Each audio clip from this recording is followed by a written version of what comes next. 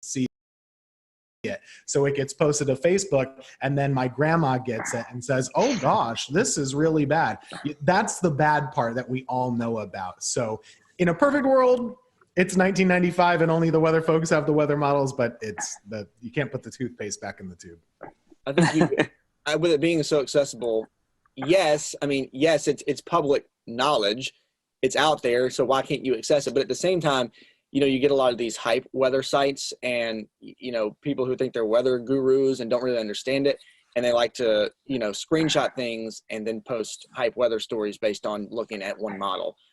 People don't really take the time to actually dive into the models and try to find the consistencies in them. And a lot of people don't even know like the biases of the models and typically how they run. So having it so accessible is kind of doing, the weather folks a disservice. So we actually kind of have to take a step back and say, what you're seeing is not really accurate, but here's what we're looking at. So we almost have to kind of be careful where we step to make sure we cover the bases of what people are really seeing on Facebook and Twitter and what they're, sharing out at a mass rate. Yeah, because 90% of the time when something looks bad 5 or 7 days out, it doesn't happen. So Right. I know my forecasting philosophy is usually like, okay, that looks like 10 days out. Oh, it looks horrible, but I'm not going to say anything. We'll just kind of pay attention to it. And then once we get into, okay, it's 4 days out to 5 days out. If it looks really bad, okay, let me start kind of sprinkling this in. And then 3 days or less is when I'm more so like, okay, this is probably going to happen. But since it is out there and, the way that the models are visualized, some of the websites where it looks really, the color tables are really good, but you see something that looks terrible and then somebody will just like, Christian and Tim were saying, they'll see it and they'll put it out there and then it explodes and you have to do damage control the whole time. And then when it doesn't happen, people will say, well, you guys didn't know what you were doing. So Yeah. that's the way it goes. Yeah, exactly. Karan has lobbied for us to change our 7-day forecast to a 3-day forecast.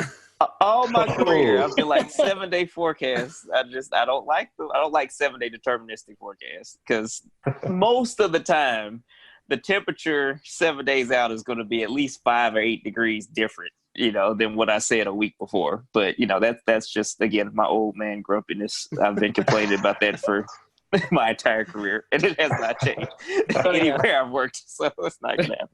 I did a little personal case study not long ago. I was like, okay, I'm going to take, my forecast sheet and I'm going to keep it. And here's what I put for day 7. And when I get to day 7, I want to see how much it's changed. And I mean, over those 7 days, the conditions change, the temperature changes. It's an evolving thing, especially once you get past, 3 and 4 days. Yeah, I even tell kids when I do school talks, like, okay, days like 5 through 7, don't worry about those. It's more of a here's what we're looking at down the road. This is kind of a suggestion of where things may go. Exactly. Yep.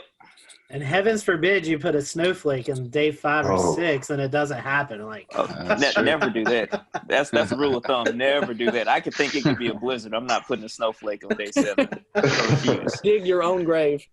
Mm-hmm. Kind of bringing it back around for your viewers here. What was it that kind of jump started y'all to want to become weather people? Was there a defining moment, or was it something you kind of always knew you wanted to do? Most people have like one weather moment that they saw or they lived through or they experienced. For me, I don't really have one of those, but I did grow up in probably the snowiest part of the country that people live in, which is upstate New York, right along Lake Ontario. We got like 200 inches of snow a year. And so weather was just hugely controlling of your life for about 4 to 5 to 6 months every winter. So I always wanted to know what the weather was going to be. I always watched the Weather Channel and told my mom what they were saying, even if she didn't care. And that's just what I was interested in. And the TV thing just kind of followed suit. I didn't know that was exactly what I wanted, but that kind of just worked itself out. So that was my spark, were snowflakes. And I hate snow, by the way. So it's just, maybe that's why. Yeah, I'm going to catch heat for this from Tim and Taran, but I really like snow. And see, look. They've unclaimed me. So always, that was my thing. And my birthday is in January. And for a while, there was a couple of years where it always snowed on my birthday or within a couple of days of my birthday. So that kind of, I've always, always was interested in weather. And actually, I never knew that's what I wanted to do as a career. I always wanted to do broadcasting, radio or TV of some sort, and work in radio for a while, and then try to get my foot into TV and a couple different avenues. And then the weather thing, like, just kind of popped up. That's where I was able to kind of get my foot in the door. And I knew I enjoyed it, and kind of got my foot in the door. And actually, kudos to Tim for helping me and helping me learn a lot and teaching me and kind of really growing that passion for weather that I had. And so much so that it sparked my interest to actually go back to school and get my meteorology certifications and stuff. And so here we are. It all kind of came full circle at one time. For me, I'm from the deep South. I'm from Alabama originally. And so I grew up a bunch of tornado events, and one time I saw one, and that just kind of locked it in for me.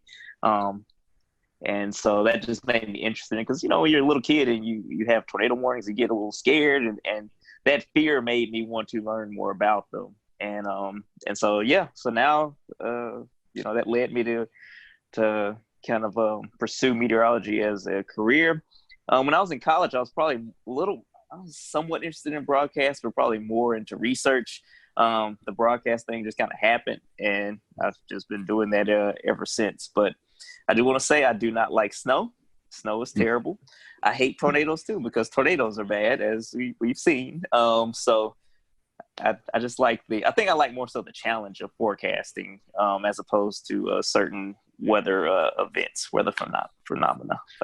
Yeah, that's a word. Yeah, I said it right. Phenomenal. My short career so far that I've had, I've already learned that weather is a very humbling thing. Forecasting weather is a very humbling thing, because you have this period of time where you're on it. You're like, man, I'm accurate. This is, it's working out. And then something falls in your lap, and it's, you're like, okay, I'm gonna come on back down to earth now.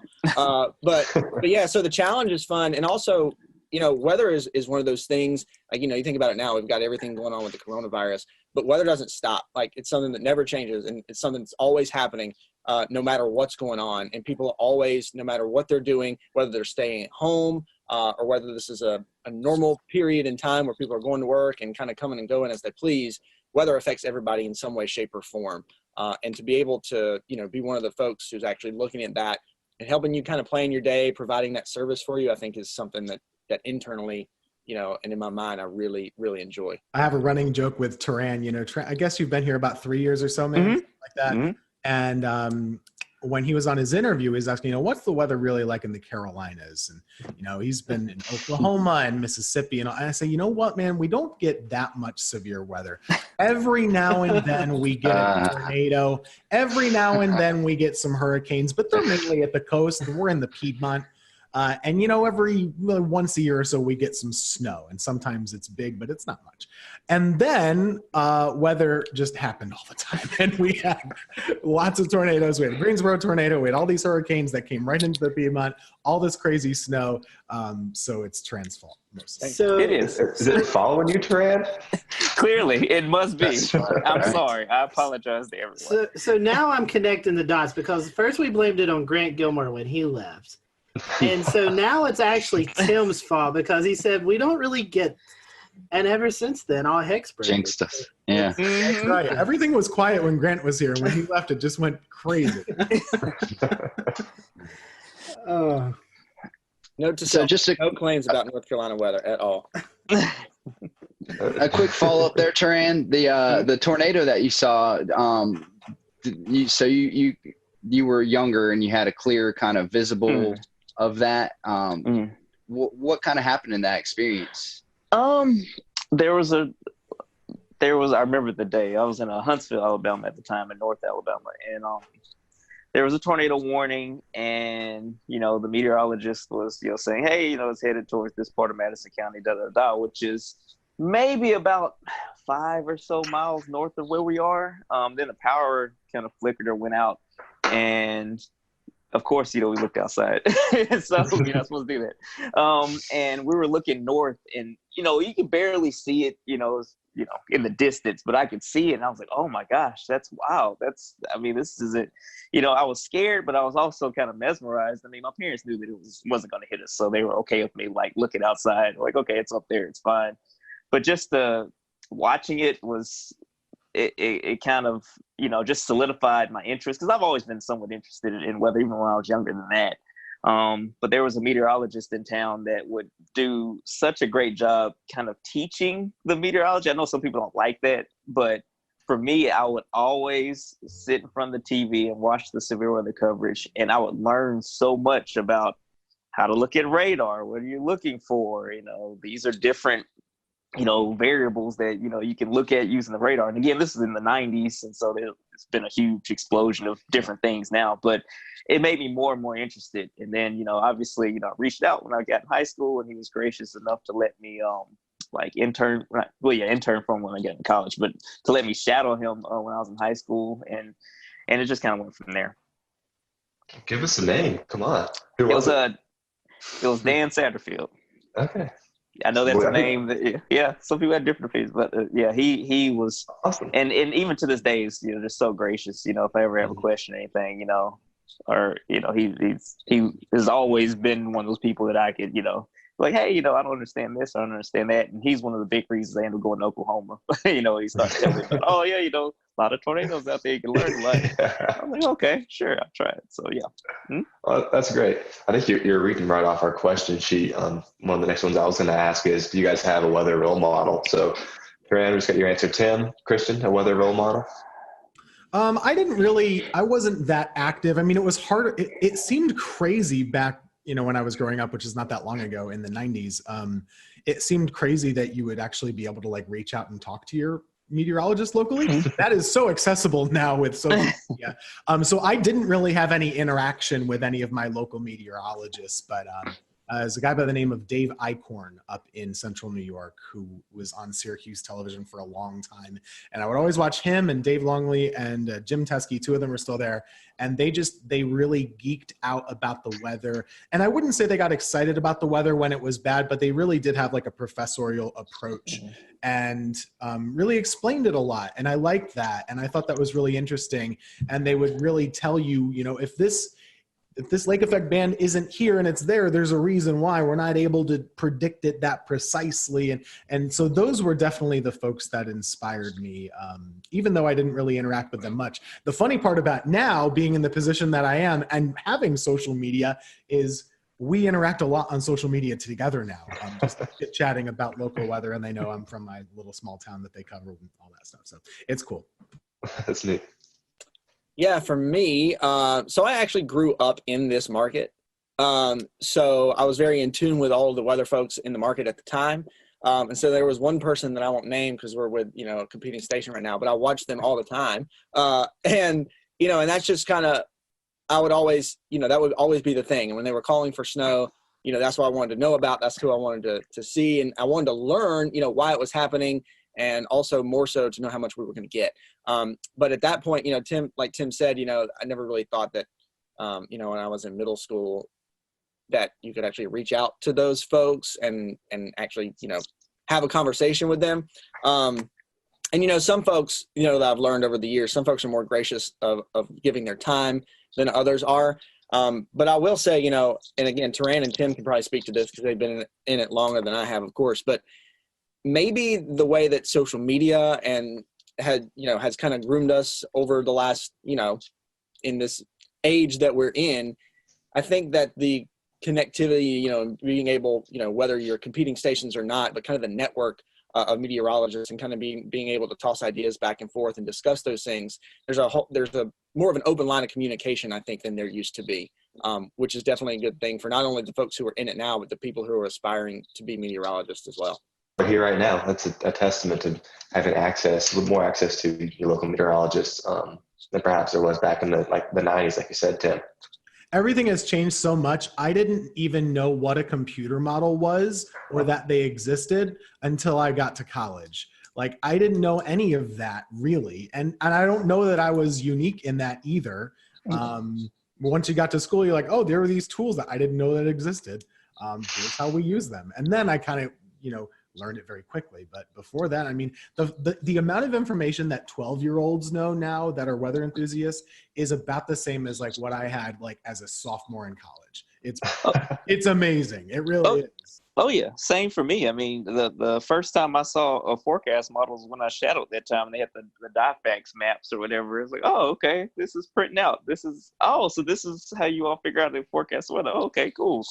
Before that, I had no idea. I actually have some of those DIFAX. Eric Thomas. I went to visit Eric Thomas in Charlotte, and I have them somewhere in the basement. I need to pull them out and see if I can find them. But I have a question. It's going to kind of tie 3 or 4 questions that we have together. It's kind of the future of meteorology, working from home, and the role of social media, which we all 3 are experiencing right now in the COVID-19 pandemic. So what are your thoughts on the future? Do you see working at home maybe more of a thing to come and doing a lot more via social media? I think that, I mean, obviously, kind of hate the reasons why, we've gotten to this point, where a lot of people are working from home, hate that there's, the virus is kind of causing all this disruption. But with that said, a lot of friends I've been talking to over the past, somewhat talking to, I'm kind of introverted. Occasionally I'll ask them a question. I got to have one conversation a week with friends. But basically we were talking about, hey, it's 2020. The idea of going into an office every day in many industries is antiquated. If you're in sales or something like that, why do you have to go into an office building when you can just make your calls from home, or you can go and drive to your different sales spots from home and work out of your home office and maybe go to the office once a week.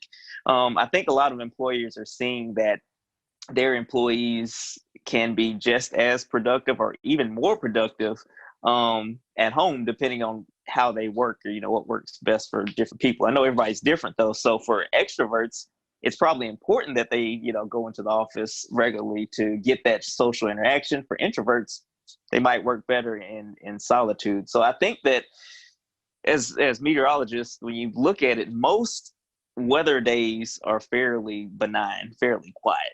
And I feel like on those days, working from home should be more of an option for all meteorologists. But you also have days where there's the threat of severe weather where that's not probably the best method. That's just kind of my 2 cents on that. I don't know what you think, Tim. I mean, I definitely do miss being able to interact with folks at the station. However, typically meteorologists aren't interacting with one another personally face-to-face because we're on different shifts. So it doesn't change that much between us working together. Christian and I do have a lot of overlap at the station just because of our schedules. But aside from that, the main difference is just being able to show things in front of a wall and explain things by pointing them out and maybe some interaction with other anchors and stuff like that. I don't think that I'm surprised at how much we've been able to do at home, and I do think that this might continue to be an option in the future on quiet days. I don't see why not. So we'll see what happens. It's new for everybody. So what we did learn this past week, though, and whenever this is aired, we had a tornado situation back on this past Monday. That is something that very much needs to be at the station. Mm-hmm. And just the reason for that is, we don't have backup power at home. Mm-hmm. The building does, and we can explain it. And I think there's a comfort to folks at home who are able to actually see us at work. On top of it, we got it covered. Don't worry. Agreed.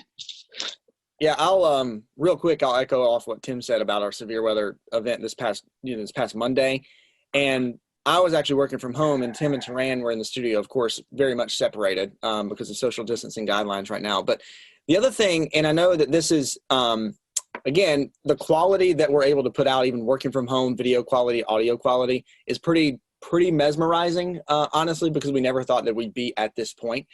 But the other thing, there's also still a lot of downfalls with it. And one of those being the fact that when you remote into whatever weather software you have, there's going to be some sort of latency at whatever rate, which does, I noticed this working from home on Monday. When you have that, it does make storm tracking, especially in like a severe weather event, it makes it more difficult because, you're trying to move you're trying to move the map around, and because of the latency you may have in some, like if you're remoting into a computer, well, you might have moved past it too much, and then you got to kind of scoot it back a little bit. There's just so many extra steps, and even extra seconds can be crucial in a severe weather event. But taking an overall approach to it, working from home is interesting. I've always been one of those folks who, all right, I have to get up and get ready and then go out the door to kind of get my, get my mind in the right place to do work.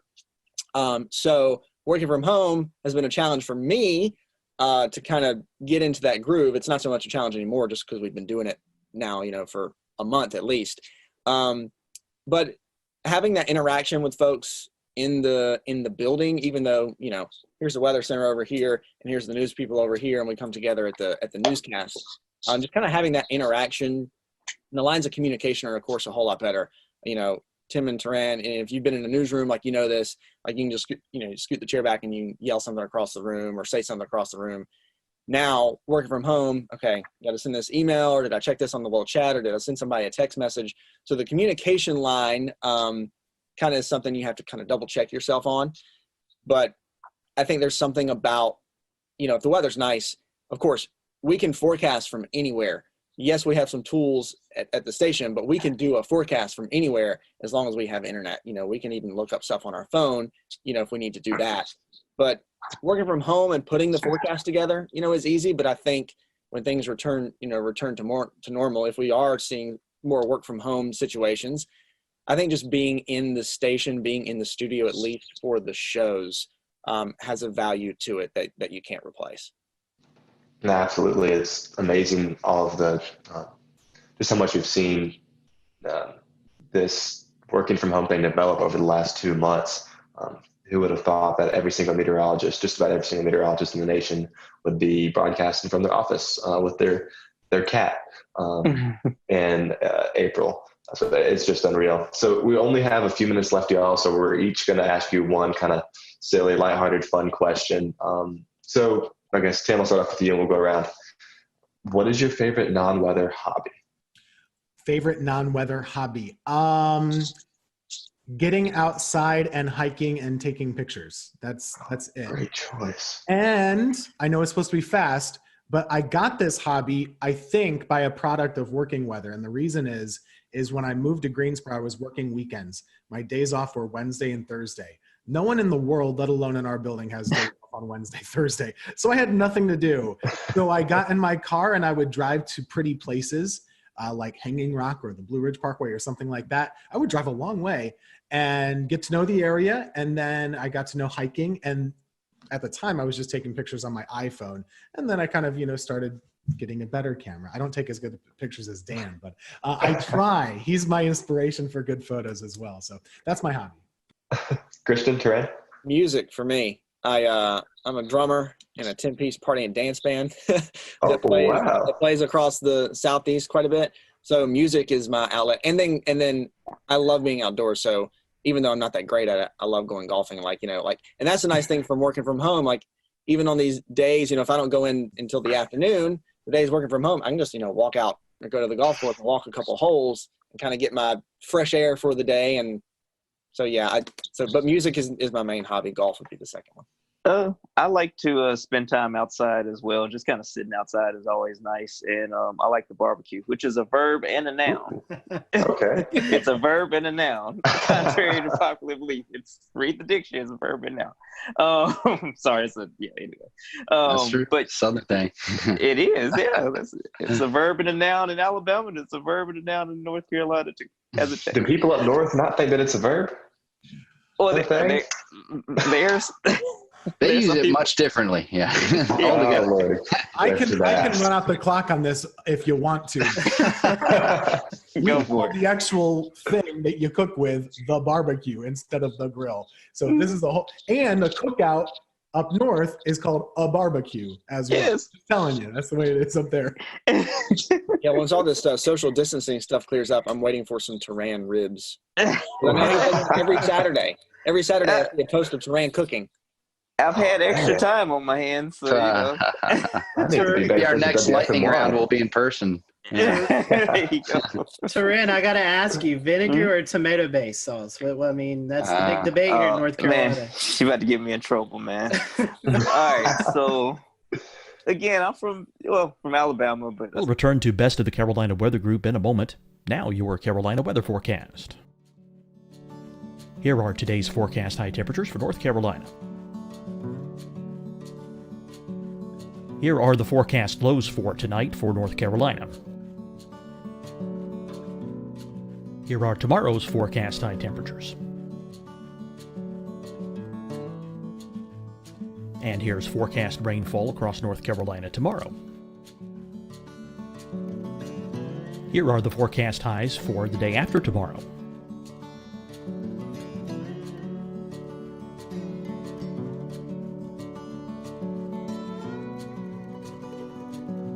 And here's the forecast rainfall across North Carolina for the day after tomorrow. This is the total rainfall forecast across North Carolina for the next 3 days. Here's the severe thunderstorm outlook for today from the Storm Prediction Center.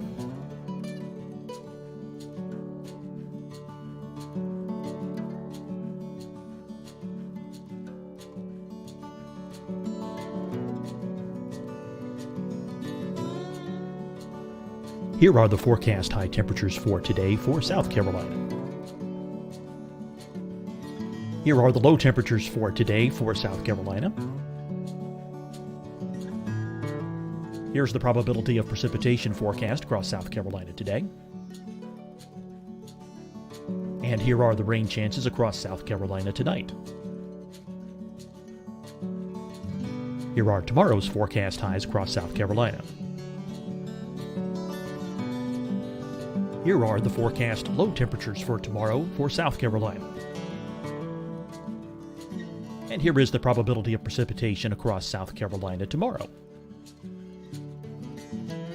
Here's the precipitation chances across South Carolina tomorrow night. Here are the forecast highs for the day after tomorrow in South Carolina. Here are the forecast low temperatures across South Carolina for the day after tomorrow. And here are the rain chances across South Carolina for the day after tomorrow. And South Carolina's probability of precipitation for that night. Here's the Storm Prediction Center's severe thunderstorm outlook across South Carolina for today through tonight. Here's the Storm Prediction Center's severe thunderstorm outlook across South Carolina for tomorrow and tomorrow night. And here's the Storm Prediction Center's severe thunderstorm outlook across South Carolina for the day after tomorrow through that night. Here's the severe thunderstorm outlook for today from the Storm Prediction Center.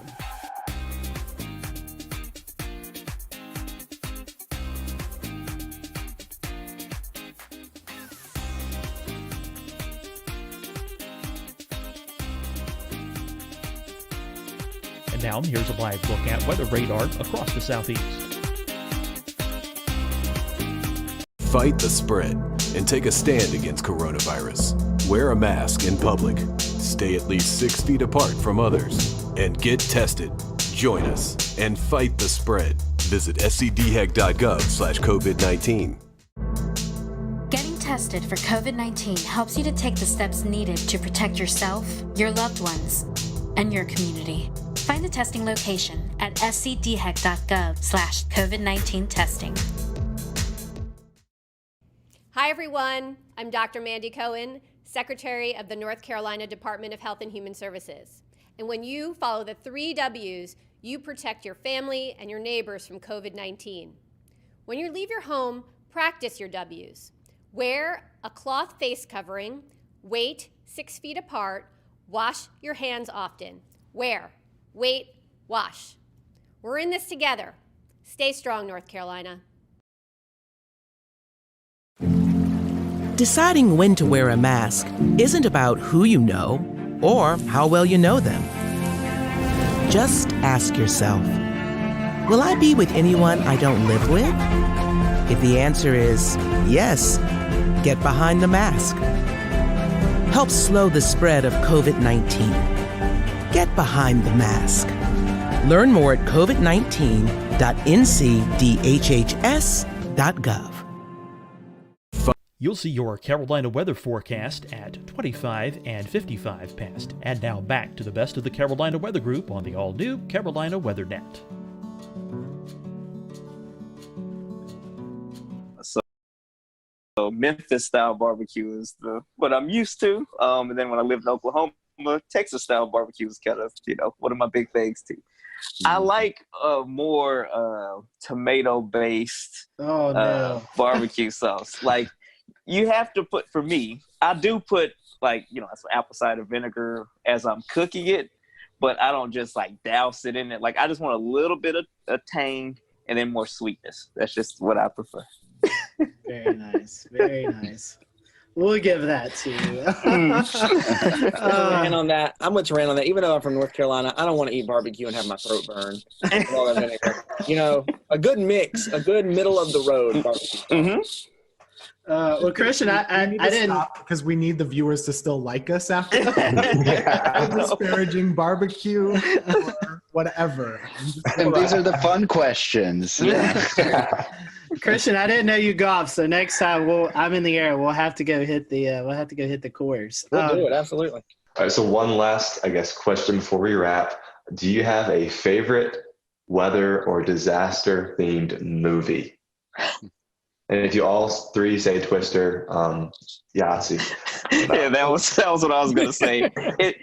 It's so bad, but it was so entertaining. And growing up, I was like, "Oh man, this is awesome." So yeah, there was a volcano movie too that was really bad. What was the name of it? It was Volcano. Dante's Peak. Yeah, the Dante. Yeah, there were two of them. There's Dante's Peak, and then Volcano was in L.A. Okay, Yeah. They're all really bad. Yeah. The worst one is The Day After Tomorrow. Oh gosh. Are you telling me that's not accurate? It is horrific. And I was in New York in January, and I went to the New York Public Library, which is a great free place to go. You should go sometime and check it out. It's beautiful. I took a picture in there and said, "Oh, it's a great place to visit." And everybody posted, "This is where they filmed Day After Tomorrow. Jake Gyllenhaal is all over these places." I was like, "Oh no, I'm reliving this horrible movie." Oh, well, guys, I have one question. I know you're talking about places to visit. We want to give a little love to the Triad areas. So what's your favorite place to visit? If you have visitors coming to the Greensboro, High Point, Winston-Salem area, where's your favorite place to go visit? Where would you recommend to people? Could I vote for Hanging Rock, or is that too far away? I really like. That's great. I really like the parks. Hanging Rock is amazing, and I love just hiking up and stuff. And that's probably one of the cooler, public parks I've been to in the state. Pilot Mountain's a great hike too. That's in the Triad, and it's probably, if we're talking Triad specific, that's probably my favorite. But if somebody's visiting the Triad, a couple, it's a quick shot up to the mountains and the Blue Ridge Parkway too. So we have a lot in our backyard. That's the nice thing about being in the Triad. We got a lot of great places here, but also a quick drive in a car, and you can take a quick day trip, whether beach, mountains, whatever it is. All those places are great. I will be like the ambassador. If you guys have any questions about where to eat, where to drink, where to go, outside, there are so many good parks here, seriously. And just having lived in multiple states and multiple places, most places don't have as many parks as we do and as many good parks as we do. And I really appreciate the dedication to saving outdoor spaces. City of Greensboro, every lake, there's a trail around it at all points. That's crazy. And there's really great opportunity to get outside, and we don't have traffic, and we have good food, good stuff. So come on down whenever you're allowed to, and we'll give you a good recommendation. I'm sold, Tim.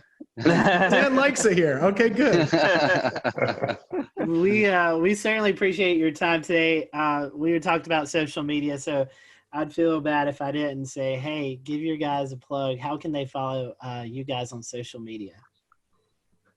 Sure. Twitter or Facebook. Of course, mine is Tim Buckley WX. Just search Tim Buckley Meteorologist on Facebook. You can find me there. Instagram too, but I don't post much weather there. And mine is just TK Weather, like weather spelled out. So TK and then weather spelled out. on, the internet. So I'm on there.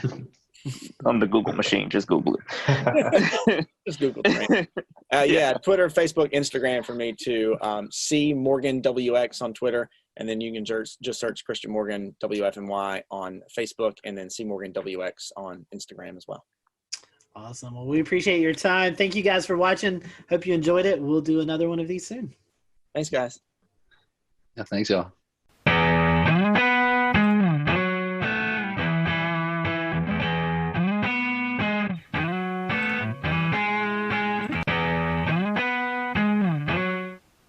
And good evening from a very warm Charlotte. Happy Wednesday to you. It is March the 11th, 2020. I am James Brierton.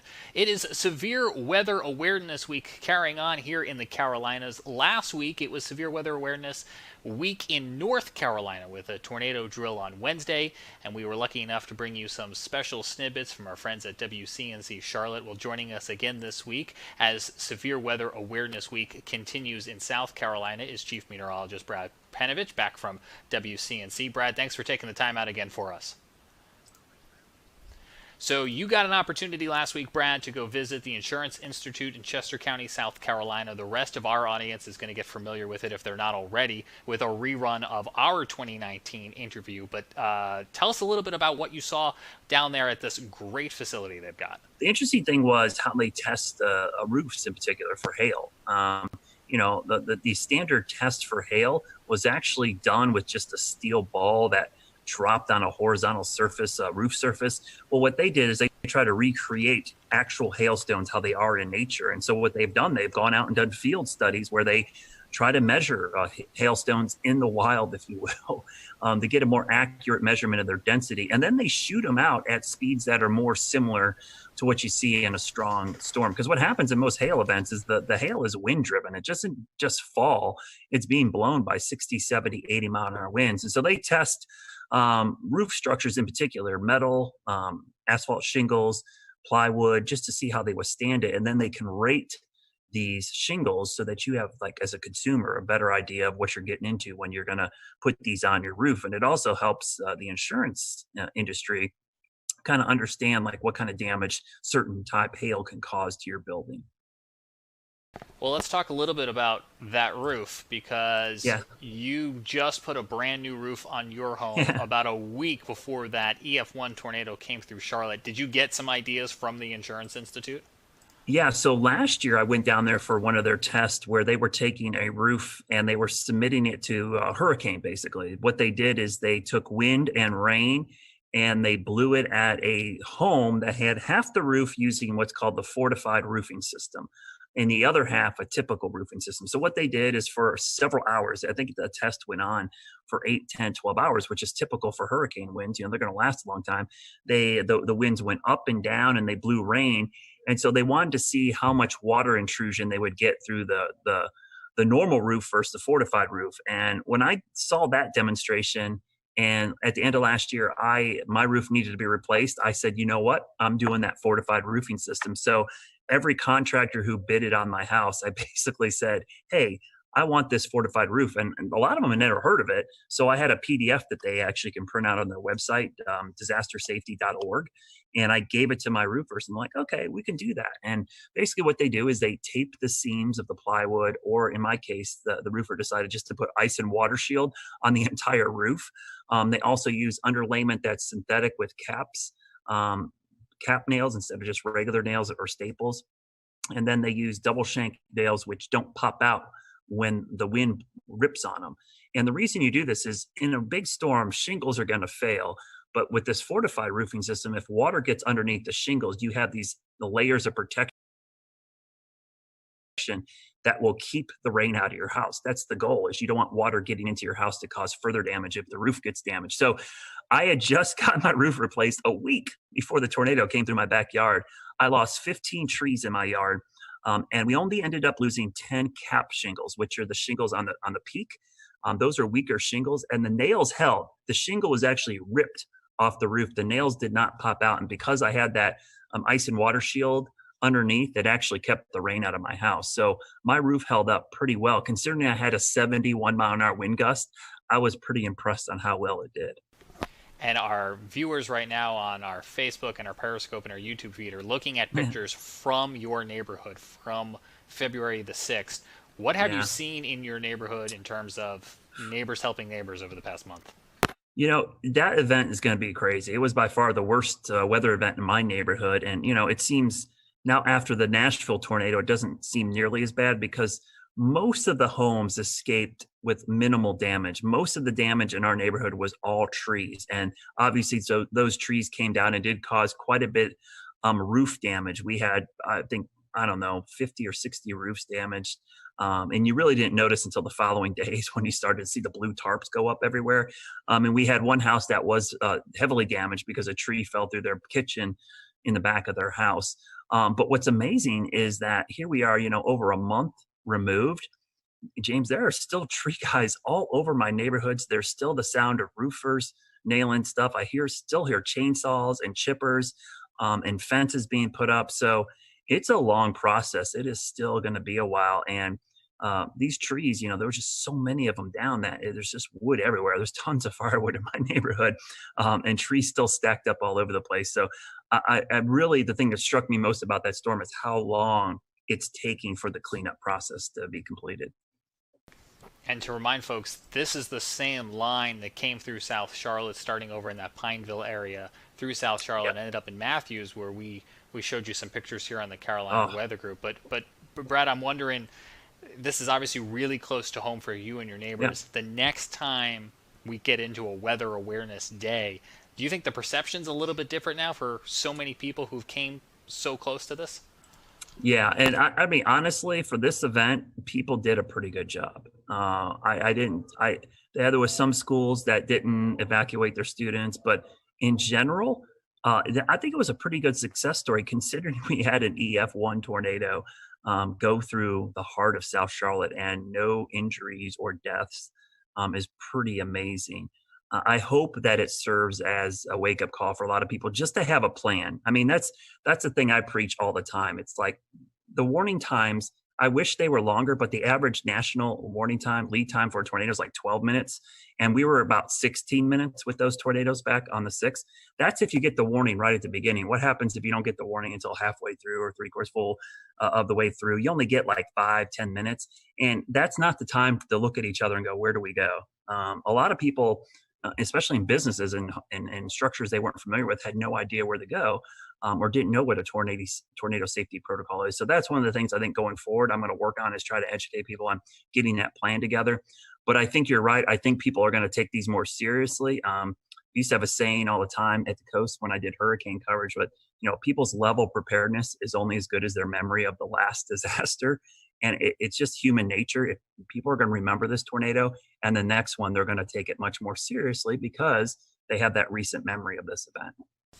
And we unfortunately had another incident last week in Nashville that will be on a lot of people's mind with a deadly late night, overnight tornadic event that came on through, playing out right in the middle of what was North Carolina's severe weather preparedness week. So for Brad, so anyone who may have missed some of the material that went out last week, what are some of the items that you would recommend that people have on hand to be informed and be prepared?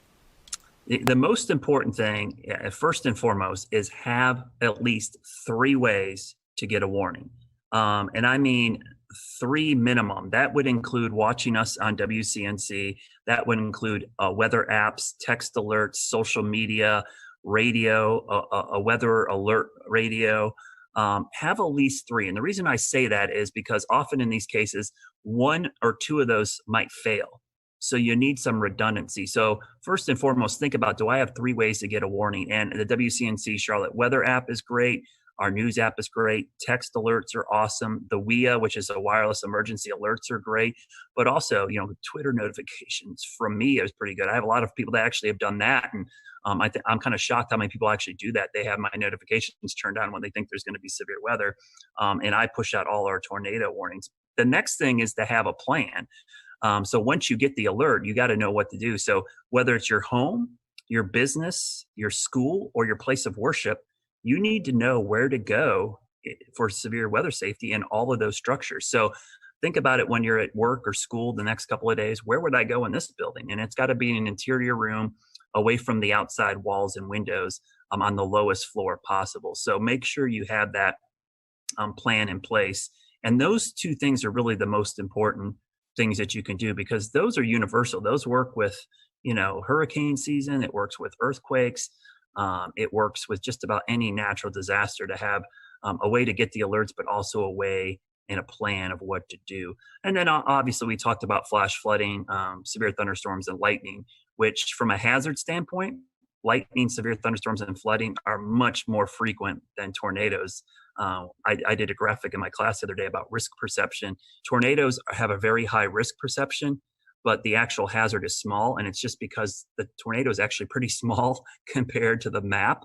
But severe thunderstorms, lightning, and flooding have a small risk perception, but the threat is actually very large. You're most likely going to encounter one of those than you would a tornado. So it's important that you prepare for all types of severe weather, because we have a saying in our business: wind is wind and water is water. It doesn't really matter what causes those.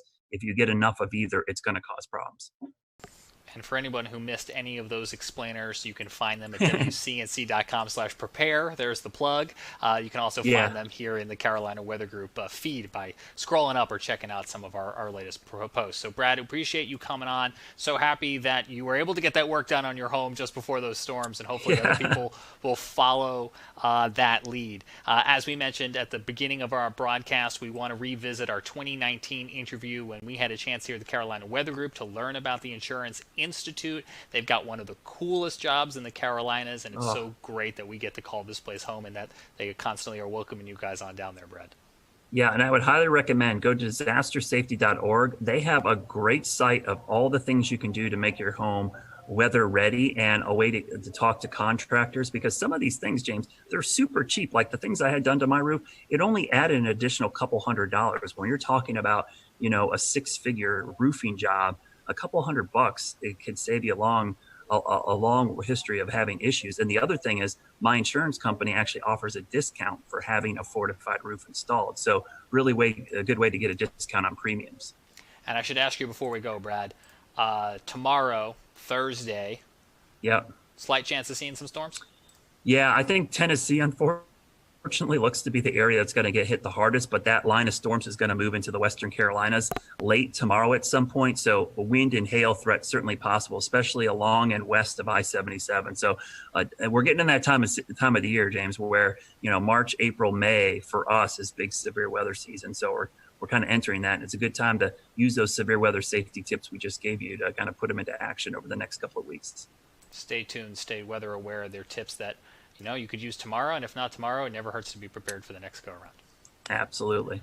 Thanks, Brad. We're going to go ahead now and take you to that 2019 interview and check out this place in Chester County, South Carolina.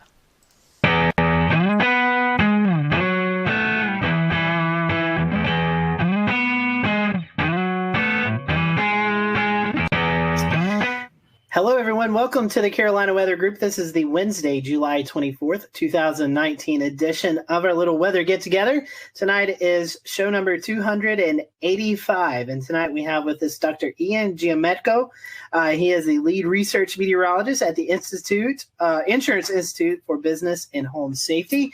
We're going to be talking about hail and some of the research they've done with hail. Ian, welcome to the Carolina Weather Group. This is kind of your first gig with us, and I told you before the show, we're glad to know you're in the Carolinas. So let's talk about what you do at the IBHS. Our lab here in South Carolina was built and opened in the fall of 2010. IBHS as an entity has been around almost since the 70s. It can trace its root back to a few different names and basically started as an advocacy group to help people better prepare for severe weather and try to reduce the losses associated with severe weather. Well, in 2010, our research center opened, and we're taking the model of the Insurance Institute for Highway Safety. So think about car crash tests. It's been highly successful. The property insurance industry wanted to apply that to severe weather. And so $40 million later, in the midst of our economic recession, trying to bring that facility to life, we have our lab, and it is a pretty neat place. Our centerpiece is a full-scale wind tunnel. We call it our large test chamber. We have 105 6-foot diameter fans that can take winds up to about 120, 130 miles per hour. We can do full-scale hail simulations. We can do wildfire ember attack scenarios in there. Basically, anything the weather's out there, we can throw at it. And our goal is to understand how all these different hazards associated with severe weather attack structures. How can we build better? What are the systems that we can improve? And how do we show people those steps that resilience is affordable, and then we can start to bend down the loss curve that we see growing and growing each year? Tell me a little bit more about, one, to go start basic, how do we get hail? And how do you do a hail simulation? That sounds really interesting. Yeah, so most intense thunderstorms have hail aloft in them. It can grow from particles that freeze or grapple, kind of those melted snowflake conglomerate things. And as they make their kind of horizontal arcing traverse through a thunderstorm, they can collect more ice and water and essentially grow and grow. Sometimes they become too heavy and fall out and get down to the ground. Sometimes they fall and then they melt before they get down to us. And other times they can hang around up there in a thunderstorm and get really, really, really big and then fall down. And those are the ones that can break things. Once you get above that kind of 1.5 inch or so threshold, that's when you start seeing legitimate property damage. Now for cars, it's a little bit less. But for us, it's duplicating the properties of hailstones in the lab. And we can propel them or fire them at materials, basically using electronic controlled potato guns. So in our small lab, we have a single, actually we have 2 setups, basically cannons with barrels that have a pressurized air tank, and we calibrate that to an exit velocity and associated kinetic energy that a hailstone would have when it hits things. Now in our big chamber, if you ever come to visit us, you can go out in there and look straight up and you'll see a whole bunch of light pieces of PVC pipe. Well, that are the barrels that can basically put down a swath of hail across the footprint of our large test chamber. We can do 3 different sizes and shoot as fast as 1 per second. So really unique piece of capability.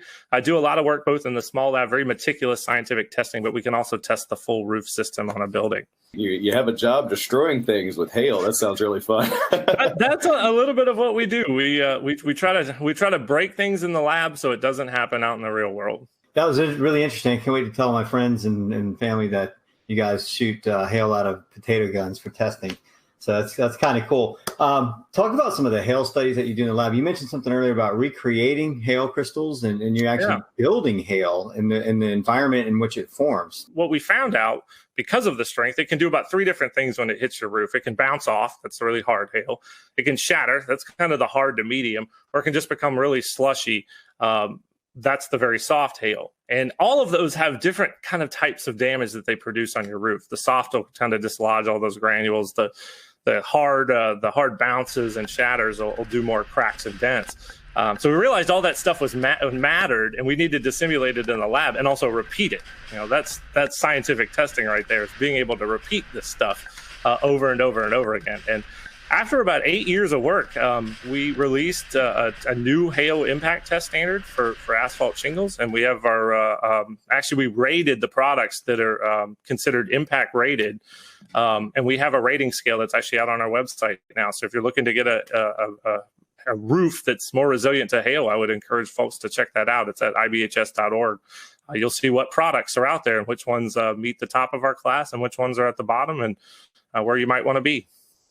Talk about the size and how much damage hail creates while we're on the topic. I'd love to hear your take on that. Yeah, so a lot of people don't realize hail, we kind of joke, is the Rodney Dangerfield of the severe convective storm hazards. It doesn't get any respect, but in any given year, it's about 60 to 80% of the dollar damage from severe thunderstorms. That's a lot. And we're in probably what will be the 12th straight year of damage totaling over $10 billion. So it's a big piece of the damage that comes from severe thunderstorms every year. Now, when you start talking about damage thresholds, of course, we have the National Weather Service severe criteria of 1 inch. That's when we really start to see some issues, dents and things with auto. On the building side, if you start looking at roofing materials, once you get close to that 1.5 inch mark, that's when you can potentially see some damage. Now, there's a lot of things at play, age of roofs, age of materials, all that, the wind-driven aspect. Now, we can go all the way out to the extreme size. And once you get to about 3.5, 4 inch hail, that will puncture the plywood roof deck that you have. So you're thinking fall speeds close to 100 miles an hour. pretty intense hail that I hope we never have to see here in the Carolinas. I'm sure it's happened before, but that size hail is very rare here. So I don't know what's more interesting, the work that y'all do in the lab or the fact that you also have field work. Tell us a little bit about your field work and what y'all have done over the years. Yeah, so way back in 2012, we decided there was all this hail data we needed to go get about strength, and a lot of the tests. We'll return to Best of the Carolina Weather Group in a moment. Now your Carolina weather forecast. Here are today's forecast high temperatures for North Carolina. Here are the forecast lows for tonight for North Carolina. Here are tomorrow's forecast high temperatures. And here's forecast rainfall across North Carolina tomorrow. Here are the forecast highs for the day after tomorrow.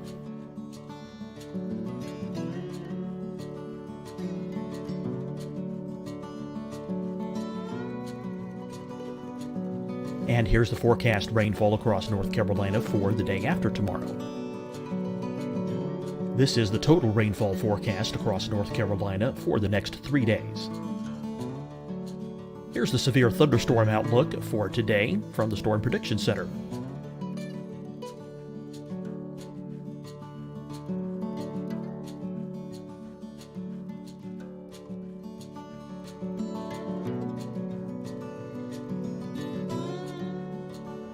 Here are the forecast high temperatures for today for South Carolina. Here are the low temperatures for today for South Carolina. Here's the probability of precipitation forecast across South Carolina today. And here are the rain chances across South Carolina tonight. Here are tomorrow's forecast highs across South Carolina. Here are the forecast low temperatures for tomorrow for South Carolina. And here is the probability of precipitation across South Carolina tomorrow. Here's the precipitation chances across South Carolina tomorrow night. Here are the forecast highs for the day after tomorrow in South Carolina. Here are the forecast low temperatures across South Carolina for the day after tomorrow. And here are the rain chances across South Carolina for the day after tomorrow. And South Carolina's probability of precipitation for that night. Here's the Storm Prediction Center's severe thunderstorm outlook across South Carolina for today through tonight. Here's the Storm Prediction Center's severe thunderstorm outlook across South Carolina for tomorrow and tomorrow night. And here's the Storm Prediction Center's severe thunderstorm outlook across South Carolina for the day after tomorrow through that night. Here's the severe thunderstorm outlook for today from the Storm Prediction Center.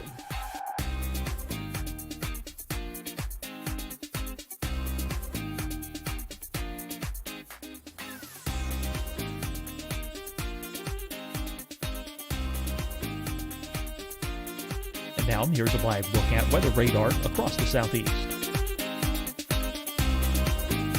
Fight the spread and take a stand against coronavirus. Wear a mask in public. Stay at least 6 feet apart from others. And get tested. Join us and fight the spread. Visit scdhec.gov/COVID-19. Getting tested for COVID-19 helps you to take the steps needed to protect yourself, your loved ones, and your community. Find the testing location at scdhec.gov/COVID-19 testing. Hi, everyone. I'm Dr. Mandy Cohen, Secretary of the North Carolina Department of Health and Human Services. And when you follow the 3 W's, you protect your family and your neighbors from COVID-19. When you leave your home, practice your W's.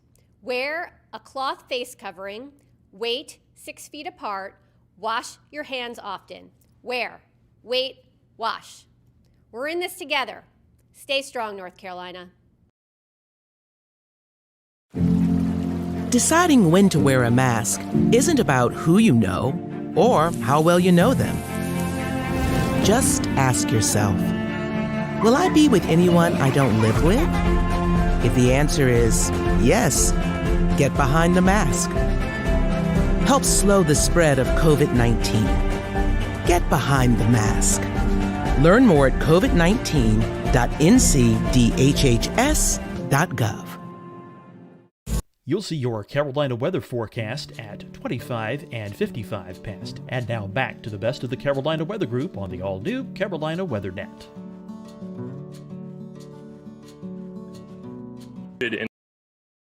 Information going back all the way to the 1930s. So nobody had looked at this stuff for a while. Plus, we didn't know what strength actually did. There was no data on it. So like any good scientist, we just, hey, let's go to the field and let's go measure it. Let's go look.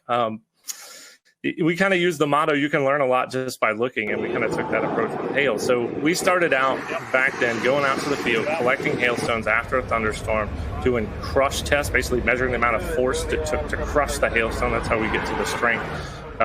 Making very detailed measurements of them, weighing them all. And we did that for about really 4 or 5 years. That was our focus, to collect this really big data set, which is now somewhere over, near 4,000 different hailstones that we've tested. And to guide how we did the lab work that we just talked about. We needed that guide to be able to give us that information.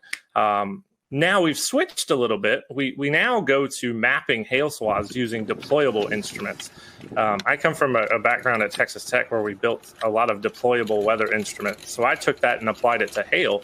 So we have a network of about 18 impact sensors that can measure the impact energy of hail, and we can actually deploy them ahead of a thunderstorm and look at what the size distribution is within that particular storm and how it varies and changes within the swath. That's really, really important for how we look at radar hail detection, even looking into how numerical weather prediction manages hail. And how did it go this year? Oh, two good missions for us. Spent about, I think we spent about 12 days total in the field. Ended up, my target was somewhere, I think 5 to 7 total cases. I think we were right there at 7, which is really, really good for us. So yeah, that's usually the case. We spend about somewhere 10 to 14 days each year in the field. And we'll continue this going into 2020. Yeah, and talk about some of the more memorable cases that you guys have covered, maybe some of the more interesting field tests that you guys have done over the past couple of years. Yeah, for hail, a couple of years ago, intercepted a supercell near Eric, Oklahoma, that produced just this really narrow swath of just really big 3-inch hail with the concentration maybe 10 to 12 or so per square foot. That's a lot for big hail. It was the first time we got our instruments into hail that size, so that was kind of a unique experience for us. Now, a memorable case, and this goes back all the way back to I think 2013 or 2014 when we were doing a lot of those crush tests. We encountered some hail. This was in Montana. What we kind of think of as low density spongy type hail, that when you crushed it, it actually deformed almost like a sponge, but held its shape. It actually didn't fracture.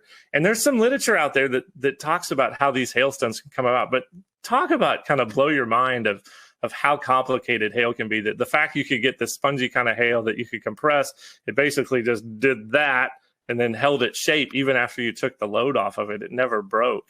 I'm guessing those are rare. We haven't seen that again. It was one particular case, and I don't know what kind of environment might produce that, but it's really unique, and it's always been a memorable one from looking at hailstones. And I've seen a fair bit of them. We got a hail threat, right? So how do we tell businesses and homeowners how to better protect their property? One of the things you can do, make sure you can get your car in your garage if you have one. If you're like me, you got all sorts of stuff in the garage. I couldn't get my truck in there if I tried. But that's a step you can take, is make sure you can get your car under cover. And maybe, say we're under a higher risk for a particular day. If you can find a way to keep that vehicle covered, that's one way to reduce your auto damage. Now for homes, it's a lot trickier. If you're in an area that sees a lot of hailstorms, think about the folks in Tornado Alley. If you live in Dallas, Oklahoma City, Wichita, we saw how sick of people were of hail in Dallas this year by their putting pool noodles on cars and inflatable mattresses. And I'm sure they're tired of getting new roofs every 2 years. So I'd encourage people to look at our impact rated shingle test results and look for those good performing products. There are impact rated shingles that do perform, and we tested up to 2-inch. And those top performers really do perform very well. So there are products out there from a roof perspective that I would encourage homeowners to look at, and talk to your insurance agent too, because in a lot of cases you can get a discount for some of these things.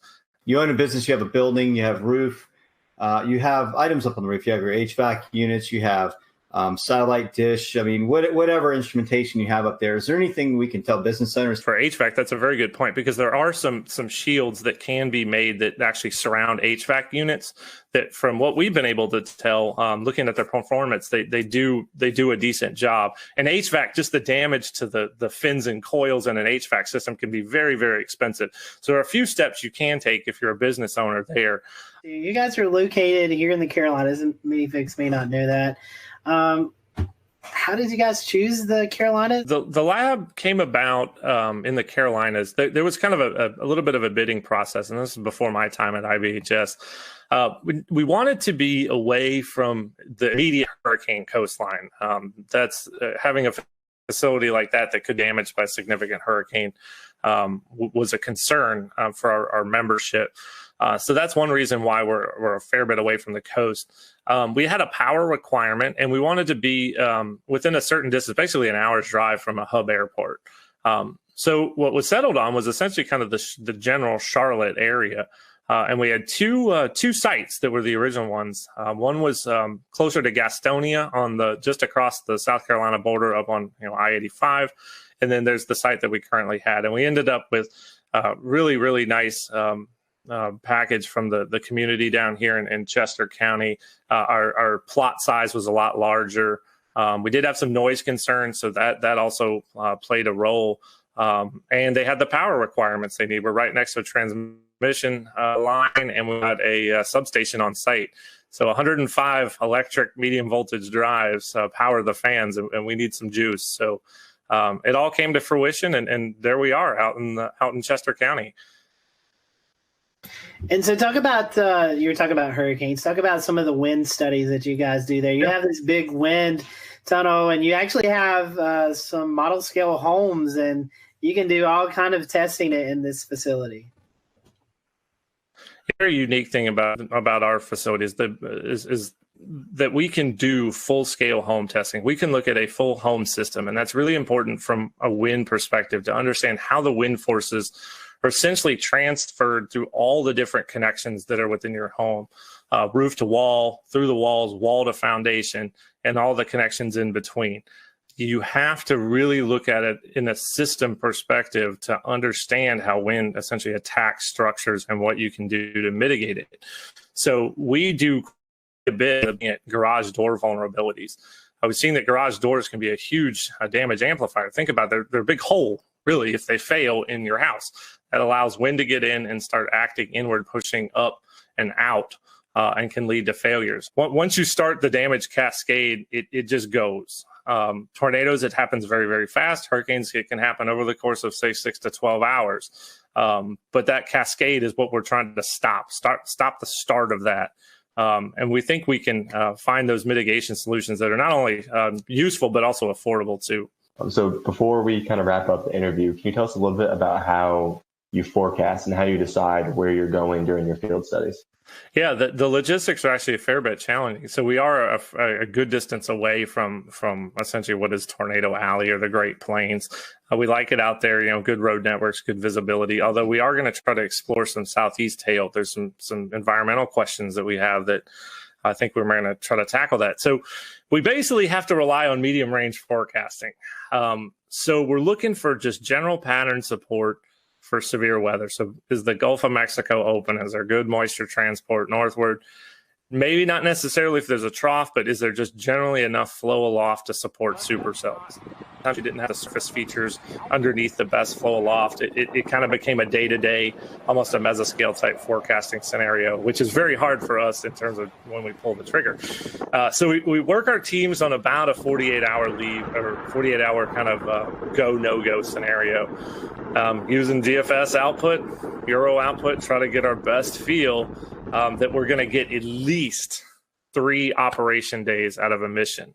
We got to have some kind of confidence that we're at least going to get 3. It's just not worth shipping equipment out and bringing the team to the field. So, okay, say we give a go. We actually ship 5 big Pelican cases of equipment. FedEx is fantastic. Out to some target cities, and it's usually where we can store equipment. So Norman, Oklahoma at the National Weather Center, have lots of colleagues there. We've used my wife's grandma's garage in Wichita to store all the cases and equipment. So we do that, pick our target city, fly in. We use rental vehicles. We do try to stay out of the hail as much as we're researching hail, and we've done a pretty good job of that.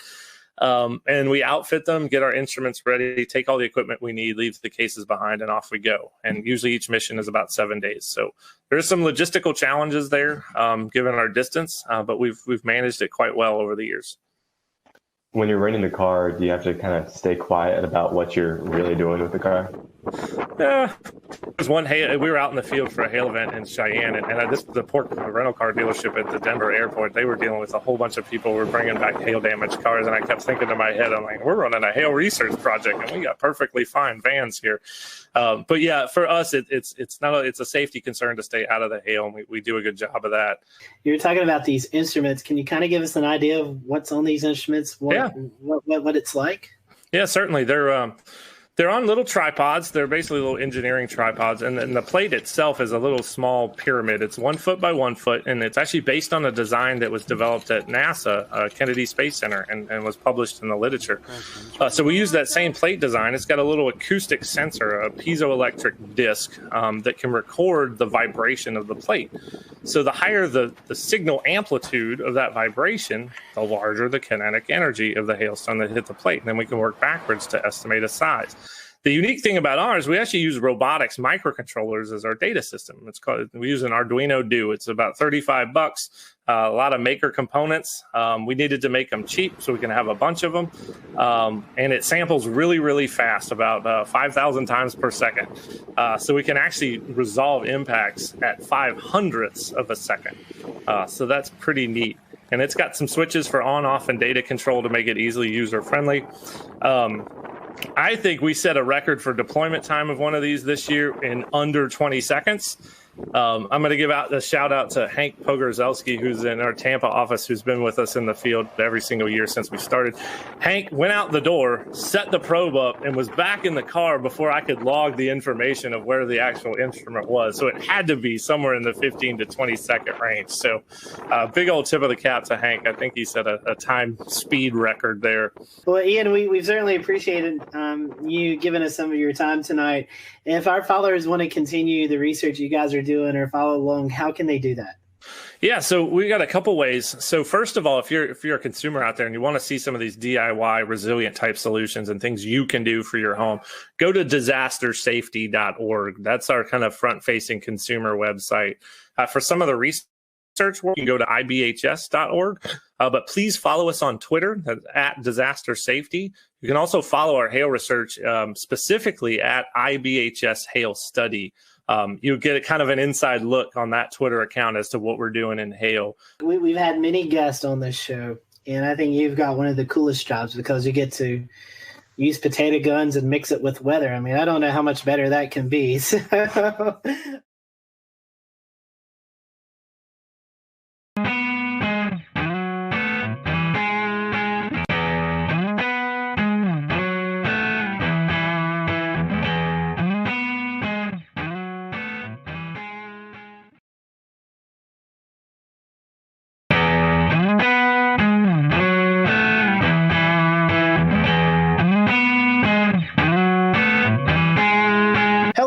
Welcome to the Carolina Weather Group. We're happy to have you this evening. An exciting show to talk about emergency management and weather and how the two kind of atmospheres come together, pardon my pun there, but how they work together, the weather community and the emergency management community work together to make sure you all, either if you live in a big city or a small city, are prepared for severe weather winter weather, whatever the case may be.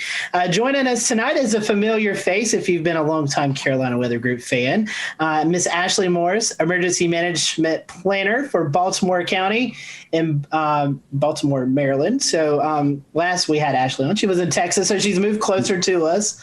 So that way, if we ever travel, we don't have to go out to Texas. We can just go up to Maryland. So Ashley, welcome back to the show. And we also have with us Felix Nance, who is the Emergency Manager for the city of Hominy, Oklahoma, just outside of Tulsa. So Felix and Ashley, welcome to the show. We're going to kind of give you Ashley, I know you've probably already answered this question a long time ago, but we'll give you the opportunity to answer again.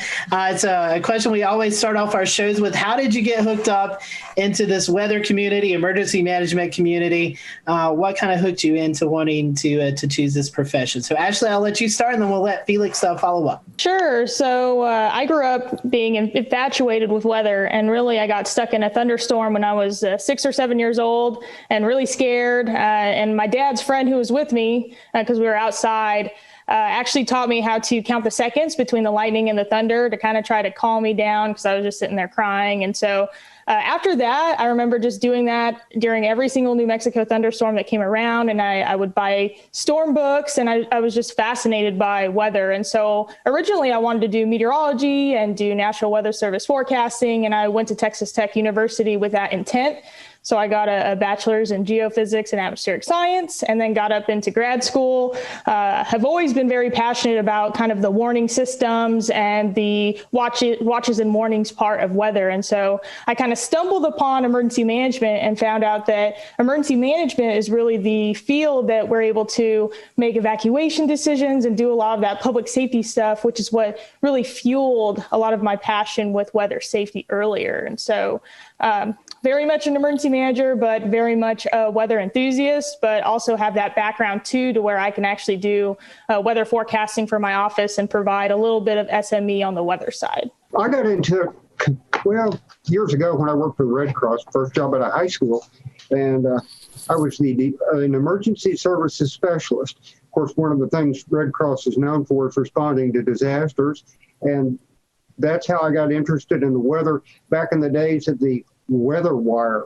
back when weather information came in on a teletype at something like 40 words a minute.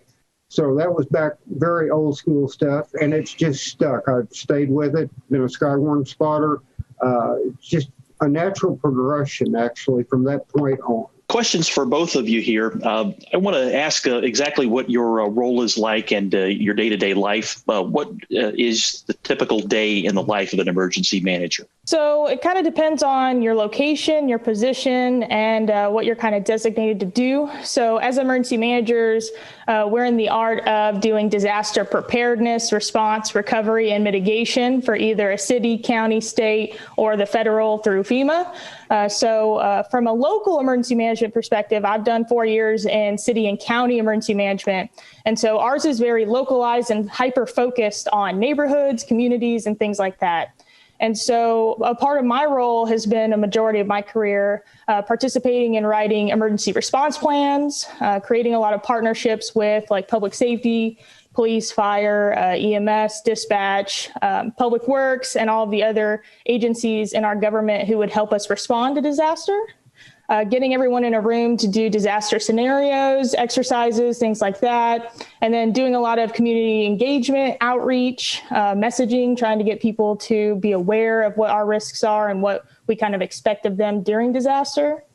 And then a very small amount of our time is usually doing response. Obviously, if we had severe weather coming into the area, if we had a big impactful storm, or like the past entire year where we've been responding to a pandemic or some other kind of thing.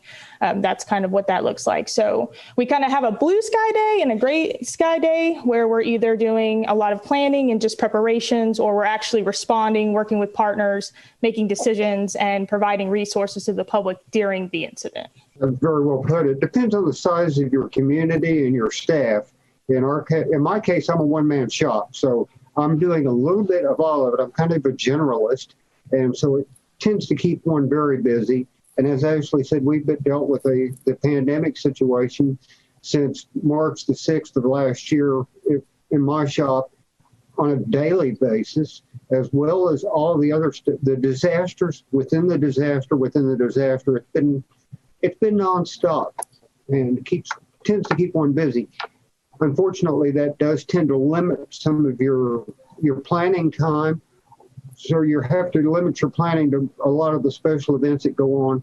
And in a small community like ours, a special event may be something as simple, if you will, as the Christmas parade or a festival at the lake, or it may be something much more involved. But ours are generally pretty small, but they also involve a lot of our community, so it does keep us busy.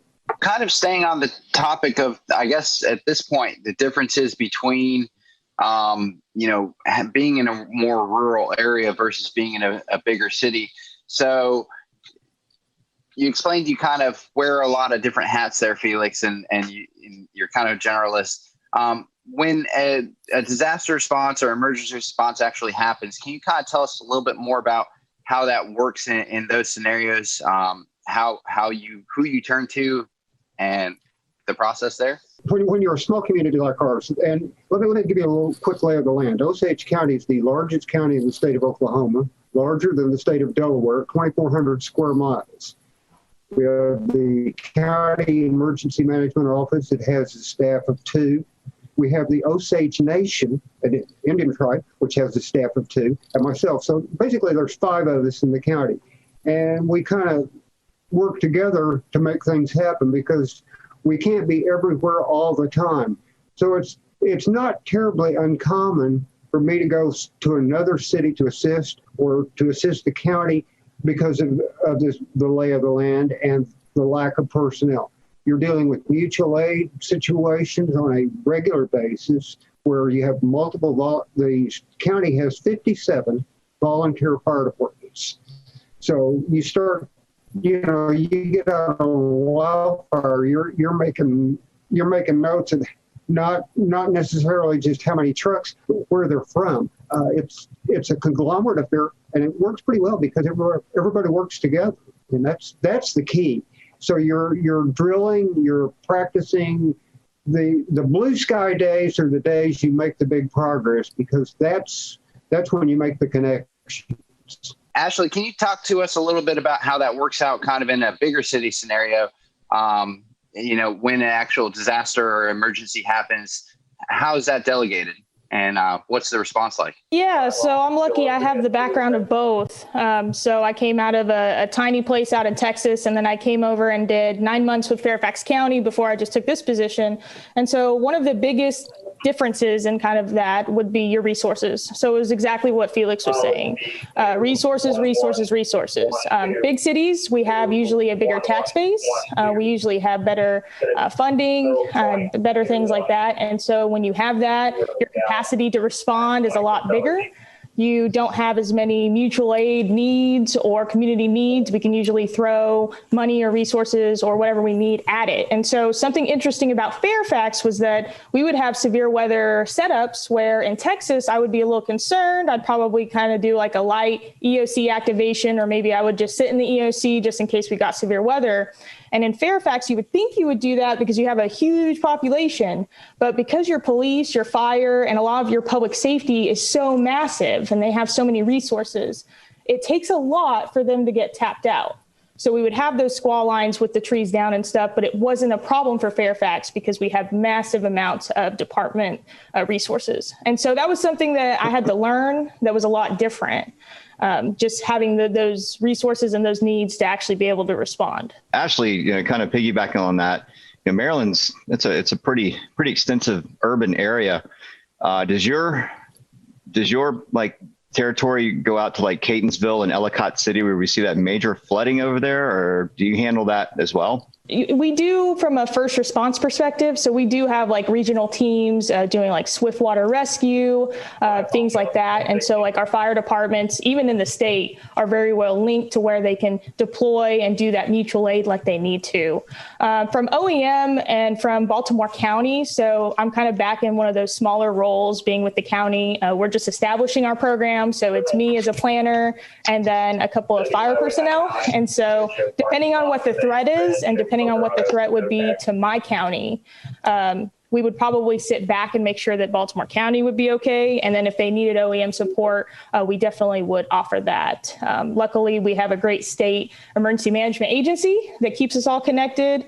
We have EMAC, which is the emergency management agency compact, where they send out a mutual aid and things like that. And so we have an ability in the state to help each other when we need to. Now enter the COVID-19, right? So we're getting the next topic here. Obviously, we're going to have to, ask about, the challenges, right? So 2020, you had a whole nother set of challenges every EMS entity across the country had to deal with. Now you've got social distancing and all kinds of things that you have to deal with. So I'll let you go first, Ashley, on what your efforts are, what in Baltimore, how you handle COVID-19, how you handle disasters with that layer of complexity. Yeah, so I'll speak again kind of on Fairfax County. So we're a bigger jurisdiction. We have a pretty... We'll return to Best of the Carolina Weather Group in a moment. Now your Carolina weather forecast. Here are today's forecast high temperatures for North Carolina. Here are the forecast lows for tonight for North Carolina. Here are tomorrow's forecast high temperatures. And here's forecast rainfall across North Carolina tomorrow. Here are the forecast highs for the day after tomorrow.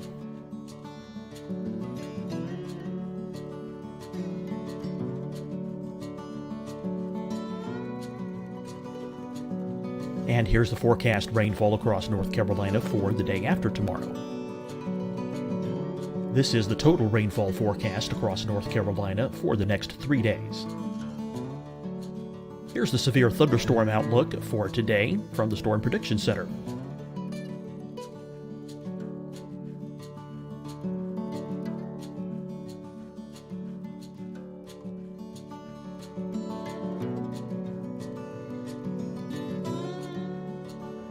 Here are the forecast high temperatures for today for South Carolina. Here are the low temperatures for today for South Carolina. Here's the probability of precipitation forecast across South Carolina today. And here are the rain chances across South Carolina tonight. Here are tomorrow's forecast highs across South Carolina. Here are the forecast low temperatures for tomorrow for South Carolina. And here is the probability of precipitation across South Carolina tomorrow. Here's the precipitation chances across South Carolina tomorrow night. Here are the forecast highs for the day after tomorrow in South Carolina.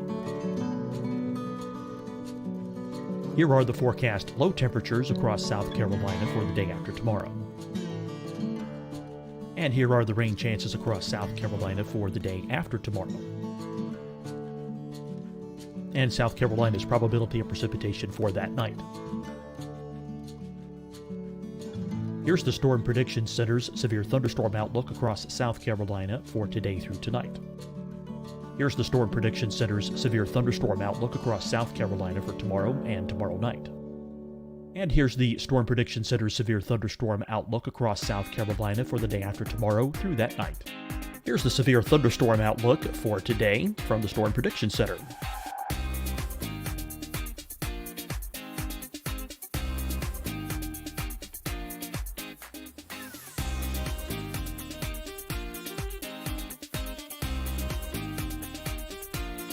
And now here's a live look at weather radar across the southeast.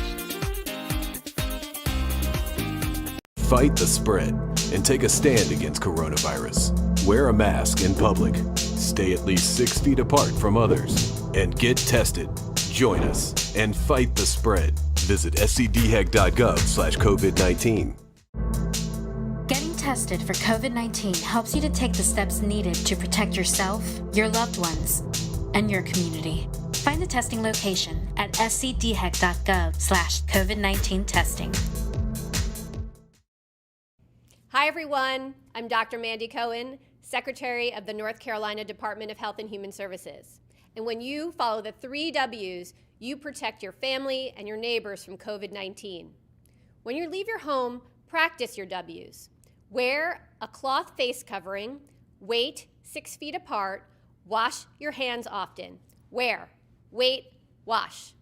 We're in this together. Stay strong, North Carolina. Deciding when to wear a mask isn't about who you know or how well you know them. Just ask yourself, will I be with anyone I don't live with? If the answer is yes, get behind the mask. Help slow the spread of COVID-19. Get behind the mask. Learn more at covid19.ncdhhs.gov. You'll see your Carolina weather forecast at 25 and 55 past. And now back to the best of the Carolina Weather Group on the all-new Carolina WeatherNet. County public health agency, where that's a lot different from other counties in Virginia because they actually have a state program. So we have state public health and a county. So we were able to have more county resources to throw at it. Because it is a disease or an epidemic or pandemic, that's all going to be related to public health. So they're going to be the lead agency. As OEM, we're just offering our support. So, we run logistics, maybe ordering PPE, maybe doing any other kind of needs. They needed a lot of testing site materials like tents, tables, and that stuff. So OEM played a really big role in setting up logistics for the EOC and actually ordering and deploying the stuff based on their needs. We would help them with planning efforts. Obviously, they are the subject matter experts, though, so they would lead a lot of what the plan would look like, but we would help kind of support that and offer them staff, offer them really whatever they needed. It was very interesting with Fairfax because, like I said, we were very big. Even our OEM was 20 people. And so we had a huge capability and a huge amount of people to where we could spread people out. We had a ton of different NGOs or nonprofits that would actually plug in and help us with food donations, mask donations, and doing a lot of the other needs that we might have for our residents. And so it really has been an all community effort from everybody responding to this. And it's really important, too, because Fairfax is 1.2 million people. And so it's a massive county. Well, it's pretty much the same as Ashley, but some of the interesting things, we had a lot of PPE come in for the schools. We've got 12 school districts in those separate school districts in Osage County. We had a 6-county area that got together at a pod, picked up all the stuff for the local Osage County, brought it back to Hominy and sorted it here, and then distributed it to the schools. So there's an awful lot of work that goes on behind the scenes that people don't see and things like that. Then one of the most interesting things, we've been working with our senior citizen center here. They cannot have in-person meals or in-person feeding in the senior citizen center. And they've had trouble getting disposable trays and other supplies that they need. They turn to emergency management, and we pull rabbits out of hats and get them the things they need to help feed our senior citizens. So there's a lot of unusual things that small towns do that the big cities may or may not do, or the people may or may not see, or they may or may not be unusual for them. I mean, picking up the phone and ordering a specific item in a big town is not unusual. In a small town, it may take some doing to get certain items.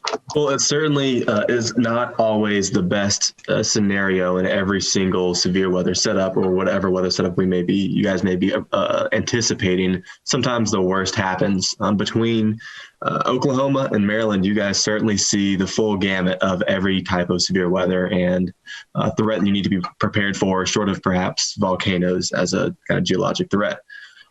when you guys have to make the hard decisions, which I'm sure you certainly do, what goes into that emotionally, and when you just have to make that decision? How do you do that? Ashley, I guess we'll start with you. If we're making response decisions, it's always going to be priority based. And typically we put lives as number one always. And so any kind of action that we're taking, whether or not it's even in preparedness, but even in response, we're going to try to do what we can to save as many people that we can, and then also stabilize. So it goes lives, and then property, and then economic recovery and economic stabilization. So it is really challenging. I think that there are some situations where, you might be faced with a really tough decision. Like, for instance, a dam. You might have a dam that could break.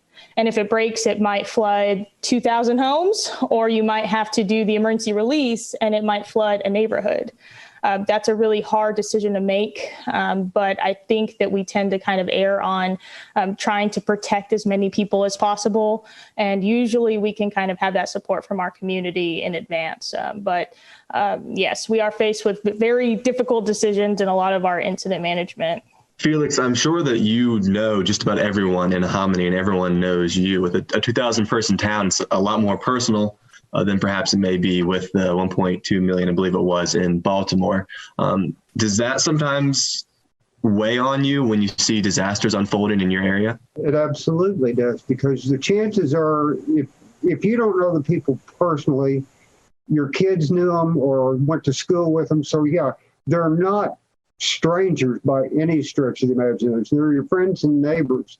But that's also part of the strength of the community, because they are friends and neighbors, and the community bands together. A lot of what we do is, in a situation with a storm, is the pre-storm warnings and get the information out. In the response phase, we leave that to fire and EMS for the rescue part and law enforcement. But we're also out there with them, and not just the day of the event. We're out there with them for a long period of time afterwards. We had a flood in May of 2019 that affected 71 homes and 9 businesses in our town. And I told the city manager, I said, "You've signed on for the long haul. We're going to be at this as well." We're still working. We're just now starting into the mitigation phase of that. But part of it is you were working individually with each family. And as we were doing debris removal, I told the guys, I said, "Now, break this stuff out with the backhoe out into the street, scoop it up, and put it in the truck." I said, "I want you to remember, that's someone's life you're taking away in the truck. It's not debris, it's not junk, it's not trash until you get around the corner. It's their life." And they all looked at me like, "Never thought of it that way." I said, "Yes. That's everything those people own in some cases. And it's right there in a pile in the front yard, and you're taking it away. They're starting over from zip." So it changes your perspective and the perspective of your people. So it's important to remember that, one, when the debris's gone and the rebuilding's done, now you've got to go back to those community areas of the community and visit with those people and ascertain long-term needs, make sure that their needs are met both physically and psychologically. So it's a huge, huge job, and it doesn't end. You'll see them in church months later, and they're still the same people. You're still the same people, and it still tends to evoke the same emotions. In January of every year, in January 2021, we just had NOAA release the $1 billion disaster map that they come out with every year. This year, I believe there was $23 billion, or 2020 had $23 billion disasters. Felix, I'm going to direct this question to you. And Ashley, living in Texas, you've experienced this as well. A lot of those $1 billion disasters were severe weather events. And Felix, it's known you're in Oklahoma, prime severe weather territory, tornado season. So my question to you, and Ashley, feel free to jump in with your experience in Texas. When you're setting in your office or the EOC or the situation room or whatever the case may be, and that moderate or enhanced or high SPC outlook has been issued for your area, and you're waiting for the storms to develop, and then they do develop, and then they're producing the severe weather. What's it like? Take people into like the situation room. What are those high intense weather days like? And it could be flooding, or Felix, there's fires that occur out in Oklahoma a lot. You have your wildfire season. So what are those days like? Take the public into what it's like to be in your office on those intense days. It starts off with a very relaxed atmosphere. They give me a hard time because they'll see me come in and my arms will be behind my head and my feet will be propped up, and I'll be watching radars and chat and different social media sites. And as the storms develop and approach what we call the I-35 corridor, which if you've been to Oklahoma, you're familiar with that. That means they're coming towards us. We're watching the WFO in Norman, which is our adjacent counties to the west, but that's only 20 miles. So I'm picking their brain by reading chat to see what they're seeing in the storms, plus the weather forecast office in Wichita, which borders their county's border, it's on the north, plus what my WFO in Tulsa is saying. So we're stirring all that together. The intensity level just starts to ramp up. The closer the storms get, the more information you get, the worse they get. The intensity kind of tends to ramp up to a point. Right now, all the fluorescent lighting's on and everything. As the situation gets worse, the radios kind of get turned down. The lights actually get turned down. We have a different lighting setup that we use when that happens to not have bright fluorescent lights. They're toned down on a dimmer, and the noise level goes down. Inversely, as the intensity level goes up, the light level goes down. It's kind of a marked change, and it's like hard to describe, but the quieter it gets, the higher the intensity level, and it kind of just peaks at that point. And it's one of those things where you're sitting there watching and waiting, expecting the absolute worst and praying that, this is one forecast you could bust, and I wouldn't mind. But you mentioned the high levels. That's kind of one of the keys. You're watching the SPC forecast days out to see what they're thinking. You're watching the local WFO stuff and their decision support page. It's a team effort. No one's sitting there making a decision on their own without a lot of base knowledge coming into them. Yeah, and I kind of agree with that too. So doing a ton of different severe weather events in Texas, but also a couple of hurricanes, Hurricane Harvey activation, though we got lucky with it. And then had some activation up here for one of the storms from last year. And so really it all kind of starts with a lot of briefings and a lot of meetings and a lot of conference calls. We're really trying to talk to our partners, our first responders, and the entire county, getting people prepared and ready, trying to get us all on the same page. So in the event that we actually do have to spring forward on a decision, we're all there on the same page. We will open up the EOC. The Emergency Operations Center is basically a giant conference room. We've got screens all over the walls. We put weather radar up on the screens. We put all the different news agencies, local news, national news, all kinds of things for situational awareness. And then it's really just a waiting game, just like he said. So kind of staying in touch with National Weather Service through chat, looking at the latest SPC products, also watches that come out, making sure that we're pushing that to the public because we're trying to get the public to take action on their own before the storms come in. And then also using social media to do a lot of that communication as well. And then once the storm comes, there's kind of that it's like a uncertainty of what's going on. Like you're kind of lost in the dark because you're sitting in an EOC and there's a storm hitting your entire city or county or jurisdiction. And so you're trying to assess all the weather data and you're talking to your weather partners and you're trying to talk to dispatch and your first responders out there, but you still feel blind. You can't see exactly what's happening out there. And so we're kind of frantic at that point, trying to just find storm reports, trying to get on social media, trying to see if we can get any kind of hint of what kind of damage is going on at the surface. And then once we kind of have a better idea of that, we can start to make those decisions like damage assessment. But we had one storm that that came in, and we were able to collect all of those storm reports, but we had the media coming up from Austin, and so we had to peg our county PIO to get them prepared for interviews and different things like that. So there is quite a bit of adrenaline that comes with that, and then also somewhat of a lack of certainty of what decisions you're going to be making a short amount of time right after the storms. One of the unusual things about it, we both talked about the physical bricks and sticks EOC. The other side of that coin is as you move into the response mode, someone once asked, "Where's the EOC?" And they said, "Wherever the emergency manager drops the tailgate of his pickup." Because in fact, the EOC may, as a sticks and bricks facility, may turn out to be the tailgate of your pickup next to the incident command post. When you have limited resources and your supervisors are working supervisors dealing with the issue, it may be more beneficial to have the event run from the field for a period of time than off-site.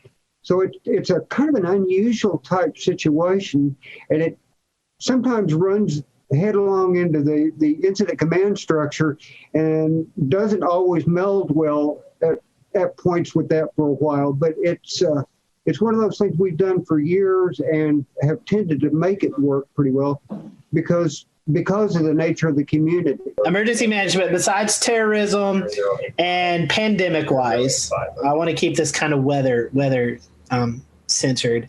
What is the one weather scenario that you just dread seeing coming your way? One thing that scares me the worst is when SPC puts up an enhanced or high-risk day, and you're sitting there waiting because you know the watch is coming, and it will likely be one of the PDS types.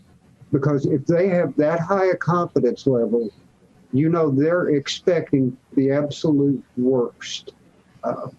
So, when you're talking severe thunderstorms, tornadoes, that's kind of, that issue always crops up. The other one that worries me are the ice storms. And we talked before the show a little bit about the Sperry Tall Tides Index. That's an incredibly valuable tool because a quarter to half inch of ice on power lines can make an incredible difference.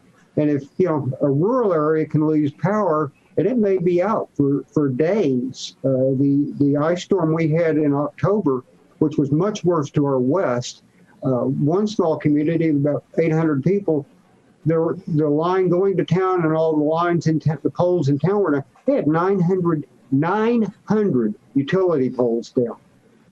Jeez. Now, I don't know if you know how long it takes to set a utility pole, but if you can get 4 of them set in a day, you've done real well. Wow. So you can imagine what it would take to get power restored to that town. I think they were out 32 or 33 days just in town. Now, there is a whole planning process to hold food for thought. What are you going to do if you have no water or no electricity for 33 days? Does your power plant have a backup generator? Do you have plans, your sewer plant? Can you keep your infrastructure working? Yeah, so mine's kind of along the same lines as that. I was going to say derecho because we've had them here in the DC area. We had one that was pretty bad, and it did that. It caused power outages for over a week. And then on top of that, we had a heat wave come in behind that. And so we had heat-related fatalities because people did not have power to cool off. And so you see those collapsing incidents that follow. And so that's always kind of a concern. But I would say a derecho again with widespread outages, just like he was saying, losing communications because a lot of us are, really used to using social media to communicate to the public, even warning systems and cell phones. If we lost that stuff, I'm not quite sure how we would get messaging out about shelters and other things. And then on top of that, I don't think that our general public is very prepared for power outages, especially for long-lasting ones. And I think that we would be very challenged with getting them the right resources and making sure that they were able to get the help that they needed, because I just don't think that we're accustomed to really thinking that way. So that would be my number one. Number two is that I did some research on Baltimore County, and I've noticed that we've had several federally declared disasters that were snowstorms, either blizzards or something of that nature. And while I'm from New Mexico up in the mountains and I've seen snow, I've never seen enough snow to cause a federally declared disaster. So I'm very concerned about what that's going to look like. And what's even worse is they're always in January and February. And so I'm sitting here looking at the upcoming month and some of the winter storms, hoping that I can avoid that. So some great information. Felix and Ashley, we certainly appreciate your time. I think our audience will really enjoy seeing the behind the scenes of what all you all are doing to keep us safe on good weather days and bad weather days. So would hate to not give you the opportunity to promote any social media accounts that you all would like to. So Ashley, I'll let you go first. If there's anything you'd like to share or our followers would like to follow you, how can they do that? Sure. I am addicted to Twitter, so you can find me on Twitter as Ashley Morris or at Miss Ashes 92. And I'm also on Twitter at Felix A. Nance. Very cool. Well, it's certainly been a great conversation. Felix, Ashley, thank you for joining us. And thank you all for who are watching tonight. We appreciate it. We will see you next time here on the Carolina Weather Group.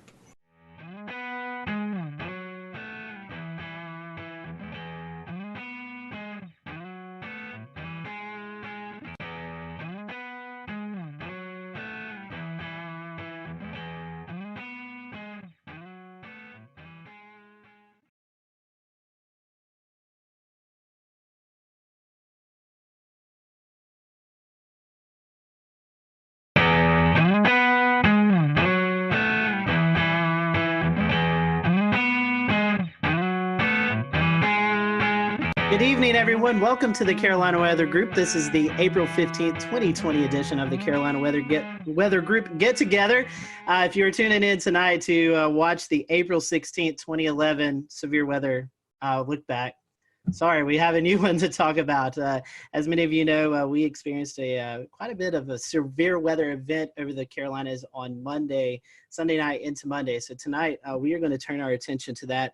We have a whole host of guests on tonight. We have Rob Fowler on from Charleston, Ed Piotrowski on from Myrtle Beach, Shane Hilton on from New Bern, Brad Panovich on from Charlotte, Tim Buckley in Greensboro, Efren Afonte in Columbia, Kendra Kent in Greenville, South Carolina, and Brendan Goldner, a reporter at WCNC Charlotte. So we really want to say our thank you to them publicly because we put this together at the last minute. So we're very happy for everyone to kind of donate a little bit of time tonight to talk about this. We are live streaming, so if you have any questions or comments, we'd love to hear about you if you had experienced any of this storm throughout the past couple of days. So I'm going to toss it over to Brandon Goldner. Brandon, you've been out in the field reporting kind of the aftermath of the tornadoes. And something we've been talking about here on the Carolina Weather Group is the COVID-19 pandemic. And so we've talked about storm chasing and doing severe weather coverage from home. I know that you ran a little spot about the recovery efforts in COVID-19. I think we're going to dial that up, and then we'll toss it to Brandon and let him kind of give us a few of his remarks from his story. Brian Morris. You want to carry that one side? Is an essential worker. Go out that way. Let's take it to the van. He's cleaning up this Gastonia sunroom after a tree slammed into it, one of 5 emergencies his company, Custom US, had to go to. It was kind of unique in that they were all very large trees, and that doesn't happen as much. Well, it also doesn't happen as much cleaning up during a pandemic. Morris and his co-workers have to wear masks when going into people's homes. They also have to ask clients if they've been around anyone who's sick. We've been keeping the pace. Utility crews are also trying to keep the pace and restore power to nearly 39,000 customers. North Carolina Emergency Management Director Mike Sprayberry says the largest outages are in Mecklenburg, Anson, and Richmond counties. For families uprooted from their homes, the Red Cross's Robbie Sofoli says volunteers are helping them virtually, using platforms like FaceTime and Zoom to interview clients. We are an organization that really relies on interpersonal connections with our clients and really trying to provide compassion and care. And it's a little difficult to do that right now, but we're adapting and using some of those different digital platforms. Family and friends helped Robbie Clark's parents clean up a tree that crashed through their Kannapolis home, all while following social distancing rules. I'm just hoping that everything gets sorted out pretty quick. All right, so that was a report from Brendan Gollner. Brendan, I'm going to bring you in. This is something we've been talking about, COVID-19 and how it's affected the weather enterprise. As you was out reporting, talking to the folks, what was it like kind of in this new time that we're all experiencing?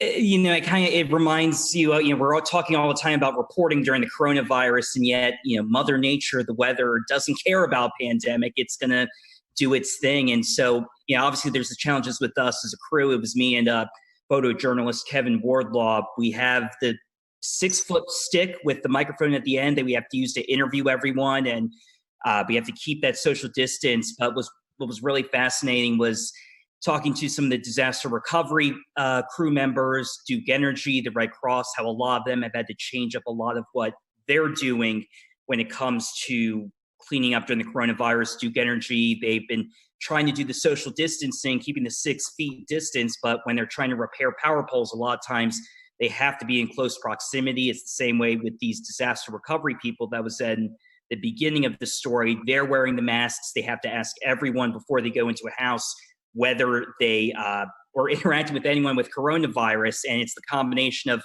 all of the weather damage with having to deal with the coronavirus. So it's been really a double whammy for a lot of people. And so, after disasters, we've seen it with the Nashville tornado, Jonesboro, Arkansas tornado a couple weeks ago. The community really comes together. How do you think that, how is the community? We'll return to Best of the Carolina Weather Group in a moment. Now your Carolina weather forecast. Here are today's forecast high temperatures for North Carolina. Here are the forecast lows for tonight for North Carolina. Here are tomorrow's forecast high temperatures. And here's forecast rainfall across North Carolina tomorrow. Here are the forecast highs for the day after tomorrow.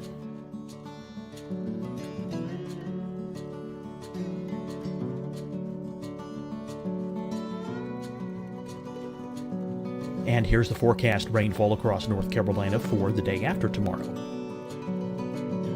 This is the total rainfall forecast across North Carolina for the next 3 days. Here's the severe thunderstorm outlook for today from the Storm Prediction Center.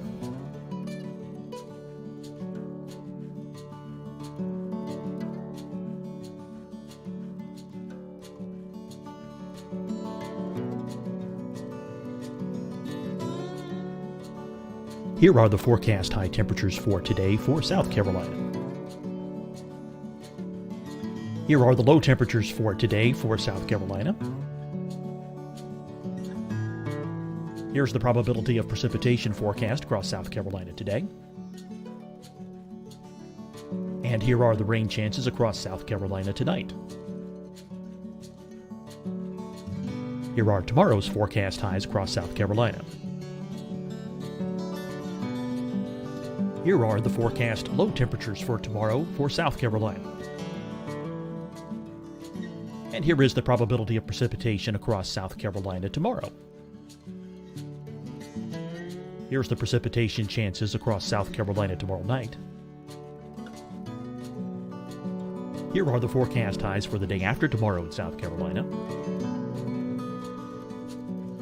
Here are the forecast low temperatures across South Carolina for the day after tomorrow.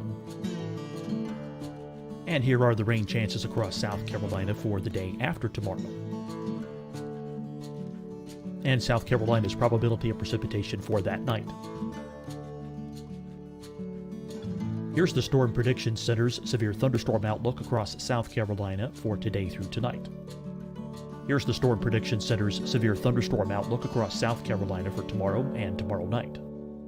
And here's the Storm Prediction Center's severe thunderstorm outlook across South Carolina for the day after tomorrow through that night.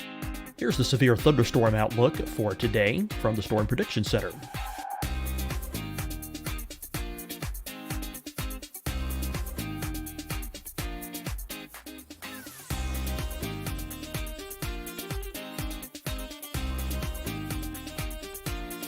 And now here's a live look at weather radar across the southeast. Fight the spread and take a stand against coronavirus. Wear a mask in public, stay at least 6 feet apart from others, and get tested. Join us and fight the spread. Visit scdhec.gov/COVID-19.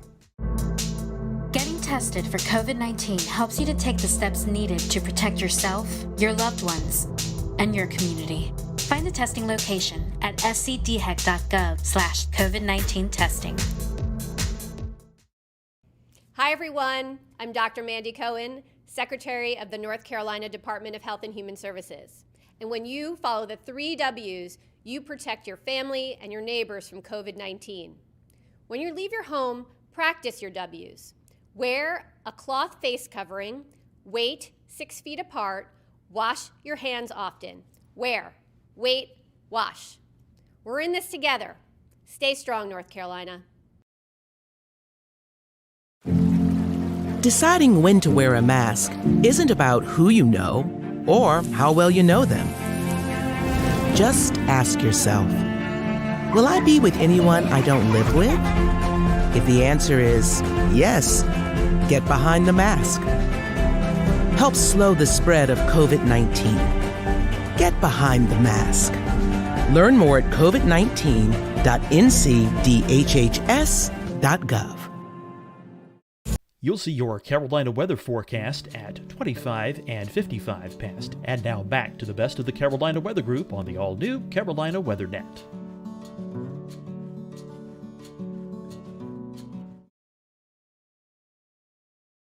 Neighbor helping neighbor. Did you see any of that, even though we're in the midst of It's actually a good point. We didn't see nearly as many people outside as normally, especially there was Monday, we were at there was a fire at a house caused by a tree that snapped power lines and then it went into a house, caused a fire. Thankfully, no injuries. But normally you'd see a lot of people out and about, milling around, asking for help. But really, there weren't a lot of people out. A lot of people were just standing on their porches. A couple people wandering up, but keeping that 6-foot distance. But it's a good point. We really didn't see those huge crowds of people like we normally do, and probably likely due to COVID-19. Brendan, we appreciate that. We appreciate you joining us tonight, giving us that perspective. Hang around if you want to.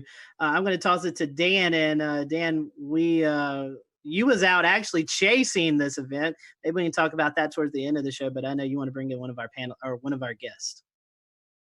Yeah. So, talking kind of about some of the stronger tornadoes that hit there in South Carolina. I want to talk to send it over to Rob there.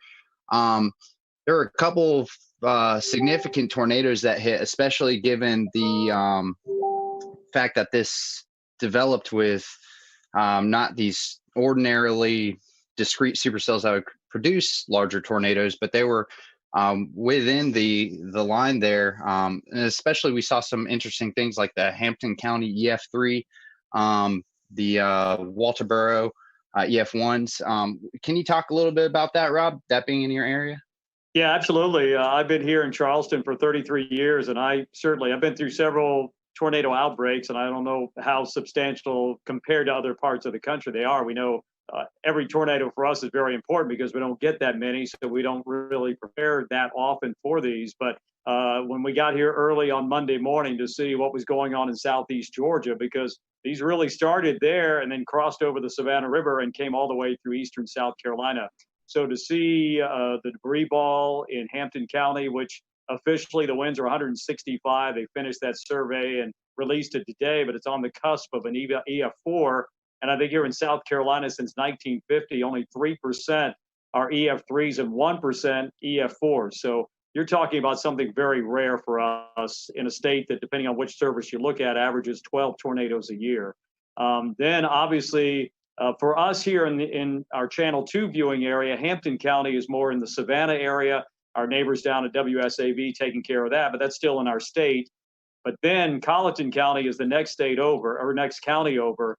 And then we really got concerned there, seeing what was going on in Hampton, transferred to Colleton County. Colleton County, that was released. There were 3 separate EF1 tornadoes there. One of them 110 miles an hour that, if you saw the video, did damage at the Low Country Regional Airport. Unfortunately, we had one fatality there. A tree came through a house and killed a lady there. and then kept on moving into our more populated areas of Dorchester, Berkeley, and Charleston counties. Had a separate tornado that moved, probably started as a water spout, moved over Edisto Beach, and then they surveyed just a little while ago that Berkeley County, they released it, and that was an EF2 with the winds of 120 miles an hour. So, and then came into Ed's territory up into Georgetown County. We kind of share that, and they already had confirmed tornadoes up there. And I know Shay, WeatherFlow, you guys measured a wind gust of 114 miles an hour right there. So, Dan, to put it, I don't know. I'm still shaking my head. I'll put it that way. It was just something I've never seen before. And I've been through, a lot of the hurricanes that produce tornadoes like Francis, but this was unbelievable. In Irma, we had 4 tornadoes in the Charleston area, but I think we're all still shaking our heads. Okay. Yeah. Well, and I was watching very closely on radar as that Hampton County tornado started showing up on radar in CC, and also kind of the debris ball that was showing up there. I mean, that was a significant signature on radar that you just don't often see in the Carolinas at all. It's something you generally see more in the deep south of Alabama, Mississippi, or in Oklahoma, Kansas, something along those lines. The damage report has it at least a half a mile of a width of that tornado.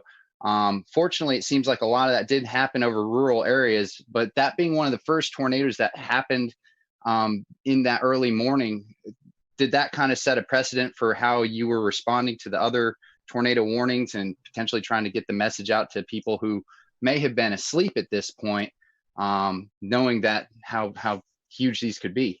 Absolutely, Dan. I think here personally, myself, Josh Marthers, our morning meteorologist, he was on the air on News 2. I was manning Facebook Live for a long period of time.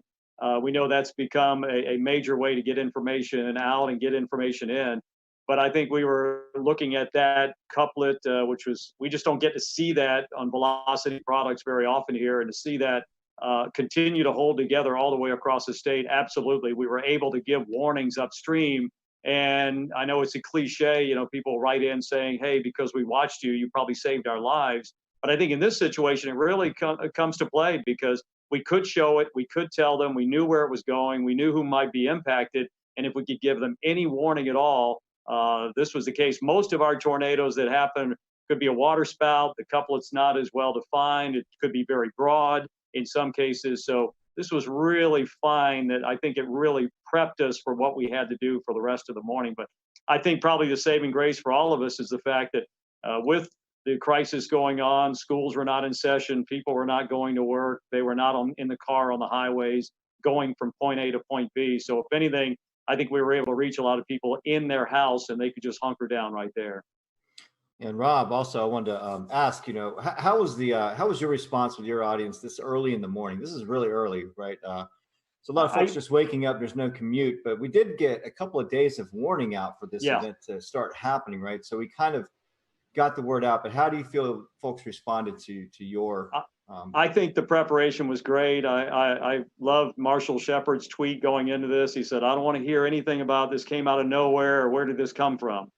Because I think the warnings were there. SBC did a fantastic job, and we tried to disseminate that information here to our viewers that, we couldn't tell them exactly what was going to happen that Monday morning, but we knew that as time crunched a little bit, we felt more confident that something was going to happen and could potentially be a pretty significant outbreak. So I think our viewers were well prepared, and I haven't heard a single comment like, where did that come from? And I never knew that was coming. So I think they were listening, and hopefully we were getting the information to them as quickly and as succinctly as we possibly could. Efren, I'd love to hear your perspective on the Midlands, because unfortunately you guys saw the highest number of EF3s as well as an EF2 that passed real close to Orangeburg and even over I-26. How has the community responded to all of these tornadoes, and what kind of steps are y'all taking to recover? Well, the cleanup process right now has been incredible. There's been a lot of community help in this. And even with the coronavirus, in which a lot of people are taking heed to that warning, there was a very large presence of people helping out. Now, the EF3 tornadoes that came through part of the CSRA, the Low Country, into eventually our Southern Midlands community, those areas are very rural. And the fortunate thing was that we were already on the air at 4:30 in the morning. And there were a lot of storms that were crossing over the Savannah River into the upstate, but there was already a knowledge of all of our viewers, since we've been talking about it in earnest since Friday, that we're looking at the possibility of strong thunderstorms. That was the message on Friday. The message on Friday was like, there's very likely going to be a severe weather outbreak of some sort in the lower Mississippi River Valley. That message usually is taken with a grain of salt because it's not us. It's not even near us. And as we got into Saturday, our morning meteorologist, Danielle Miller, started emphasizing that we're looking at the possibility of strong to severe storms in South Carolina. Half of the models from Storm Prediction Center and their risk included the northwest half of South Carolina, and then on Tuesday, the eastern half. So the message was already out there. And by Sunday, it was a clear message that this is going to be an event that we're going to see storms on Sunday, probably late morning, that may be strong to severe, but at least the knowledge that there is going to be storms on Sunday, but that's only the first round. The stronger storms and the worst ones are going to be in the overnight hours, and that was the biggest emphasis that we sent the message. And the worst part was waiting.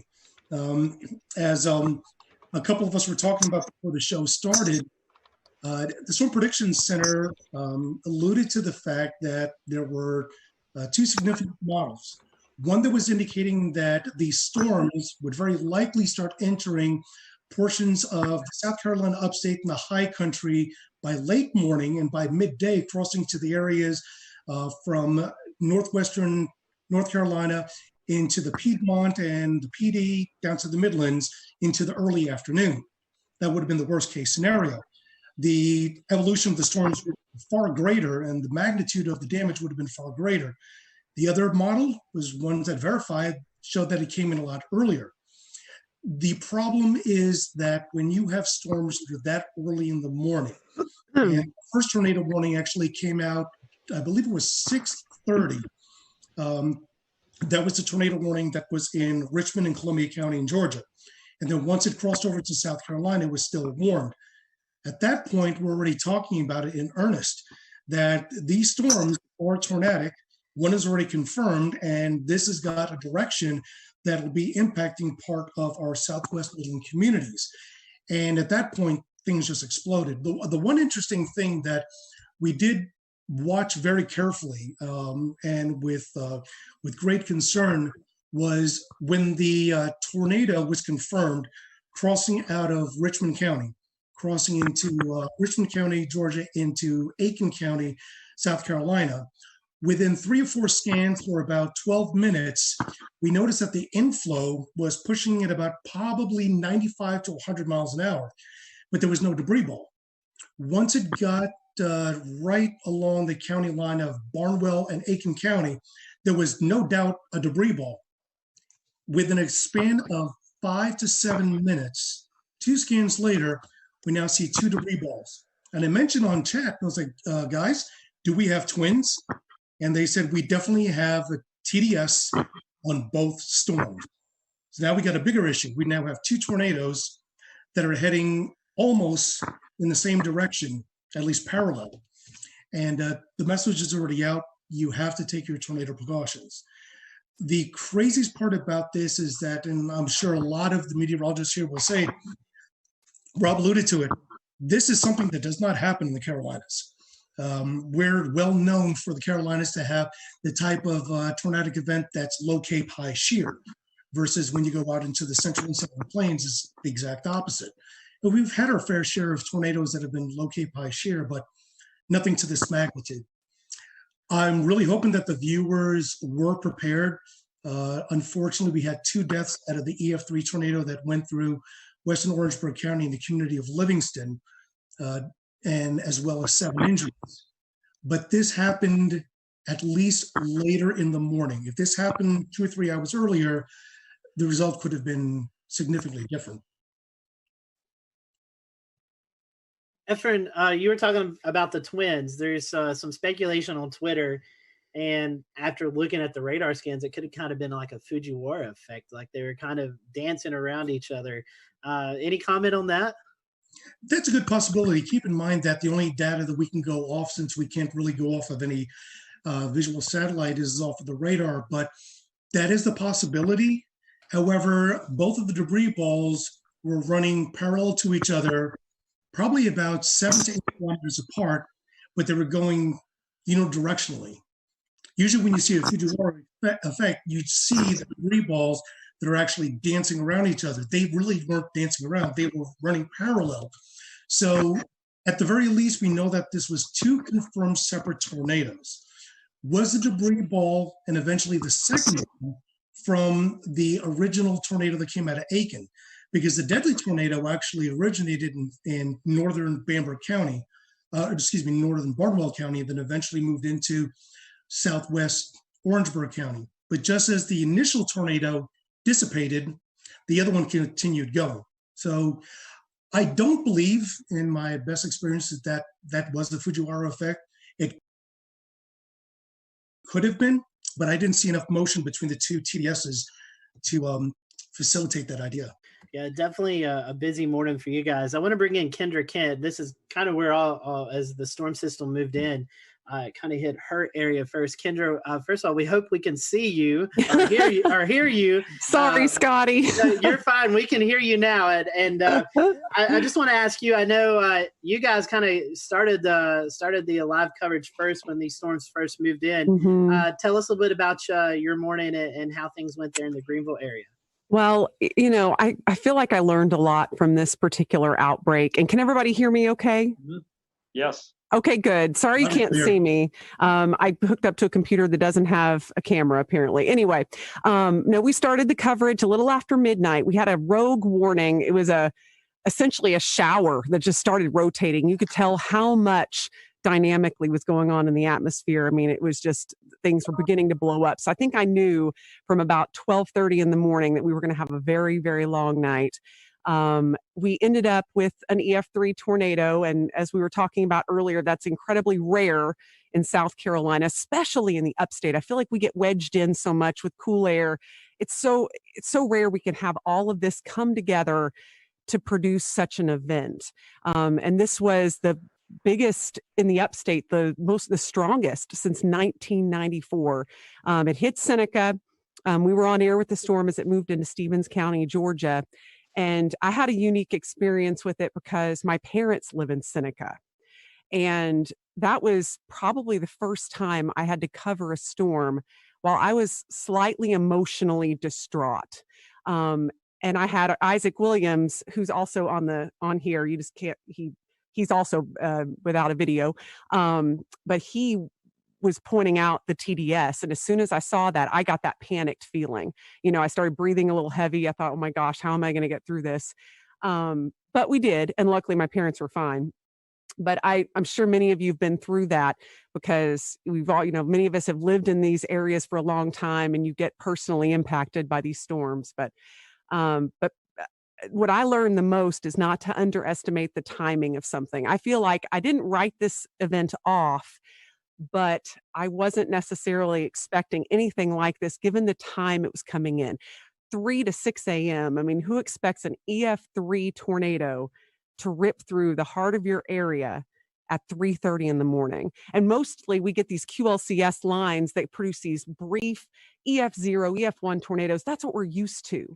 And seeing something like that and tracking something like that was a true first for me. And, it was just a million different emotions all at once. That's for sure. Kendra, since you said Isaac's there, I'll pose this to both of you guys, both of y'all. You had this coming through the rogue cell, and then like the heart of this event was when people were actually asleep, 12, 1, 2 o'clock in the morning. Talk about how you guys were able to message before the event.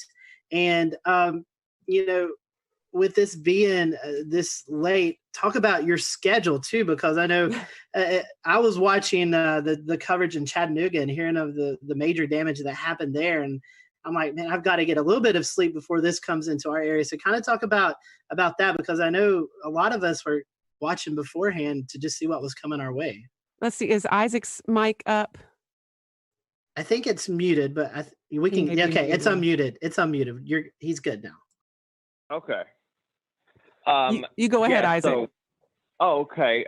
Thanks for having me briefly. I'm one of the morning people, so I'm like almost up past my bedtime here. But just to kind of with the messaging and any rest. Unfortunately for me, I have plenty of interest in Mississippi and Alabama. That's where I'm from, and for whatever reason, a lot of people still ask me, about the weather there, and they depend on me, and that's great. So I didn't actually sleep going into this event. So that's not uncommon for me because I am a severe weather nut. But that being the case, in terms of messaging, we started talking about it, I think, on Wednesday. Just kind of highlighting the threat for storms. That gave people about 5.5 days, and of course we started ramping up, the wording a little bit more once we got to, Friday and Saturday. And, Kendra always, mentioned, like when I first was hired here, we do get a lot of wedge events, and we started that day in the 50s. And I'm like, back in my head, I thought, what if the wedge holds and, we're going to be seen as like hype people, and that's not what we want, but we don't want severe weather either. I think our message was pretty stern by Sunday morning when we got up and saw they had pulled that enhanced risk over a little bit into the upstate, which I've been here 3 years, not nearly as long as Kendra, but I think that's only my personal third enhanced risk here. So I knew that I see parameters, and parameters mean nothing unless you have a storm in them, but I knew with those parameters that we had the potential to have something, fairly unusual happen, but I wouldn't have had I don't work weekends, so I don't even know if I would have said something about a strong tornado even the night before, just because it's just so rare to get them here. Yeah, and I think just given how late it was at night, and we knew this was likely going to be taking at least some linear form. Yeah, I wasn't expecting that either, and it really it caught us off guard. But to see a TDS like that move through our area, and I know the rest of you all saw that too as South Carolina meteorologists. I mean, just something you don't see every day, and it kind of takes your breath away. They're used to that in Alabama and Mississippi. We just don't get that stuff here. Yeah, and then right after that. Right after the Seneca one had briefly lifted right over Clemson, we had the EF2, what ended up being an EF2, another TDS outside of Slater, which that's, almost in the 3,000 feet elevation, in the extreme northern part of Greenville County. So that debunks the whole tornadoes can't happen in the mountains thing, Definitely. So we were watching that, Evan and I, because Evan doesn't live too far from the line there. One last question, and we'll come back to you guys later on in the show. But at the time, we didn't know how long the tornadoes were on the ground. But I think one of the tornadoes there in the Greenville, Pickens County area was on the ground for around 8 miles. So these were not also big tornadoes, but they're also long track tornadoes, something that we're not too accustomed to as well. Yeah, again, that was a huge shocker, but when you saw the signatures on radar, there was no doubt that was going to be a large tornado, and they even put that in the wording of the warning, which I was very happy about. I feel like that really brought people's attention up. And the thing you mentioned earlier too, these were happening at 3:30 in the morning, probably the worst time a tornado could hit. I mean, when people are in their deepest sleep, and all you can do as a broadcaster is beg people to wake up their kids, get their dog, whatever they need to do, get to their lowest level. And so I feel like this was one of the scariest nights for our viewers, hands down, and no less scary for the rest of the state, of course, but at least it was more toward daybreak for some of you guys. But yeah, for us, it was just the dead of night, and we were just hoping that people were heeding the warnings. Right. And for sure, with that, with the Seneca one, we were in a situation where the TDS was so strong, so fast, like I don't want to say it came out of nowhere, but like that TDS appeared, and it was like violent looking, like on the first scan that I saw. And we were dealing with the situation, like once it went past Clemson, I think we had debris fallout on CC. So we weren't positive that it actually wasn't still down, because it still looked like, something could be there. You thought it was like debris being fanned out or whatever, but you weren't sure, even though the circulation looked a little weaker. But I'm like, we're not going to take any chances with it. Obviously the tornado warning was still in effect. And, that was another little unique challenge, is that I've never actually dealt with debris fallout before, where we said, okay, well, this signature is debris, and yet something similar was happening down the line. And we're like, well, this may be actually debris that's still being lofted, but the tornado's not still down. So it was a very unique situation. And again, Kendra keeps bringing this up. It was in the middle of the night at 3:30 in the morning, but I feel like people were wide awake and they were watching and they were prepared, which is good. All through the days, we were like, Kendra made a graphic, I think on Thursday, that said, what do you need to do? It was just like a simple little headline graphic, but it was like so informative about charging your batteries, keeping your phone on not silent if you sleep with it on do not disturb. I remember saying Friday morning, what you can do, you can, sleep with it on loud for one night, because it can help save your life. So it was a insane, again, I worked in Mississippi. I've dealt with, plenty of tornadoes in my day, but yet this is still a first for me as well. All right, and I'm going to go ahead and bring Ed Petrowski from WPDE in Myrtle Beach. And Ed, we saw what looked like the tail end of this Hampton County tornado pop out all the way over at Murrells Inlet.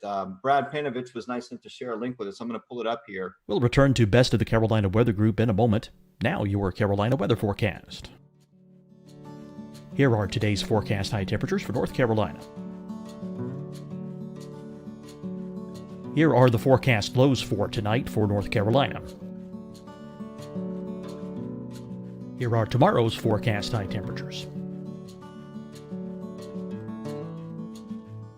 And here's forecast rainfall across North Carolina tomorrow. Here are the forecast highs for the day after tomorrow.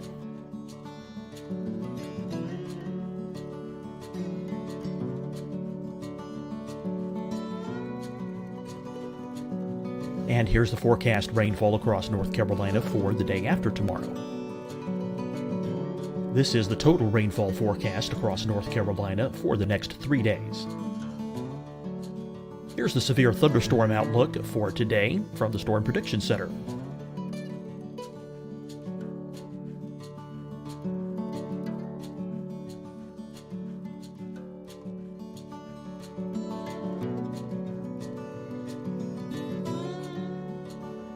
Here are the forecast high temperatures for today. Here are the low temperatures for today for South Carolina. Here's the probability of precipitation forecast across South Carolina today. And here are the rain chances across South Carolina tonight. Here are tomorrow's forecast highs across South Carolina. Here are the forecast low temperatures for tomorrow for South Carolina. And here is the probability of precipitation across South Carolina tomorrow. Here's the precipitation chances across South Carolina tomorrow night. Here are the forecast highs for the day after tomorrow in South Carolina. Here are the forecast low temperatures across South Carolina for the day after tomorrow. And here are the rain chances across South Carolina for the day after tomorrow. And South Carolina's probability of precipitation for that night. Here's the Storm Prediction Center's severe thunderstorm outlook across South Carolina for today through tonight. Here's the Storm Prediction Center's severe thunderstorm outlook across South Carolina for tomorrow and tomorrow night. And here's the Storm Prediction Center's severe thunderstorm outlook across South Carolina for the day after tomorrow through that night. Here's the severe thunderstorm outlook for today from the Storm Prediction Center.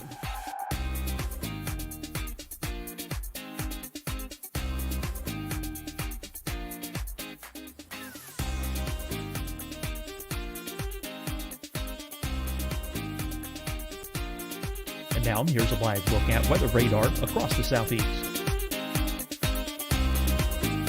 Fight the spread and take a stand against coronavirus. Wear a mask in public. Stay at least 6 feet apart from others. And get tested. Join us and fight the spread. Visit scdhec.gov/COVID-19. Getting tested for COVID-19 helps you to take the steps needed to protect yourself, your loved ones, and your community. Find the testing location at scdhec.gov/COVID-19 testing. Hi, everyone. I'm Dr. Mandy Cohen, Secretary of the North Carolina Department of Health and Human Services. And when you follow the 3 W's, you protect your family and your neighbors from COVID-19. When you leave your home, practice your W's. Wear a cloth face covering, wait 6 feet apart, wash your hands often. Wear, wait, wash. We're in this together. Stay strong, North Carolina.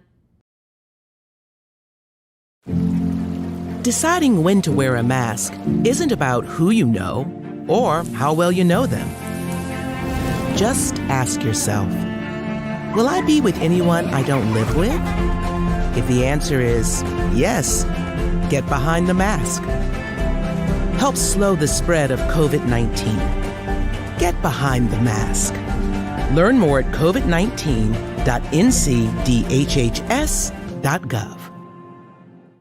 You'll see your Carolina weather forecast at 25 and 55 past. And now back to the best of the Carolina Weather Group on the all-new Carolina Weather Net.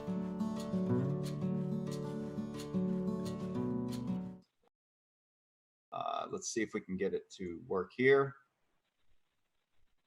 And the tornado that you're seeing here in Hampton County, you know, there's some debate of whether or not it started over on the Georgia side of the Savannah River, but if we look at the start of the track and draw it all the way over to where it exited the South Carolina coast here, then we're looking at about 144 to 158 miles, somewhere in that vicinity. And so, you know, we know this continued on, maybe up even into the Oak Island area of North Carolina, but it's just impressive to see the length and track of that storm. It did pop out in Myrtle Beach, where one of our weather sensors for weather flow got a reading of 114 miles an hour. We had a pressure drop of 7 millibars within a 1 minute time span.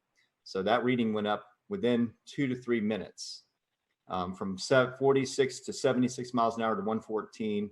And so talk about that area and how it affected your viewing portion of that area of Myrtle Beach. But for us, you know, considering what happened across the rest of South Carolina, we were relatively unscathed. We had no injuries and no deaths. There was never really any really tight circulation anywhere in our viewing area. We were, of course, watching the ones that were over Orangeburg County and also down near Hampton County in the morning while we were on the air with our regular morning show at 5 o'clock in the morning. And those were the 2 big storms, 2 supercells that we were watching very carefully, knowing that they were heading generally in our direction. The one in Orangeburg County faded away before it ever got to our viewing area. But the one in Hampton County that eventually went over Monk's Corner, eventually got into Georgetown County, and they warned for that one where there was EF1 damage done in Sandpit and Graves. And then you hit a really populated area on the south end of the Grand Strand where Litchfield Beach is located and Pawleys Island as well. And they both took a hit by an EF0, EF1 tornado. There was substantial damage done to trees and even some homes in Litchfield Beach and also in Willbrook. In fact, one of the things about a lot of people being home is a lot of people took video. So we were able to get pretty good video of at least damage and high wind knocking over trees, but not necessarily a tornado touching down. And then, of course, it went out over the ocean, became a water spout, and that's when it rolled over the Murrells Inlet jetties with the recording of 114 mile per hour winds. And, you know, I look back in that and I think, my goodness, if that was just a couple of miles west of there, we would have had substantial damage on the south end of the Grand Strand. And if it had paralleled the Grand Strand coast, it could have buzzsawed the entire Grand Strand, nearly 60 miles with extensive damage. So we were very fortunate that it actually went out over the ocean. And that was really the only set of tornadoes from that particular supercell that we had in our viewing area. Although I will say in Marlborough County, which is just to the east of Chesterfield County in the northern part of the state, we had a massive microburst of 110 mile per hour winds that did substantial damage in Wallace. And of course, everybody, when they get that kind of wind, thinks it was a tornado. But in reality, it was a microburst. Although on radar, it did have some rotation. It wasn't very tight there either. But Steve Paff, who works with the National Weather Service in Wilmington, those guys do a phenomenal job. They went out and did the survey yesterday and were able to pinpoint where they had 80 to 110 mile per hour winds. And, typically for us, in the summertime, we get those pulse thunderstorms where we'll get 60, 70, maybe 80 mile per hour winds with a collapsing thunderstorm. But in all the years I've been here, I can't recall one time where we've had a microburst that caused 110 mile per hour winds. But you hear it all the time. They're just as damaging sometimes as tornadoes. Wow, that's pretty impressive. Yeah, just looking at that, the one at Litchfield, they classified as an EF2. Do you think the Waccamaw River Basin had something to do with reforming of that? Or do you think the mechanical features, right, when it came to land, maybe help with strengthening or re-intensifying that system?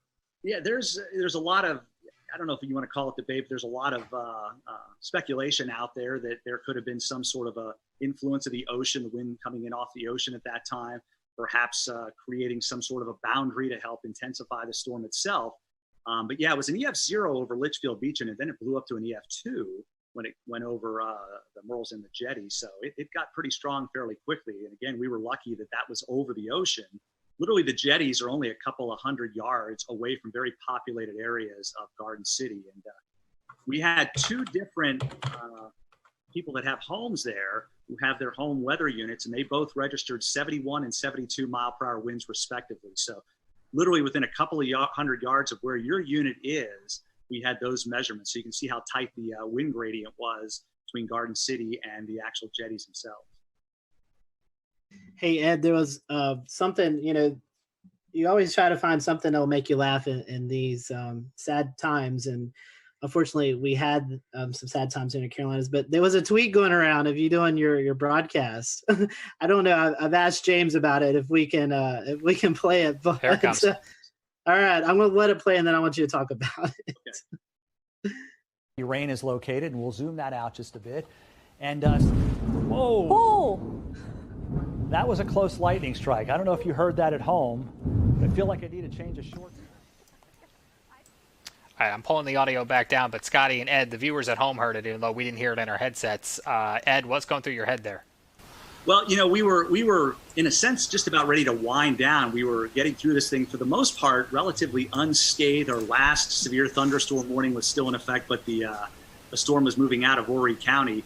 And then there must have been a lightning strike within a couple of 100 yards to the station, because it was this loud explosion that you knew what it was, but you're a human being. It freaked me out. And as you saw, I kind of ducked thinking something was going on, and then just used one of my classic lines, I need to change the shorts. Just one of those things. And that kind of went around the viewers. A lot of them had recorded it and were sending it to me, letting me know that they thought it was kind of funny. And it's something that, that they needed after a morning like that, being so stressed, and of course being stressed with COVID-19. It was a little light moment toward the end of the severe weather when we knew we didn't have any injuries, which was a good thing. And of course, nobody was killed either. Always good to have a funny moment there. So I want to bring it up to Shane. Shane lives just north of the Myrtle Beach, Wilmington area. Shane, you guys kind of got in on the tail end as well, as the sun was already up. Talk to us about the New Bern, Greenville, North Carolina area and what you guys experienced. Yeah, we were kind of late to the party, I guess, compared to everyone else in regards to receiving the storms, but very much like Ed's situation, very thankful and blessed really to not have any injuries or fatalities with any of our systems. We did end up having 6 confirmed tornadoes, and thankfully for us, the strongest was the EF1 that we had in the Hawes Run area. I believe I've been taking notes here just to make sure it was anywhere from roughly 100 to 110 mile per hour sustained winds. So for us, it was basically like that waiting game where you see the line coming. I was actually filling in for our morning meteorologist. He had a vacation day, but he got reeled back in right towards the end of it. So I was basically tracking it all the way since it was in the mountains, and just waiting, just holding our breath. Our morning broadcast finished up. We had declared it a severe weather alert day for our station, so we were cutting in we would normally cut in every hour, but our morning meteorologist says, you know what, let's just go ahead and do every half hour. And it was actually very fortunate and wise that we did that, because during the half hour cut in at 9:30, with about maybe 1 minute left in my cut in, our weather radio starts going off in the weather center. And then I said, okay, well, we're starting now. And we were on for an hour and a half with all of the tornado warnings. There just came a point where when we were swapping off, he would just say, we have 4 tornado warnings. And I'd have to interrupt and say, I'm sorry, no, we're at 5 now. I was like, it just keeps on going back and forth. And it was just like a straight line. So when we're trying to describe it for our viewers, it was almost like a complicated mess. And honestly, that's what I started describing it whenever we would switch off and I would be on the screen. I would just say, I know it is very difficult to kind of pin everything out because every warning was overlapping. And I think with my experience with tornadoes, with coverage I've had, which naturally have had many, especially with our hurricane coverage that we've seen over the years, I've never seen that many warnings stacked back to back to back in a straight line. It was fascinating, but also terrifying at the same time, because you feel like you need to give equal coverage to each warning in each area in your viewing area. Even though we knew the strongest one at the time was the one we were seeing to the south, simply because it had held for the longest amount of time. It seemed like it had the strongest signature. Looking back on social media after everything kind of died down a bit, I was able to see what other meteorologists from around the country had done and taken screenshots, and seeing all the feedback and all the scans of it that we weren't even able to see at the time, because we were having to bounce in between 6 different tornado warnings all at the same time. But looking back on it, it was very clear seeing everyone's screen grabs of the tornado warning to the south, that was the strongest one. It had the strongest sustained winds. It had the longest track out of all the tornadoes that we were tracking that morning.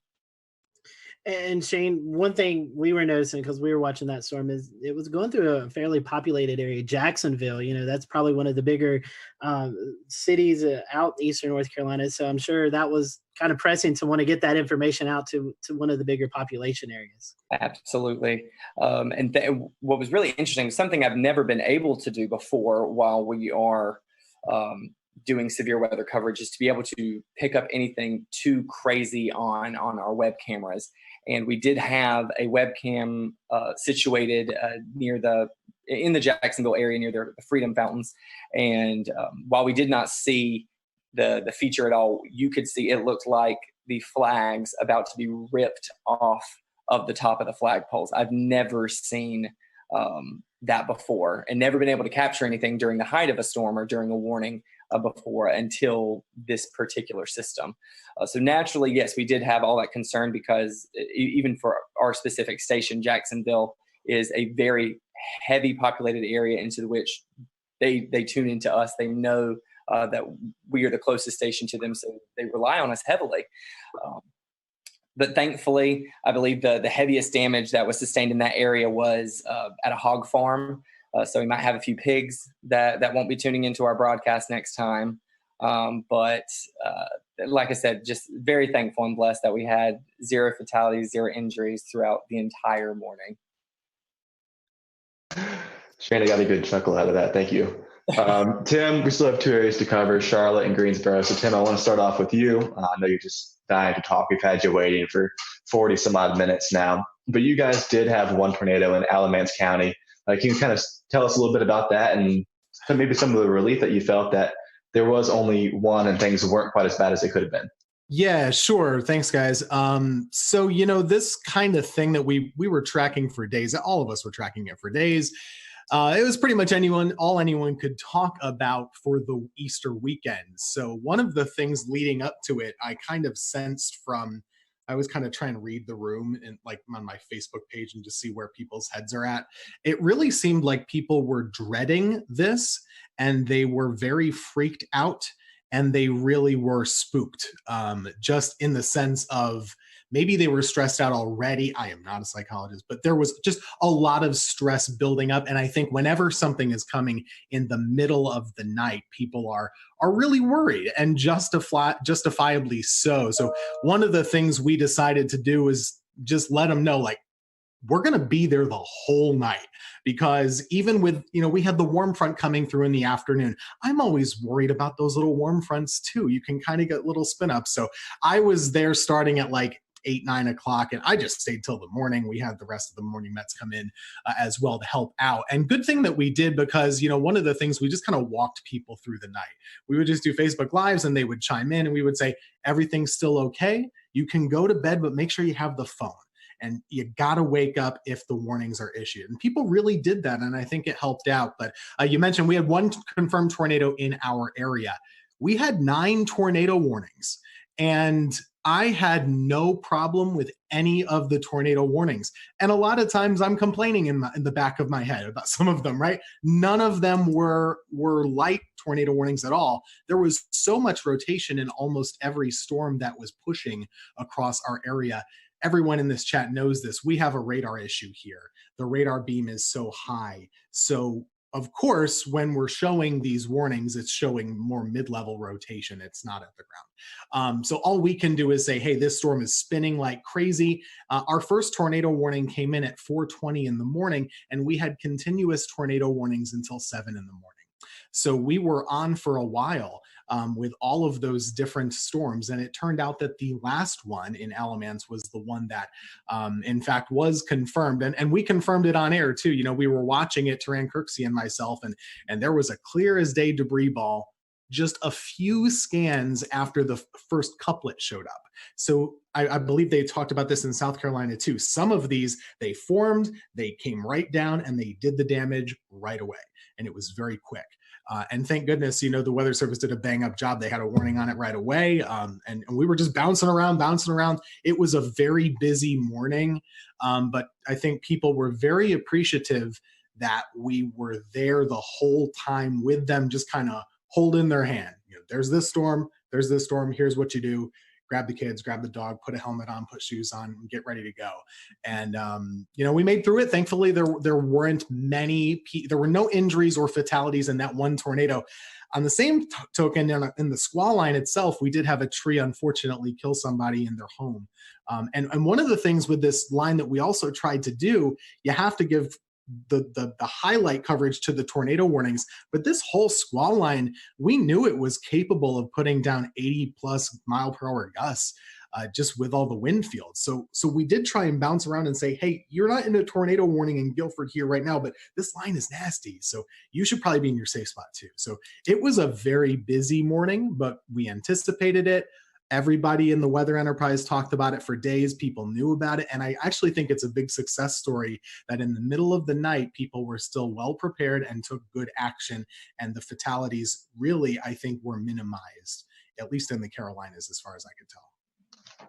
And Tim, you're already kind of making my transition easy, because the second question I wanted to ask was about, there was some information going around on Facebook before the storm that was a little bit unsettling for a lot of viewers, and it was definitely not accurate information, but I know that you were definitely a part of reassuring your audience that the storm, while yes, it was definitely going to be dangerous, this is not something that they couldn't handle. Talk about the importance of the trust that your viewers have in you, and how you're the source where they get all of their information from. Social media is a blessing and it's a curse, right? Like it gives good information and it gives bad. There was some post floating around out there that was advertising potential for EF5 tornadoes in North Carolina, even though we've not had one before on record. But people were freaked out initially. We of course saw the damage in Mississippi and Alabama. That can freak people out here when they know it's coming our way. So, one of the things I tried to do in the days up leading to the event is, everyone's freaked out right now just in life. I don't get freaked out by weather. I'd get freaked out a little bit about this pandemic, if I'm being honest. So one of the things I told them was just saying, hey, we're living in crazy times. We don't know exactly what's going to happen with daily life with this virus and stuff, but we know how to handle severe weather. We have the technology. We do this every year. We got this. It could be bad, but we know what to do. And if it is bad, we're going to let you know about it. We're not going to go crazy. We're just going to let you know where the storm is, where it's going, what you should do, and what to do next time, because there's always a next time with weather. This is not abnormal, really. We had a lot of tornadoes, but 1 year ago, basically in April, North Carolina had 12 tornadoes also. So this is not really that different. We do know what to do. And I think that was reassuring to folks, just to let them know, hey, okay, well, they're used to this. They're going to keep us covered. And that's really the whole reason why we're here. We're not here for the sunny days like today. I could not show up and it would be fine. But Monday, we're pretty important to keep folks calm and hopefully encourage them to make the right choices. And I think a lot of people did. Absolutely. Yeah. Scotty. And so, Tim, talking about radar coverage, that brings me to Mr. Brad Panovich. And Brad, unfortunately, we had a tornado kind of go under the radar, like that little pun there, in the Charlotte area. So we had one in Anson County, but you've been on the show several times talking about our radar gaps, and this one kind of bit us in the behind because we didn't catch this one. Yeah, and I'll give a little bit of a pass to the Weather Service on this one, because I think Tim brought up a good point. Something we were doing on the air Monday morning was we were telling everybody to treat the severe thunderstorm warnings like tornado warnings on Monday morning, because every severe thunderstorm warning had a tornado tag in it, and we knew the environment that these storms had. I didn't want people near a window or near the outside walls with straight line winds on Monday morning. So we actually, for the first time in a long time, I basically treated every severe thunderstorm warning like a tornado warning. But you're right, there was no warning with the 2 tornadoes we had touched down in Anson County, even though in hindsight, looking back even at the Raleigh radar, there were signs of rotation. But I mean, we were all looking at radar Monday. I could have issued 100 different tornado warnings on some of these. It was just, you knew there was probably a tornado in there. There were several times I saw little couplets trying to spin up where you saw that inflow notch starting to increase, and you're waiting for the outflow to kind of kick in, and it never did. So, there probably was numerous small spin ups in there that we never recognized, but it does highlight the same issue, right? We've had this huge radar hole over the Charlotte metro area that goes up into the Greensboro metro and really out towards the Fayetteville area. It's kind of that triangle of just horrible radar coverage. So the Raleigh office, they're trying to issue a warning in Anson County, which is basically closer to Charlotte than it is Raleigh. And the 2 radars they're looking at is Raleigh, Greer, and a terminal Doppler at Charlotte Douglas, which doesn't actually have the range to make it into Anson County. So it's a tough situation in a morning like that. Unfortunately, that tornado did damage about 10 homes. It was an EF2. And we had several farms damaged. So it did quite a bit of damage, actually picked up a couple mobile homes, but it does highlight the issue. I just hope that at some point, I think this COVID-19 thing has kind of set back our North Carolina radar project to do some private-public partnerships, but this problem's not going to go away. And hopefully in the very near future, we'll have, the goal is to have 3 C-band 1,000,000-watt dual pole radars spaced out over that radar gap, to enhance radar coverage going forward. But man, that was, every time this happens, I'm like, I wish I had a better look. I wish I had it, especially that time of the morning when no one's spotting these things. You need that radar coverage. And it really makes it difficult. And I'll just say one of the things about the coverage that morning, everybody knew this was coming. The only messaging issue that I had with this whole event was because of the timing being between day 1 and day 2 outlooks from SPC, there was a lot of disconnect about this thing like skipping over us. And the one thing I tried to do Sunday night and Monday morning was like, hey, you got to understand the day 1 outlook goes from 8 a.m. Sunday to 8 a.m. Monday. And then the new one comes out for Tuesday. It's 8 a.m. Tuesday to 8. And so it looked like it was going to jump over the Piedmont, but it really was just an artifact of it being right at that time of day between the 2 outlooks. So that was the only issue I had communicating. A lot of people thought this was going to happen on Sunday, and it really was a Monday morning event. So from that standpoint, I'm glad a lot of people paid attention, but the timing was a real problem because of the way the outlooks are issued from SPC. Ideally, we'd like to have had it from midnight to midnight. I think that would have had a much better perspective of what's going on. For the viewers, a few asking about radar. For those who may not be familiar with radar, tell us why the Charlotte area, the Greensboro area, Fayetteville area is kind of in that hole. Why does the radar miss those areas? Oh man, it's a lot of politics. I'm not going to lie to you. When the Weather Service was reorganized, for whatever reason, Charlotte, which is, I'm biased, I live here, but it is the biggest city between Atlanta and Washington, D.C. All right. It does not have a radar within 50 miles of the biggest population center in this part of the country.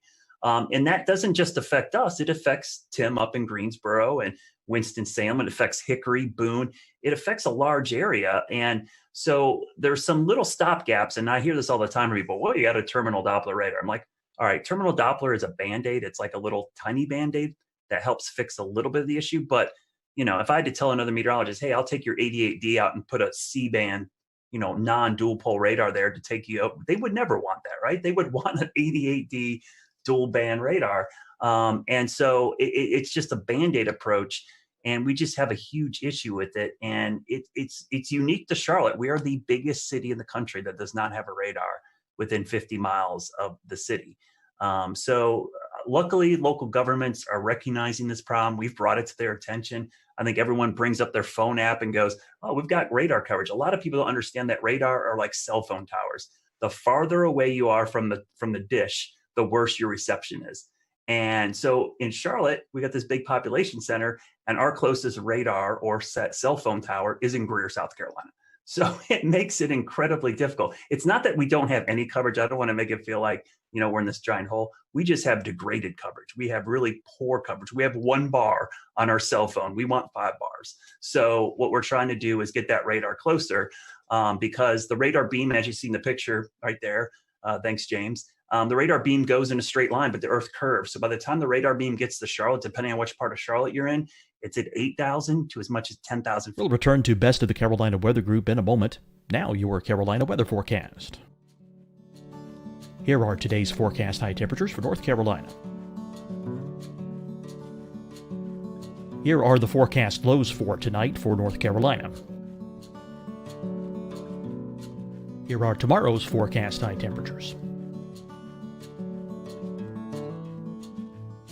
And here's forecast rainfall across North Carolina tomorrow. Here are the forecast highs for the day after tomorrow.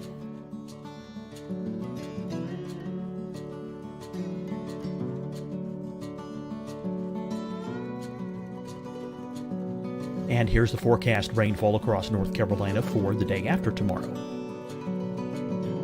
This is the total rainfall forecast across North Carolina for the next 3 days.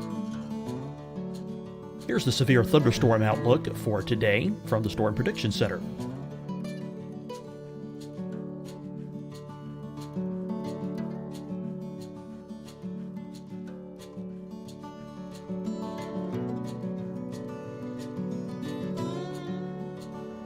Here are the forecast high temperatures for today for South Carolina. Here are the low temperatures for today for South Carolina. Here's the probability of precipitation forecast across South Carolina today. And here are the rain chances across South Carolina tonight. Here are tomorrow's forecast highs across South Carolina. Here are the forecast low temperatures for tomorrow for South Carolina. And here is the probability of precipitation across South Carolina tomorrow. Here's the precipitation chances across South Carolina tomorrow night. Here are the forecast highs for the day after tomorrow in South Carolina. Here are the forecast low temperatures across South Carolina for the day after tomorrow.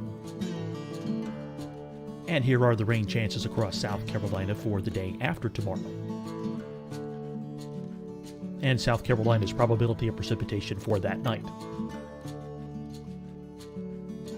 Here's the Storm Prediction Center's severe thunderstorm outlook across South Carolina for today through tonight. Here's the Storm Prediction Center's severe thunderstorm outlook across South Carolina for tomorrow and tomorrow night. And here's the Storm Prediction Center's severe thunderstorm outlook across South Carolina for the day after tomorrow through that night. Here's the severe thunderstorm outlook for today from the Storm Prediction Center.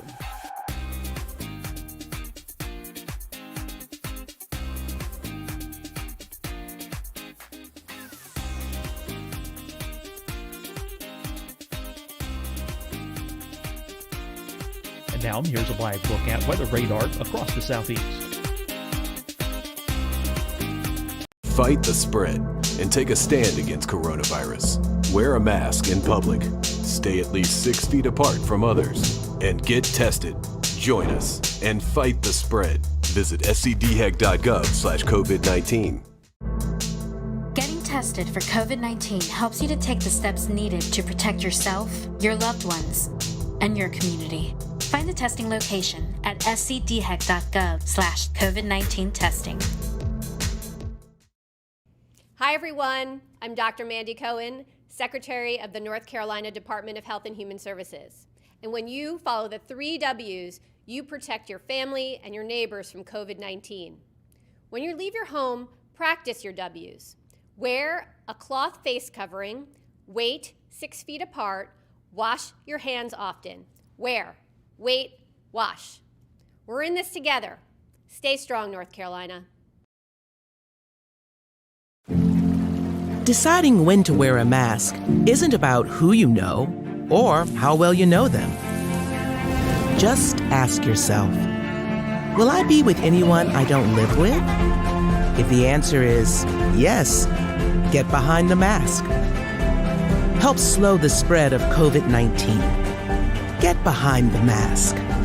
Learn more at covid19.ncdhhs.gov. You'll see your Carolina weather forecast at 25 and 55 past. And now back to the best of the Carolina Weather Group on the all-new Carolina Weather Net. Tornadoes happen down in the lowest 1,000 or lower. So missing a lot of these tornadoes is a problem with the radar gap. And so I hope going forward that this problem will get solved.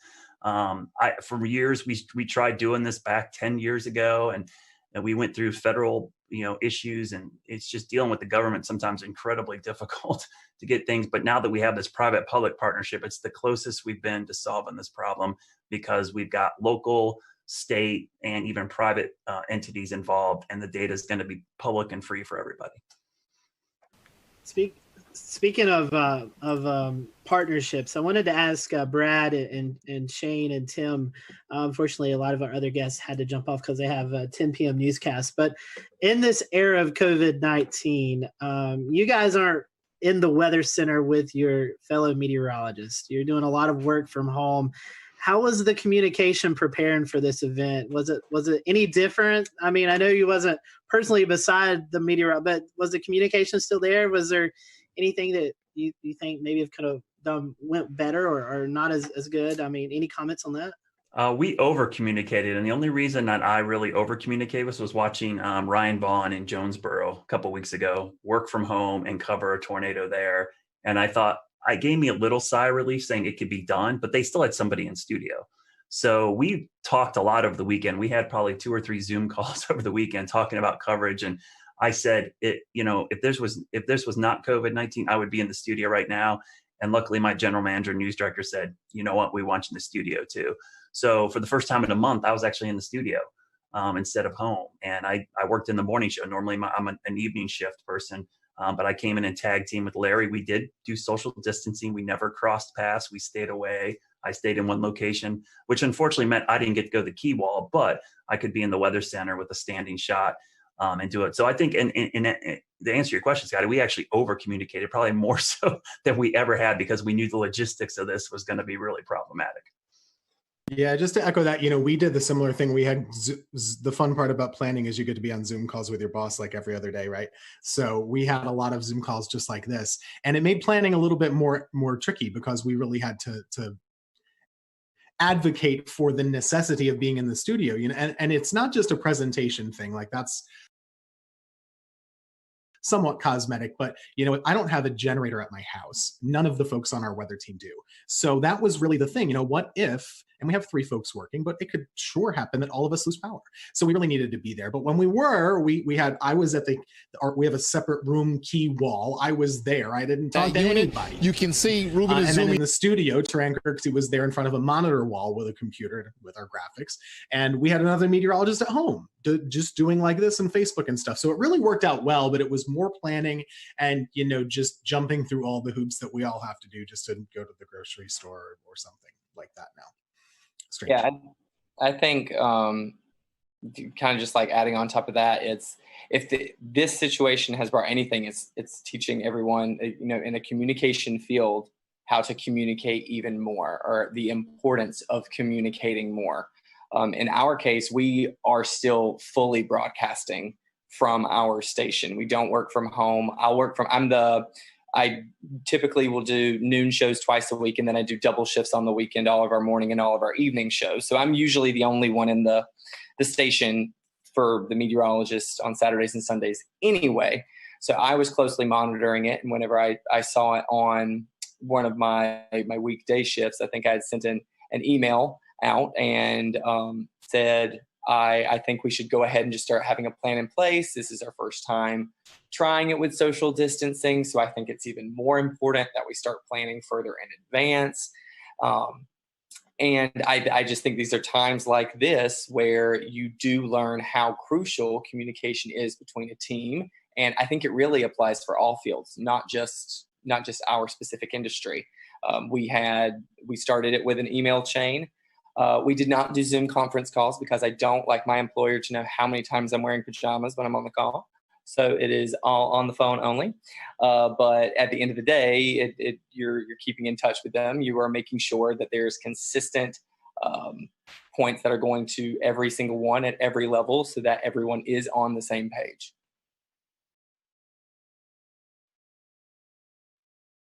Yeah, I was going to say real quick, Tim, we had that same issue. That was our biggest concern, was the generator issue. Yeah. I have a great setup here. I'm great, but man, if I lose power, out of luck. I have backup for my router, but I don't have backup power to my computer or backup power to any of the lights. So that was a big concern. And I thought for sure with just the wind field that we were going to have trees and power lines down all over the place, so we would lose power. So yeah, that was an easy call for us. And honestly, it was kind of nice to be in the station. Not that I wanted to be covering severe weather at 2:00 in the morning, but man, it wasn't nice. That's the first time I saw my morning meteorologist in a month. So yeah. it was really cool to be in there. One weather thing, actually, the surprising part, we talk about how many tornadoes there were. We kind of expected a lot of tornadoes. The fact that the wind field didn't materialize as much in regular severe thunderstorms, I thought was surprising. There wasn't a lot of widespread damage in the squall line. There was a lot, but not as much as I thought there maybe could have been. Yeah, I agree. Only thing I'll say is that, and I'll give a shout out to Shay and Weatherflow, because I have 2 Weatherflow stations on my roof. I had 30 minutes of continuous gust over 50, which was the highest sustained gust above 50 since probably Hurricane Michael came through here. I've had those things for 2 hurricanes passing overhead, or at least the remnants, and that was by far the highest. So yeah, it was really impressive. And what happened in our viewing area was we had a lot of wake up calls. People just heard that roaring sound of the wind and the rain hitting their windows, and people were freaking out. They woke up, and so it was easy for me to get people to act because it was so loud. It woke people up from a sound sleep. That sound, and we had a lot of people sheltered in their bathroom for these straight line winds, but. Yeah, I'm surprised we didn't have more damage, Tim, but I was really impressed with the data from my roof.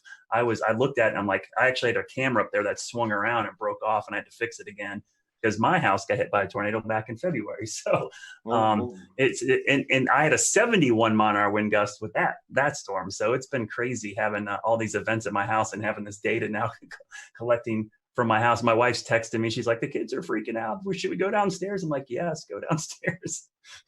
Well, Brad, what a way to QC those stations with a camera breaking, right? And then the stations are still standing. But I mean, that's pretty impressive if you think about the mechanical features over land, how trees and other homes block wind, and you're still getting gusts like that. You could almost assume that just above homes, right at the treetop level, probably several notch stronger just because of those mechanical features. But yeah, even here along the coast, just like Tim said, I was surprised we didn't see a lot of those, those gust fronts or those really strong convergences right ahead of the storms. It never really materialized here. I mean, we got 30 to 40 knots, and then maybe one little spike upwards, but we didn't see any of these big blasts of wind like we normally do here at the coastline, where the energies just drop out of the storm, and then we get a long line of really strong wind. So that was a good thing, because it was less damage over the entire area, even though we did have one tornado along the coastline, immediate coastline, and even one just inland. But a lot of folks just saw a lot of heavy rain, lightning, and just some gusty wind at times. It wasn't terrible. So, I mean, there's a little bit of reprieve from that storm, at least here along the immediate South Carolina coast, except for Murrells Inlet area and Litchfield. Yeah, so today's date, I think, is kind of significant too. The initial thing we were going to air today was going to be about the 2011 tornado outbreak that everybody really thinks about when they think about the strongest storm system maybe they've lived through or seen. We chose to do this instead because this was such a significant severe weather outbreak. Going kind of back to you, Brad, and anyone else who wants to talk about it, is there any sort of feedback that you're receiving from the public that this is going to be kind of the new thing in their heads as the biggest severe weather threat that they've seen? Or how do you think this compares as far as response to what we kind of saw on April 16th, 2011? I remember that April well, because that is the highlight of that month. But there were 4 separate significant severe weather events back in April. We had a derecho, we had baseball-sized hail, and we had the tail end of the Tuscaloosa tornado outbreak actually affect the Carolinas. And then April 16th, which I remember that night because I stayed up all night long and watched that line of supercells pass over Charlotte, not touch down, and then immediately as the sun came up, start spinning. But I think what helped us out on Monday, 2 things. One, COVID-19, everybody's home. They're sheltering in place already. But 2 was our tornado outbreak back in early February. That was still fresh in a lot of people's minds. We had significant tornadoes that morning, and that wasn't too long ago. And that was in Charlotte. That was, we had EF1 damage across a big chunk of South Charlotte, including my backyard. So I think that in the back of people's minds helped. And anybody who's worked in emergency management or done this, the level of preparedness is only as good as your memory of the last disaster. And in this case, having that last disaster kept people prepared. And so they were kind of ready for this. Yeah, for here, this one is not going to be remembered for years for most of the Piedmont area, and at least near the Triad, I wouldn't say, except for the folks who actually were in the tornado path in Alamance County. Just to add to this time of year, it's always very busy. 2 years ago today is the anniversary of the Greensboro tornado, which is still so fresh. We had a reporter do a story today, how is East Greensboro doing? The answer is, still not great. Unfortunately, it was a really rough urban tornado, a strong EF2 that came right through the city, stayed on the ground for 30 miles, all the way up basically toward the Virginia border. And that was just 2 years ago. So for a lot of folks, that's still what they remember, or maybe it's always very personal. So if you're in High Point, you remember the High Point tornado in 2010, right? It just depends on who you are and where you've lived. For me, that April 16th event is still, way up here and everything else is way down. I was working in Wilmington, but that thing was another level. And that year was just another level of severe weather. And I'll just add my own commentary to that. It was a year ago that we had a tornado outbreak here in the Carolinas. I don't even remember the number, but a year later, our thought is already bouncing back to 2011 and not a year ago. Yeah, that was 12, and it was Good Friday. I remember that very clearly. You're right. Scotty, I think that was the first time you sought shelter in your...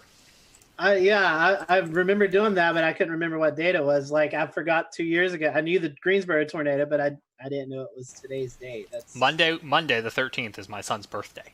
And I remember on his first birthday, we were doing severe weather coverage, and on his second birthday, we were doing severe weather coverage.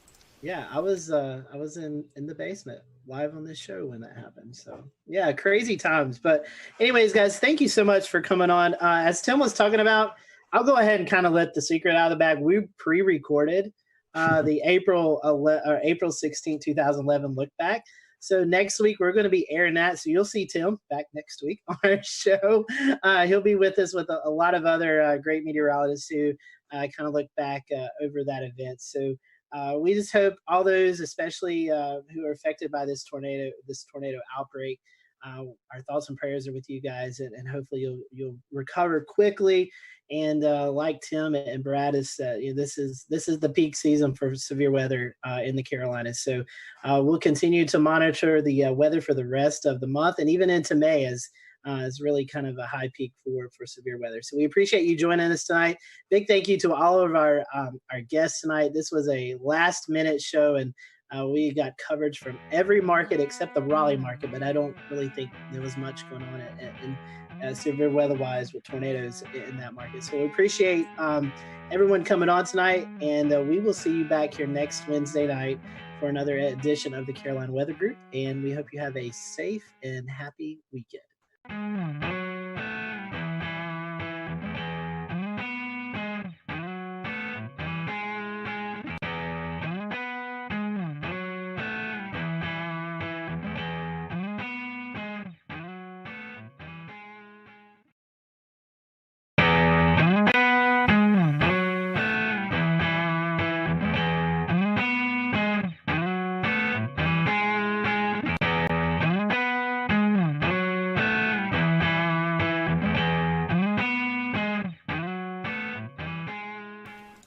Good evening from Charlotte. It is June the 17th, 2020. I'm James Brierton. Did you get a chance to see the sun today at all?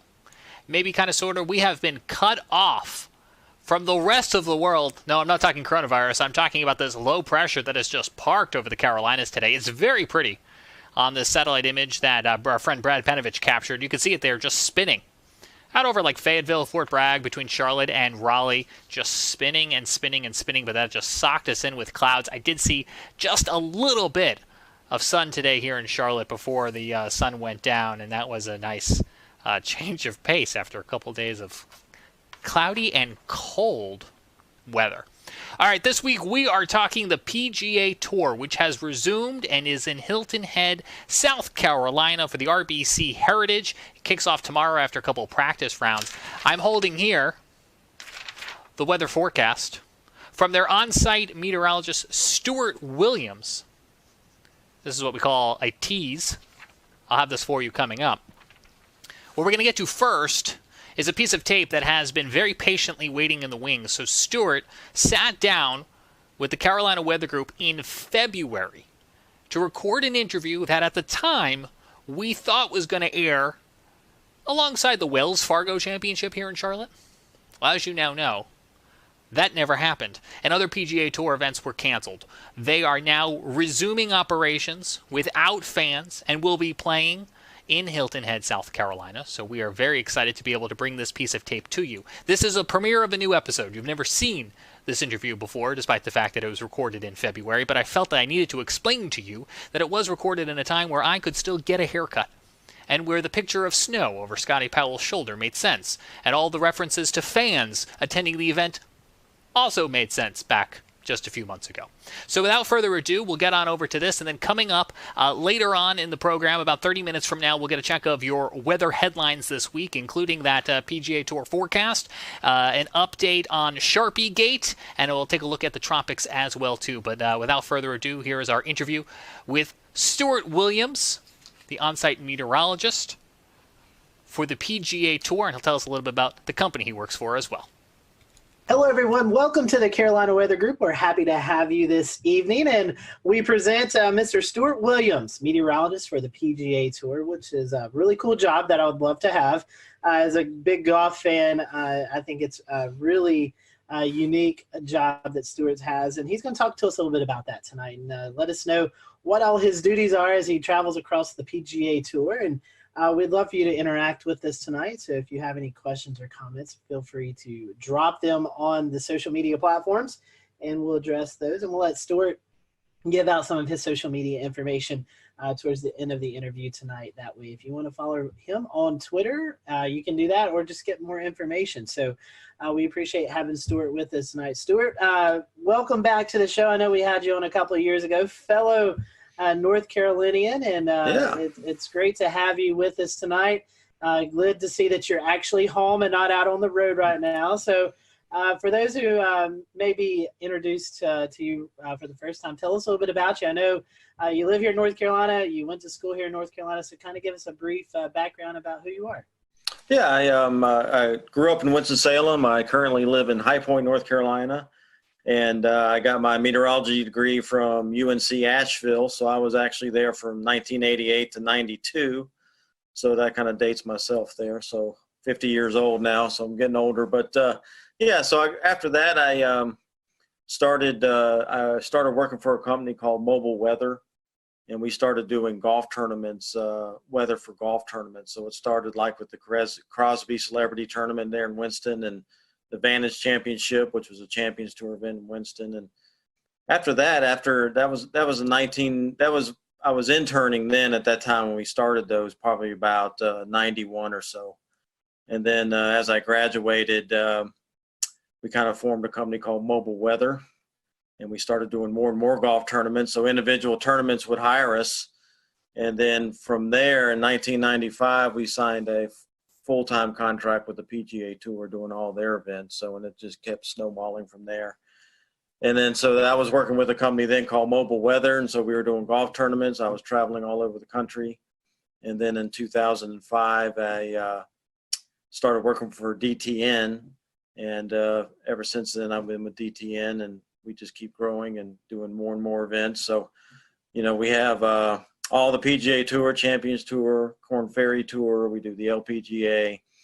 We do the PGA of America, which includes the PGA Championship, Ryder Cup, Senior PGA, and some of their smaller events. And we do quite a few international events for IMG. We do a lot of Asian tour tournaments in China and Taiwan and that kind of thing. So, you know, we do over 150 events a year now, so it's quite busy.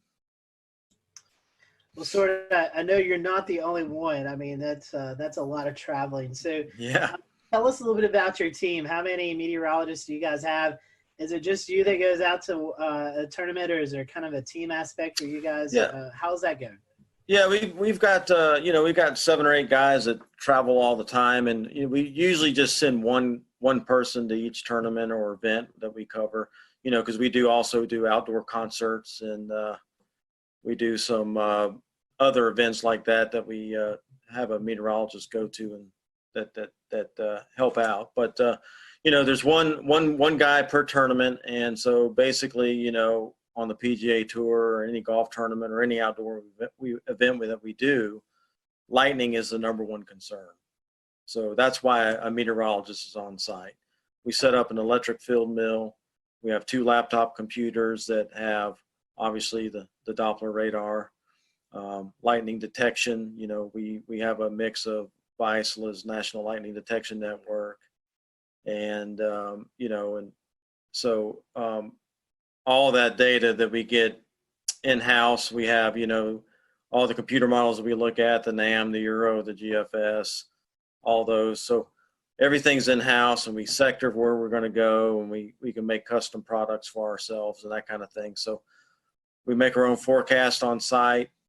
So using all that technology, as an official comes in wondering what the weather is, if we do see a threat, we see a storm developing, the officials can come in, we can show them exactly on the screen what is happening, and based on what we're showing them and what our opinions are, what's going to happen, then the officials can make very good decisions of, okay, when do we need to stop?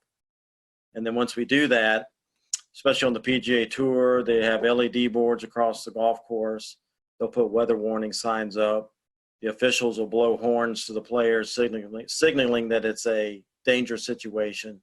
So then the players will get moved off to evacuation vans and cars and that kind of thing, and they're brought to the clubhouse.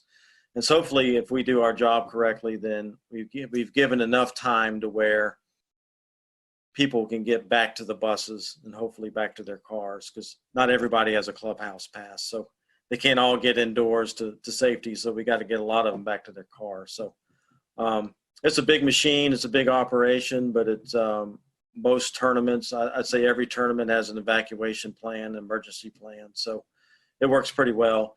And then the big question is, once we have stopped play, when do we go back and start playing? When is it safe to go back out? So that's when we help big time as far as, okay, we think this storm is going to be out of here at such and such time. And then they can open up the practice facilities again, let the players warm back up, and then we'll get them back out to the golf course and start playing again. Stuart, that kind of rings a bell here in Charleston at Bulls Bay, the tournament last year, LPGA, lightning hit the tree. Someone was went under the tree, and it's a serious situation with these thunderstorms and in these golf tournaments. How much collaboration do you guys have with the local National Weather Service, especially in big events like this? In the last few years, there's been a little bit more collaboration because, with Homeland Security and a lot of these big, government agencies and everything, a lot of these agencies are using golf tournaments as their training grounds for big events and things like that. So I know down at the RBC Heritage down in Hilton Head, the FBI shows up and all the government agencies, the Weather Service. And so they do a lot of practice at that event, since it's such a large event. And so I do coordinate with the Weather Service there. We'll talk what we're thinking, and kind of bounce off ideas off each other. But for the most part, I'll maybe read a forecast discussion or something like that from the Weather Service. But, like I said, having everything in-house, all of our own computer models and that kind of thing, we basically do our own thing, to be honest with you, make our own forecast. Because I think in a lot of ways, sometimes we do a better job because we know what golf wants and we know what golf needs. So we know what they're looking for as far as a forecast goes. Whereas the Weather Service, they may be a little more general because they have a bigger area to cover. So for example, for us, wind forecasts are very big at the golf tournaments because that plays a huge role on how the golf course is going to be set up each day. So we concentrate a lot on wind. We'll return to Best of the Carolina Weather Group in a moment. Now your Carolina weather forecast. Here are today's forecast high temperatures for North Carolina. Here are the forecast lows for tonight for North Carolina. Here are tomorrow's forecast high temperatures. And here's forecast rainfall across North Carolina tomorrow. Here are the forecast highs for the day after tomorrow.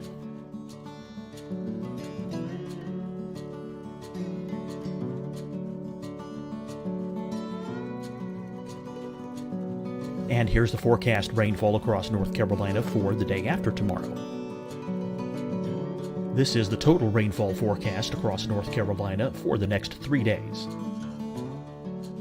Here's the severe thunderstorm outlook for today from the Storm Prediction Center.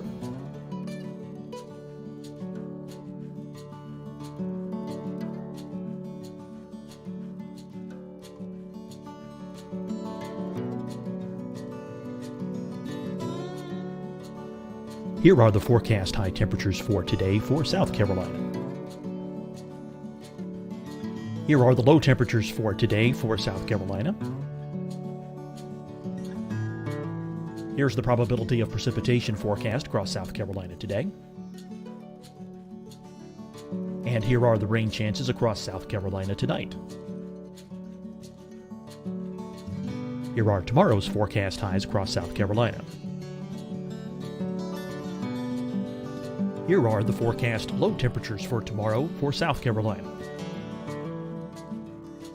And here is the probability of precipitation across South Carolina tomorrow. Here's the precipitation chances across South Carolina tomorrow night. Here are the forecast highs for the day after tomorrow in South Carolina. Here are the forecast low temperatures across South Carolina for the day after tomorrow. And here are the rain chances across South Carolina for the day after tomorrow. and South Carolina's probability of precipitation for that night. Here's the Storm Prediction Center's severe thunderstorm outlook across South Carolina for today through tonight. Here's the Storm Prediction Center's severe thunderstorm outlook across South Carolina for tomorrow and tomorrow night. And here's the Storm Prediction Center's severe thunderstorm outlook across South Carolina for the day after tomorrow through that night. Here's the severe thunderstorm outlook for today from the Storm Prediction Center.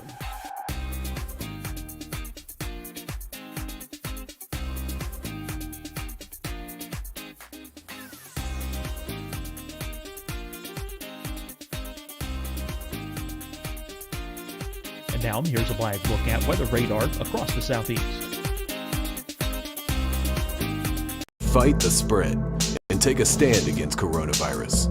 Wear a mask in public. Stay at least 6 feet apart from others. And get tested. Join us and fight the spread. Visit scdhec.gov/COVID-19. Getting tested for COVID-19 helps you to take the steps needed to protect yourself, your loved ones, and your community. Find the testing location at scdhec.gov/COVID-19 testing. Hi, everyone. I'm Dr. Mandy Cohen, Secretary of the North Carolina Department of Health and Human Services. And when you follow the 3 W's, you protect your family and your neighbors from COVID-19. When you leave your home, practice your W's. Wear a cloth face covering, wait 6 feet apart, wash your hands often. Wear, wait, wash. We're in this together. Stay strong, North Carolina. Deciding when to wear a mask isn't about who you know or how well you know them. Just ask yourself, will I be with anyone I don't live with? If the answer is yes, get behind the mask. Help slow the spread of COVID-19. Get behind the mask. Learn more at covid19.ncdhhs.gov. You'll see your Carolina weather forecast at 25 and 55 past. And now back to the best of the Carolina Weather Group on the all-new Carolina Weather Net.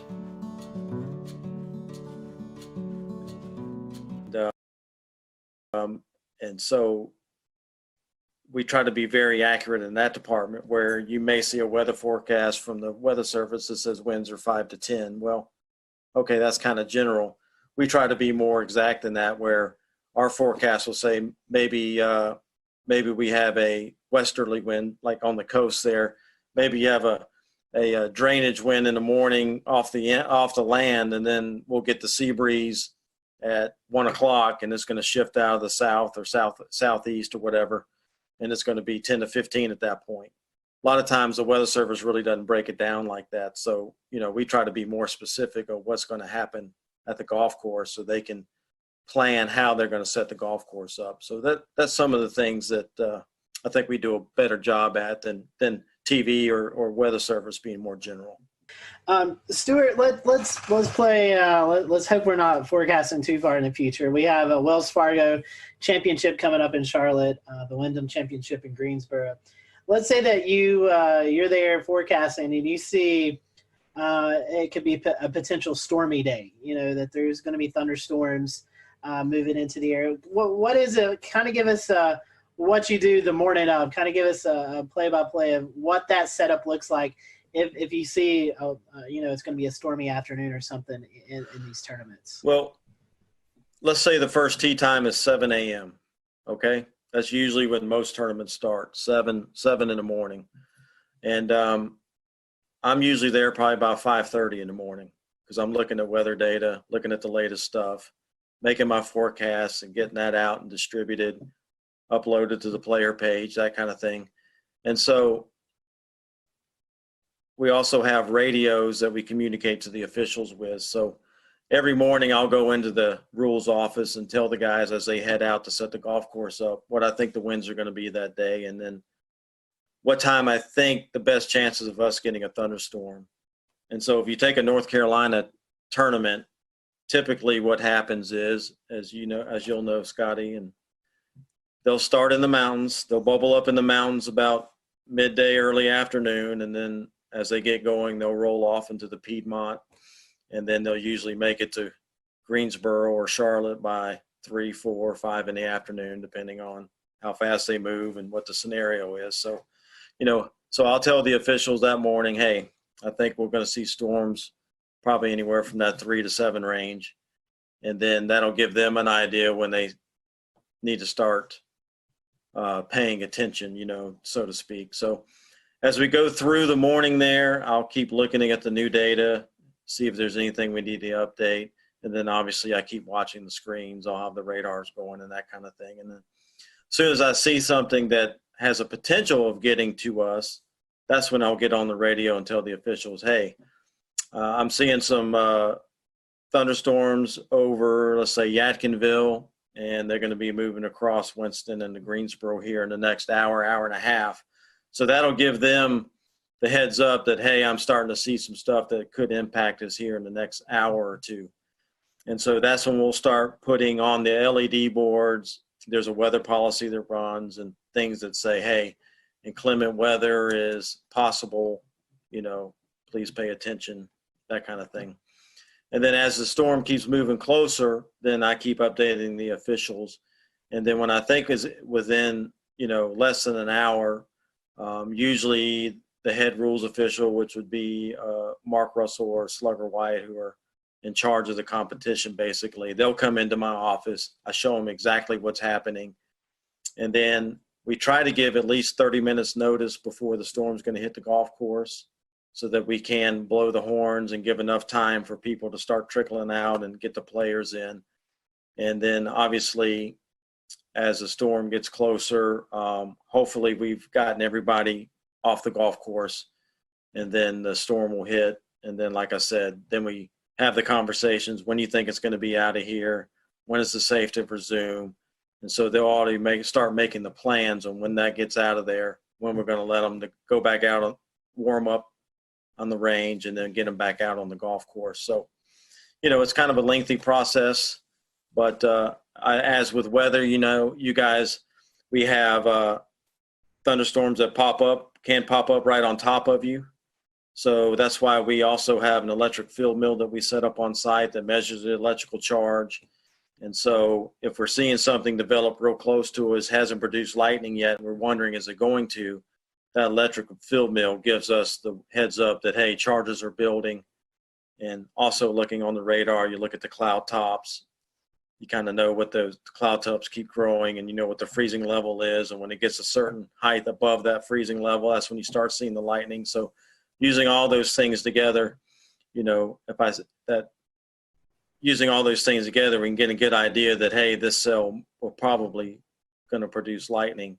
So that electric field mill is crucial in that aspect. So it may give us 10 or 15 minutes that we wouldn't have had if you waited for the first lightning bolt to come out. So, we may only have 10 or 15 minutes to get them off, but that's still better than having no warning and all of a sudden there's a lightning bolt. So, yeah, technology plays a huge role in what we do. That's pretty fascinating. I didn't realize that much went into it. That's pretty sophisticated and really good coverage on your part. Stuart, once y'all blow the horn, this is kind of going back a few minutes, but once y'all blow the horn to warn there's a tornado or tornado warning storm or even a severe thunderstorm on its way, the players, they're coming off the course. But for bystanders that are sitting alongside the course or even in the stands, is there a safe place for them to go? Unless you have a clubhouse pass, and generally no. So, if you're having a severe weather event, obviously you don't want to keep them in the tents and the skyboxes because those are temporary structures and big lightning rods as well, just, with the poles and everything. So, we try to get people to go back to their cars, go back to the buses, get back to their cars. But, it doesn't always happen that way. There's always stragglers. There's people that try to hide and wait it out. And because, as soon as we start back play, then they can run out and get a good spot on 18 or whatever. And they're in a good spot to get a good position to watch golf again. But, it happens. We put weather warning signs up. We do the best we can. The PGA Tour and all these events try to do the best they can to get people to leave. But, there's always a few stragglers that always try to stand under a tree and It's not recommended, but it definitely it happens. No, I was just going to say that I'm sure that's a problem at a lot of these outdoor sporting events, whether it be air shows, I would imagine, have a big problem with that, or even like you mentioned earlier, concerts. I think it was just last year we saw some video went viral of a concert tent just taking off, and downdraft, outflow wind of a tornado, thunderstorm. There's my brain. So yeah, that seems like a real problem. Yeah, it is, and there's a lot of outdoor festivals and concerts and stuff that don't have a meteorologist, and the people in charge really don't know weather. So I think that's when you have more of the mistakes made, or decision making, not poor decision making, when those things happen. So, fortunately for us and my company I work for, DTN, we do a lot of consultation. We have a lot of customers that call in and get opinion from a meteorologist. So I think it's getting better and better as far as people hiring meteorologists, or at least weather companies, to help them out and make good decisions. And like for me, on the on-site business, actually have a meteorologist at your site it's expensive. You got to pay for hotel rooms and airline tickets and ship equipment and plus have the meteorologist there. So that's kind of a hard thing for some organizations to pay that kind of money to have somebody there. But once you have that meteorologist there that's on site, they see how it works and how it takes the pressure off them making these decisions. And it actually pays for itself, to be honest with you, to make good decisions. But, like I said, if you don't have the money, a lot of these organizations just don't have the budget for it. Hey, at least they can still hire a company like mine and have a consultation where they can call in, so it definitely makes a difference. Definitely so. Able to do that for Speedway Motorsports Incorporated. It definitely, I tell them, I'll worry about the weather. You guys worry about running the event. And it's just, I think it's a peace of mind for those folks. Well, I mean, I say it all the time myself is I'll tell you when you need to worry. Yeah, I'll do the worrying for you. Exactly. I'll tell you when you need to worry. So, yeah. I want to get back to what you mentioned about winds, right? So we talked about wind science, right? And we get into the nitty gritty of it, right? So you're talking about sea breezes, you're talking about things at the coastline, even inland, where you can have wind shifting or building, stronger pressure gradient, higher winds from certain directions. Do you get into the science of saying, you look at the course, you look at the direction of wind, the dominant direction of wind for the day, and the speeds? Do you talk about which links are going to be more difficult than others? When you look at long range trajectory shots or higher iron shots, do you speak about look for a lean to the left or hooking or anything like that when you get into the wind forecast? Yeah, the rules officials, the guys that are setting up the golf course, they're the ones that's more concerned with which holes are going to play. Let's just say we have on hole number 1, we have a strong south wind and it's blowing, 15 to 20 miles per hour. Well, if it's blowing from behind them, then a lot of times what they'll do is they'll move the tee blocks back so that hole plays longer. And then on the next hole, maybe it's going the opposite direction. Now it's in the player's face when they tee off.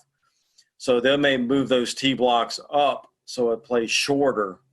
That way they're trying to keep everything moving, but they're also trying to make it not hard, but they're trying to make it fair too, not necessarily hard, but fair, and keep things moving. So, crosswinds play a big role, especially near the greens, where if there's a lake or a big sand trap or something that's on the right side and it's blowing from left to right, well, they may put that hole location more towards the left side of the green, so guys aren't dumping in the lake the whole time trying to get it to the hole. That's so all those strategies play a role in how the golf course is set up. So definitely wind direction definitely is important, how strong the wind is. So they're actually changing distances and layout.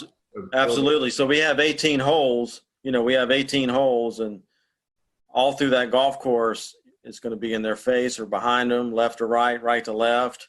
So all those things play a role in how the golf course is set up. So definitely wind definitely is a major impact on golf tournaments. So. Very interesting. Very neat. Scotty, go ahead. Yeah, Stuart, In some circumstances, I know we saw the Masters had some severe weather roll through back in 2019. When we see these big severe weather events, you guys, I'm sure, coordinate with the course, with the tour, with the TV networks, and kind of make the best plans. Is that right? Yeah, we try to do what's right. You don't want to get anybody hurt.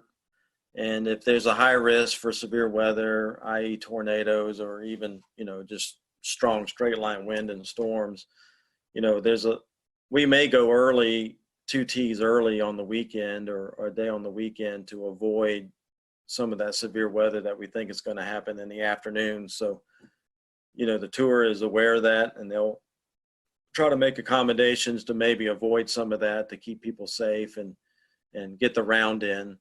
Because, the tour has a policy that we'll play on Monday to complete 72 holes. 72 holes is a must. They want to get every round in.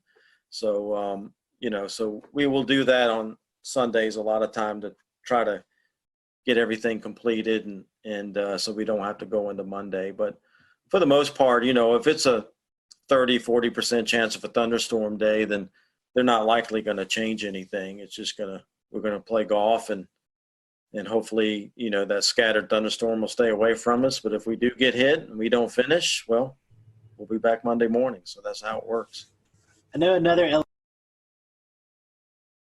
that is tricky for you guys, especially on the West Coast swing early in the season, is fog. Seeing lots of fog delays and even some cancellations of round because of visibility. Talk to us a little bit about forecasting fog. Yeah, it's tough, man. That marine layer out there, and what most people don't realize in California, the Pacific Ocean out there gets the Aleutian current, which is very cold. It's cold water, and so fog forms on it quite a bit. So when we get out there, a lot of the things that we look for is the offshore flow. And we love it when there's offshore flow because it pushes that marine layer way out in the ocean and skies stay clear at the golf course. Well, the thing that I've learned forecasting the weather out there, as soon as that pressure gradient starts going neutral, that's usually when the marine layer fog will move in. And so I've seen it.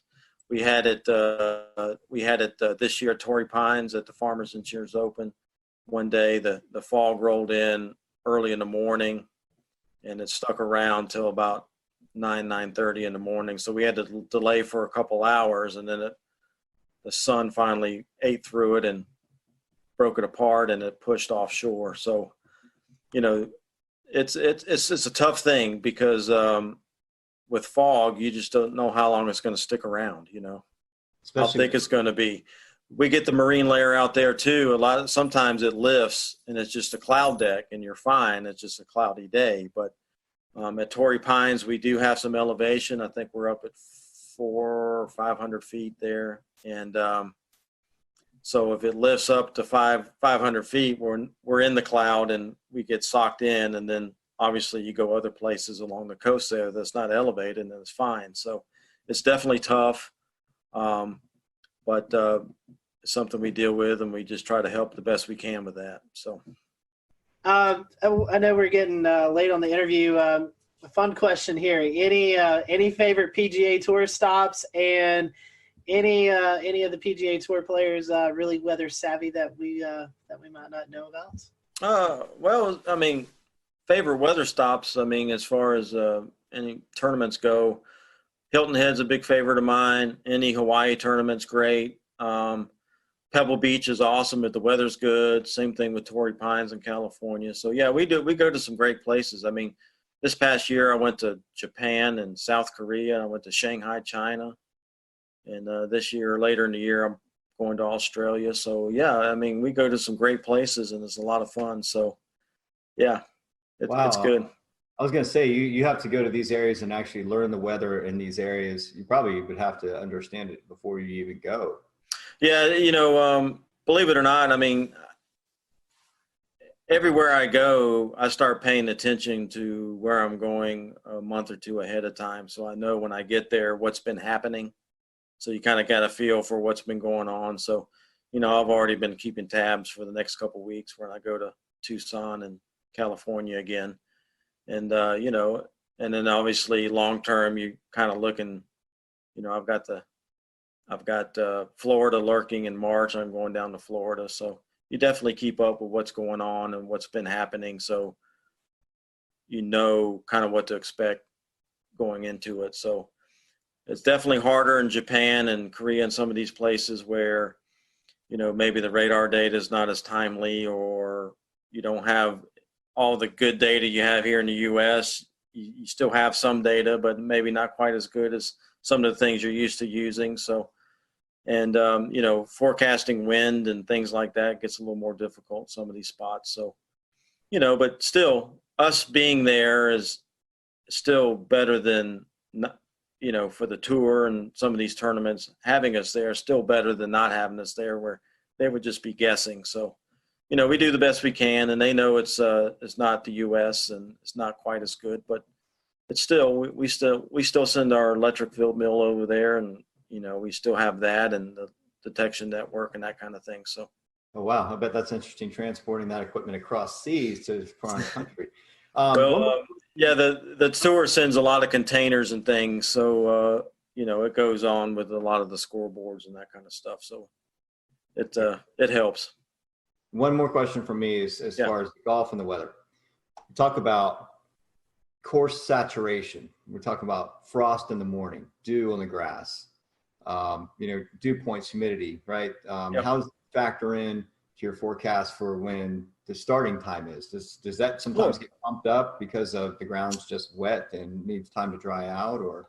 Well, obviously, if it's totally saturated, there's the rules of golf dictate what we can do as far as playing golf on a saturated golf course. So if there's still some standing water or some real wet areas, the tour a lot of time will institute a policy of lift, clean, in place, where they can get relief maybe from some of those spots to a drier area that's not any closer to the hole, but they get some relief, and then they can pick up mud on their ball, so they can pick the ball up and wipe the mud off and place it back down and then hit it. So that helps us out quite a bit. But if we still have water running down the fairways, or there's puddles on the greens, and you can't put the ball through a puddle, so then obviously we can't play in those conditions. But golf courses are made to drain, so typically once the standing water is gone, then they institute that policy of maybe lift, clean, in place. That way we can still play and not be stopped under the rules of golf. So as far as frost goes, we do try to do frost forecasts.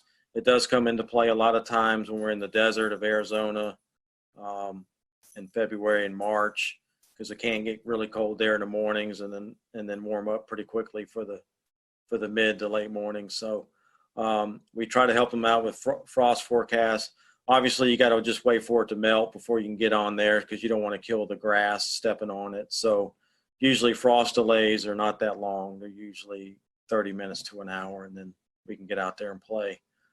As far as late in the year, a lot of places where we go is Florida and the Southeast and that kind of thing. So typically we don't deal with frost too much in the fall, but definitely early in the year.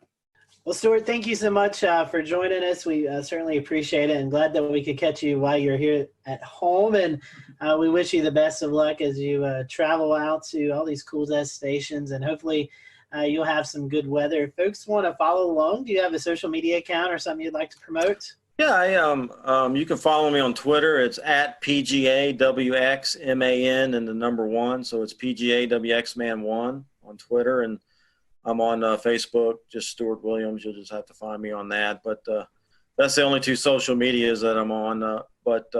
Yeah, Twitter, definitely follow me, and you can see what the forecasts are, what's going on at these tournaments that we're doing and these other events. So. And the weather's bad and you're at that tournament, just go find Stuart. You can blame him for it. Yeah, that's right. Stuart, thank you so much for joining us tonight. As always, we appreciate your time, and glad to catch up with you, and I hope to talk to you soon. Absolutely. Scotty, thank you guys for having me on. I appreciate it. It's been a lot of fun, and hopefully we can do it more often. Yes, sir. All right, guys. Thanks for watching the Carolina Weather Group. We'll see you back for another episode next week. All right, and that is our interview with Stuart Williams, DTN meteorologist, who goes to all the PGA Tour events and provides them on-location weather support. That interview, again, was recorded in February for what we thought was going to coincide with a premiere for the Wells Fargo Championship in Charlotte. This week, the PGA Tour is back in action. They are at the RBC Heritage event in Hilton Head, South Carolina. And from Charlotte, I am James Brierton. We will see you back here next week. We will leave you, I'm hoping. I'm trying to pull up a camera in Hilton Head, South Carolina to take a look at conditions there right now. It's not coming up. Go figure. But you'll have to trust us that Stuart's forecast says it won't be all too shabby. And here it is, a look from the Salty Dog there in Hilton Head, South Carolina. Again, I'm James Brierton, Charlotte. Thanks for joining us. Have a good night.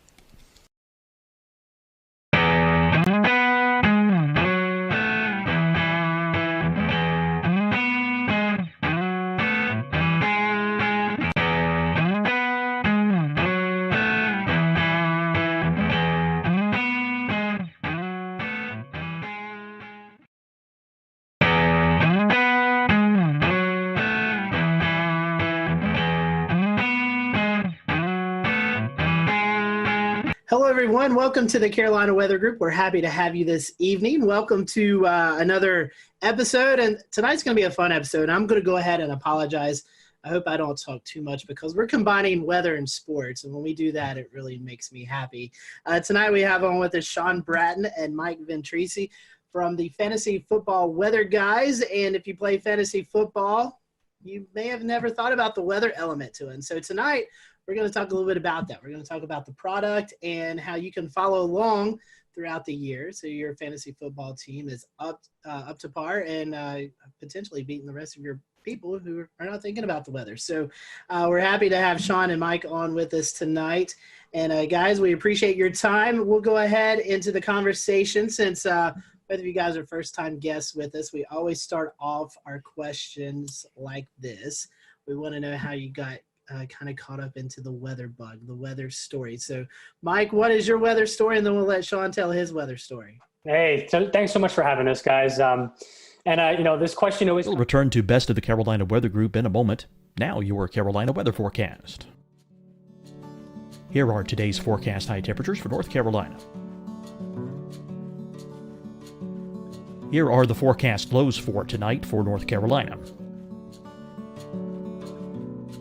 Here are tomorrow's forecast high temperatures. And here's forecast rainfall across North Carolina tomorrow. Here are the forecast highs for the day after tomorrow.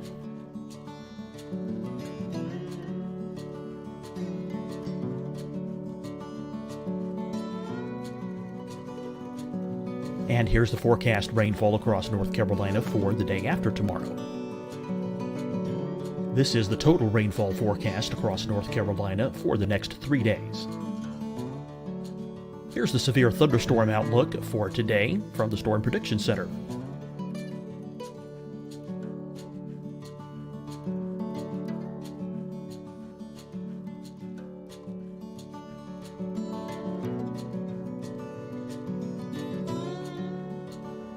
Here are the forecast high temperatures for today for South Carolina. Here are the low temperatures for today for South Carolina. Here's the probability of precipitation forecast across South Carolina today. And here are the rain chances across South Carolina tonight. Here are tomorrow's forecast highs across South Carolina.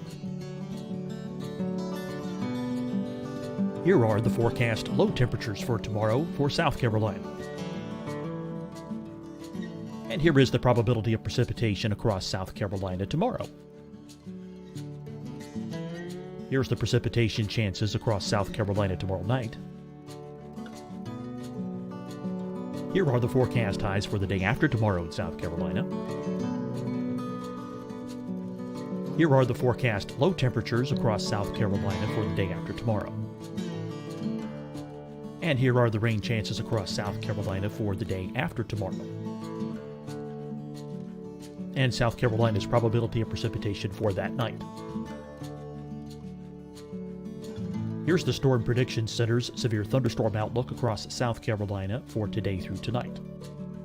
Here's the Storm Prediction Center's severe thunderstorm outlook across South Carolina for tomorrow and tomorrow night.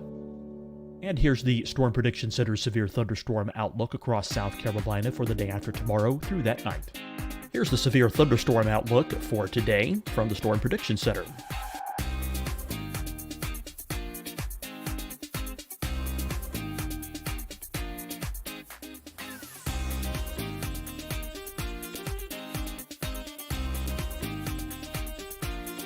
And now here's a live look at weather radar across the southeast. Fight the spread and take a stand against coronavirus. Wear a mask in public. Stay at least 6 feet apart from others. And get tested. Join us and fight the spread. Visit scdhec.gov/COVID-19.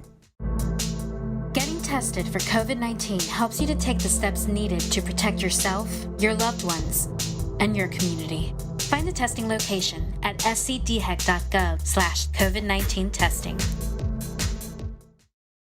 Hi, everyone. I'm Dr. Mandy Cohen, Secretary of the North Carolina Department of Health and Human Services.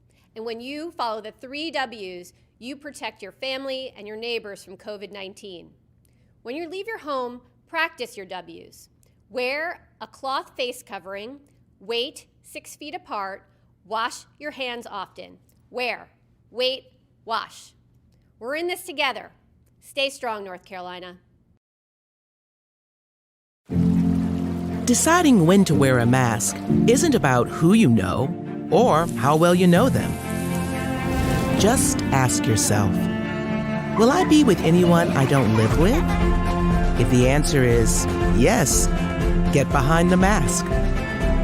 Help slow the spread of COVID-19. Get behind the mask. Learn more at covid19.ncdhhs.gov. You'll see your Carolina weather forecast at 25 and 55 past. And now back to the best of the Carolina Weather Group on the all-new Carolina WeatherNet. Starts off with, it's usually always the same answer, right? It's some kind of high impactful weather event that has just kind of brought us into the field. So I grew up on Long Island, New York as a kid and ended up experiencing Hurricane Bob in 1991.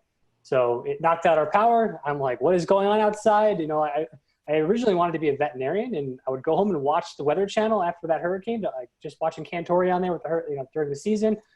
And I realized I should probably change profession pathways and go into that meteorology just because of how nerdy I was just kind of sitting out under an umbrella watching a thunderstorm. So, but it was Hurricane Bob that really got me into that passion. And that's pretty much why I ended up getting a PhD in tropical meteorology. So I didn't grow up too far from where Mike grew up. I grew up in New Milford, Connecticut. So it's in Litchfield County, Connecticut. And I actually still remember this day very vividly. I was in first grade and we were on our, getting ready to pack up and go home, but they didn't let us because we had a tornado warning.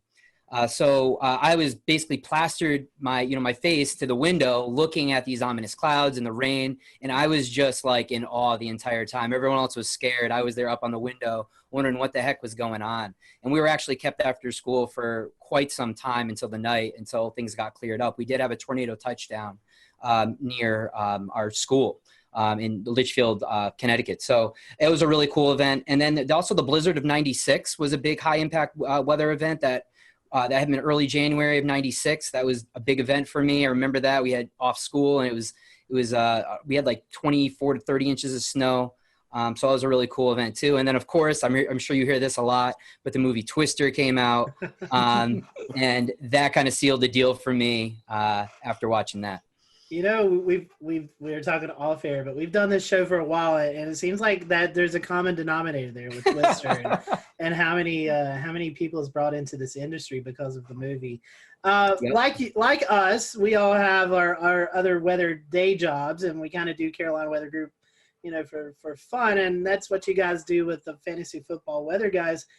Tell us about what you do in your daytime jobs. I know you guys are both connected in the weather industry as well. Yeah, so I guess I'll start off. And so I work currently for the weather company, which is owned by IBM. When I started my career there, I dabbled with a lot of energy forecasting, pretty much providing weather information to folks who were trading natural gas futures and some of the utilities. But since IBM has stepped into the picture here, they have been transitioned into more of a I guess you could say an analyst. My title is a meteorological engineer, essentially, where my main goal in the company now is to make sure that our forecast offerings are the number one most skillful product out there. So it's been a lot more of data engineering, software engineering, and playing with Twitter on the side, pretty much. It's kind of how it's evolved. For me, I'm actually I teach AP Physics at a school called Lane Tech here in Chicago.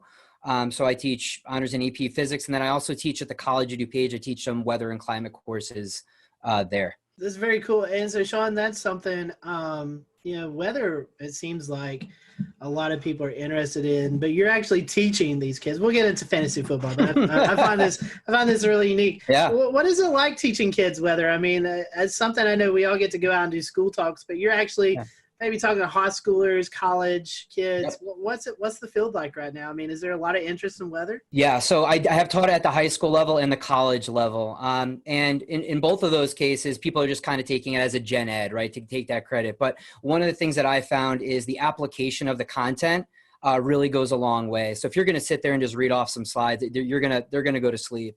But really getting them involved with the weather, looking at current events, looking at maps. I had students typically do their own map discussions, run their own map discussions once we get into forecast mapping and all of that stuff. And they really seem to enjoy that. And there are a lot of students that have become avidly interested in weather as a result. I have a few people really interested in climate, some in more in synoptics and in mesoscale meteorology. That's been really cool. We also do kind of like these little trips. The National Weather Service locally here will do balloon launches, and they'll kind of go and kind of experience that, which is a really cool experience for them. But it's really cool. I mean, really just it's a really cool science to bring to life because you experience it every day. And students really enjoy that aspect of actually being able to experience the weather, make your own forecast, and kind of making it come to life. That's very true. Well, let's talk about fantasy football, weather. I told you guys before I play fantasy football, but never really put the concept together until I came across your product. So tell us how did you guys become about? I mean, how did this website, blog? I know you guys do a podcast now. How did you guys come about putting the product together? Yeah, we Sean and I have been talking about fantasy football and the weather component for a number of years. We've kind of gone back and forth and just saying, hey, did you see that snow game? Like Roethlisberger threw 4 interceptions. He was projected to be the number 1 quarterback of the week. What just happened there? It's been just kind of this informal thing for a while, and it's kind of evolved throughout the year, a couple of years now. We've been essentially, in a nutshell, Sean and I are probably the most competitive people you'd ever meet. And we need to be, essentially we're competitive with everyone else, but also really competitive with each other. So we want to try to find any edge that we can when essentially trying to optimize our lineups on a given week. And I think this is kind of how it spawned out, Sean. What would you say? Yeah, it's kind of funny because Mike and I first started listening to this fantasy football podcast, and we would be always going back and forth. And there's one thing that they always brought up, like, hey, you could become a part of our league of record, meaning you can join their fantasy football league. And these guys are big time. They're all over the place. Everyone knows them. That's in the fantasy football community, the fantasy footballers. And we were like, hey, I wonder what would it take for us to actually be able to be part of their league? And we were like, well, we're really in tune with the weather and what's going on week to week. Maybe we can trade our experience with weather and letting them know what the forecast is, and maybe they'll let us be in our league. And so Mike and I were actually kind of just pitching this idea, and we're like, wait, as Mike explained, we were thinking about all these events in which weather has played a major role, and we're like, we may have something here. And so last August, essentially, we were like, hey, let's do this. So Mike threw together a website. is like, all right, we're going to meet at this time every week, do a forecast, and make projections for players. We had a data set we were able to work with at the time, and then we brought on our friend Colin, who's kind of our producer and behind the scenes guy, and our host, exactly. And he's been kind of doing stuff on the side, and it just kind of gained momentum during big weather impact games. We would get people on Twitter and asking us for advice and what was going on, and it's kind of built. And now we're at a point where we brought on Nick Schiraldi, who also has a PhD in meteorology, and he's working, on our quantitative statistical analysis package and user interface on our website to really kind of nail down those numbers, and as Mike mentioned, that kind of give you the edge. So, it's just a really cool thing that we kind of were like, hey, let's just try it out, see what happens, and it's kind of getting some momentum over the last year or two. I just want to say one quick thing. All the fantasy football weather guys we just mentioned, we're all University of Albany alumni guys. So. That's our deep root connection. Well, I'm going to go ahead and share your website. Let's take a look at what you guys have created here. And I mean, this is pretty impressive because it looks like you guys have developed your own modeling within for the continental United States, or what we call CONUS.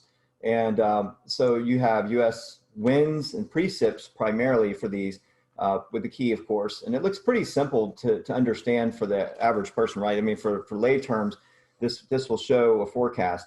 If we take like west wind, if we have games out west, I assume there's a little bit of a learning curve here, but who came up with this idea, and how does it help enhance your the experience for fantasy football if folks want to get plugged into the weather to maybe determine their outcomes? Yeah, so when we were thinking about these to try to bring up some kind of weather maps here, the first thing we thought about is how do we identify where the stadiums are for people to see what type of weather impacts they could actually be. So essentially, wherever you see those circles with the X in the middle, that's essentially the location of a stadium that actually is predicted is in the upcoming week of games. So you can see here that the Titans there must have a game coming up here. So those stadiums will actually change each week depending on where the home game is.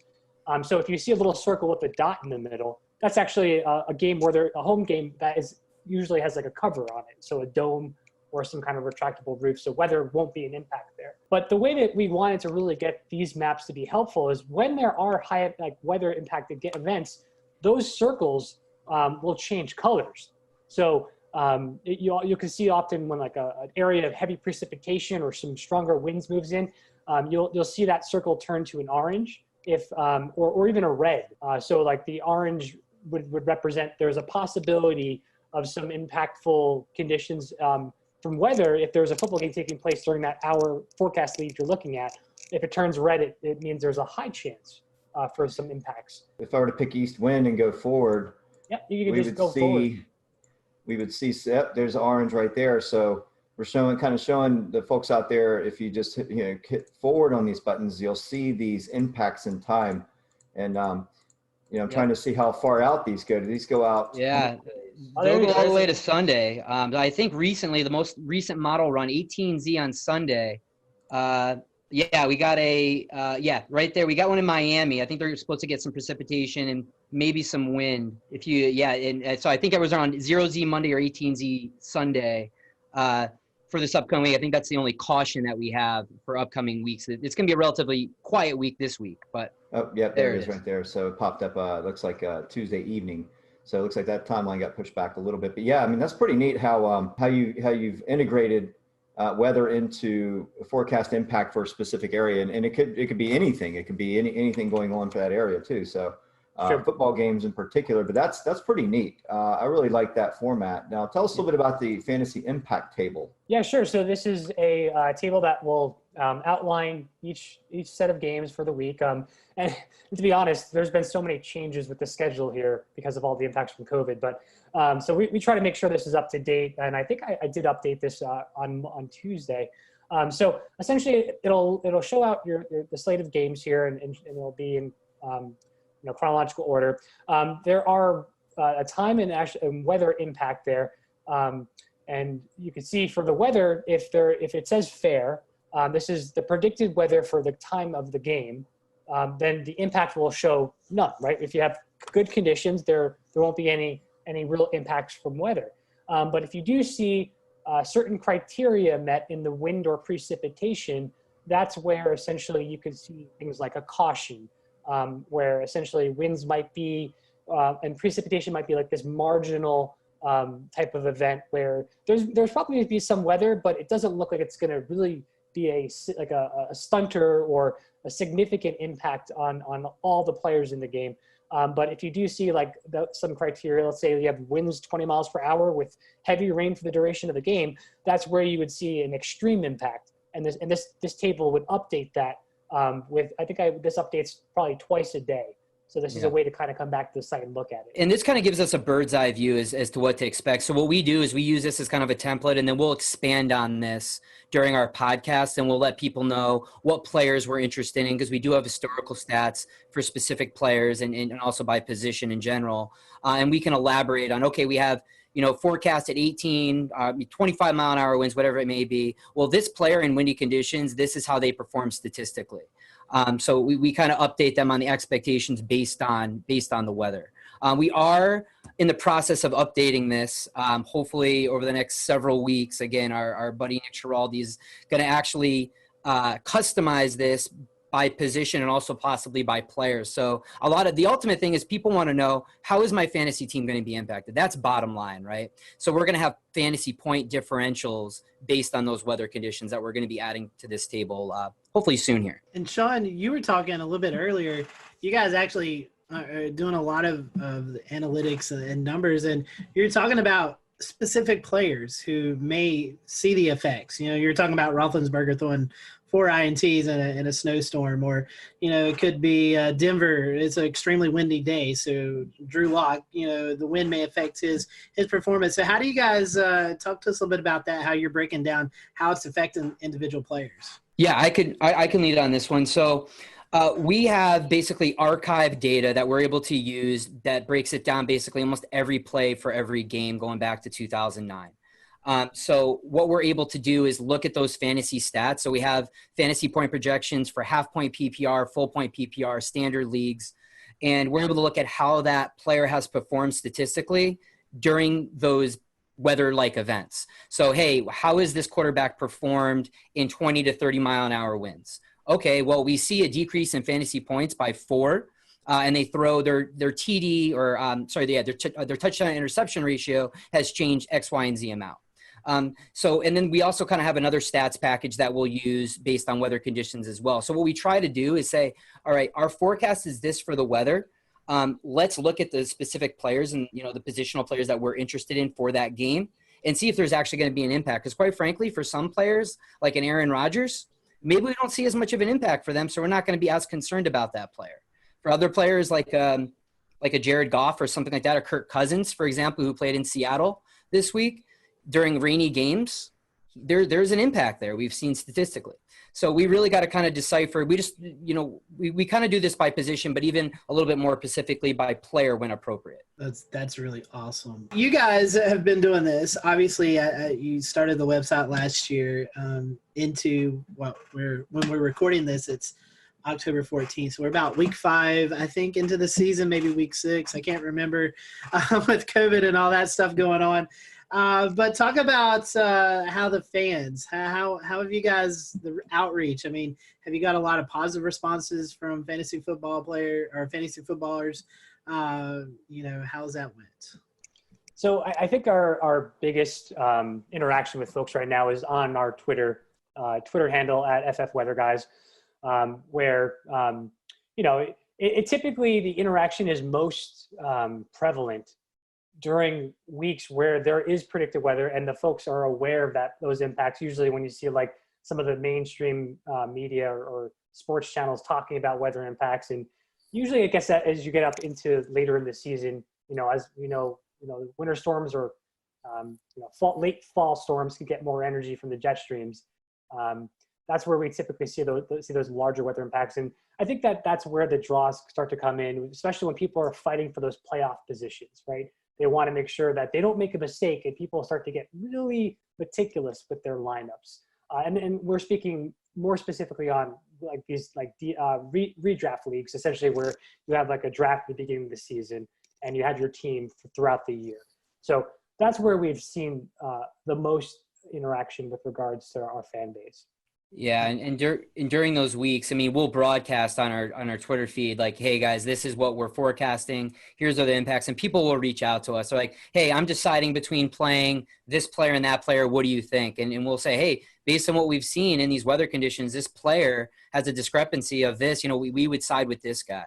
And so we've seen this for a variety of weather events. Most people think of the big rain or snowstorms, but this also applies for high impact wind events as well. We had 1 week last year that we had 4 big wind events, whereas 25, 35 mile an hour winds, we saw considerable impacts. Yeah. One of those games was the Kansas City Chiefs, and people who were starting Tyreek Hill and Patrick Mahomes, they were, really intent on getting some of those deep bombs that just never happened. They didn't get any passes over 20 yards. Yeah. So you literally see these coaches' plans.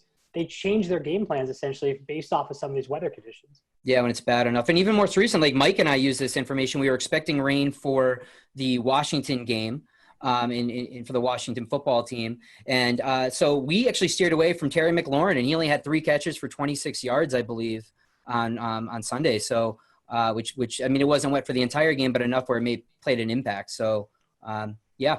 You mentioned mainstream media. You don't have to drop any names, but have you found maybe a few of those folks sliding into the DM saying, "Hey, what's the weather going to be like?" Everybody's always asking for fantasy football advice. Who should I start? Who should I sit? Have you ever had any messages from folks maybe on the TV that's asked for your opinion? So I don't think we've had any essentially any folks reach out for start-sit decisions regarding that, but we have some interaction with some of the folks from Fantasy Pros and the Fantasy Footballers, and I think there was a couple of folks from Yahoo. It's Yahoo that are all involved in the industry that will kind of interact time to time with us on Twitter. I think last year. One of the guys from the Fantasy Footballers, Jason Moore. Jason Moore, yep. Yeah, he reached out, and it was literally a question about weather, and he's just like, "Is there any weather experts out there that would understand to know what the actual forecast is here?" Because it was during that time of year where it was really high impactful for the people watching for this particular game, and he did reach out to just put a general question. And a lot of our fans CC'd him or tweeted at him with our handle, so we can kind of go in there and provide some information. Hey guys, we touched on this a little bit with talking about individual position players and the impacts on them. I was wondering a little bit about the kicking and punting game. I mean, that seems to be an area of the game that could really be influenced by wind in particular, but also precipitation as well. What sense do you guys make of how important weather is on that aspect of the football game? Yeah, that absolutely is. And a lot of this comes down, another message that we speak to is it really matters based on the stadium as well, how the winds are swirling around that stadium, how they're funneled in, and also the field type as well. Is this an AstroTurf? Is this a grass field? So those are all things that play in to how well a kicker can perform in weather conditions. We're in the works right now of gathering kicker data, so I don't want to say anything quantitatively as far as like from a statistical analysis standpoint, but observationally we usually talk about games after we see them after the week, and we'll talk about kickers, and we definitely notice that higher winds going cross field or going against the kicker definitely have an impact for sure. So Mike, guys, on any given Sunday, we can have a very diverse slate of weather across the U.S. Are there any particular locations across, anywhere that you guys forecast for that you find particularly challenging or frequently come up as a caution flag? The most challenging weather for us is convection. It's a really anything in the Florida area, typically in the southeastern United States. This is something that we struggle with early season, late summer into early fall when convection's still blooming. And the high res models will pick up on this stuff.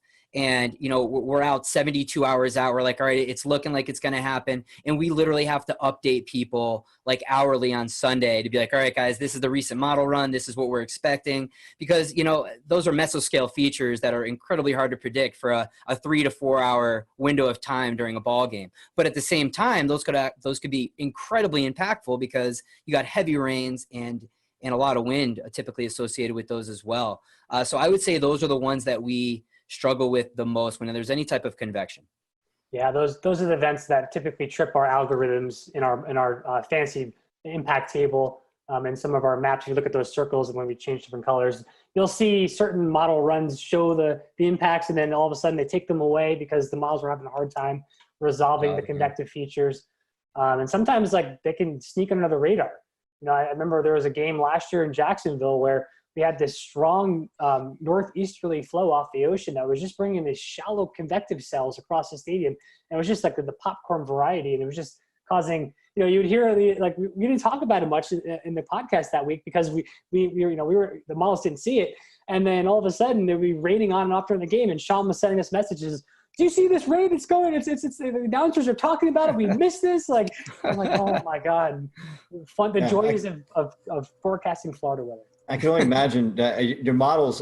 Is it like a blended run? Is it like a high resolution, like her 3 kilometer going into the NAM 3 and 12, then to the GFS out to the 7-day? Do you layer it in that manner? That way you get the higher resolution or the RAP in the first couple of days? So this is something that we're still working on. And right now, you know, as we were kind of spinning up things here, we've been relying mainly on GFS data at first, but we are shifting over to leverage the national weather blend of models from the National Weather Service. We are going to be shifting over to that because obviously those are the guys that are paying attention more, you know, to each location, as you know, and try to be as skillful as possible. And then we can take that information and convert it into the impact, or you know, how that impacts specific players. So it takes some of the burden off of us in the forecasting world and allows us to focus on that impact piece. And then we can also elaborate on that. I mean, because we may use that from the National Weather Service, but obviously we have access to the different high resolution models. And again, that's something that we typically expand on during our podcast. And there may be some games that don't even come up as a caution on our table necessarily because they may not meet a certain threshold. But for us, just observationally, we know these are things that we need to monitor. So we'll mention them during our podcast or on Twitter. You're talking about Southeast convection. I would also imagine maybe lake effect snow, Buffalo, Chicago, Cleveland, Green Bay, all locations that could see that, where one side of town could get 6 feet and the other side could get like 2 inches, you know? Getting back to your social media outreach and your fans, the football fans in general, and how you integrate, how you kind of mesh with everything. How do your fans respond to your products, right? Because it looks like you do everything kind of for free. You're sort of providing that kind of service. And do you find that a lot of fans are really into what you do and share it out, and you get a lot of good response and positive feedback out of it? Or how does all that work? How do you get your how do you We'll return to Best of the Carolina Weather Group in a moment. Now your Carolina weather forecast. Here are today's forecast high temperatures for North Carolina. Here are the forecast lows for tonight for North Carolina.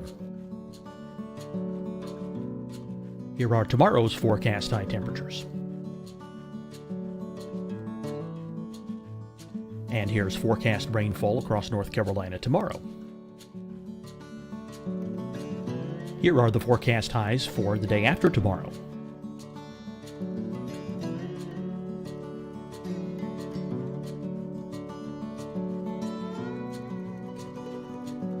And here's the forecast rainfall across North Carolina for the day after tomorrow.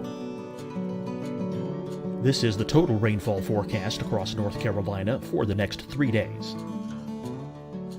Here's the severe thunderstorm outlook for today from the Storm Prediction Center.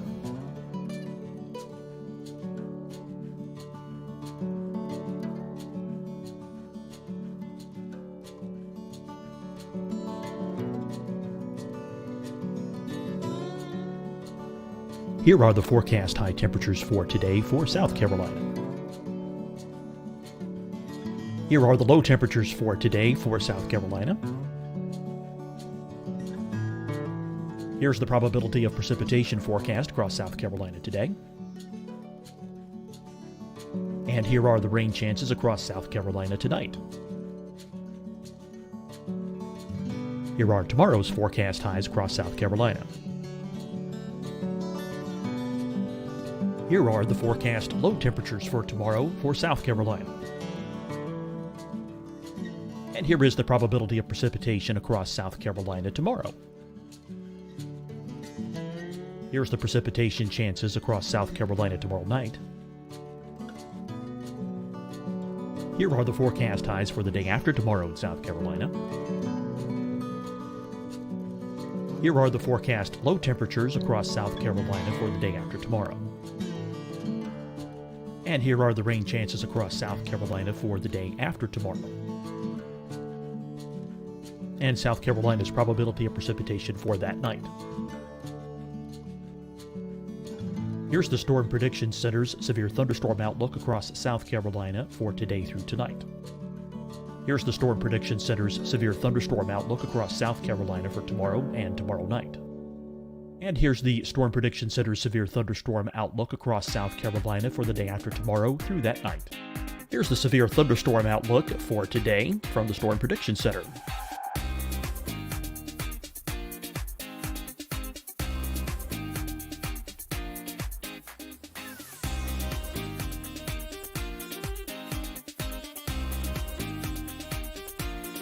And now here's a live look at weather radar across the southeast.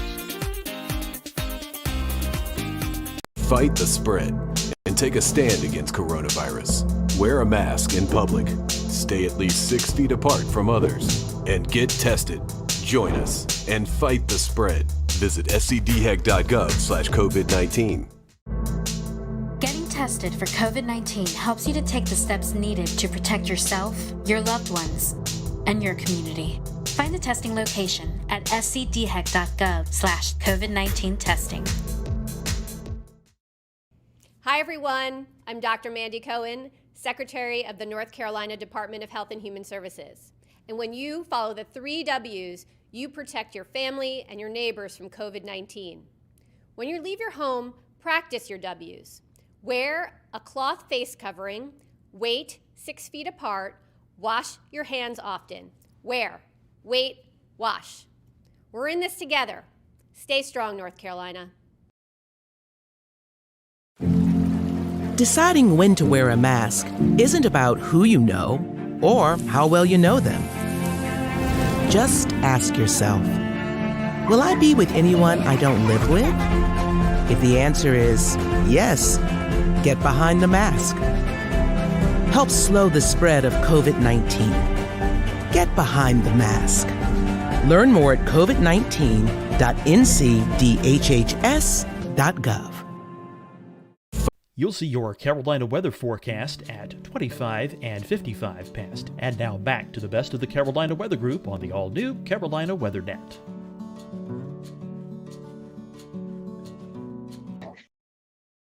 Yeah, no, we always appreciate the feedback. We'll have some people that'll reach out like, oh, I really wish I knew this, or I really wish you approached it this way or offered this kind of information. And again, that's kind of how we're working in developing our webpage and our user interface. So most people have been really constructive and just really helpful and really nice, which is not always the case in the weather world, as we know. Mm-hmm.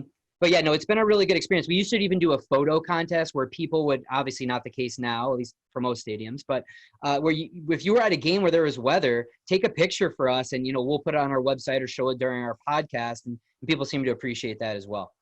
Yeah, on our website, we do have something called a mailbag where some folks can come in and write us a question, and we can essentially take that feedback and discuss it and respond back. So that's something that's also an option on the website. Yeah, I think it's this right here. So you can put your message in and submit. And then there was also what you talked about with this weekly weather blog, then the photo contest.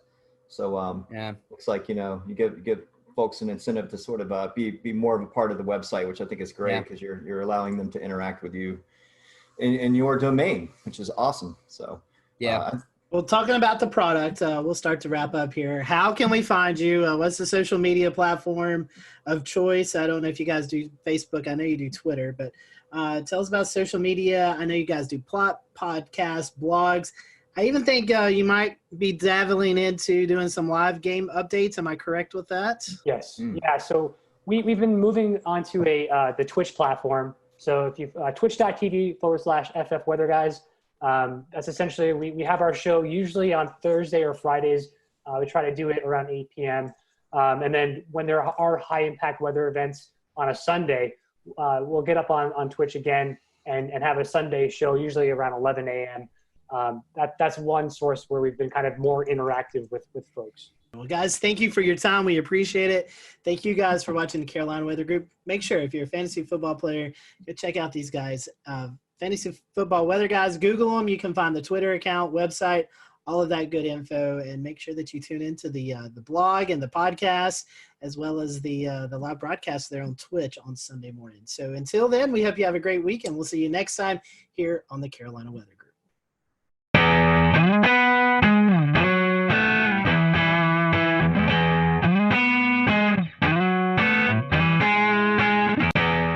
Hello, everyone. Welcome to the Carolina Weather Group. We're happy to have you this evening. Tonight, we have on meteorologist Jim Gandy. If you've been a follower of our show, you've probably seen Jim appear on the show a few times during these bigger weather events with hurricanes and winter storms. So Jim is joining us tonight from Columbia, South Carolina, and we're happy to have him. He was at WLTX there in Columbia, but has since retired. He retired, in fact, last year. Actually, Jim, I think we're coming up on the 1 year mark. Is that correct? Just passed it. It was June 1st of last year. Yeah, so we've just passed that. So I know retirement life, we were talking a little bit before we started recording here, has been good to you. So we'll talk a little bit more about that afterwards. But 45 years in the business. You're known as South Carolina's weatherman. Tell us how it started. How did your love for weather transition you into being a meteorologist on TV? Nothing happened the way it was supposed to. My introduction to weather, ironically, was something that just scared me to death. I was probably maybe 4 years old. My dad was going to take me across the street to our house. And all of a sudden, the sky right before me just lit up with lightning. And it scared the living daylights out of me, as you can imagine. And from that time on, I was scared to death of lightning. Now, this was in Memphis. Then he got transferred to Jacksonville, Florida. And if you know anything about the weather in Florida, thunderstorms are pretty frequent. And so I got really interested in weather living in Florida, still scared to death of lightning. Really didn't control my fear until I went to college. I got my degree at Florida State. It was during that time that I kind of conquered my fear of lightning. Not that I don't have a healthy respect for it, I do.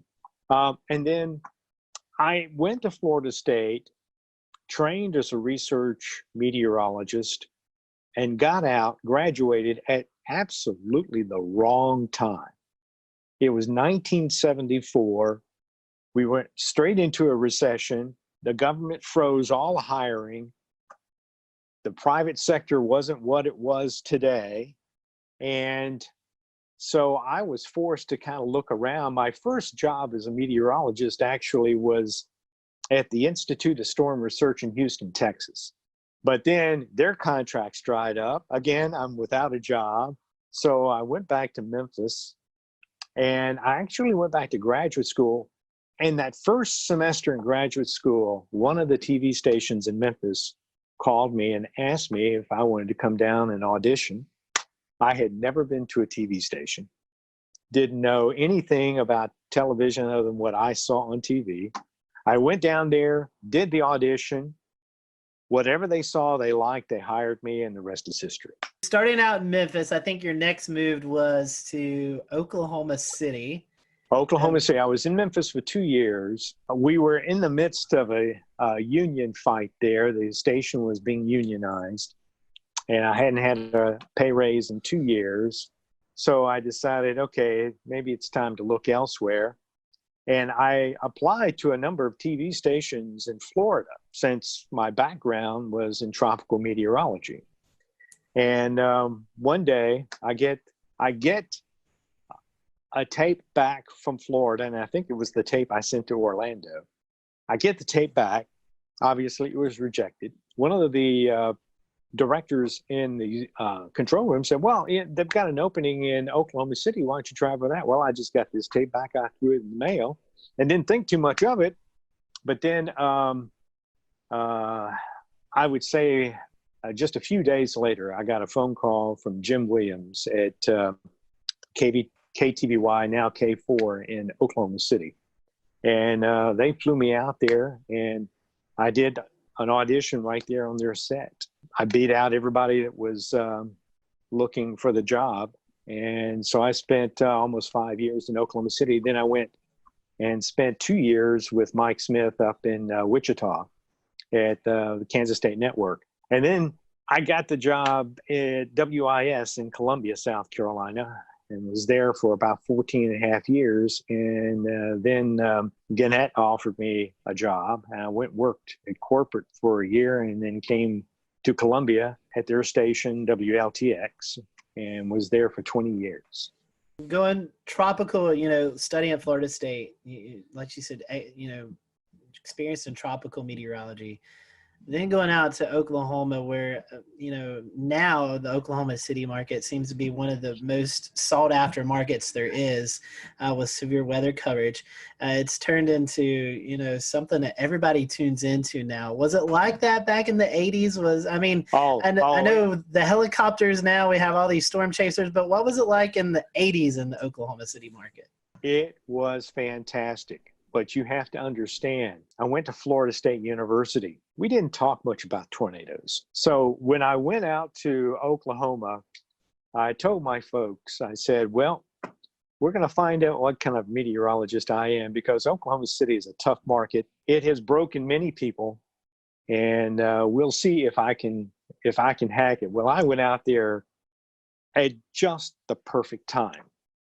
I got the job in July, which was right at the end of the severe storm season. So I really had about 8 months to prepare.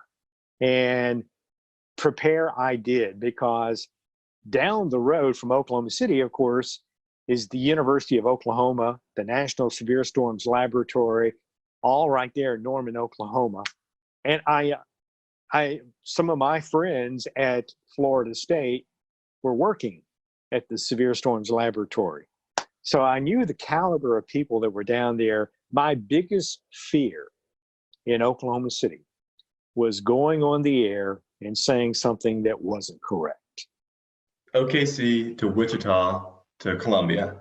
Is there anything in particular that drew you to the Midlands versus being out west? Very different. Well, one was a job, right. But after having been in Oklahoma City and Wichita for 7 years, and keep in mind, I grew up in the Southeast. So when I came back to Columbia to interview for the job, the first thing I noticed was trees. And I said, oh my God, there are trees here. And not these little scrubby things you see out in the plains. And so I said, boy, if they offer me the job, I'm going to take it. And sure enough, they offered me the job. I took it, and the rest is history. I have to laugh. People always ask me about my time out in Oklahoma City and Wichita, if I ever chased storms. Yes. In fact, that's how I got into photography, was by chasing storms. I tell people that I chased storms before it became fashionable. When I was chasing, it was a rare event to run across another chaser. But today, when I see how many people are on the road chasing out there today, I'm just blown away. I said, oh my God, there's a traffic jam. I'm surprised they don't have cops out there directing traffic. I mean, you're exactly right. I mean, we see it now even on when folks activate their GPS and they go into their apps, right? And they spell out names of people across 2 or 3 states. It's pretty impressive.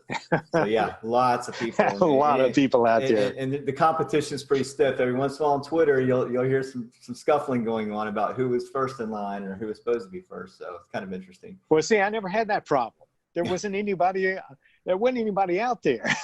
If you don't know what you're looking at in real time at the sky and what's going on in the environment, you can learn a lot from that outside of looking at radar and all these products and everything. So yeah, I mean, folks have access to that technology now, so they know how to kind of gain ahead. They can jump over to another state where something else is going on. So kind of a well, for me, it was fantastic because I could take what I was seeing in the field, and when I went back to the radar, now I could start to put things together. And I think that made me a better radar analyst because I could see what was on the radar and I could visualize because I had seen it in the field.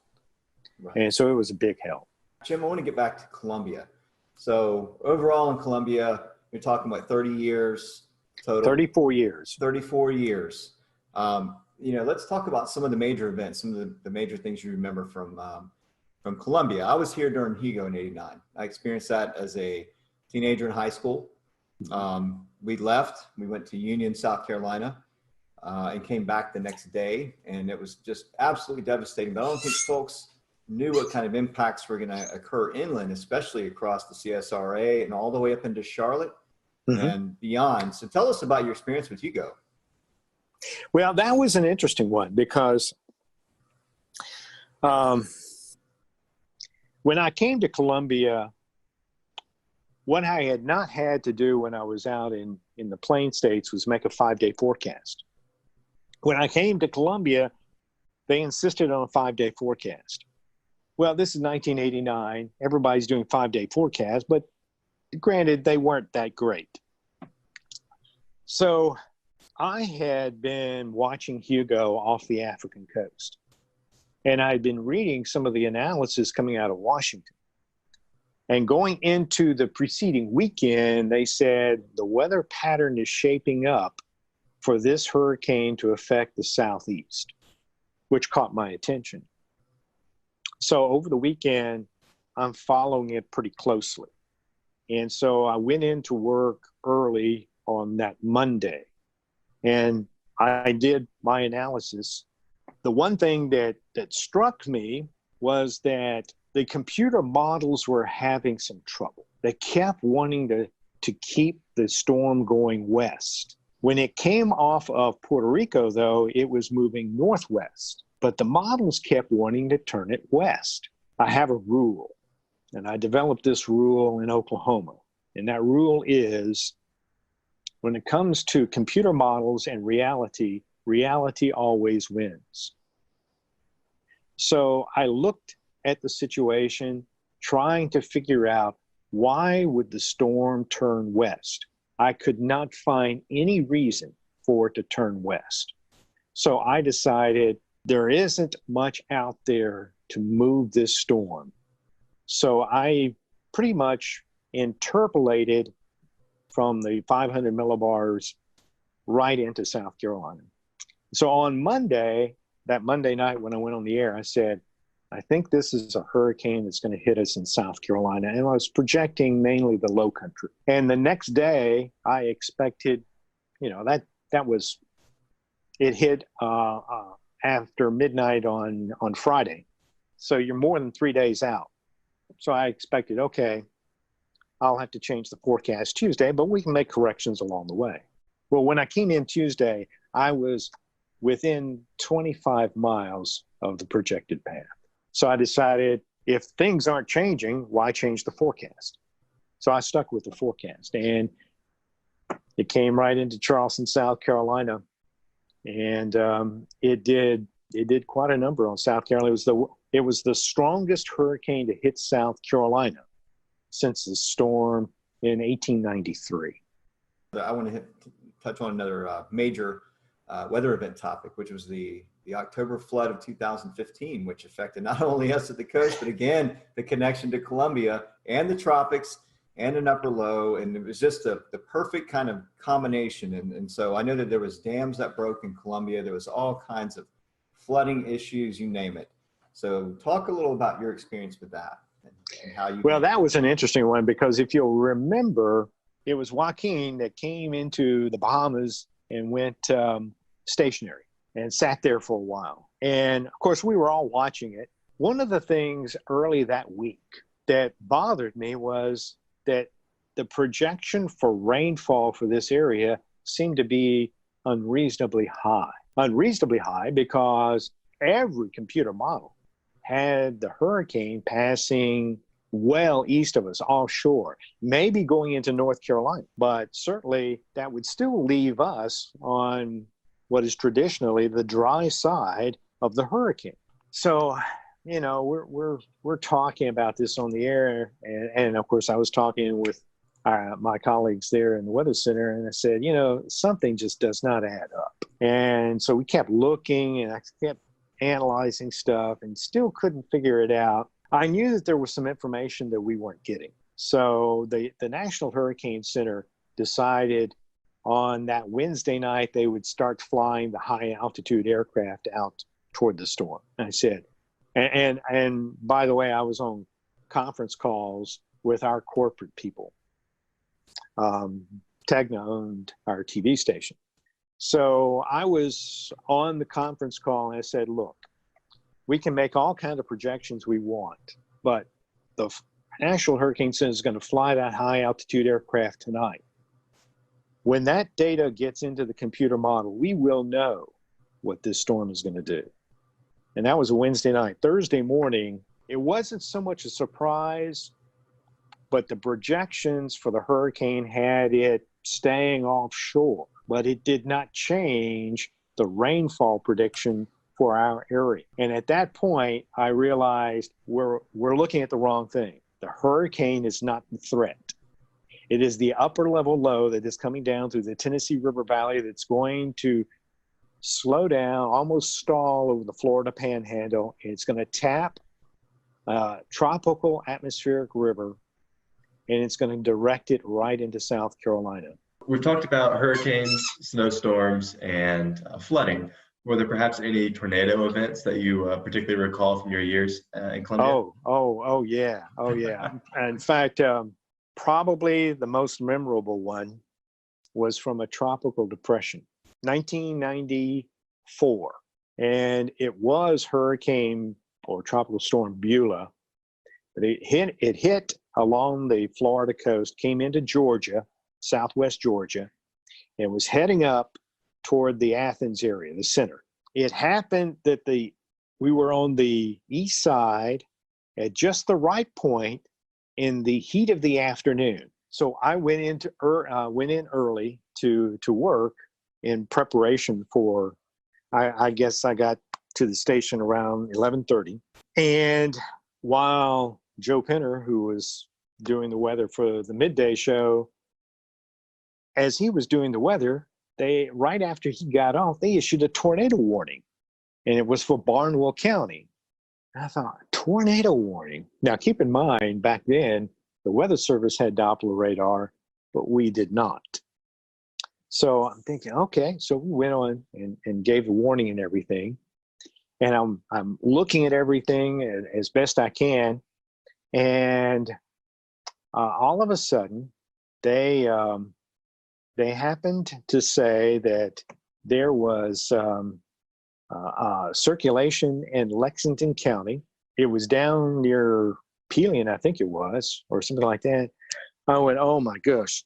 So I notified the assignment desk. They said, where do we need, do we need to send someone to Pelion? I said, no, don't go to where it's been, go to where it's going to go. So we sent a photographer out on I-20, and I just said, go toward Highway 6, and then we'll see well, he gets to Highway 6, and he misses the turn, has to turn around. When he does, he sees the tornado. And that was the first of something like 28 or 9 tornadoes that day. Switching gears a little bit, Jim, climate change has been something you're very vocal about. Can you talk to us a little bit about that? It goes back to in 2007. This is when TV stations were starting their websites. Everybody was kind of green back then, so we really didn't know what we were doing, what we wanted to accomplish. And I convinced the TV station, I said, let's do something. Let's start a science and technology page. But I was also at the time on the station's scientists committee. It just so happens that Joe Whitty, a meteorologist who was on the air in Washington, D.C., made a recommendation to Ed Mabeck at George Mason University. And they wanted to see about educating people about climate change. Joe sends a note to the chairman, who was Paul Gross at the time. And Paul then relayed that message to all of us on the committee. And I had just come inside from working out in the yard, and it said on there that they were looking for an advisor. I said, hey, this sounds kind of interesting. So I responded, but a friend of mine on the committee beat me to it. So when I talked to Joe, I said, well, if you need any help or anything like that, just let me know. A few days later, he calls back. He said, how would you like to be the test case? I got the TV station on board. They supported it. The National Science Foundation gave us the grant. And in 2009, ironically, as ClimateGate was breaking, we were meeting in Washington, D.C. to map out a program that would become Climate Matters. The whole focus of our work was to educate people about how the climate is changing and why it's changing and how it's going to affect them locally. We just wanted to give people the scientific information. What does Columbia, South Carolina mean to you? And then second part of that is, how is retirement life? I worked here for 34 years, so I consider it to be home. It's also a great place to be. The cost of living here in Columbia is really pretty low in comparison to other parts of the country. And actually, you can say that through a large part of the Carolinas. It's not just Columbia, but in this part of the country, the cost of living isn't that great. So it's a great place to live. So if you don't have a vast wealth, it's a great place to just kind of, settle in. As it turns out, I picked the perfect time to retire. I mean, I was already 66, so it wasn't like I was retiring early. So I decided, okay, let's go ahead and retire. This is it. I'll retire, and we'll enjoy life, whatever it is. Last question, Jim. To wrap this up, what are your words of advice for any future meteorology student or anybody that's currently in the field? I read something the other day that kind of struck me. It was a young meteorology student who was struggling or had struggled at Florida State, had gone to another college, had some problems there, but was really passionate about weather. And I thought about it because I felt bad that she was... We'll return to Best of the Carolina Weather Group in a moment. Now your Carolina weather forecast. Here are today's forecast high temperatures for North Carolina. Here are the forecast lows for tonight for North Carolina. Here are tomorrow's forecast high temperatures. And here's forecast rainfall across North Carolina tomorrow. Here are the forecast highs for the day after tomorrow.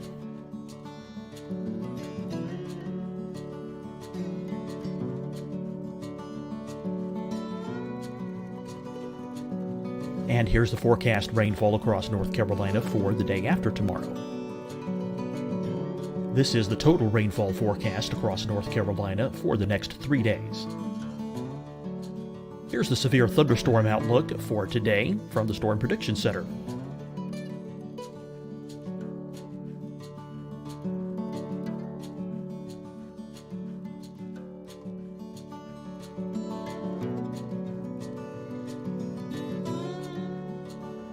Here are the forecast high temperatures for today for South Carolina. Here are the low temperatures for today for South Carolina. Here's the probability of precipitation forecast across South Carolina today. And here are the rain chances across South Carolina tonight. Here are tomorrow's forecast highs across South Carolina. Here are the forecast low temperatures for tomorrow for South Carolina. And here is the probability of precipitation across South Carolina tomorrow. Here's the precipitation chances across South Carolina tomorrow night. Here are the forecast highs for the day after tomorrow in South Carolina. Here are the forecast low temperatures across South Carolina for the day after tomorrow. And here are the rain chances across South Carolina for the day after tomorrow. And South Carolina's probability of precipitation for that night. Here's the Storm Prediction Center's severe thunderstorm outlook across South Carolina for today through tonight. Here's the Storm Prediction Center's severe thunderstorm outlook across South Carolina for tomorrow and tomorrow night. And here's the Storm Prediction Center's severe thunderstorm outlook across South Carolina for the day after tomorrow through that night. Here's the severe thunderstorm outlook for today from the Storm Prediction Center.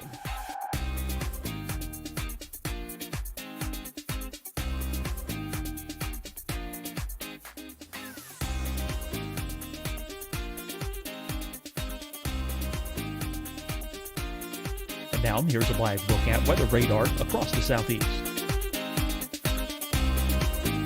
Fight the spread and take a stand against coronavirus. Wear a mask in public. Stay at least 6 feet apart from others. And get tested. Join us and fight the spread. Visit scdhec.gov/COVID-19. Getting tested for COVID-19 helps you to take the steps needed to protect yourself, your loved ones, and your community. Find the testing location at scdhec.gov/COVID-19 testing. Hi, everyone. I'm Dr. Mandy Cohen, Secretary of the North Carolina Department of Health and Human Services. And when you follow the 3 W's, you protect your family and your neighbors from COVID-19. When you leave your home, practice your W's. Wear a cloth face covering, wait 6 feet apart, wash your hands often. Wear, wait, wash. We're in this together. Stay strong, North Carolina. Deciding when to wear a mask isn't about who you know or how well you know them. Just ask yourself, will I be with anyone I don't live with? If the answer is yes, get behind the mask. Help slow the spread of COVID-19. Get behind the mask. Learn more at covid19.ncdhhs.gov. You'll see your Carolina weather forecast at 25 and 55 past. And now back to the best of the Carolina Weather Group on the all-new Carolina Weather Net.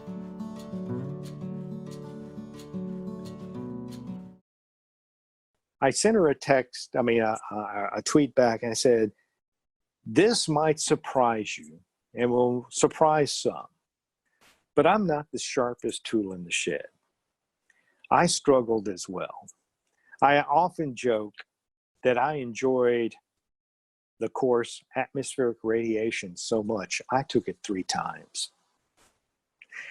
And you just have to work hard and persevere. When I graduated, I wasn't at the top of my class. But my parents instilled a work ethic. If you want something, you got to work for it. So in many cases, I wasn't the best person on the air. Certainly, I wasn't always the best looking person on the air. I don't have the best voice on the air. I don't even know why I'm on the air, but I work harder than anybody. One of my colleagues once said, "You are the hardest working meteorologist I have ever been around." And it's true. When I go to work, I'm there until it's done. 8 hours, 9 hours, 12 hours, it doesn't make any difference. I get the job done. And I always wanted to be the best forecaster. Very thankful for you to join us tonight. You're still following a little bit of weather. Are you doing any updates on social media? If so, how can folks follow you? Follow me on Twitter and Facebook at Jim Gandy, WX. That's awesome. Well, Jim, we certainly appreciate it. We hope that you and your wife can get out and travel soon. Hopefully this pandemic mess will come to us soon or end soon, and you can get out there and enjoy the traveling. And we certainly appreciate you joining us tonight. And from all of us here at the Carolina Weather Group, thank you for your service that you've dedicated to the folks of South Carolina over the Thank you. plus years. Thank you for having me. You're welcome. Everyone, thanks for watching the Carolina Weather Group. We'll see you next time.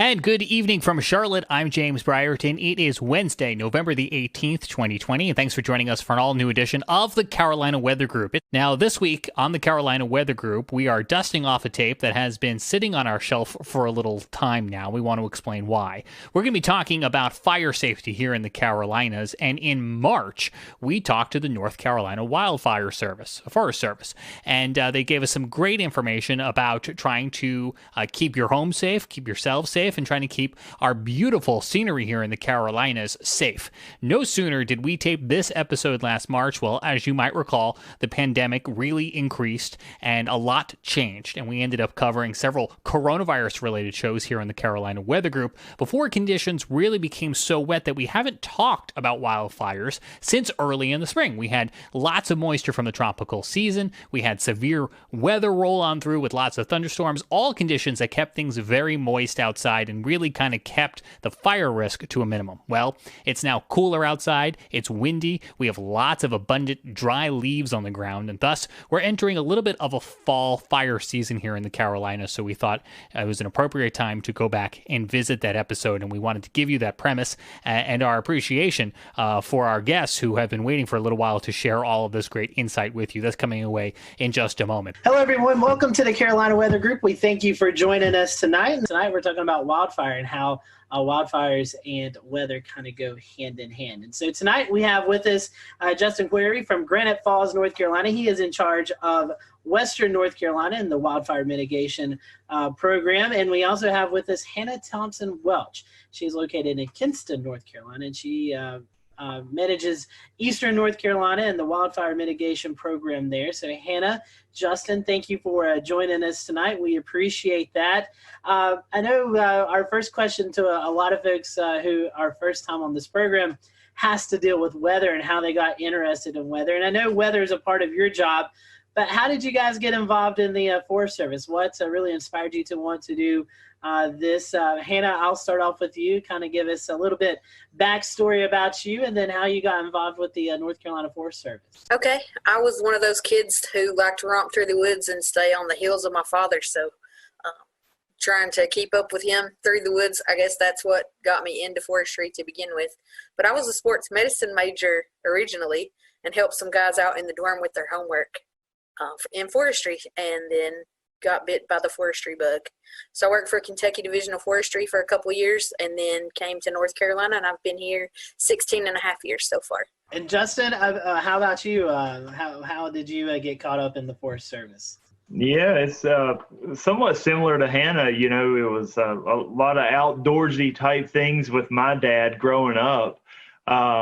But then when I got to high school, we had a FFA department there, and they did a lot of stuff with forestry throughout that.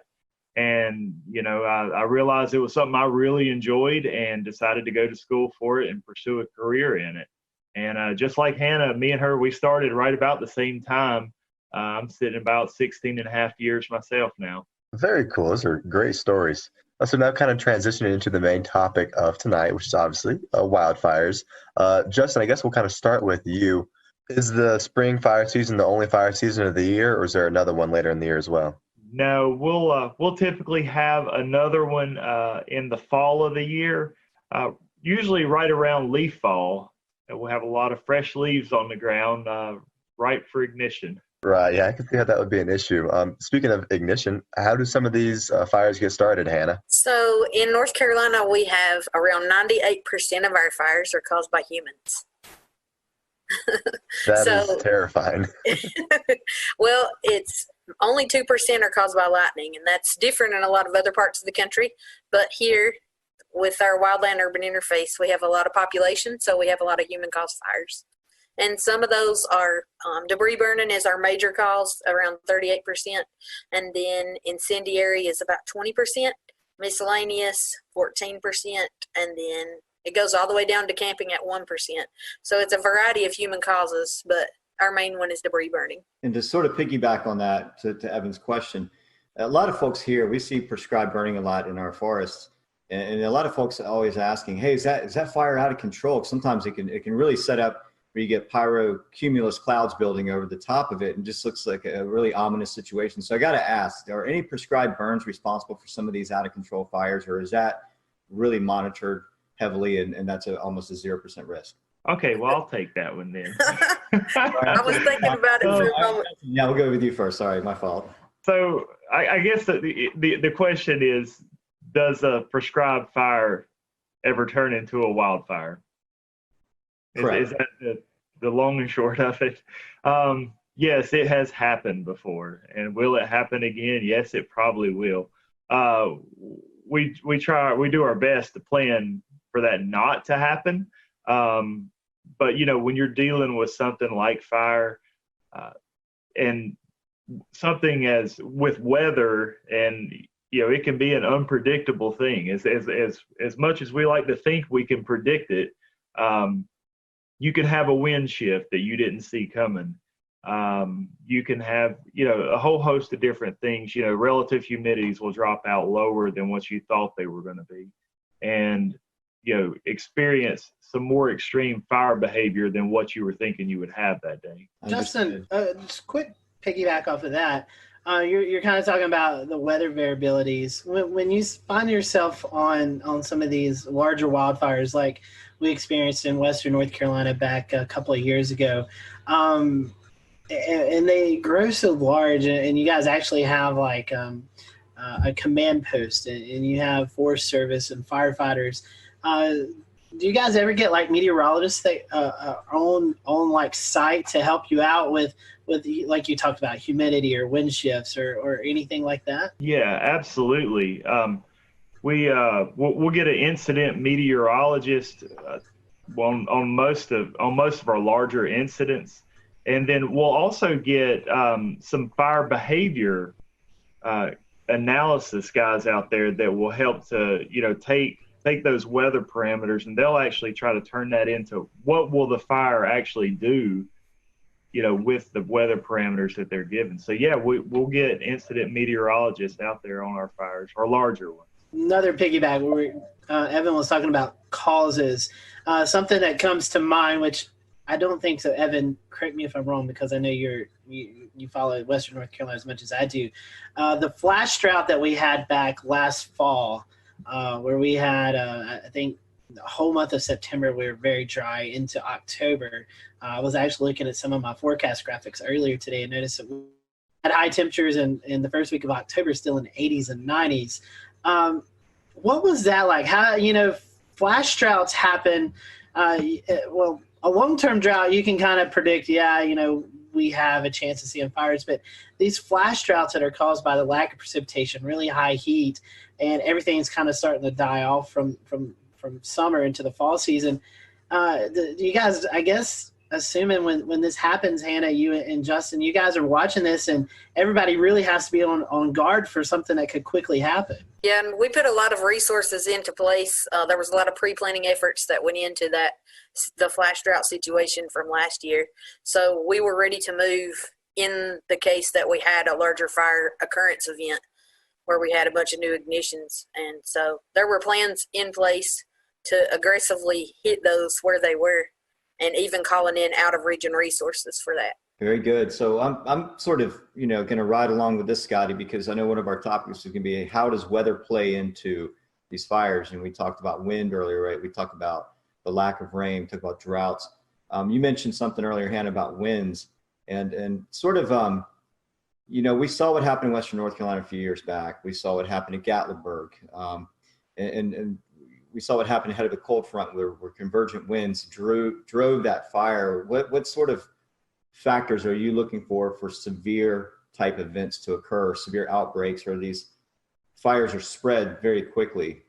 In other words, how is weather playing into everything that you're doing? Well, weather is a huge part of what we do every day. So you almost become an amateur meteorologist when you join the Forest Service, not even by choice. It just happens. Sure. So you're looking at all the models like us too, right? Yeah, we are. We're looking at similar products, predictive services, long range planning, long range forecasting, a bunch of different data sets that we look at. And we even have a portal that's available to anyone that wants to look at it with a lot of climate data that's in there. Very good. And Justin, are you guys working with the National Weather Service offices in the local areas, or if it's divided down the region, you go to two different offices, but you're working closely with them, correct? Yeah, that's right. A lot of these offices, we have direct numbers where we can call them. One of the products we always love to get from them is a spot weather forecast, where we can really pinpoint. I want to know what the weather's going to be at this exact location. So yeah, we're in very frequent contact with our National Weather Service guys. And so I'm gonna kind of switch this because we're starting to talk about territory, right? And we're looking at mountainous areas versus coastal plains. So like, what would be differences between a fire in the mountains in Western North Carolina and a fire in Eastern North Carolina? So whenever we're dealing with fires in the western part of North Carolina or the mountains, the biggest difference there is we have a lot of terrain to deal with. Whenever you have a wildfire on a steep slope, it's going to burn typically a lot faster going upslope. The other issue that we run into is the equipment that we can use in some of these terrains. You can't put a bulldozer on a 50 or 60% slope. You can, it's just very, very tricky. So most of the firefighting that we do in that type of terrain is, a lot of manpower with hand tools. So, the actual vegetation that we have, there is a difference there. So luckily the vegetation doesn't burn quite as severely as it does in the east. And I would say Hannah will probably cover some of that. She talks about the eastern fires. But I was just going to mention, we've referred back to 2016 several times. And we definitely had a major fire problem that fall. I believe we burned somewhere around 62,000 acres just within a 2-month period. It was a real problem in Western North Carolina that during that fall. Yeah, and in Eastern North Carolina, while we don't have to deal with mountainous terrain, we do have to deal with a lot of challenges all in flat country or in rolling hill country. Our fuels are more volatile and they burn with greater intensity, but we can use heavy equipment such as tractor plows, which is a bulldozer with a fire plow behind it. And though that equipment's used more easily in most cases, unless the soil is not it can't support the weight of the equipment. So we use that equipment to break through organic soil or organic matter down to bare mineral soil is what we're using that for. So in many cases, some of these fires down east will smolder across the surface of the ground until it burns deep enough in organic soil material. And when that happens, then we have fires that go on for a long period of time, sometimes months. And with that, we have a lot of smoke impacts as well. So we get a lot of people who are concerned during those types of fires that we have. And some of those exist in what's called a pocosin, which translates to swamp on a hill or a shrub bog, it's also known as. So those are wetlands with deep acidic sandy peat soils, and they have like an accumulation of organic material that it'll resemble muck, black muck underneath the crust of the surface. So, and that builds up over years and years and years. But those are fire adapted ecosystems, and in the East we are used to having to deal with that type of an ecosystem. I remember the fires. I'm trying to remember what year it was, where southeastern North Carolina, near the coast, and northern Myrtle Beach and the Grand Strand areas, they had a serious breakout up there. And smoke, we're going right into our next topic, which is going to be smoke management. Visibility factors, travel, the dangers of being on the road near these things and not knowing where the fire actually is and not being able to see. I mean, we've seen that out west in California. Here, what are your challenges with smoke management? How do you get the word out to folks? We use a lot of tools in the toolbox to get the word out. We always have public information officers on any fires that we have, and then we have public information officers with our agency, and we're constantly working to try to get the word out to the general public and any of our shareholders or stakeholders, cooperators that we need to advise on those types of issues. But it takes a broad toolbox full of tools to get the word out. So we use social media, we use email, we use all the traditional methods through news releases, and then we invite the news media out to some of our fires so they can get the word out for us as well. One thing that I know you guys look at, and actually I'm going to share my screen here for those folks who are watching, is you guys look at all kinds of parameters. And I know we were talking a little bit about that. You have a lot of tools in the toolbox. One thing, since the wildfires here in Western North Carolina a couple of years back, I've got a tab now on my laptop that has labeled fire weather, meteorology, and kind of look at some of this stuff. So if you guys don't mind, we don't have to go through everything, but as we tie in like weather to you guys, what all indexes and things are you guys looking at? I know we have the KBDI index. You guys look at kind of like the initiation point. You're looking for fuels, fine fuels. Kind of talk to us a little bit about that and what you guys really look at day to day for the potential for wildfires. Yeah, that's So our fire weather intelligence portal. This has been a great tool for us as fire managers. In the prescribed burn realm, but also for the wildfire realm here too. Because a lot of times when we're looking at wildfire, we're not just looking at one specific area or just one county. A lot of times we're looking at like an 8-county district, or possibly a 30-county region, or the whole state. So we may need to look at different indices crossing over the state. So some of your more obvious ones, temperature, relative humidity, wind speed and direction, precipitation over the past 24 hours. We like to look at some of that stuff, but some of the other things that we really like to look at are, let's say, the Keach-Byram Drought Index. That's one that can tell us, just how dry it actually is out there.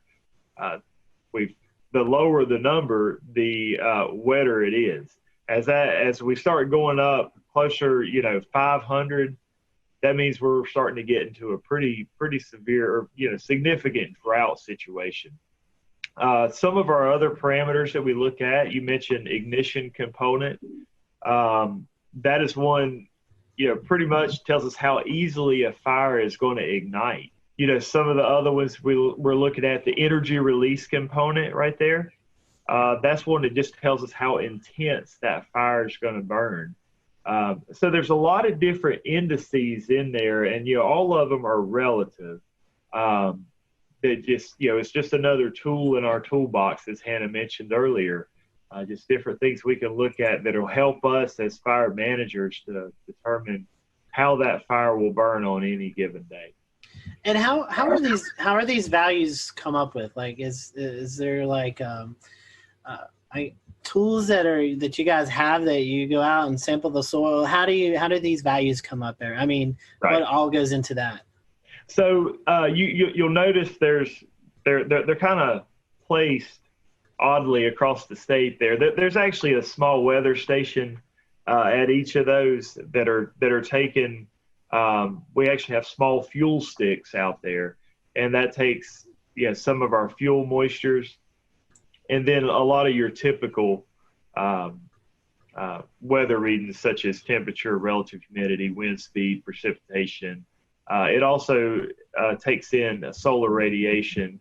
Trying to think if there was anything else that I'm missing on those. But those are called, those are, let's see, remote automated weather stations. And another thing, Hannah, I'll bring you into this. This is another thing that I look at. It's the national, the NICC. It kind of gives you a seasonal outlook for wildfire. And these outlooks are constantly in our minds. We do an annual refresher training every year, and at that meeting we go over these for the upcoming season, and that's getting us ready for the spring fire season, leading up to our work capacity test that we take annually so we can travel and help other like western states whenever they are having large fires as well. So we look at these and we brief on these throughout the months, even into the summer and into the fall. So we are looking at this way ahead of time. And as soon as this information is released, a lot of times you'll see it floating around social media pages and other things. So it's a hot topic of conversation for any wildland firefighter. And correct me if I'm wrong, but I believe as we went into last fall of 2019, it was above average for the Southeast just because of the flash drought. I believe that's what I remember seeing. So another agency in the weather community that does some fire forecasting, Justin, is the Storm Prediction Center, where they issue fire forecasts. Do you guys, maybe the Force office in North Carolina, maybe in Raleigh, do you guys coordinate with them, or how do you guys get those outlooks, or how does that work? I'll be honest with you. Whenever you sent me, we had talked about that earlier. I think that may have been yesterday. Yes. That was the first time that I had dealt with that. I don't know if Hannah has worked with that particular tool, but I played around with it a little bit, and it seems like that's definitely another tool that I'm putting into my toolbox. So, Hannah, I don't know if you had seen that before or not. I have not. Well, I'm glad we were able to help you guys out. Yeah. For those who may be watching or listening to the podcast, we've had on Randy Bauer from National Weather Service in Norman, Oklahoma, who is also in with the Storm Prediction Center. And they issue these fire weather outlooks for the day of and then 3 to 8 days. It's kind of like the severe weather outlooks, Evan, Shay, that we see on a daily basis, but they kind of highlight areas that they're concerned about for the potential of some increased fire danger. And Shay, correct me if I'm wrong. If I'm not mistaken, we kind of saw this last year in eastern North Carolina, northeast South Carolina, where dry lightning was highlighted for portions of the area. No, that's exactly right. They've even done it a little bit out in the Midwest as well during some of the drier seasons and where positive strikes might be forecast. Anything of heat values where drought conditions, severe drought conditions are existing, and it seemed like it was maybe a little controversial, but at the same time, they're trying to incorporate more into their risk factor for severe weather to be a threat. We'll return to Best of the Carolina Weather Group in a moment. Now your Carolina weather forecast. Here are today's forecast high temperatures for North Carolina. Here are the forecast lows for tonight for North Carolina. Here are tomorrow's forecast high temperatures. And here's forecast rainfall across North Carolina tomorrow. Here are the forecast highs for the day after tomorrow.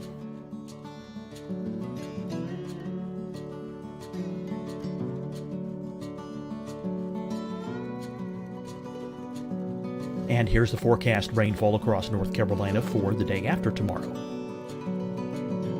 This is the total rainfall forecast across North Carolina for the next 3 days.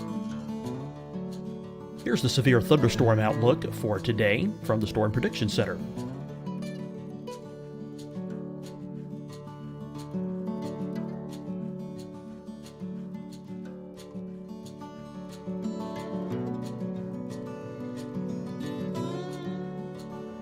Here are the forecast high temperatures for today for South Carolina. Here are the low temperatures for today for South Carolina. Here's the probability of precipitation forecast across South Carolina today. And here are the rain chances across South Carolina tonight. Here are tomorrow's forecast highs across South Carolina. Here are the forecast low temperatures for tomorrow for South Carolina. And here is the probability of precipitation across South Carolina tomorrow. Here's the precipitation chances across South Carolina tomorrow night. Here are the forecast highs for the day after tomorrow in South Carolina. Here are the forecast low temperatures across South Carolina for the day after tomorrow. And here are the rain chances across South Carolina for the day after tomorrow. And South Carolina's probability of precipitation for that night. Here's the Storm Prediction Center's severe thunderstorm outlook across South Carolina for today through tonight. Here's the Storm Prediction Center's severe thunderstorm outlook across South Carolina for tomorrow and tomorrow night. And here's the Storm Prediction Center's severe thunderstorm outlook across South Carolina for the day after tomorrow through that night. Here's the severe thunderstorm outlook for today from the Storm Prediction Center.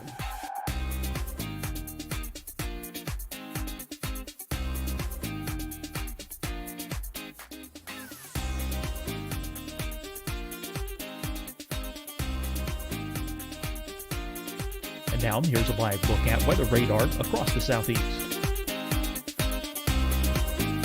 Fight the spread and take a stand against coronavirus. Wear a mask in public. Stay at least 6 feet apart from others. And get tested. Join us and fight the spread. Visit scdhec.gov/COVID-19. Getting tested for COVID-19 helps you to take the steps needed to protect yourself, your loved ones, and your community. Find the testing location at scdhec.gov/COVID-19 testing. Hi, everyone. I'm Dr. Mandy Cohen, Secretary of the North Carolina Department of Health and Human Services. And when you follow the 3 W's, you protect your family and your neighbors from COVID-19. When you leave your home, practice your W's. Wear a cloth face covering, wait 6 feet apart, wash your hands often. Wear, wait, wash. We're in this together. Stay strong, North Carolina. Deciding when to wear a mask isn't about who you know or how well you know them. Just ask yourself, will I be with anyone I don't live with? If the answer is yes, get behind the mask. Help slow the spread of COVID-19. Get behind the mask. Learn more at covid19.ncdhhs.gov. You'll see your Carolina weather forecast at 25 and 55 past. And now back to the best of the Carolina Weather Group on the all-new Carolina WeatherNet.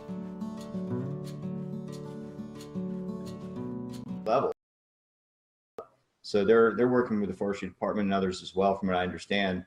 I'd like to learn more about that this year because it is kind of new with them. So yeah, I think to me it's a good effort on their part. Definitely so. Justin, Hannah, one reason that we wanted to invite you guys on tonight is the North Carolina Forest Service is really putting a big campaign out about being ready and prepared for fires. But one thing I wanted to talk about before we do that was the idea of prescribed burning and how that kind of helps you guys get ready for the wildfire season. So could you briefly kind of talk about the purpose of prescribed burnings, and then we can kind of go into the wildfire mitigation, what you need to do as we get into the fire weather season? I'll go ahead and grab that one. So our prescribed burns, we're going to do those anytime that we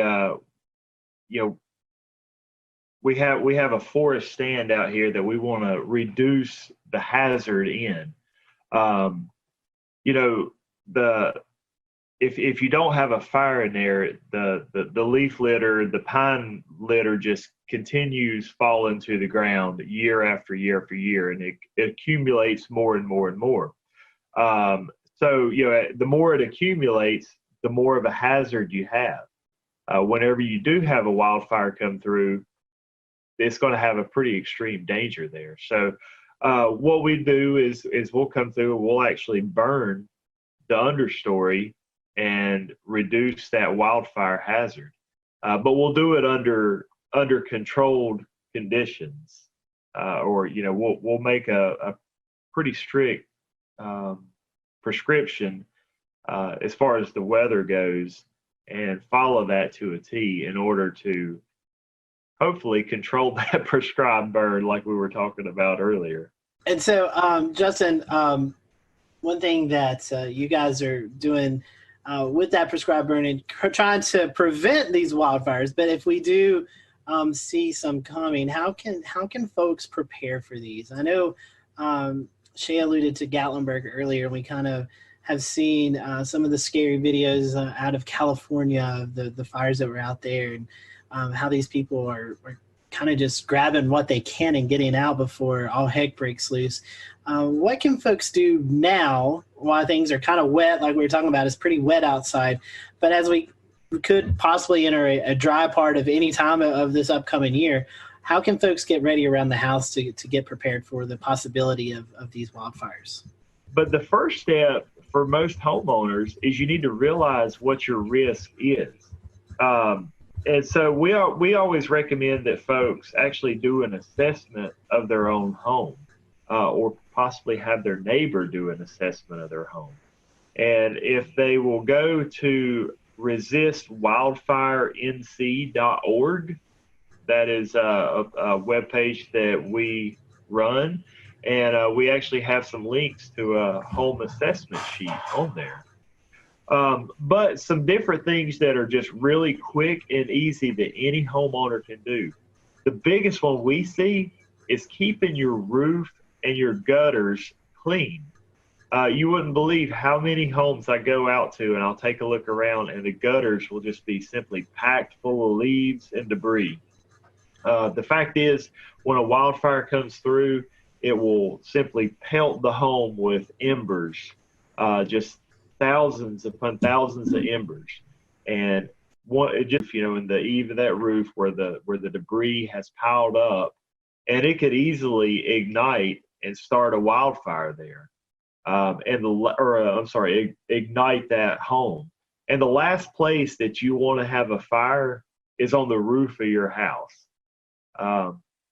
So that's one, really quick and easy mitigation strategy that folks can do. We definitely want to ask, what's the best way to see what you're reporting out? I know you mentioned wildfire.northcarolina.org. Are there any other social media sites or websites that we could go to view your material and what you're reporting out on? Yeah, the biggest one that we recommend right now is the one that we're on is going to resistwildfirenc.org.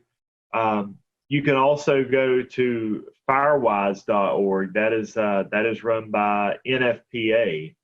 That's another great resource for homeowners to take a look at. I think that's the only two that's coming to mind right off the top of my head. Hannah, do you have any others that you can think of? Do you have a Twitter account or Facebook page or anything? Yeah, we do. The North Carolina Forest Service does have a Facebook page, and I think we do have a Twitter, but I'm not active on that one. So I know we do periodically post stuff for mitigation strategies on there. Justin, it was a pleasure having you on. Anything else you or Hannah would like to cover kind of before we close out the program? Well, I think the other mitigation strategy I was going to cover real quickly was just going to be, the one of the most important zones around the house are just the first 5 feet around the home. And that's typically where we have a lot of our flower beds, where we do a lot of our landscaping. So it's very important, the things that we put there, such as not putting highly flammable plants in that area, and then the mulch what we're putting down on the ground there is not using a flammable mulch, not using anything that's organic that can catch fire, such as pine needles or a shredded bark. The best thing we could recommend is like a hardscape, such as a lava rock or a pea gravel, or possibly even a river rock. Hannah, any other ideas that you could give folks about how they could prepare for upcoming wildfire season? It's important to work with your neighbors. It's important to recognize what type of situation you have right immediately around your house and take appropriate measures to reduce risk ahead of fire season approaching. So it's really important to work with those around you, because if they have risk, then likely their risk adjoins your risk. Because we talk about home ignition zones. So the zones around your house from 0 to 5 foot is your immediate zone, and then from 5 to 30 feet is your intermediate zone. And if those 30-foot circles, if you imagine a circle around your house at 30-foot distance, then if it touches another home's 30-foot zone, then if worst case scenario happened, there could be structure to structure ignition. So anything you can do to reduce the risk around your home, that's what you should be doing. Justin, Hannah, one other thing I think pops into my mind that you see a lot of people are out there when we get into these fire situations. They're trying to extinguish a fire with a garden hose that they have at their house, maybe when evacuations have been ordered. Would you guys suggest, hey, just get your stuff, follow the evacuation orders, let the firefighters, let you folks take care of the fire? Yes, absolutely. You know, if evacuation orders have been made, by all means, go ahead and follow them. You know, a garden hose is not going to do much for that fire. You're putting your life and your family, you know, in harm's way by sticking around. Take these preparation tips and use them to your advantage. That way that you're prepared before the next fire. So we appreciate you guys joining us tonight here on the Carolina Weather Group. We hope you'll tune in next Wednesday for an all-new episode. Have a great evening, everyone.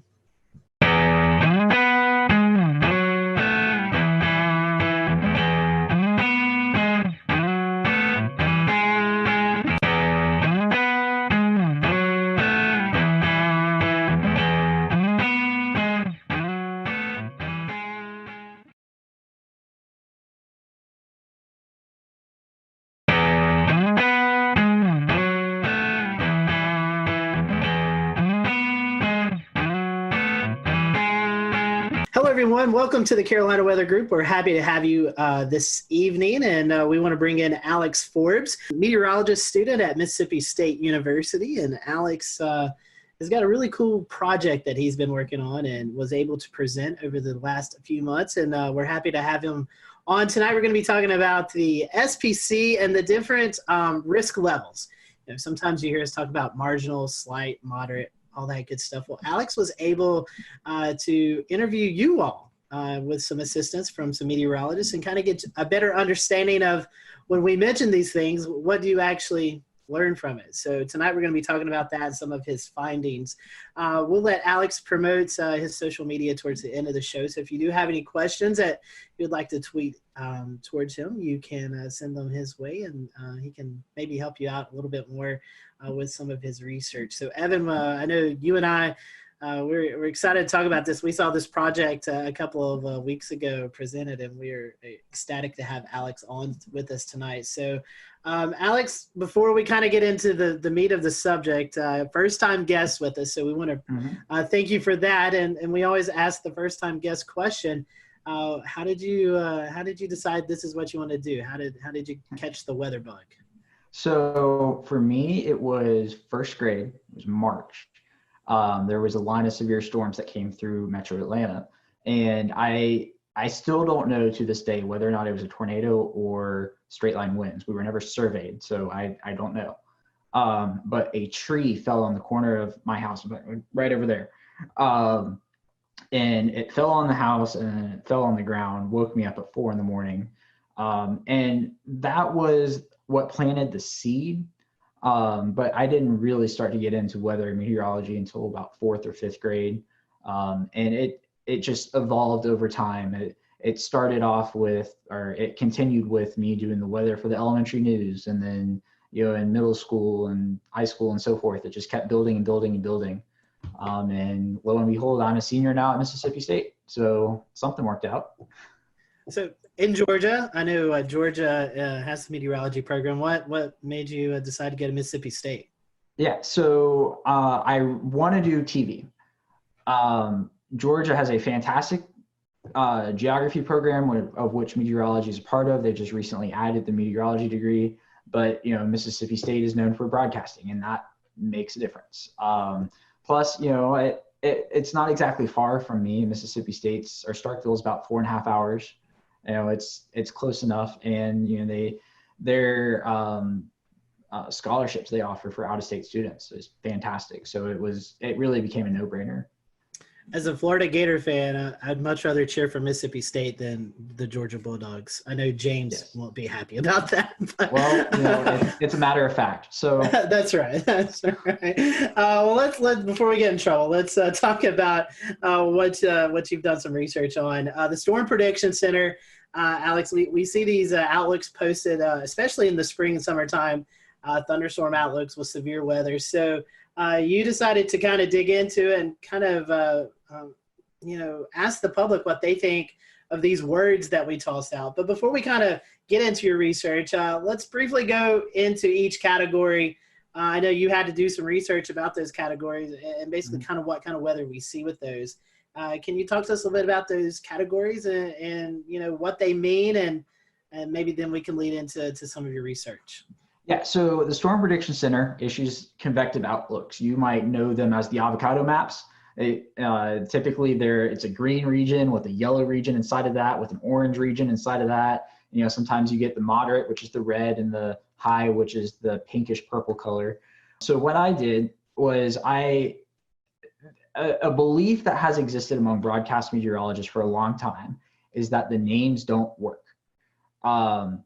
So marginal is you might see a storm. If you do, it could be severe. There's a certain percentage assigned to each of these that's arbitrary, and it doesn't mean a lot to the public. So I'm not even going to get into them because they're meant for meteorologists. Slight is a step up from marginal. You'll probably see storms. A couple of them might be severe. Enhanced is, okay, there's going to be storms. Probably half of them, give or take, might be severe. Moderate's like, okay, this is serious. There's going to be storms. They're probably going to be severe. And high is, there's storms. They're going to be severe. There's going to be, in most cases, tornadoes. Loss of life is a concern, so forth. But the other thing I would point out about them is that when these categories were updated in 2015, they're not equally weighted. Right? So the marginal was the old C text. It wasn't a category before this. It's not like an old slight is now a marginal. It's new category. Slight was split into two. They kept slight for the lower end of the threat, and they added enhanced for the upper end. And then moderate is still moderate, and high is still high. So if you jump from a slight to enhanced, that's not the same from jumping from an enhanced to a moderate. And that's part of what confuses a lot of people, is that meteorologists understand that an enhanced to a moderate is a much bigger jump from a slight to enhanced. People see, the lower category to the next category, and they say, okay, just another notch higher. So that's pretty much it in a nutshell. The other thing I will add is, in recent years, the Storm Prediction Center has begun to acknowledge a number system in association with the words. You'll see that on a few of their graphics, but it's not widespread use yet. So you reached out to the public to kind of do a survey and to see how people were handling the threats and interpreting all of the different lingo that's associated with them. What led you to choosing the Southeast as your kind of study group area? Yeah, so there's been studies in the past that show the Southeast United States is emerging as the new tornado hotspot within the United States. A lot of severe weather studies are based out of the traditional tornado alley: Oklahoma, Kansas, Nebraska, Arkansas. Also, I live in the Southeast. I want to know what people around me think. I want to work in the Southeast. I want to know what my potential viewers one day think right now. I think there's a tremendous value added about knowing that the data is from a specific region, such that I am not conflating people's understanding of the outlook terminology in Georgia versus New York, because we get convective outlooks almost every day in the spring and summer. In New York, they get them 5-10 times a year, maybe. That's an estimate. I don't know for sure. So I think there's tremendous value added in having a specific area and understanding that and what those people think in that spot. So what'd you find? I know that's kind of a big question with a big answer, but tell us about it. 4,000 responses culminated into this. And the headline is that what meteorologists, the hierarchy of the words that the Storm Prediction Center uses, that the meteorologists understand, is not understood by the public. Now, I will throw this caveat in there in that the convective outlooks technically are not designed for the public. They never were, they still aren't. They are designed for meteorologists to take and then interpret and relate to the public. But that does not negate the fact that they are used on TV channels, social media, everything that the public sees almost in terms of weather on a regular basis. So what the biggest thing is that the current hierarchy, the marginal, slight, enhanced, moderate, high, is what the SPC uses, and what the public perceives as the hierarchy of those words with no context is slight as the first level, marginal, which is the second, moderate, the third, enhanced, which is the fourth, and the fifth being high. So the high is the only category that translates from one to the other. So it's a problem. The results even surprised me to an extent. I expected the moderate and enhanced flip, but I did not expect the slight and marginal flip. It's something that needs to be taken into account, because whether we like it or not, the public has become the primary consumers of the convective outlooks. And if there's a disparity in what people believe, especially when it's conveying life-threatening information, perhaps days in advance, it matters. So that's the SPC part in a nutshell. There were some other pieces of the puzzle that was good news. Over 95% of people correctly identified alerts like a tornado watch, tornado warning, severe thunderstorm watch, severe thunderstorm warning. 82% either agreed or strongly agreed that a severe thunderstorm, the term severe thunderstorm, means that the storm is capable of causing as much damage as a tornado. So, something's getting through to these people with those terms. So that just brings up another conclusion that I had, that people should use the term severe thunderstorm, warning watch, as opposed to thunderstorm warning or watch, which I see on occasion. It's not widespread use, but I just thought I'd throw that in there. And how people receive alerts was also measured in this. Close to 70% of people received an alert through their mobile weather app. So, that is more than 2/3 of the respondents to this survey, who, keep in mind, are weather savvy because they most likely found this on a social media channel through a meteorologist. But still, we are at 70% of people now. Now, I will include that I did not specify the wireless emergency alerts as a different option, because I don't think people know the difference. But still, 70% of people are dependent on their phones for an alert, and that's where they receive it first. And when an alert is issued, 61.8% of people say they turn to local television, which is a meaningful number. So if somebody's getting a tornado warning on their phone, they're turning on the TV to whatever meteorologist they follow and trust for information. So that's an interesting point, because social media, especially weather Twitter, we're all involved in weather Twitter. And we're like, we get our weather information from Twitter a lot of the times. Yes. But the vast majority of the general people out there in the Southeast aren't on weather Twitter. They're not like us. They aren't going to see your tornado warning post or, whatever post you're doing. So it's interesting that, TV really still is the primary mode for those people to get those warnings. Yeah, and the other interesting thing about TV is that even among 18 to 24-year-olds, 51% of the respondents of that age group said they still turn to local television, which is huge. Wow. Because, I honestly expected that number to be low, but not for the same reason I think that a lot of other people think. It's that, people have this mantra of people our age aren't going to watch TV. And I don't know that to be the case, because I think even now with millennials, it's not that we are never going to watch TV. It's that we aren't going to watch local news until it matters to us. And in most cases, that's not until you're in a established routine with a family, living in the suburbs, something along those lines. And I think the groundwork is there for local TV to prosper, actually, within, as our age group becomes older, if 51% of people now are already turning to local television whenever they receive an alert like this. And off of that, Alex, with local television, most of the time they are breaking in, but they're also simulcasting per se on a Facebook Live or on a Periscope or something like that. So, I mean, if you got to put the TVs in that aspect of the social media together, that's a pretty big percentage. Yes, absolutely.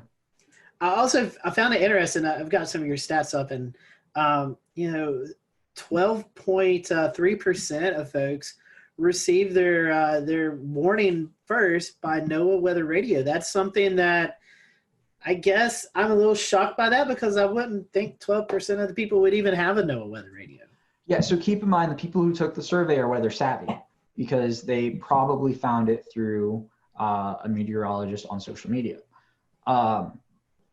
I would point out, though, is I don't remember exactly who did the study, what year it was. I just remember it was 10 plus years ago that the NOAA Weather Radio number was at like 60%, and it's down to 12. And I do not see a path forward for NOAA Weather Radio being the predominant way of people receiving information, simply because it's a cost barrier. Why am I going to go buy a $29 weather radio when this thing right here is going to give me the same information? So I think we're asking the wrong questions when it comes to NOAA Weather Radio. Not why aren't people buying NOAA Weather radios, but rather why is the Federal Communications Commission not just sending you alerts and you can't turn them off like they do on TV? If you are in a tornado warning and you are watching a broadcast channel, you are going to get an EAS alert. You can't turn them off. So there's precedent to do it. And I seriously think, close to 70% of people are already relying on these. Why not just make it mandatory? And have that be the de facto NOAA Weather Radio. Now, I don't think they're ever going to go away. I think there's still a use for them. What happens when your phone dies? What happens when there's a hurricane and you run out of power, your generator's out of gas, and you can crank a weather radio? That's the most extreme case, but I don't think they're going to be the main. In fact, they're already not the mainstream way of receiving alerts, and I don't think they're ever going to be again. I know you're doing some of these questions also about when they hear these warnings issued, about taking shelter or alerting friends and stuff. Can you kind of go in some of those details, what you found out? Yeah. So I asked about 4 alert types in particular: the severe thunderstorm watch, the tornado watch, severe thunderstorm warning, and tornado warning. And I asked when a blank is issued, I blank. So the other part of the blank is take shelter, alert friends and neighbors, monitor weather conditions, check social media. We'll return to Best of the Carolina Weather Group in a moment. Now your Carolina weather forecast. Here are today's forecast high temperatures for North Carolina. Here are the forecast lows for tonight for North Carolina. Here are tomorrow's forecast high temperatures. And here's forecast rainfall across North Carolina tomorrow. Here are the forecast highs for the day after tomorrow.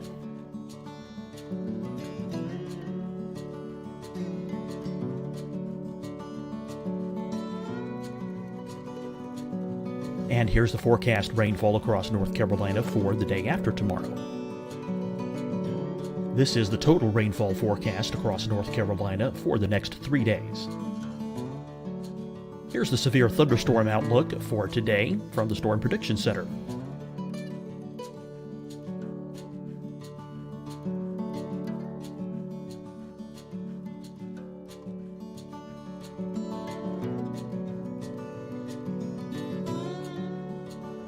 Here are the forecast high temperatures for today for South Carolina. Here are the low temperatures for today for South Carolina. Here's the probability of precipitation forecast across South Carolina today. And here are the rain chances across South Carolina tonight. Here are tomorrow's forecast highs across South Carolina. Here are the forecast low temperatures for tomorrow for South Carolina. And here is the probability of precipitation across South Carolina tomorrow. Here's the precipitation chances across South Carolina tomorrow night. Here are the forecast highs for the day after tomorrow in South Carolina. Here are the forecast low temperatures across South Carolina for the day after tomorrow. And here are the rain chances across South Carolina for the day after tomorrow. And South Carolina's probability of precipitation for that night. Here's the Storm Prediction Center's severe thunderstorm outlook across South Carolina for today through tonight. Here's the Storm Prediction Center's severe thunderstorm outlook across South Carolina for tomorrow and tomorrow night. And here's the Storm Prediction Center's severe thunderstorm outlook across South Carolina for the day after tomorrow through that night. Here's the severe thunderstorm outlook for today from the Storm Prediction Center.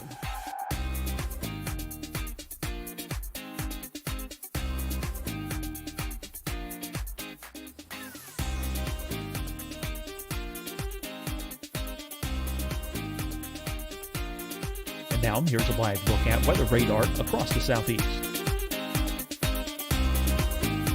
Fight the spread and take a stand against coronavirus. Wear a mask in public. Stay at least 6 feet apart from others. And get tested.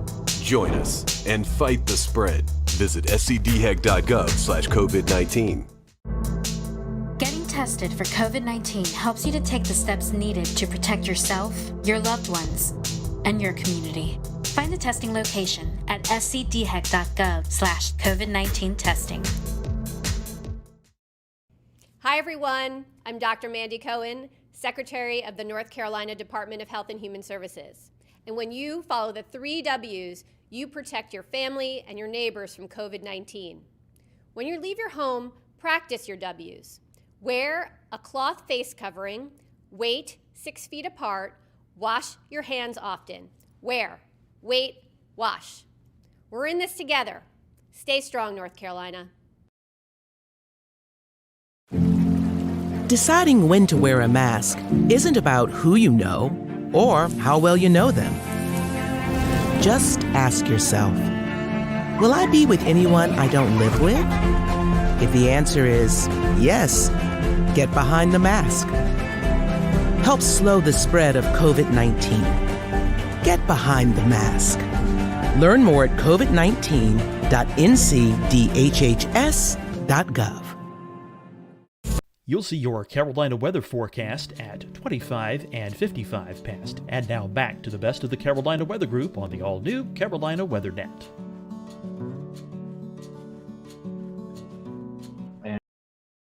And watch national television. Of those 4 questions, there's nothing I really found surprising. For each one, social media was between 80 and 90% with combined degree. For the troubling, I guess a troubling aspect is for a severe thunderstorm watch. 22% of people said that they take shelter. But, keep in mind, these are the same people who accurately picked out a severe thunderstorm watch definition. 97.2% of these respondents correctly identified a severe thunderstorm watch. So, it comes down to people's interpretation of what take shelter means. Does that mean you just stay inside all day? Does it mean you go to the lowest level, most interior room? I don't know. But I mean, there wasn't anything that, is a red flag in the results specifically for those 4 questions. You were talking about wanting to go broadcast TV in the Southeast. So keeping that in mind, there's a lot of different styles of severe weather coverage. I think you have some folks who just kind of present the radar. And then you have folks like James Spann who really gets down into the specifics, like it's going to affect the Dollar General in town X or town Y. I know you may have not surveyed the folks on that, but what's your opinion on that? What do you think is most useful for those folks who are turning into TV watching this coverage? Yeah, no, absolutely. The most precise you can be, the better. One of the reasons why James Spann has the following he does is because people see him as one of them. The fact that he knows where the Dollar Tree is in Gordo, Alabama, which I happen to know where it is too, because I drive past there to get to Mississippi State, and he uses that example all the time. So I feel good about it. It matters because, like I said, people feel like he's one of them, but also he knows the area. It adds validity to his call to action of, okay, I know where this is and I know where it's going.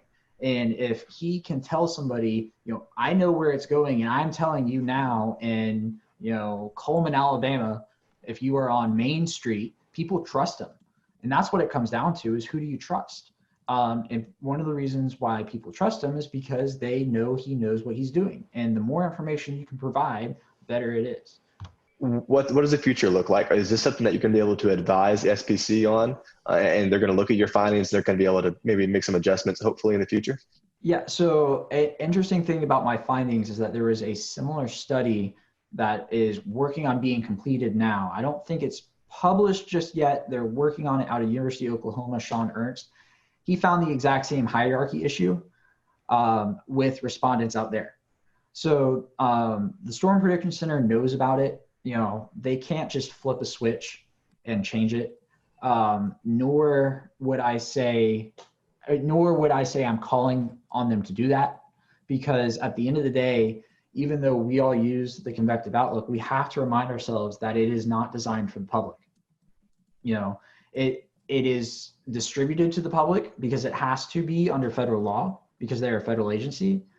But at the end of the day, my main goal in publishing this was providing the groundwork to broadcasters and using a 1 through 5 scale to describe those terms, because a number scale is a universally identified language. 1, 2, 3, 4, 5 means the same thing in English as it does in Spanish, as in French, as in German, and it's already used for things like the Saffir-Simpson scale, the enhanced Fujita scale. People understand that the higher the number is, the worse the threat is. And just eliminating the words off the screen provides much more clarity for the general public. And I would encourage that to this day. Some folks are trying to go down the color line and trying to make colors represent the different severity. What's your thoughts on that? So I might get in trouble for this. A lot of meteorologists don't like the color scale, and I do. I think the green, yellow, orange, red, pink works. So within that, you have the built-in green, yellow, red, good, moderate, bad. And people are smart enough to derive that, okay, the orange between the yellow and the red is the intermediary. And if there's something after the red, it means it's probably worse. It doesn't matter what color it is, it's probably going to be that. And two other things I will add is, no matter what colors you use, I still think people are going to translate the color to a number.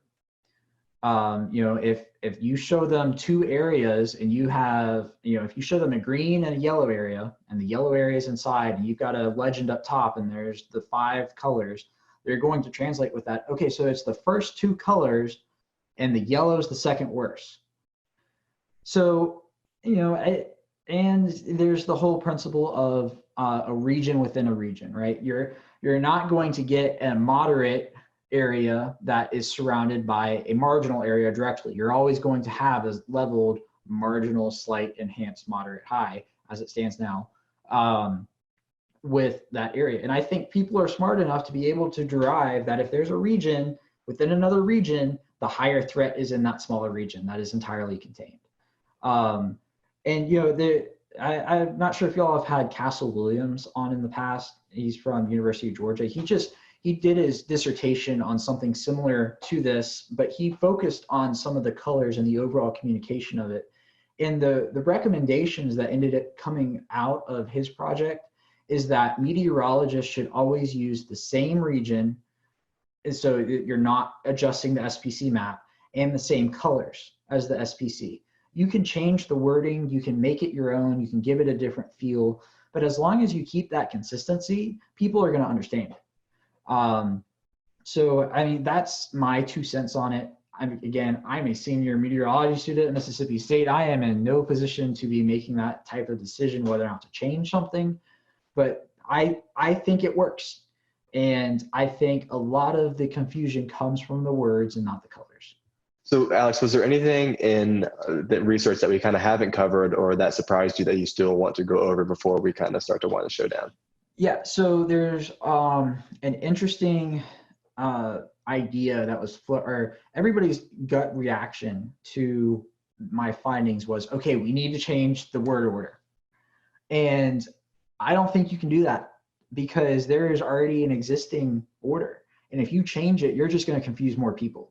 Because what happens when, Sally down the road doesn't know that it changed and all of a sudden a moderate is now at level 3 and she's freaking out because it used to be a level 4 and that's a noticeable difference. The other piece of data I would put to back that up is that, sure, even though 50.4% of people, a majority of people saw slight as number 1, 49.6% of people did not.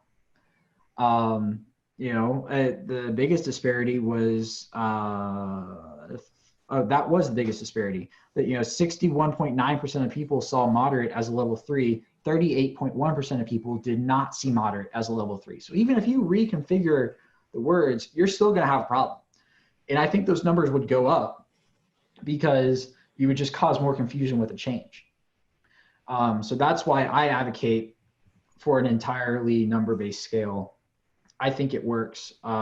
Just dump the words completely. You will confuse far less people. I think it's a very interesting topic because, as you were saying, I think it's hard to change the names. But I love the idea of the numbers, and I hope, I know SPC is looking at some stuff, and hopefully, with your research and the research that's going on out of Oklahoma, hopefully we can start to incorporate these number scales, because I do believe people relate well, or maybe even more better with numbers than compared to these words, because, in my mind, enhanced and moderate automatically should be switched. That doesn't make sense to me. But I really do hope we can latch onto the number aspect, because I do think it conveys a more simple message. And when you're talking to people who are not weather savvy, they just want to know the information. Mm-hmm. And I think that helps get them the information they need to know. Yeah, and it helps them understand the threats better. Mm-hmm. You probably noticed in the beginning, I had a little trouble describing the words, and I think everybody does, because the definition of them is percentage based. It's not based off of a certain type of storm that is expected, or a certain setup, or something along those lines. It's entirely arbitrary that people aren't going to understand. I mean, think about this. People don't understand chance of rain. All they do is formulate 50% is the halfway mark, and if it's below 50%, it's not going to rain. If it's above 50%, it's going to rain. That's literally what they do. I have asked people who are not meteorologists this question, and I have gotten that answer more often than not. That's part of the issue, in that the groundwork for this is percentage based. But I would just circle back to one other thing, is that, while the SPC cannot change their outlook with the flip of the switch, a chief meteorologist at a station can, as long as their news director is on board. I will use Atlanta as an example. Even though I was an intern at Fox 5, what they do is they show the numbers and the words, which is most common for now. We're working on that. Channel 2 WSB here in Atlanta has dropped words completely. All they do is show the colors. They use a slightly different color scale. Not going to get into that, but on the screen, they literally type out level 3 risk, and then they list the threats. At NBC, the NBC station here, they do the same thing. They show the words and the numbers.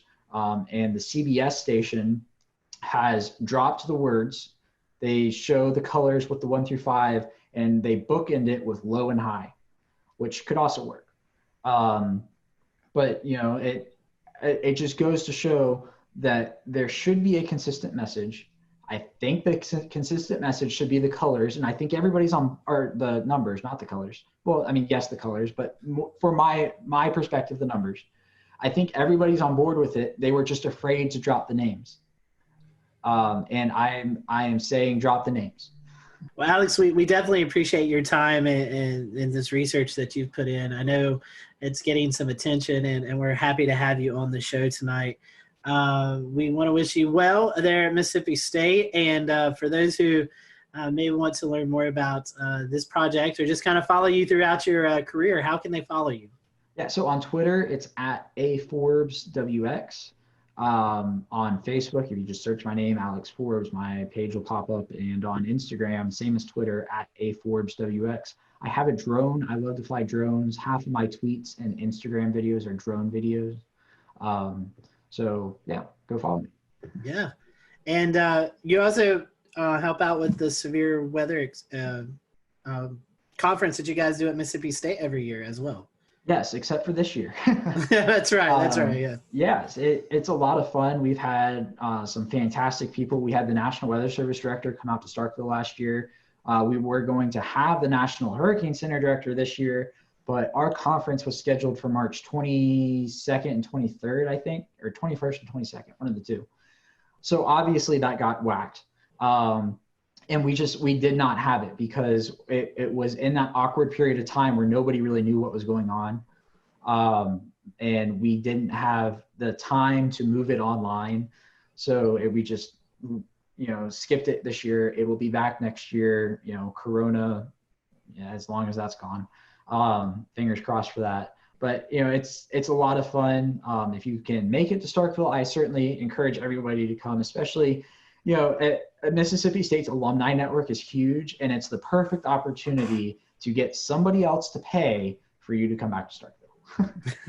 That's right. We'll leave it there. Alex, again, thank you so much for being with us, and thank you for watching the Carolina Weather Group. We'll see you next time.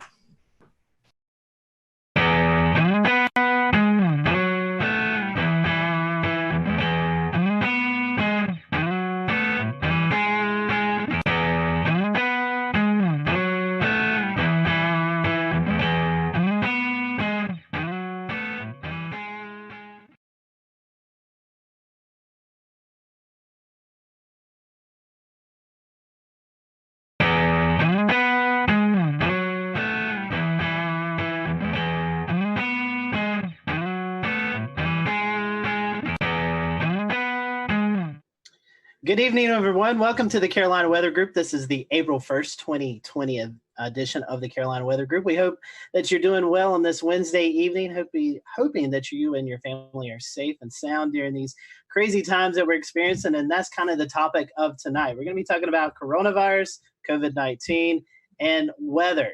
We still have weather going on during this crazy time that we're experiencing throughout the country. And in fact, tonight, we're going to be talking to Ryan Vaughn, who was covering a EF3 tornado that struck in Jonesboro, Arkansas this past weekend. So we're looking forward to that. We are streaming live right now on our many streaming platforms. So if you'd like to interact with us tonight during the conversation, just drop a comment in the Facebook Live or the Twitch or Periscope link, and we will monitor those throughout the show. And James, I'm going to toss it off to you because you have been working from home for the past couple of weeks, and we're starting to see more and more people work from home. And so I know it's been a crazy time for you and everyone involved in TV media. It's been a very interesting time indeed, Scotty, because everyone has kind of moved very quickly, whether they liked it or not, real fast into the cutting edge technology of 2020. Everyone suddenly knows what Zoom conference is. It wasn't but 3 weeks ago when we would be booking guests for the show saying, hey, we're going to send you a link to a Zoom conference, and then had to proceed to explain what Zoom conference is. We do not have to do that anymore.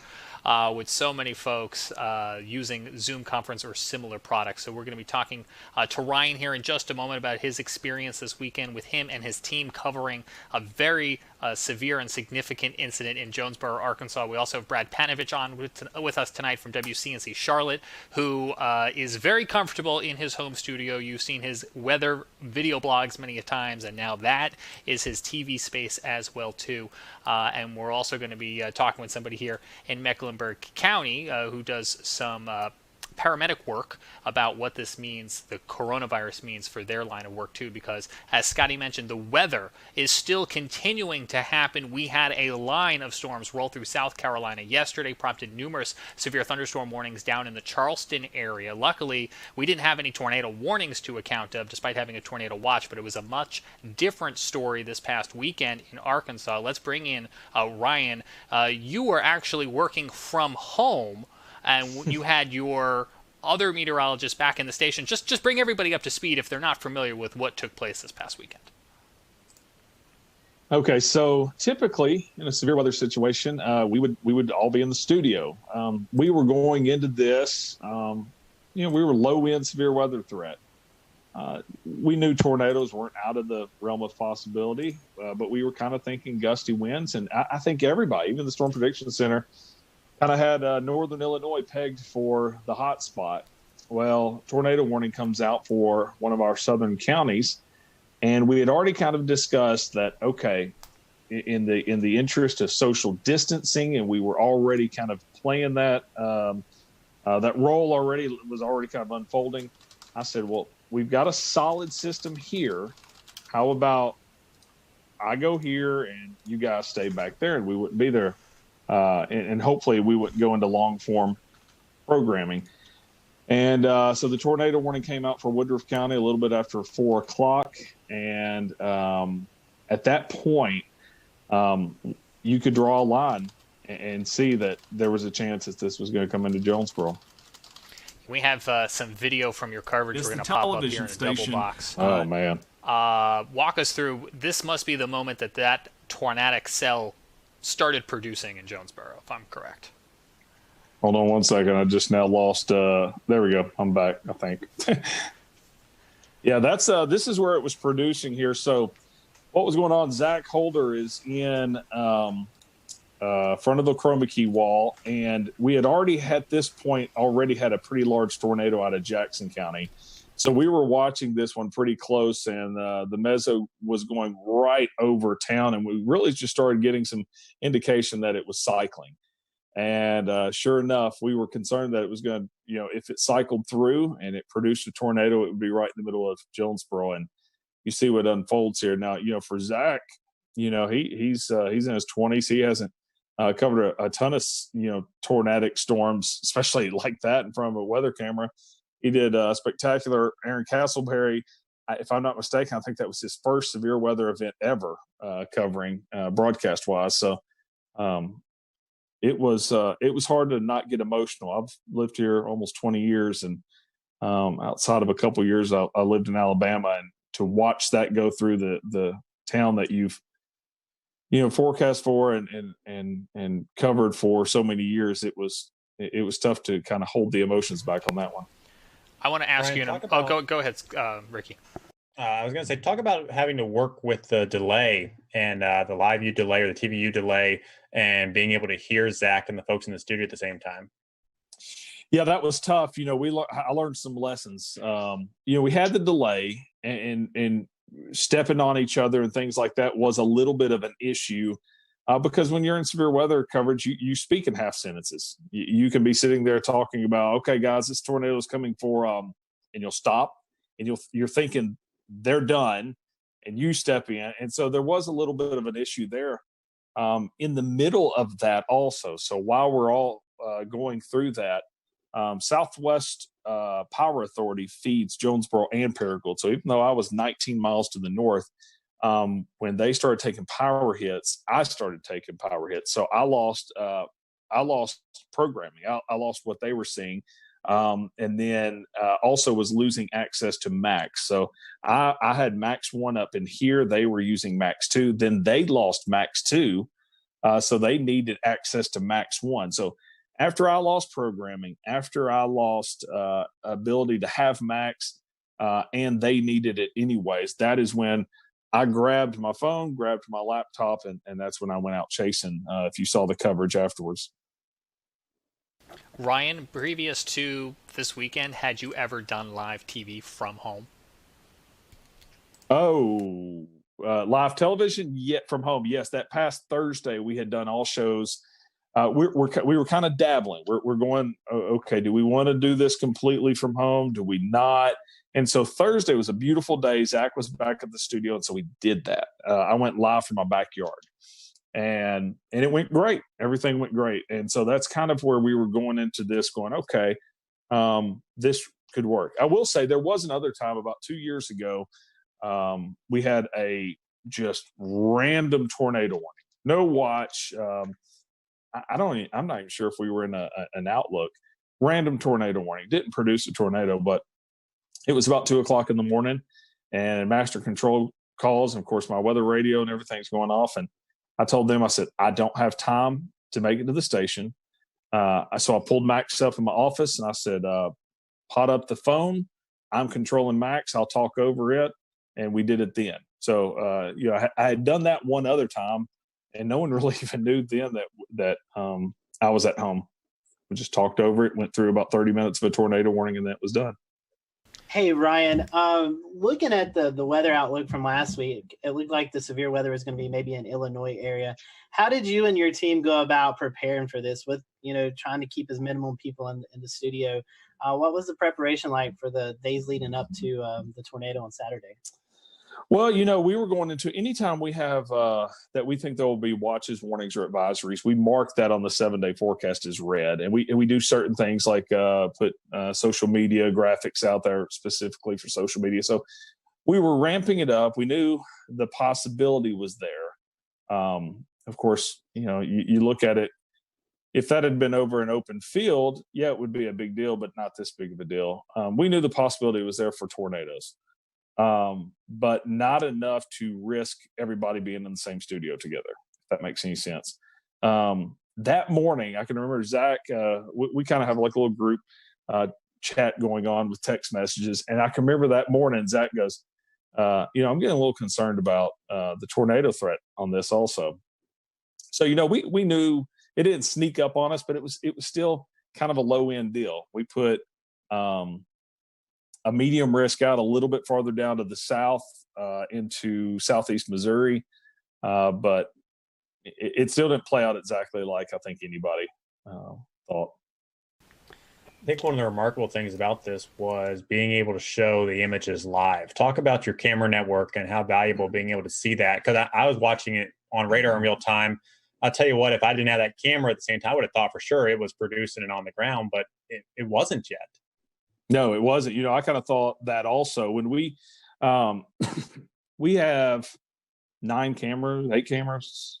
I think 9 cameras across our viewing area. And that goes back to, that's a James Spann thing. I worked for 2 years down in Montgomery, Alabama, and of course got to know all the stations down in that area.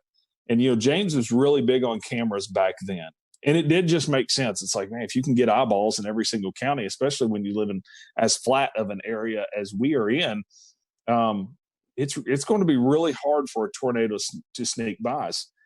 So we have several. We'll return to Best of the Carolina Weather Group in a moment. Now your Carolina weather forecast. Here are today's forecast high temperatures for North Carolina. Here are the forecast lows for tonight for North Carolina.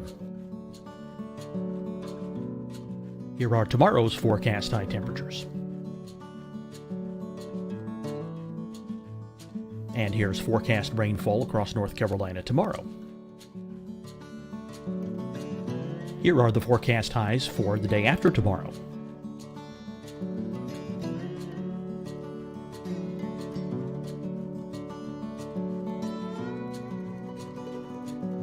And here's the forecast rainfall across North Carolina for the day after tomorrow. This is the total rainfall forecast across North Carolina for the next 3 days. Here's the severe thunderstorm outlook for today from the Storm Prediction Center.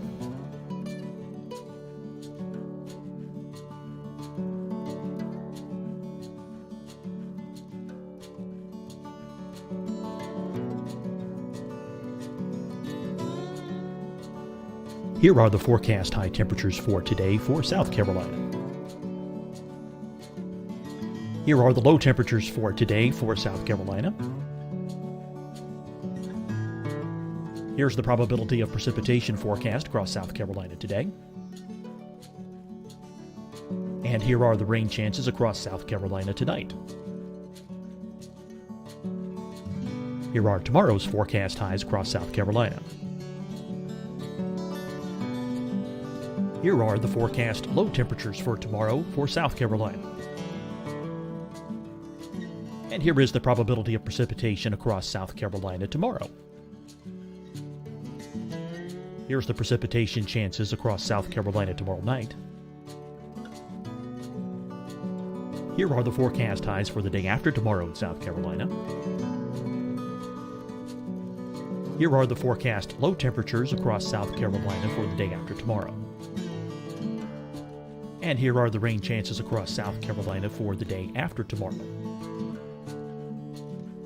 And South Carolina's probability of precipitation for that night. Here's the Storm Prediction Center's severe thunderstorm outlook across South Carolina for today through tonight. Here's the Storm Prediction Center's severe thunderstorm outlook across South Carolina for tomorrow and tomorrow night. And here's the Storm Prediction Center's severe thunderstorm outlook across South Carolina for the day after tomorrow through that night. Here's the severe thunderstorm outlook for today from the Storm Prediction Center.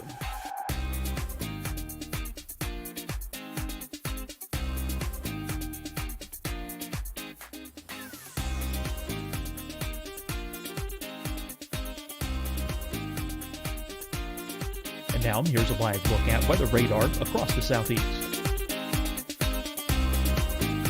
Fight the spread and take a stand against coronavirus. Wear a mask in public. Stay at least 6 feet apart from others. And get tested. Join us and fight the spread. Visit scdhec.gov/COVID-19. Getting tested for COVID-19 helps you to take the steps needed to protect yourself, your loved ones, and your community. Find the testing location at scdhec.gov/COVID-19 testing. Hi, everyone. I'm Dr. Mandy Cohen, Secretary of the North Carolina Department of Health and Human Services. And when you follow the 3 W's, you protect your family and your neighbors from COVID-19. When you leave your home, practice your W's. Wear a cloth face covering, wait 6 feet apart, wash your hands often. Wear, wait, wash. We're in this together. Stay strong, North Carolina. Deciding when to wear a mask isn't about who you know or how well you know them. Just ask yourself, will I be with anyone I don't live with? If the answer is yes, get behind the mask. Help slow the spread of COVID-19. Get behind the mask. Learn more at covid19.ncdhhs.gov. You'll see your Carolina weather forecast at 25 and 55 past. And now back to the best of the Carolina Weather Group on the all-new Carolina WeatherNet.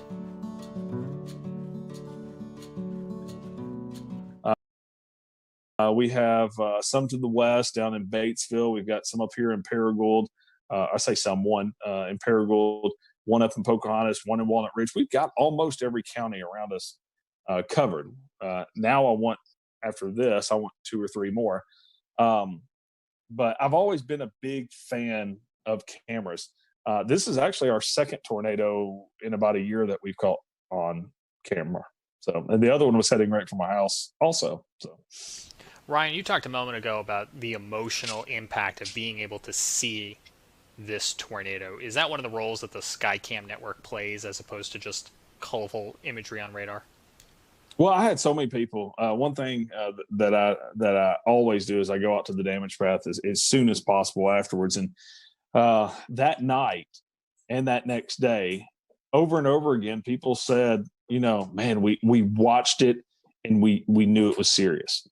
You can say all day long until you're blue in the face, hey, this tornado's on the ground, this tornado's on the, you can tell them, and they're still going to run out there and look at it. But showing it like that, everybody was taking cover. You're not going to be out looking about for it. You also, as you just mentioned, went down to look at that tornado path after the storm. And you mentioned on James Spann's Weather Brains earlier in the week that that's one of the things you do. You are actually a community responder. Talk to me a little bit about the importance of having that dual role that you play as both a broadcast meteorologist and a community responder. Yeah, I'm part of the rescue squad here in the county that I'm in. So if you listen to the coverage, at one point I turn on the radio and I'm trying to communicate to our guys and emergency management and dispatch in this area. And then I was thinking, as we were driving down there, my son was going with me. And he said, "Are you going to put your turnouts on when you get down there?" And turnouts, if you're not familiar with that, that's all of your gear that you put on when you start to get in the rescue and extrication for vehicles or rescue of tornadoes. And I really, for the first time, was thinking, I don't know. I don't know what I'm doing. Am I getting down here and I'm helping with rescue? Am I getting down here and telling the story of the tornado aftermath? Am I doing a little bit of both? So I was confused. It was one of those first times where I was thinking to myself, what are we going to be doing when we get down here? And of course, our news folks were already on the scene. Zach and Castleberry were continuing the coverage from a weather side of point of view. And I really did. I mean, you look at that, I thought we were going to be pulling dead bodies out all night. And we weren't. So. We had Damon Lane from KOCO in Oklahoma City on our show 2 years ago, and he talked to us about what it was like one day to be on television at the studio tracking a storm as he knew it was coming into his neighborhood. What was it like to be home with your family within earshot and having a tornado in your community while also trying to be a broadcast in it? Well, a lot of people have laughed about hearing the snapping. I was going... And what I was doing, I was trying not to go, "Hey, Jennifer," yell into the other room, or, "Hey, George and Avery and Kate, get downstairs." I was trying not to do the yelling at your family, "Get the dog out of here, get the dog downstairs," that thing. So I was kind of meaning, get in here so I can, lip sync to your, and so Jennifer comes in here and I said, "Get downstairs, get downstairs, get downstairs." And I point over at the television, and I wasn't sure if they were watching it in there. And judging by my wife's eyes, I don't think they were. And she looks over at the television, and by that point, it was tearing stuff up, and they moved real fast and went down there. But our wives do this, without us here all the time. In severe weather, they get tornado warnings here, and her job is already to get all the kids and pets and go downstairs. So I don't really know what I was doing, saying, "Hey, like I'm gonna step in and be the leader of this," because they're already, they've done this in the past. And so I realized that after the fact. I'm like, you don't need me to tell you to go downstairs. You probably already knew. But it was wild. And then when I was leaving here, we were having flash flooding in our neighborhood. And it was kind of wild, but I knew that they had everything under control here. And fortunately, I've got a 17-year-old that can handle things here. So I felt comfortable leaving in the midst of that also, once I knew it was going east of us. Ryan, the tornado EF3, 140 miles per hour winds. I think this happened right around the 5 o'clock time frame. On a normal Saturday night, people would be out at restaurants, shopping. But with the coronavirus going on, thankfully, unfortunately, we had 22 injuries, but I feel like this could have been a whole lot worse if we wasn't going through COVID-19. Oh, this would have been, we would have been pulling bodies out. Of those 22 injuries, only 2 of those were hospitalized. So you got to think of a large part of those were probably just scratched up arms and things like that. But, I just think I had just left the mall about 2 hours earlier. We went and picked up a cake right beside the mall, right where it hit.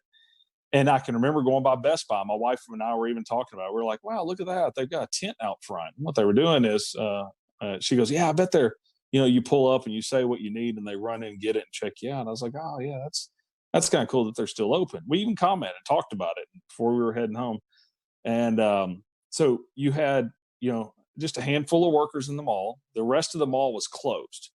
So if you look at the aerials, I mean, it just tore up the mall.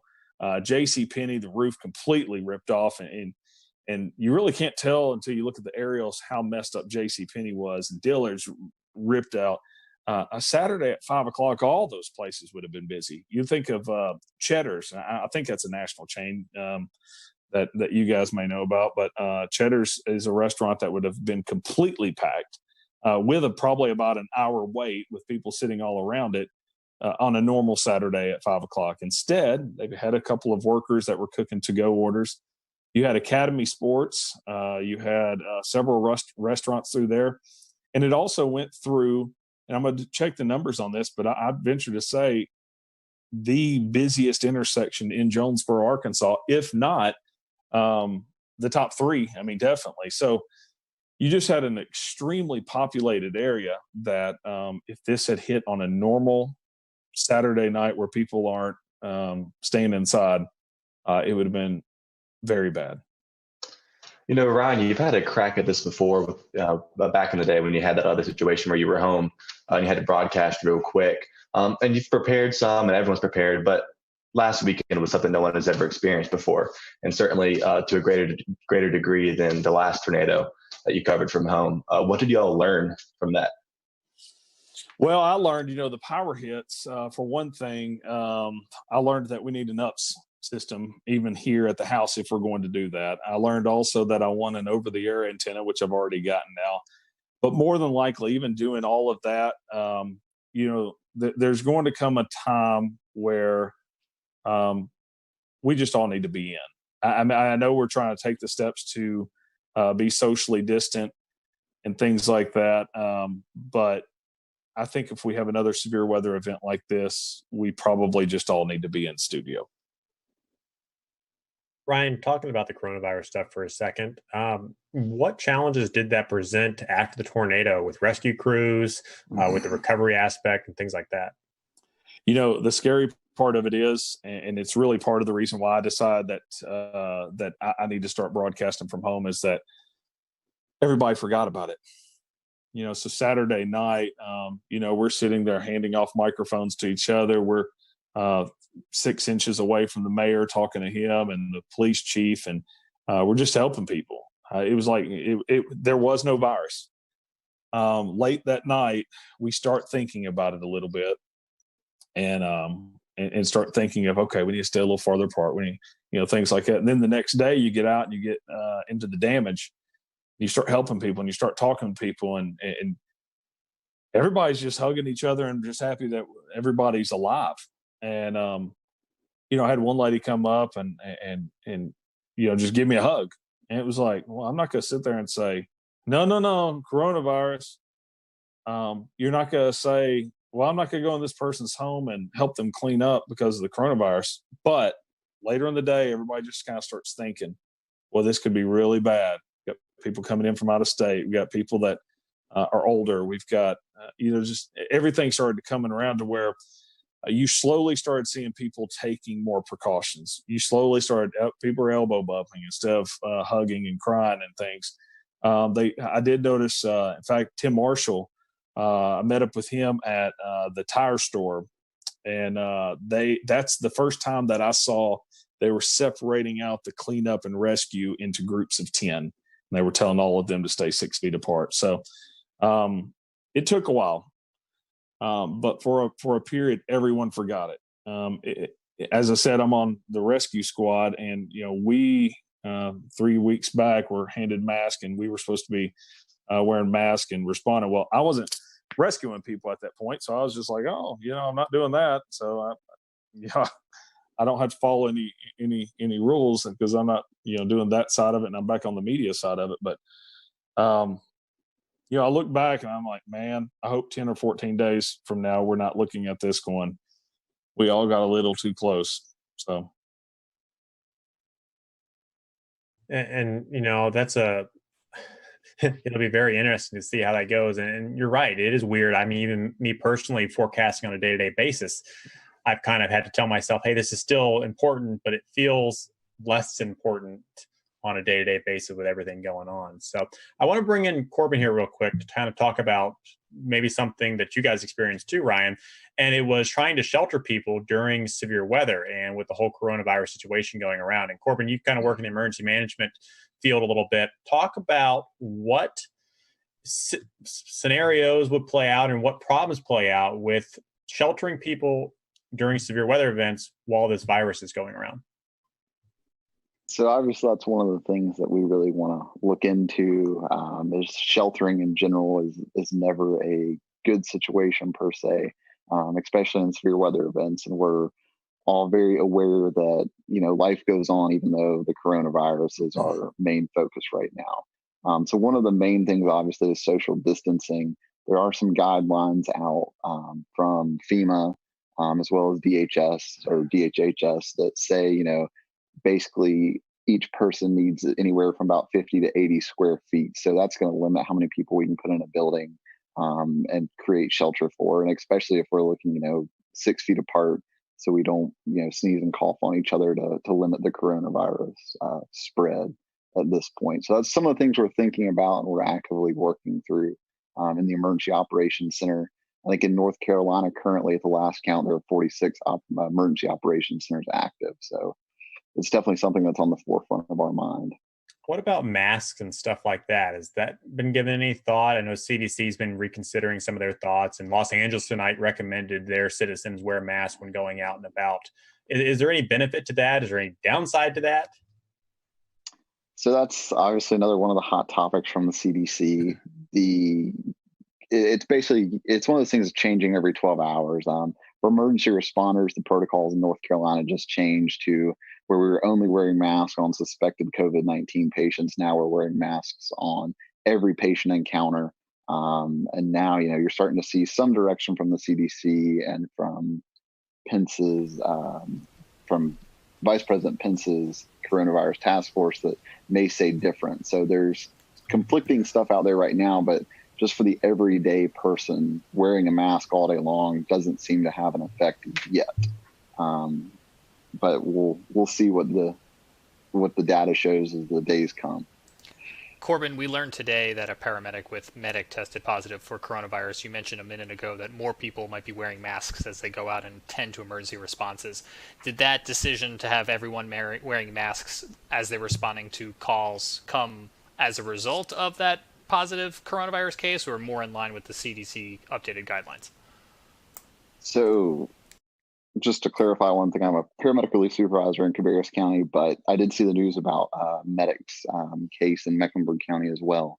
And that was actually put out yesterday by the North Carolina Office of OEMS prior to, I'm assuming, that case testing positive. But you got to remember, so an N95 is to protect the provider. A surgical mask also protects the provider, but it's better to kind of put on the patient because it's going to prevent them from spreading their germs, just like a surgeon in surgery. Patty, I think you had something. Yeah, I was wanting to ask Corbin. I'll ask you and Ryan both. Ryan, you live in Tornado Alley per se, the Arkansas area, kind of prone to tornadoes, especially this time of the year. As the CDC and as we hear about the doctors, they're talking about we're going to continue to kind of see that spike happen over the next 2, 3, 4 weeks. Do you think this will become more of a concern, Ryan, when you're talking to your folks? I know I'm not sure about your particular area, but I know places like Kansas and Oklahoma, they have these public storm shelters. How do you think I don't want to say you guys have fear of tornadoes because you're more used to them than we are here in the Carolinas, but how do you think preparing for severe weather days as well as dealing with the coronavirus, how do you think the psyche is going to play on people out in your area, Ryan? That's a great question because we have had some of the public shelters closed, and because a lot of them are, some of them are in basements of hospitals and stuff. And you say we're used to them. Saturday night has scared a lot of people, and the storm anxiety is going to be really, really high. And I don't really know how that's going to go. As far as public shelters, even some that are open, It'll be interesting to see. Or even, there's a lot of places where, like our house, we have a basement here. Not everyone around us has basements. So we've always just, hey, come on over, take shelter. Will we all continue to do that? I think in a tornadic situation, I think you throw it out. I know that may not be the right answer, and I'm sure my doctor friends may say, I don't know, but I don't know. Corbin, to you, you guys are dealing with the COVID-19. We're getting into the Carolina severe weather season where maybe not as many tornadoes, but we still have this threat of severe storms. And you're trying to message the threat of severe weather, but also trying to communicate about the COVID-19. So how are you guys in the emergency management spectrum are dealing with the preparation of severe weather and dealing with the ongoing virus? So one of the things we have set up in Mecklenburg County, the Emergency Operations Center there, is we have a decision support services line set up with the National Weather Service, which we set up in all of our special events and things like that. We do have the ability to have the National Weather Service in the EOC with us, just a phone call away, a request away. But it's something that our Joint Information Center that deals with all the public information is looking at as well as we progress into our summer season, our storm season per se. We're going to start messaging, obviously, coronavirus, COVID-19, but also our severe weather messages as well. Before the coronavirus hit, we did participate in the nationwide tornado drill day at fire headquarters and everything like that. So we're still trying to do our normal stuff as well as focus on COVID.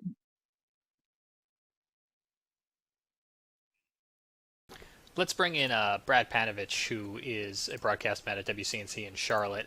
Brad, if you were to go to air tomorrow for a tornadic situation, do you have something in mind that you would tell people in the event they either needed to leave a manufactured home to go to a sturdy shelter, or even afterwards if their homes were damaged? I found it was interesting. I read the press release that I think the governor of Kansas sent out. I think it was yesterday or today, basically saying, you got to prioritize the threat. So if a tornado is coming, that's your most immediate threat. So you need to seek shelter. But if you are going to seek shelter in a community setting, try to do the social distancing the best you can. But it's one of those things. If there's a train coming at you, you get out of the way of the train first, okay? And then you worry about all these other things secondary. So I think that what I would tell people is, do the best you can, but please avoid the tornado because that's the most immediate threat and most likely going to cause you your life. But I was glad to see Ryan's work, which was spectacular because it kind of gave me a little relief that, hey, we could do this remotely from a broadcast standpoint as well. But just like Ryan, I think if we knew a couple days ahead of time that we might have a moderate threat day, that we probably are going to send one of us into the studio, likely me, and we'll keep everybody else out of there. But the fact that we can do this remotely with somebody in studio is great. The whole reason I had this monitor behind me was I was thinking ahead, like if I have to track storms at home, I wanted some kind of graphic behind me where I could be in front of it. So I think that potential is there as well. But it's the first time in a long time, as a meteorologist, I'm like, I hope we have a super quiet spring. I'm just like, I do not want to have the added worries of severe weather. And I've already been thinking about hurricane season as well. I don't want to have to deal with any hurricanes. I just want it to be quiet because I think it's the last thing people need to worry about right now. But we know, it's April. For us, April's the peak of severe weather season. Hurricane season's around the corner. So at some point in the next couple months, we're going to be dealing with severe weather and coronavirus at the same time. And hopefully we'll be a little more prepared by then. Something else to think about, guys, through all this is I wonder what the viewership numbers are, and I wonder what the connected people numbers are. Are people using Netflix more? Are people watching these streaming services more? And maybe not watching actual television. My cable box will override with the EAS if something happens, but Netflix and things like that won't. So it'll be interesting to see if more people pay attention, less people pay attention. You're not at work, so maybe you're more connected. Well, It's a good point, Ricky. But I think one of the what happened in Jonesboro is a good example. I think the fact that everybody's in a home already is a good start. I mean, at least they're there.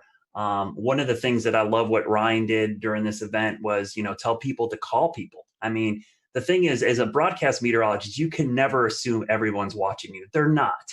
So, but you can connect other people to the people that are watching you by telling them to call people, DM them, text them, do whatever, amplify your message, and that will wake people up and get them, away from Netflix and maybe flip on the broadcast network. But this is where digital and social media is really important to us as broadcast mets. It's a way for us to reach people when they're not watching us. And so hopefully they'll flip us around. The thing I worry about, Ricky, honestly, is that, and we've already seen this, our internet and digital systems overwhelmed with so many people at home. Are the WIAs going to be bogged down? Are the cell networks going to be clogged up? Are we going to be able to push out this information because there's so many people using all this bandwidth right now? Yep, good point. James, I think you had something. Yeah, I had a question for Ryan, and it's so often in interviews we end the interview by saying, "What else did you want to share? What did we not ask you?" And while that's exactly what I want to pose to you now, because we are trying to think of everything, but inevitably we're not. And unfortunately, you had a situation where you've now experienced one of these scenarios that we're still fearing. So let me ask you, what did you learn that we're not even thinking of? Well, two things. This wasn't my first time to have a tornado in front of us on live television, but it was the most populated. And you just have to remind yourself to keep your emotions in check. It's tough, and you can say it a million times, I would, but you really have to keep, stay calm, because it's going to continue moving forward. And so that's one thing that, for every broadcaster, as Brad said, telling people to call people. And that was huge. There was a lot of people that I didn't run into anyone that said they didn't know it was coming. It was either I was watching you guys, your app went off, or my mother or sister or whoever called me and said it was coming. So nobody knew it wasn't coming, but you got to spread out the tentacles and get everybody working for you, more or less. But from the side of this whole new thing with social distancing and everything, is in the cleanup process. Even though we're all wanting to hug each other for all being alive and making it through it, we just got to be smart through this whole thing. Corbin, what about you guys from an emergency response paramedic scenario in your experience? Do you think if we got into a weather situation, the response might look slightly different, or the advice coming out from officials to the public might look slightly different?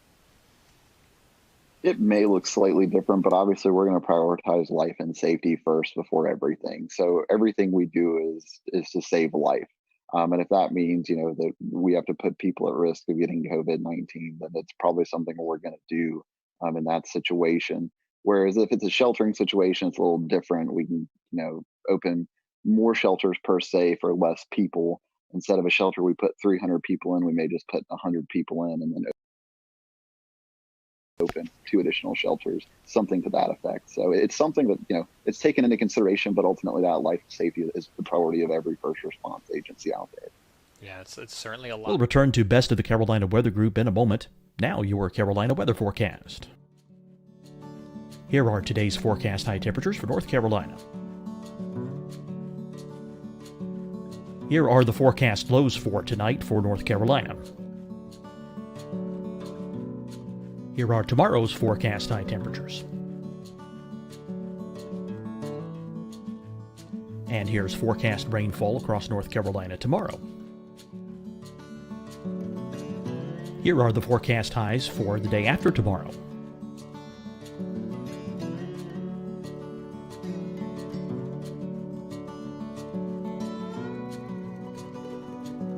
And here's the forecast rainfall across North Carolina for the day after tomorrow.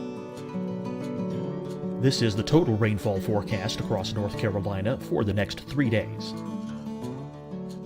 Here's the severe thunderstorm outlook for today from the Storm Prediction Center.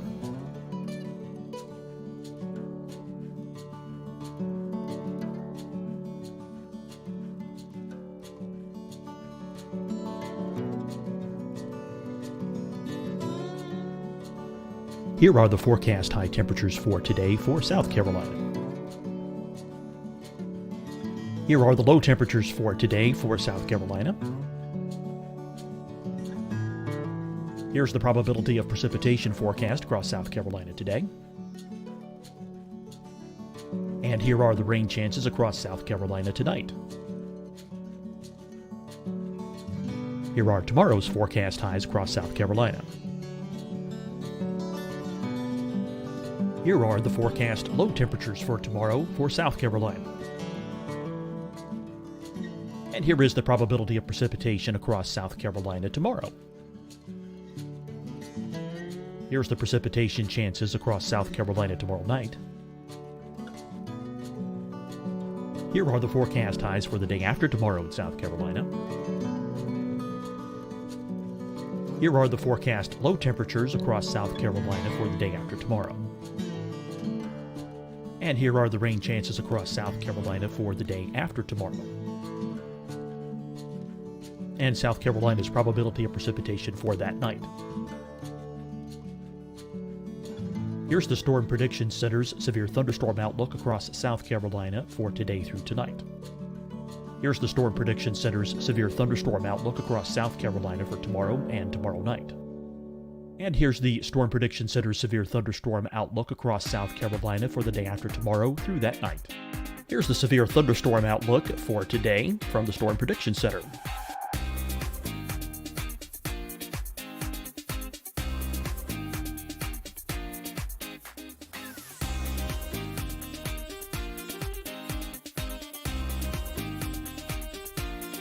And now here's a live look at weather radar across the southeast. Fight the spread and take a stand against coronavirus. Wear a mask in public. Stay at least 6 feet apart from others. And get tested. Join us and fight the spread. Visit scdhec.gov/COVID-19. Getting tested for COVID-19 helps you to take the steps needed to protect yourself, your loved ones, and your community. Find the testing location at scdhec.gov/COVID-19 testing. Hi, everyone. I'm Dr. Mandy Cohen, Secretary of the North Carolina Department of Health and Human Services. And when you follow the 3 W's, you protect your family and your neighbors from COVID-19. When you leave your home, practice your W's. Wear a cloth face covering, wait 6 feet apart, wash your hands often. Wear, wait, wash. We're in this together. Stay strong, North Carolina. Deciding when to wear a mask isn't about who you know or how well you know them. Just ask yourself, will I be with anyone I don't live with? If the answer is yes, get behind the mask. Help slow the spread of COVID-19. Get behind the mask. Learn more at covid19.ncdhhs.gov.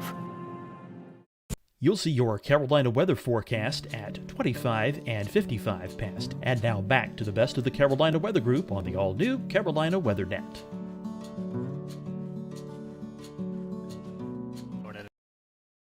Analogy with the train, and Ryan, you mentioned it as well too, in that, you know, in some sort of silver lining, not having people out at the restaurants and the malls and the supermarkets may have done you guys some good.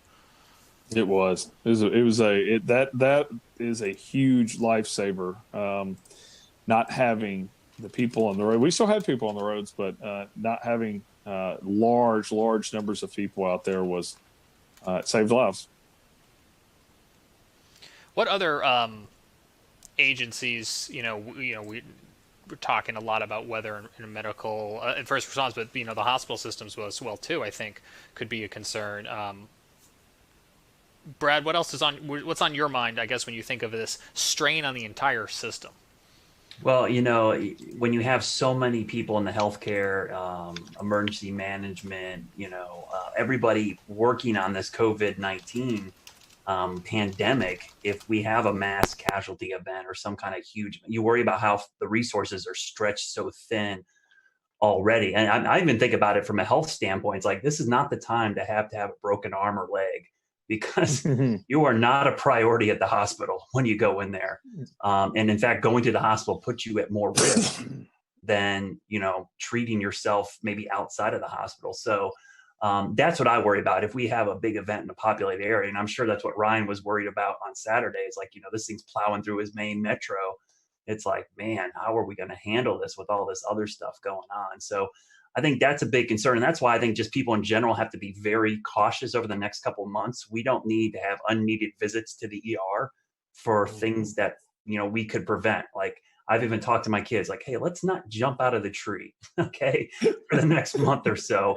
Let's not try to jump the bike over the rock, because we're probably not going to be able to get into the ER. So from a weather safety standpoint, don't take that added risk. If there's lightning outside, let's just go inside. We don't need someone to get hit. If there's severe weather, let's be overly precautious and safe in this situation, because we don't want to have to go to the hospital or ER in this situation when they have a whole mess of another concern to worry about right now. Yeah, absolutely. And I think the trick there is going to be getting people to maintain that attitude for a prolonged period of time. Scotty read an interesting article today, and I'm going to go to him in a second to summarize, talking about weather data and observation. And I feel like now is a good time to bring it in, because we're talking about the strain on the response system, but also the strain on that data system. Going back to what Brad was talking about could the systems be overwhelmed, the emergency alert systems, or even the data observations? Scotty, that was something that you were reading about today, right? Yeah, so the World Meteorological Organization, the WMO, came out with an article today talking about COVID-19 and how it could affect some of our weather modeling, weather forecasting. I can maybe toss this to Brad here in a little bit, and Ryan, maybe they can tell you a little bit more than I can. But basically, there's all kinds of observations. We run satellite radars. If you're familiar with the Carolinas, it seems like one of our radars is always down. And so it takes people to go out and fix those. And with the strain and the social distancing, the folks may not be there to get that. There's also another concern with the airplanes that are taking off, just everyday flights.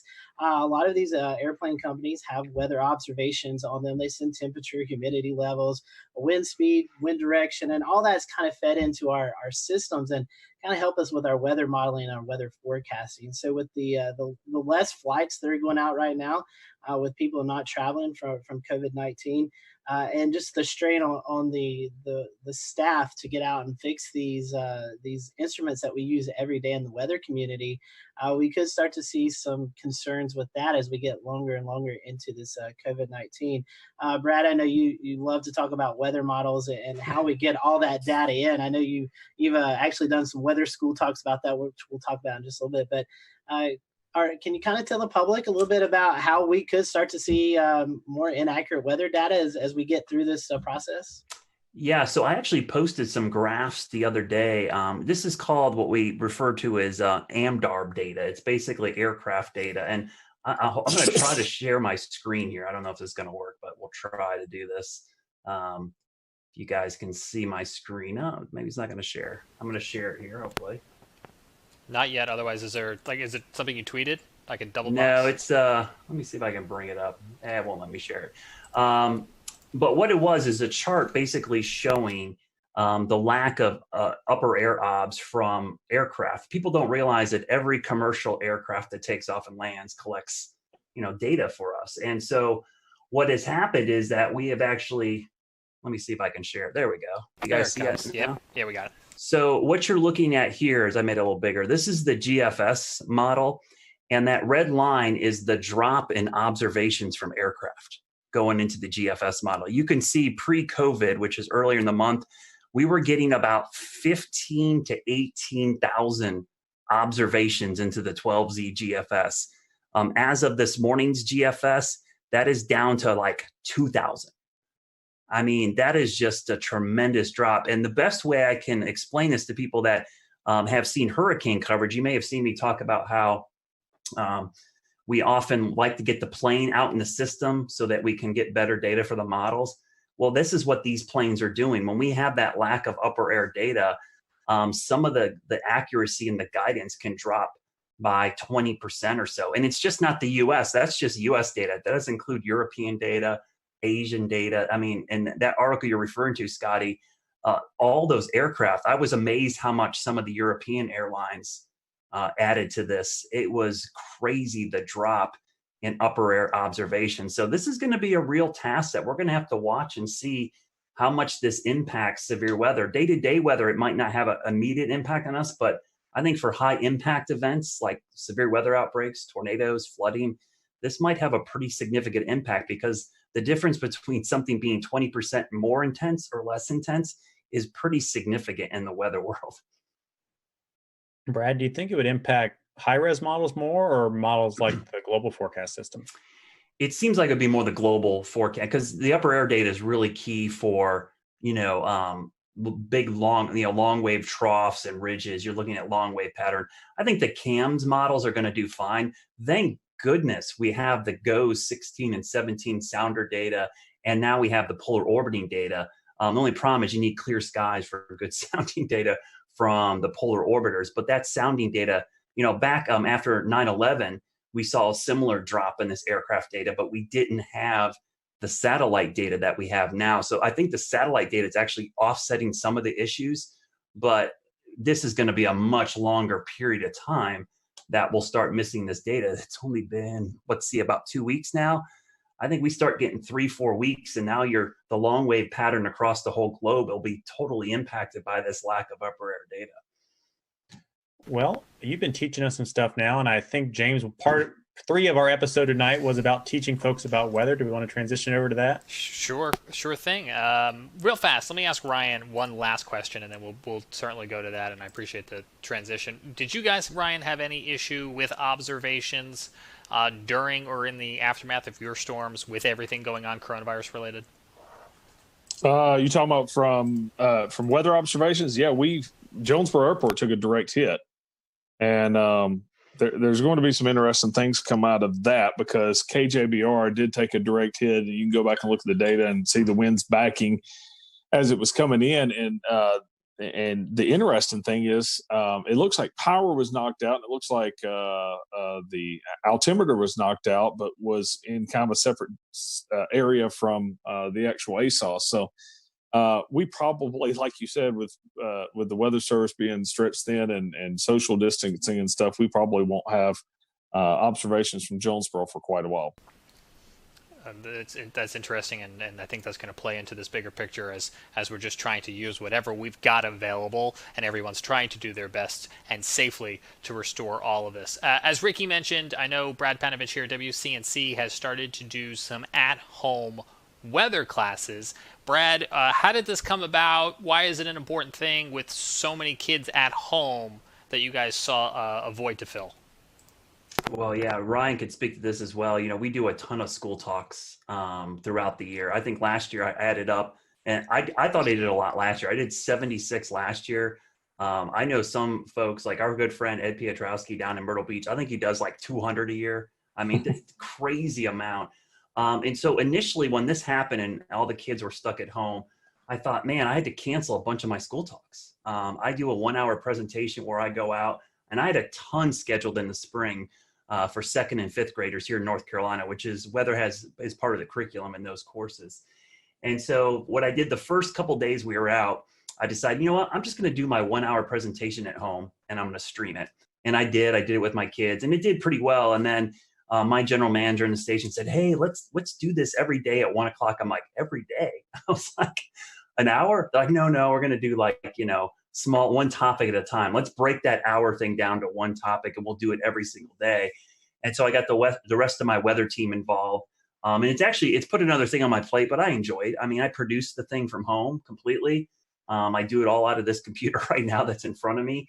And we send it out every day at 1, and on YouTube, Twitch, Periscope, Facebook, our app, and our website. And the cool thing is our YouTube page, we have a playlist built that James put together that archives all these. So if kids miss them or teachers miss them, they can go back and watch them again. And it's been a lot of fun. I think we created a monster, though. I have a bad feeling.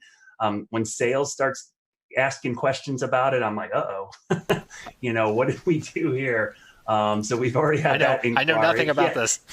Yeah, so you're like, oh, what did we do? Now it's going to have a sponsor, and we're going to have to do this every day for the rest of our lives.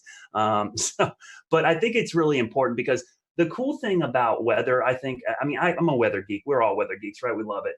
But to me, it's one of the few sciences for a kid. It's just not something in a textbook.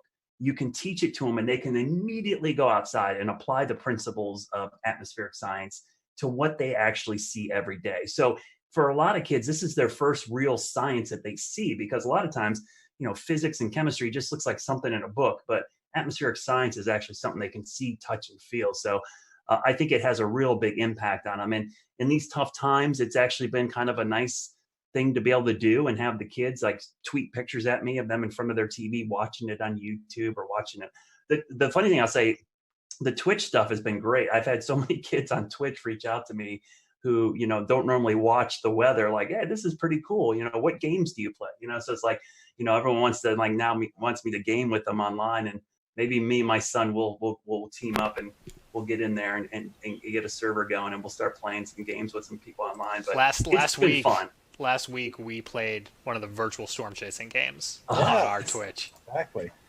Yeah, I'm really, I think that'd be fun. I would like to play like NBA 2K with like some other anchors at the other stations. I think that'd be cool to have a little like tournament in the market. Broadcast Met iRacing.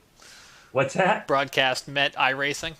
Yeah, or something. You know, I think that would be cool. I think viewers would eat that up. We could stream it online. It would be great. You're giving those sales folks some more ideas. We'll get our sports guys to do commentary. It would be awesome. Corbin, I have one question for you before we kind of wrap up. As Brad was talking about, he does a lot of hands-on things with students. You guys in emergency management, you guys do the same thing. So has this kind of affected you all with your outreach to the public? Yes, it's affected our outreach substantially. We're not really doing much face-to-face right now. You'll notice if you go to like the Charmec EM, Instagram, Facebook, Twitter account, you start seeing some videos pop up from the Emergency Operations Center in areas like that, where we're trying to do some education, but just obviously not face-to-face like we normally do. I think last year we did anywhere between 30 and 50 face-to-face talks with everywhere from school-age kids to older adults to talk about emergency preparedness. So it's definitely affected that, and we're seeing that effect, I think, just across about every industry at this point. That's interesting. I hadn't thought about that in terms of fire prevention and first aid trainings, and that would be school-age kids. But you guys also, would you normally be doing office visits? Is that something that is done too, for like professionals in office parks?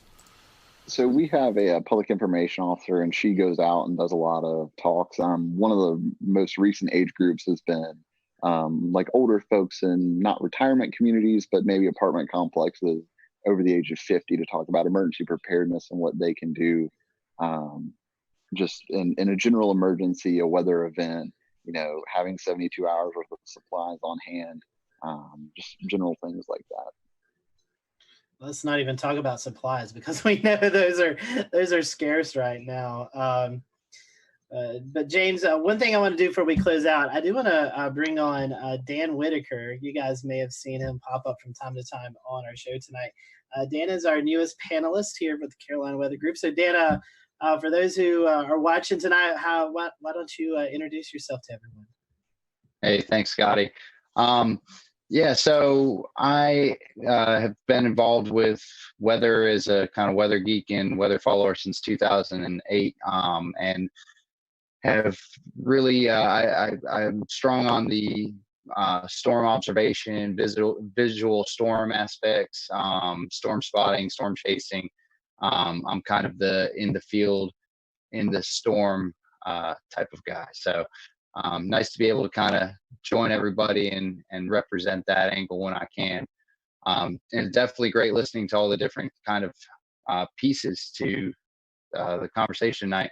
Honestly, I have kind of one thought, you know, that kind of reaches out to a lot of the different things that were being talked about from tonight, which is, you know, as a person who enjoys the spectacle of nature and following everything from nice day cumulus clouds to supercells in the Midwest.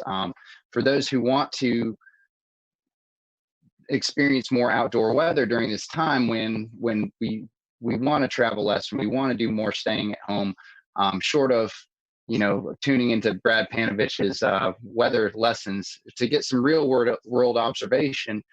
Is there a way that anyone wants to kind of speak to that would be a good way for people to do that right now? Definitely so, Dan. And we are happy to have you on the team and can't wait. Well, maybe we can't wait till hurricane season, but we can't wait to see your footage out there. Evan, I wanted to bring you, I know you had something you want to mention, but you also did a little chasing of yourself today, but not storm chasing. Yeah, I do my little cheesy snow chasing. It's really not nearly as complex as the stuff that Dan does. But as long as you drive high enough up on a mountain, you'll eventually run into snow. So I went up to Craggy Gardens today. Parkway was closed at about 4,900 feet, but I ended up running the rest of the way up to Craggy Pinnacle at 5,900. And it was beautiful, about 3 inches of snow up there, real windy. I'll share a picture since I can see James yearning and trying to share a webcam. I was trying. Yeah, so then that's what it looked like up on Craggy, right near the Craggy Pinnacle Tunnel. It was real pretty. But you're right, Scotty. The one other thing I wanted to mention tonight before we close is that we've talked about a lot of the challenges that have been presented to us over the last couple of weeks as we suddenly get thrown into this new coronavirus situation. But there are some opportunities and some good things. If Melissa Griffin were here from the South Carolina Climate Office, she would be talking about CocoRoss. I know we just finished up March Madness, but this is an excellent opportunity for people to be joining CocoRoss and submitting precipitation reports every day because everyone's got to stay at home, right? So why not get up at 8 a.m. for work or school and check the rain gauge? So she would want us to mention that. And just because it's not March doesn't mean we can't do it. But go join CocoRoss. We'll tweet out a link later tonight. That sounds good. That's a great point, Evan. We definitely, I think I read a tweet, North Carolina second in CocoRoss reporters, so that's pretty cool. And I know South Carolina is up there as well, so the Carolinas representing really well. So anybody have anything else before we kind of close up shop tonight?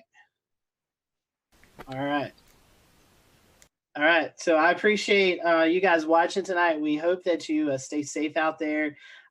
Continue to practice those best practices of social distancing and kind of just staying inside. Eventually, hopefully sooner rather than later, we'll get back to normalcy and be able to enjoy what we've not been able to enjoy for the last 3 weeks. So we're thinking about everyone. We hope that you stay safe out there. We appreciate you watching the Carolina Weather Group tonight.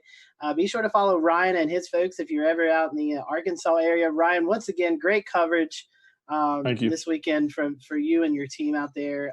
Spectacular. And we hope that everyone in your community will get back to normalcy with the cleanup from the tornado. And we extend our thoughts and prayers to your folks out there as well. So we hope you all have a great week, and we'll see you back here next week for another episode of the Carolina Weather Group.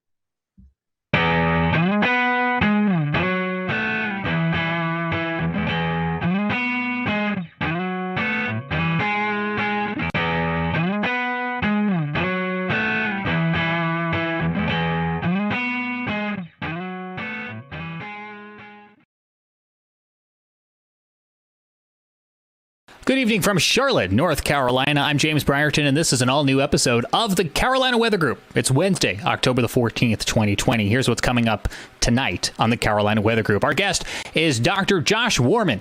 He invented the Dow, the Doppler on wheels, and he appeared alongside his famed vehicle on numerous TV shows, including Storm Chasers.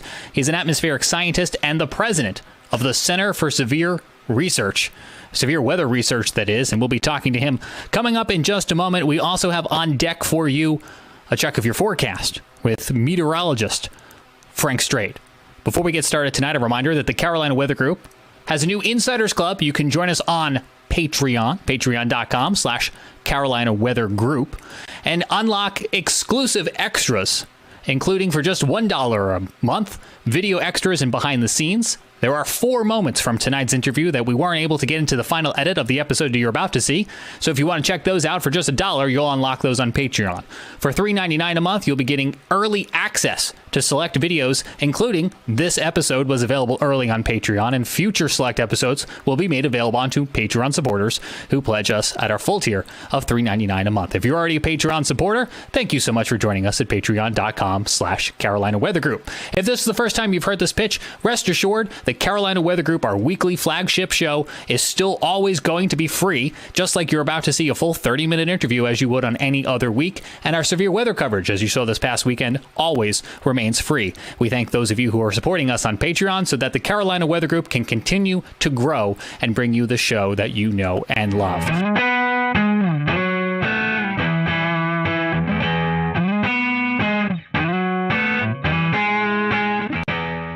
Hello, everyone. Welcome to the Carolina Weather Group. We're happy to have you this evening. Tonight's guest is Joshua Werman. He works at the Center for Severe Weather Research, and you may have seen Josh on a few storm chasing shows on TV. We're going to talk a little bit about that as well tonight with all the research he's been doing lately with the active tropical season and just kind of generally talking about his career. So we're happy to have Josh with us tonight. Towards the end of the show, we'll let Josh give out some information, social media websites. That way you can follow more of his content. So be sure to stick around towards the end of the show for that. So Josh, welcome to the show. We're happy to have you. We'll kind of give you our first question that we ask all of our first-time guests is, how did you get hooked into this crazy weather world that we all like to follow? Well, it's been decades for me. You can see all the gray hair here. As a kid, I loved physics and math and things like that. And weather was just always a passion for me. I had a little weather station in my backyard and one of those little Taylor instruments, max-min thermometers, and a weather station. I was old school before the internet. So I always liked weather. It was changing all the time. And it was just a great way to apply my nerdy passions of physics and math to something that was really interesting. A lot of interesting challenges and problems still to be solved. So one way or another, I've been into weather for 50 years. So Josh, before you got started with the Dow projects and everything that you've been working on recently, you actually used to work with the Air Force on nuclear winter simulations, I guess you could say. Could you tell us a little bit about that? That's something I knew nothing about before doing a quick Google search yesterday. Wow, I was going to say, somebody had some old resume out there. I went to school. I went to MIT, was kind of nerdy. I dropped out for 3 years.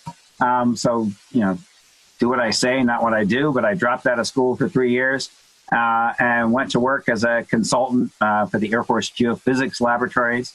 And there was a group there that was working on modeling of a nuclear winter. There was a pretty hot topic back in the 80s.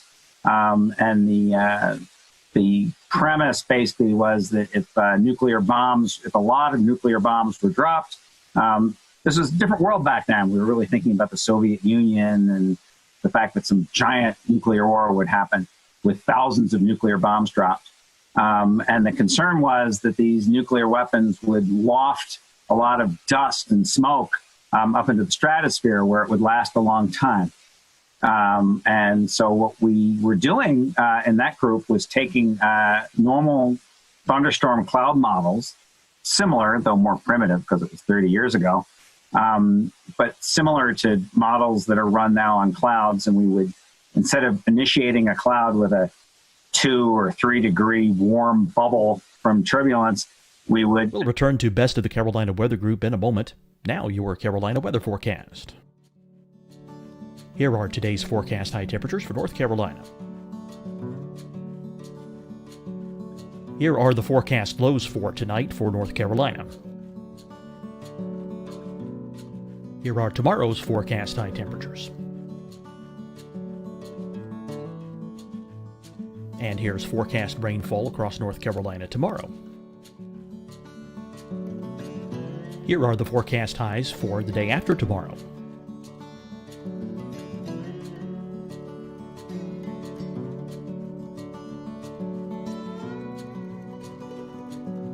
And here's the forecast rainfall across North Carolina for the day after tomorrow. This is the total rainfall forecast across North Carolina for the next 3 days. Here's the severe thunderstorm outlook for today from the Storm Prediction Center.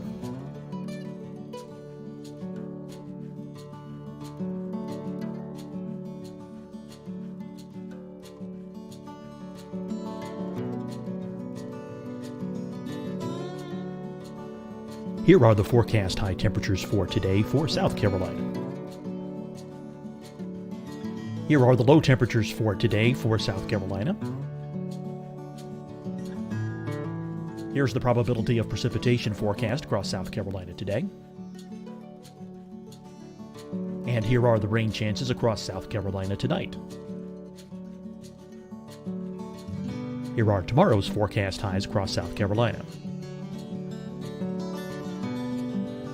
Here are the forecast low temperatures for tomorrow for South Carolina. And here is the probability of precipitation across South Carolina tomorrow. Here's the precipitation chances across South Carolina tomorrow night. Here are the forecast highs for the day after tomorrow in South Carolina. Here are the forecast low temperatures across South Carolina for the day after tomorrow. And here are the rain chances across South Carolina for the day after tomorrow. And South Carolina's probability of precipitation for that night. Here's the Storm Prediction Center's severe thunderstorm outlook across South Carolina for today through tonight. Here's the Storm Prediction Center's severe thunderstorm outlook across South Carolina for tomorrow and tomorrow night. And here's the Storm Prediction Center's severe thunderstorm outlook across South Carolina for the day after tomorrow through that night. Here's the severe thunderstorm outlook for today from the Storm Prediction Center.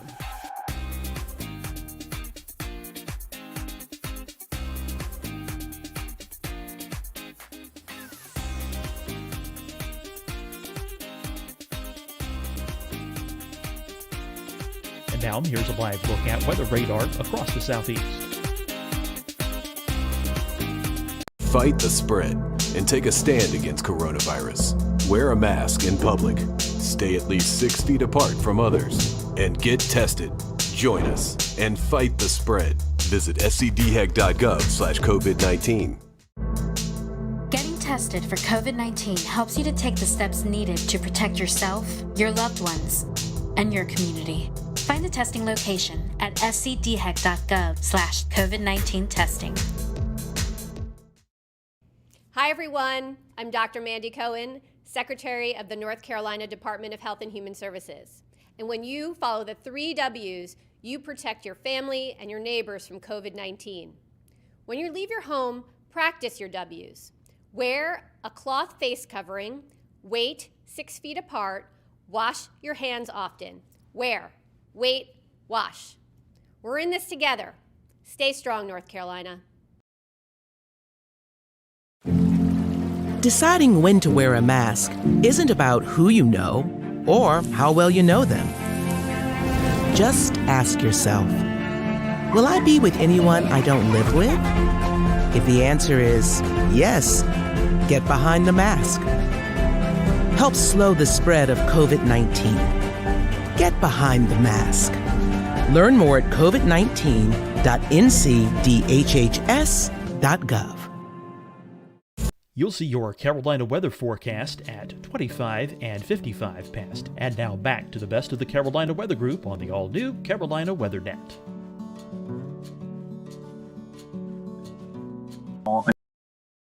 Initialize the model with a 500-degree nuclear explosion, and boom, you get a big cloud.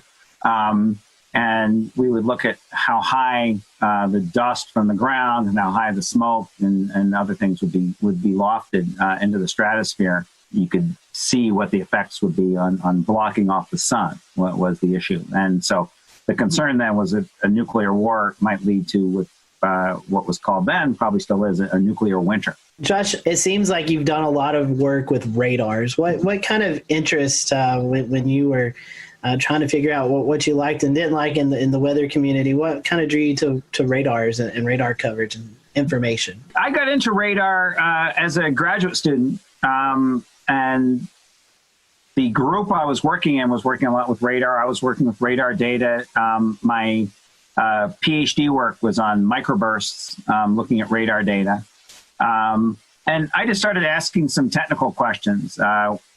Most radars work by sending microwaves out. You send a pulse of microwaves out, and then what comes back to you is what you measure. That's how almost all radars are working. But I just asked myself one day, I think literally this was in the shower kind of mental conversation. What happens to all the other stuff? You know, some of the radiation hits the raindrops and comes back, but a lot of it goes other directions. What happens to all that? And so it turns out really interesting things happen to that, and you can measure that. So I basically came up with this concept of what's called bistatic multiple Doppler systems. That's a lot of syllables. But it was just a different way of doing radar, and I kind of got into doing some radar technology. And in the process of getting more, that kind of led to another question once I was doing that kind of technology. By the way, those in the field think that was my most clever idea, not the Dows. I was just reading papers about people who were doing tornado chasing. This was in early 90s. So there certainly were scientists who were doing tornado chasing. There were scientists who were taking out what I'll call some pretty primitive radar type devices to look at those tornadoes. And I thought, well, what if you actually put a good radar near a tornado? What would you see? So it was just asking that kind of simple question. And how could you do that? So I had what, in retrospect, wasn't a great idea of putting a radar in a van, just a regular old passenger van with an antenna in the back, and you would open the back doors and expose the antenna. And literally we would just do donuts in a parking lot to scan. It wouldn't scan. We would just do donuts facing the tornado. That was my original idea. And we would just do donuts and see if we could take some slices through a tornado. That quickly morphed into, some engineers telling me, you can actually make that antenna move. And here's how to do it, into coming up with the first Doppler on wheels. And I usually describe it as an idea behind its time, but it's not rocket science. The first Doppler on wheels was just a weather radar. We did a few slightly clever technological things to make it fit on a truck and make it not break when you drive it over railroad tracks. But basically, it was a radar on a small box van. And the main thing is we just got closer. So we just drove it up to tornado. So we had a pretty good radar, not as good as an 88D, but a pretty good radar. And by getting it 50 times closer, we had a 50 times smaller beam that way. We had a 50 times smaller beam that way. So it's already 2,500 times better. We were a little bit clever and sampled in the third direction better. But I could get 10,000 pieces of data where an 88D would typically get one. And if you have a microscope or telescope or something, it's getting 10,000 times better data. It's easy to get new science out of that. And that's what we did. The whole thing was just getting closer, getting finer scale data, looking with a better microscope, with a better telescope at tornadoes and anything else. I know you mentioned tropical stuff, and we just came back from Sally and Laura. Well, we got in the eyes of those storms, in the eye walls of those storms, and with a better microscope, we got up close. And so we're seeing lots of things you just can't see from farther away with our technology.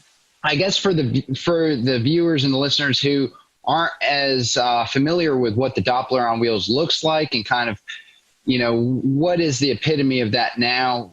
I guess some basic descriptions of what it's like having a Doppler on wheels, what's the size of it, and kind of what's the situations that you would prefer to drive it into? Are there other things besides scanning tornadoes and hurricanes that you find it useful for? Sure. So let me start out. I'll back up one step and start, just in case there's some people who don't even really have a great feel of what radars do. I mean, radars basically send out a narrow beam. It's kind of like a flashlight beam, as narrow as you can get it.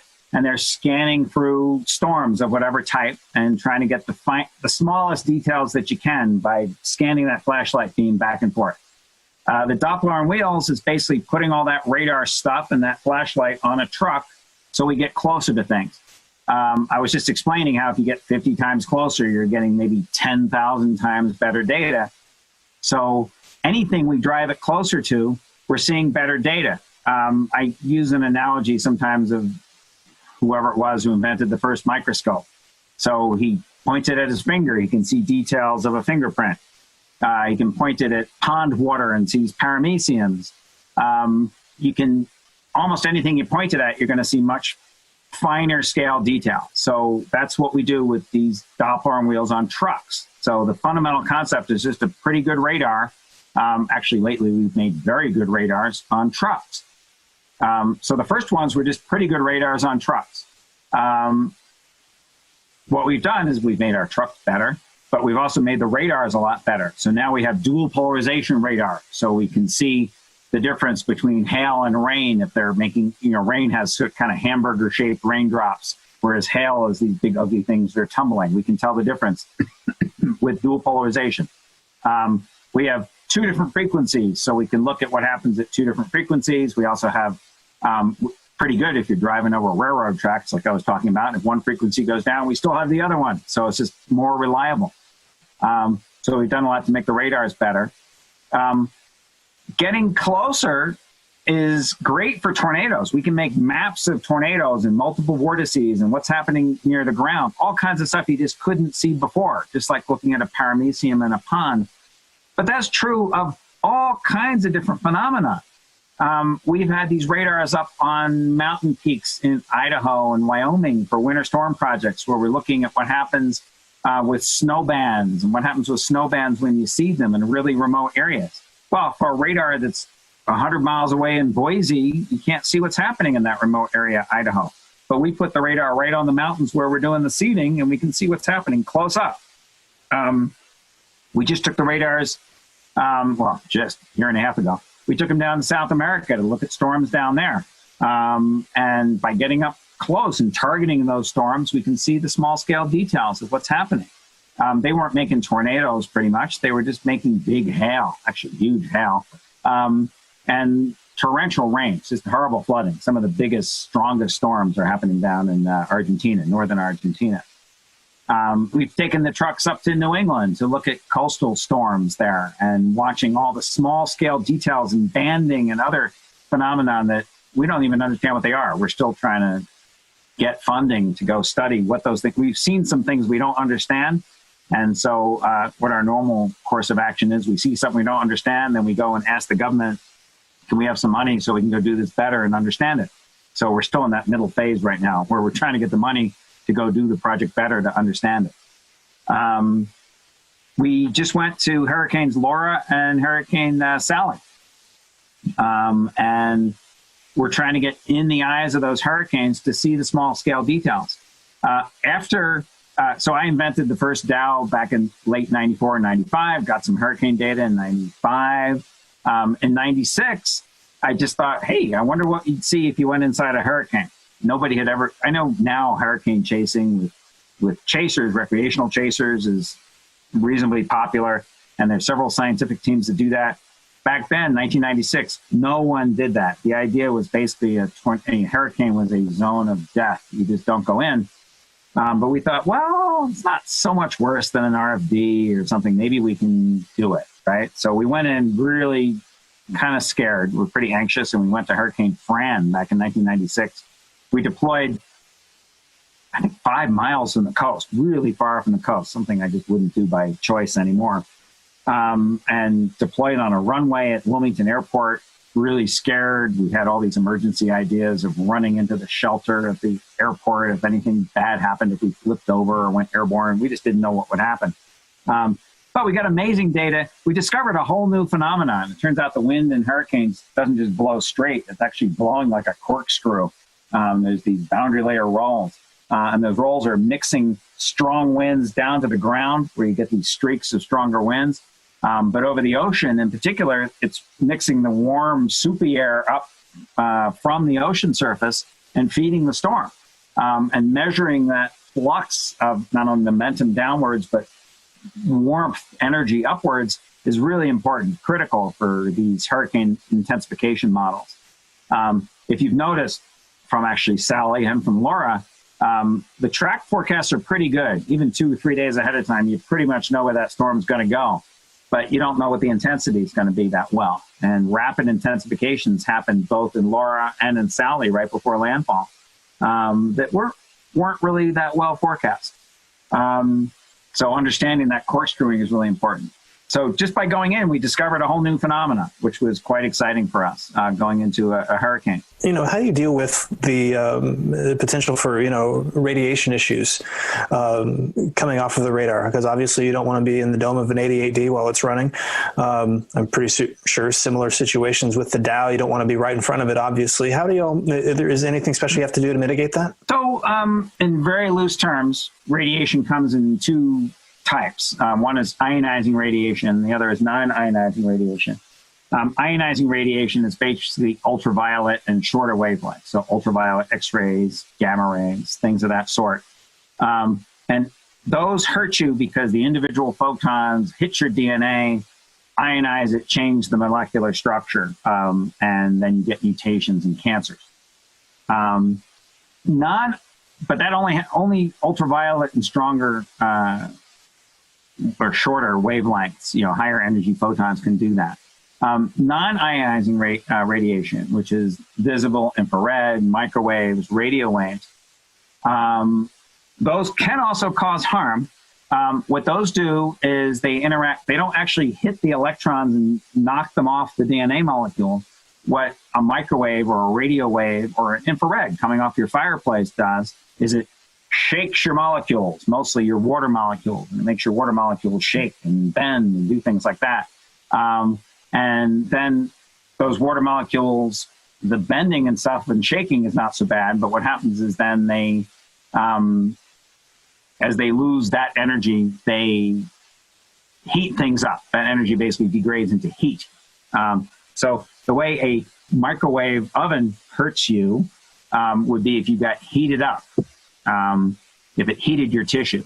And in theory, a radar or a microwave or something like that could heat your tissue and hurt you if it raised your body temperature. So if it heated up your eyeballs or your brain or your liver or something up to some dangerous temperature, that would be bad for you.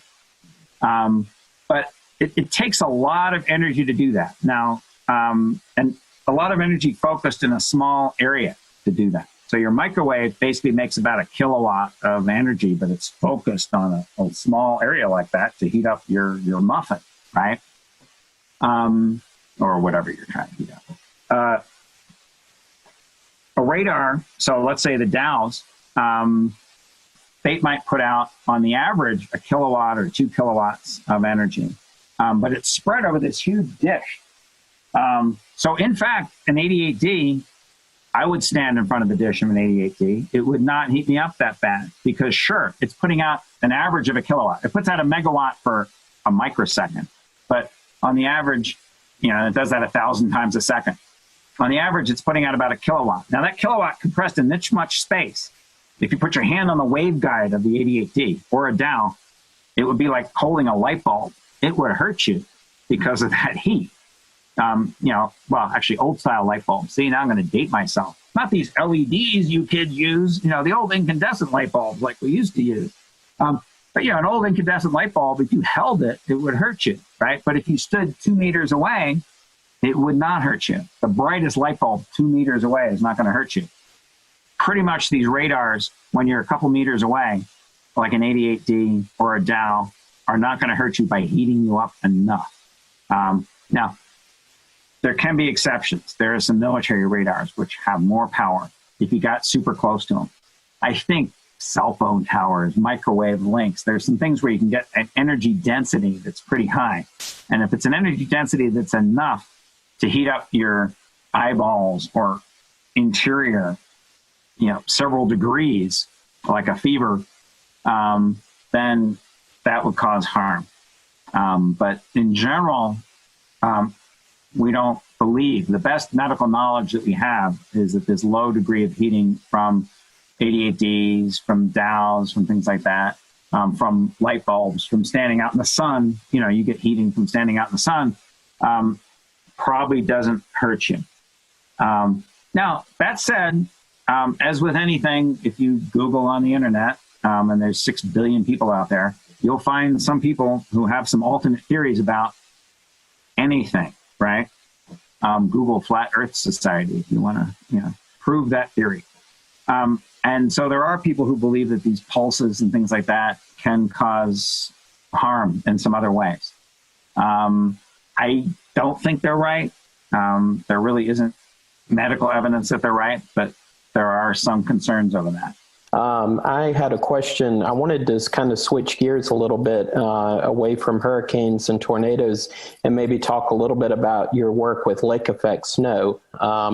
I was curious just, how is the DOWs used to look at lake effect snowstorms, and what are some of your favorite places to set up along the Great Lakes? So we did 2 lake effect snowstorm studies in the last several years.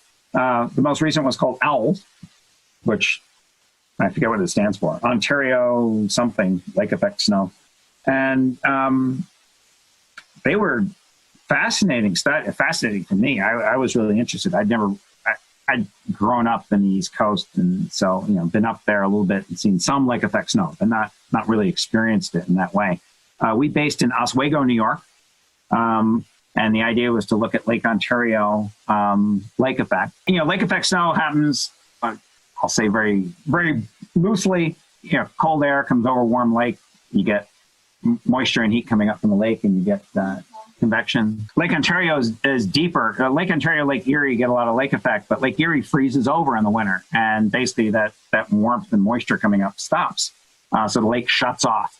Lake Ontario is deeper, has more mixing, so it stays open for business. They say for most of the winter, usually the whole winter. So we based in Oswego, which was on the southeast side of the lake. And with the Dows, we could operate different places along the lake. So we went as far west as Buffalo, as far east as the Canadian border, up on the northeastern side of Lake Ontario. And what we did the fall before the project is we scouted out lots of potential sites where we could park our radars. We had 3 radars up there, and we were trying to operate them in triplets to triangulate on the different parts of the storm. And depending on the forecasts, we would drive to site 1, 2, and 3, or site 15, 16, 17, wherever it was along the lake, and then scan there for the duration of the storms. Sometimes it was a bust and the bands didn't happen where we thought they would. Sometimes it was pretty amazing. These bands would happen right there. And very impressive snow. You get these, it was kind of windy. We were always right along the lake, so it was particularly windy, 30, 40 knot winds sometimes. And so we had these ground blizzard conditions, very low visibility. Not a lot of moisture, huge snow ratios, 20-to-1 kind of thing. But it would just be blowing like crazy. So you couldn't see anything. And the snow rates, I remember one day, we're getting 6 inches an hour. I mean, it's just, you can't believe that. I couldn't. Just amazing amounts of snow coming down. Again, over the course of the winter, it wasn't like there was 8 feet of snow on the ground. It would kind of compress between storms because it was such fluffy stuff. But these bands were quite impressive. Some of the bands had little cells in them, which almost looked like miniature supercells. We get these little mesovortices, or what we call them misovortices, MISO, because they were pretty small, a kilometer or so in scale. Weaker than tornadoes, but these pretty pronounced spin-ups. So we were mapping those out. It seemed like those were associated with some enhancements in the snow and changes in the type of snow crystals. So those were pretty interesting. So Josh, as we wrap this up tonight, let's just talk briefly about some of your TV appearances. People may remember you from the Discovery Channel show Storm Chasers and other shows that you're on. So let's talk about some of those experiences and any memorable moments from those shows. Yeah, so tornado work, that gets, off and on, kind of ebbs and flows, gets a lot of media attention at times. And it's pretty interesting. It's dynamic. It's people out there next to danger. I was going on at great length again about, potential risks and dangers in El Reno. Discovery Channel was a very different character of show, because instead of just doing a documentary type of thing like we've done with History Channels and Nat Geos and Novas, they wanted to film something which was kind of documentary-like, but then evolved into being more reality show-like, and multiple seasons of reality show. And so that was an interesting kind of thing to do. I think both cultures struggled with that. I think we managed to do some things which were worthwhile. Discovery Channel funded and supported a lot of our science, and they stuck with us during uncertain seasons where we weren't getting a lot of data, but other seasons where we got good things. I think we were probably very difficult. Reality shows thrive on people who want to be on TV and who want to act up, and it's known that the more crazy you are and the more outrageous and the more you scream or have fights or do whatever, the more you're going to be on TV and the more it's going to be interesting. That is the opposite of what boring scientists like me want to do. I mean, we are just not into that. And so getting enough interesting TV out of people like me, I think, is a real challenge. Dealing with people who are trying to make a drama show and not do serious business like I want to do is a challenge for us. But that match was made, and it worked pretty well. Now, eventually, I think they got tired of us. We were in there a lot in seasons 1 and 2, and then in season 3, they were trying to bring in more interesting people. And in season 4, I don't know if I'm catching these seasons right, but we basically were out of it. Maybe we made some cameo appearances, but they just wanted more exciting chaser type activity, and the science aspect wasn't as important to them. I wish they kept doing science more, but that's not what they're trying to sell pickup trucks and pills or whoever advertises on Discovery Channel. It's a business. So I'm sure they were making commercially sensible choices for what's good there. As we were making choices for what was good for our science. I mean, we didn't care about pickup trucks. What we cared about was getting good data. So it was interesting working with that. For those who are listening or watching the podcast or the live stream, if folks want to learn more about what you guys are doing with the Dow project and all the other things you're doing, how can they do that? Do you have social media, website our folks can follow? So first, because I'm old, but second, actually, because of Discovery Channel, I basically don't do social media. So first of all, my phone number here at home is not under my name. I don't have a Facebook page. The problem was I think they had 3 million people watching that show. Let's say 1 out of 1,000 of them are crazy, right? I don't want emails or Facebook or stalking or, phone calls from that 1 in 1,000 who are crazy. So I basically never got involved with any of that sort of thing. That's so old, it probably wouldn't matter anymore. But so how can they do it? I mean, we're just not good at publicizing our stuff. We have a bad web page that's mostly out of date. Every so often we update it with something. I think we put some Hurricane Laura stuff on it. Like I said, I don't do Facebook. Maybe some of my team members do. We're I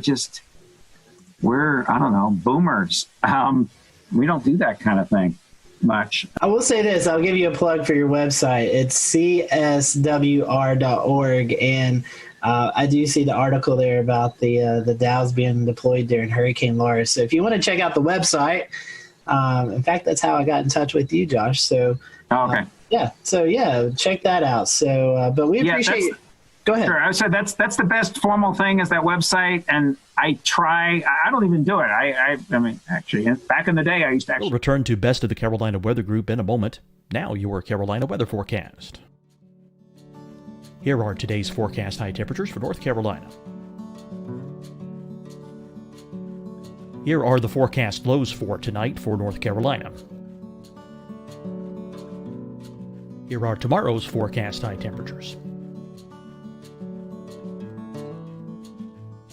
And here's forecast rainfall across North Carolina tomorrow. Here are the forecast highs for the day after tomorrow.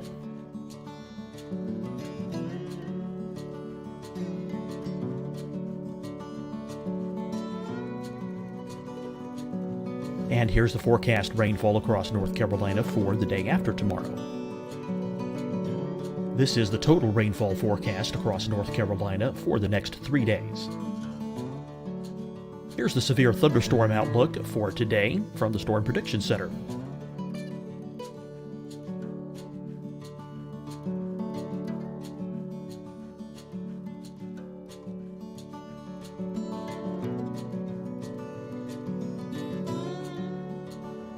Here are the forecast high temperatures for today for South Carolina. Here are the low temperatures for today for South Carolina. Here's the probability of precipitation forecast across South Carolina today. And here are the rain chances across South Carolina tonight. Here are tomorrow's forecast highs across South Carolina. Here are the forecast low temperatures for tomorrow for South Carolina. And here is the probability of precipitation across South Carolina tomorrow. Here's the precipitation chances across South Carolina tomorrow night.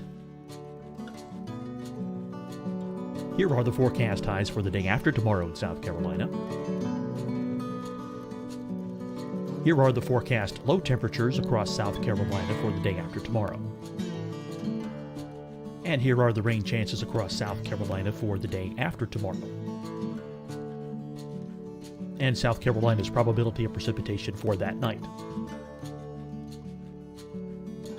Here's the Storm Prediction Center's severe thunderstorm outlook across South Carolina for today through tonight. Here's the Storm Prediction Center's severe thunderstorm outlook across South Carolina for tomorrow and tomorrow night. And here's the Storm Prediction Center's severe thunderstorm outlook across South Carolina for the day after tomorrow through that night. Here's the severe thunderstorm outlook for today from the Storm Prediction Center.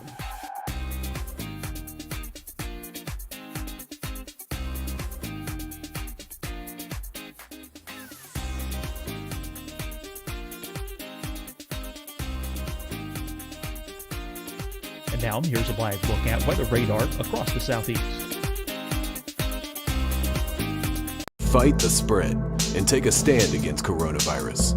Wear a mask in public. Stay at least 6 feet apart from others. And get tested. Join us and fight the spread. Visit scdhec.gov/COVID-19.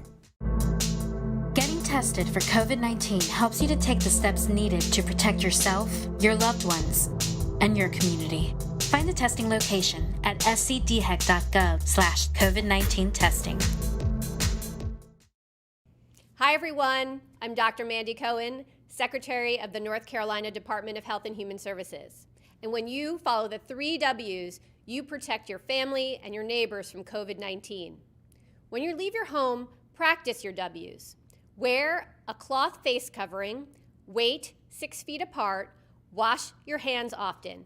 Wear, wait, wash. We're in this together.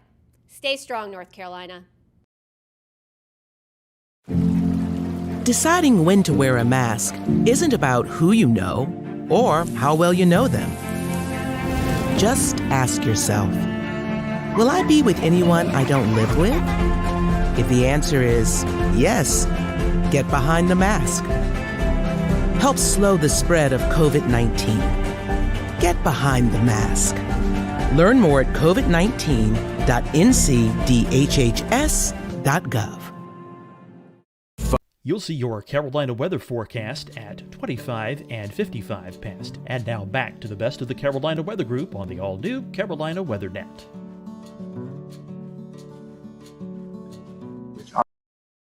Also, it was probably a boomer thing, but I have somebody on my team and I say, hey, put some link to our Washington Post article on there if you can. So sometimes we get some things like that.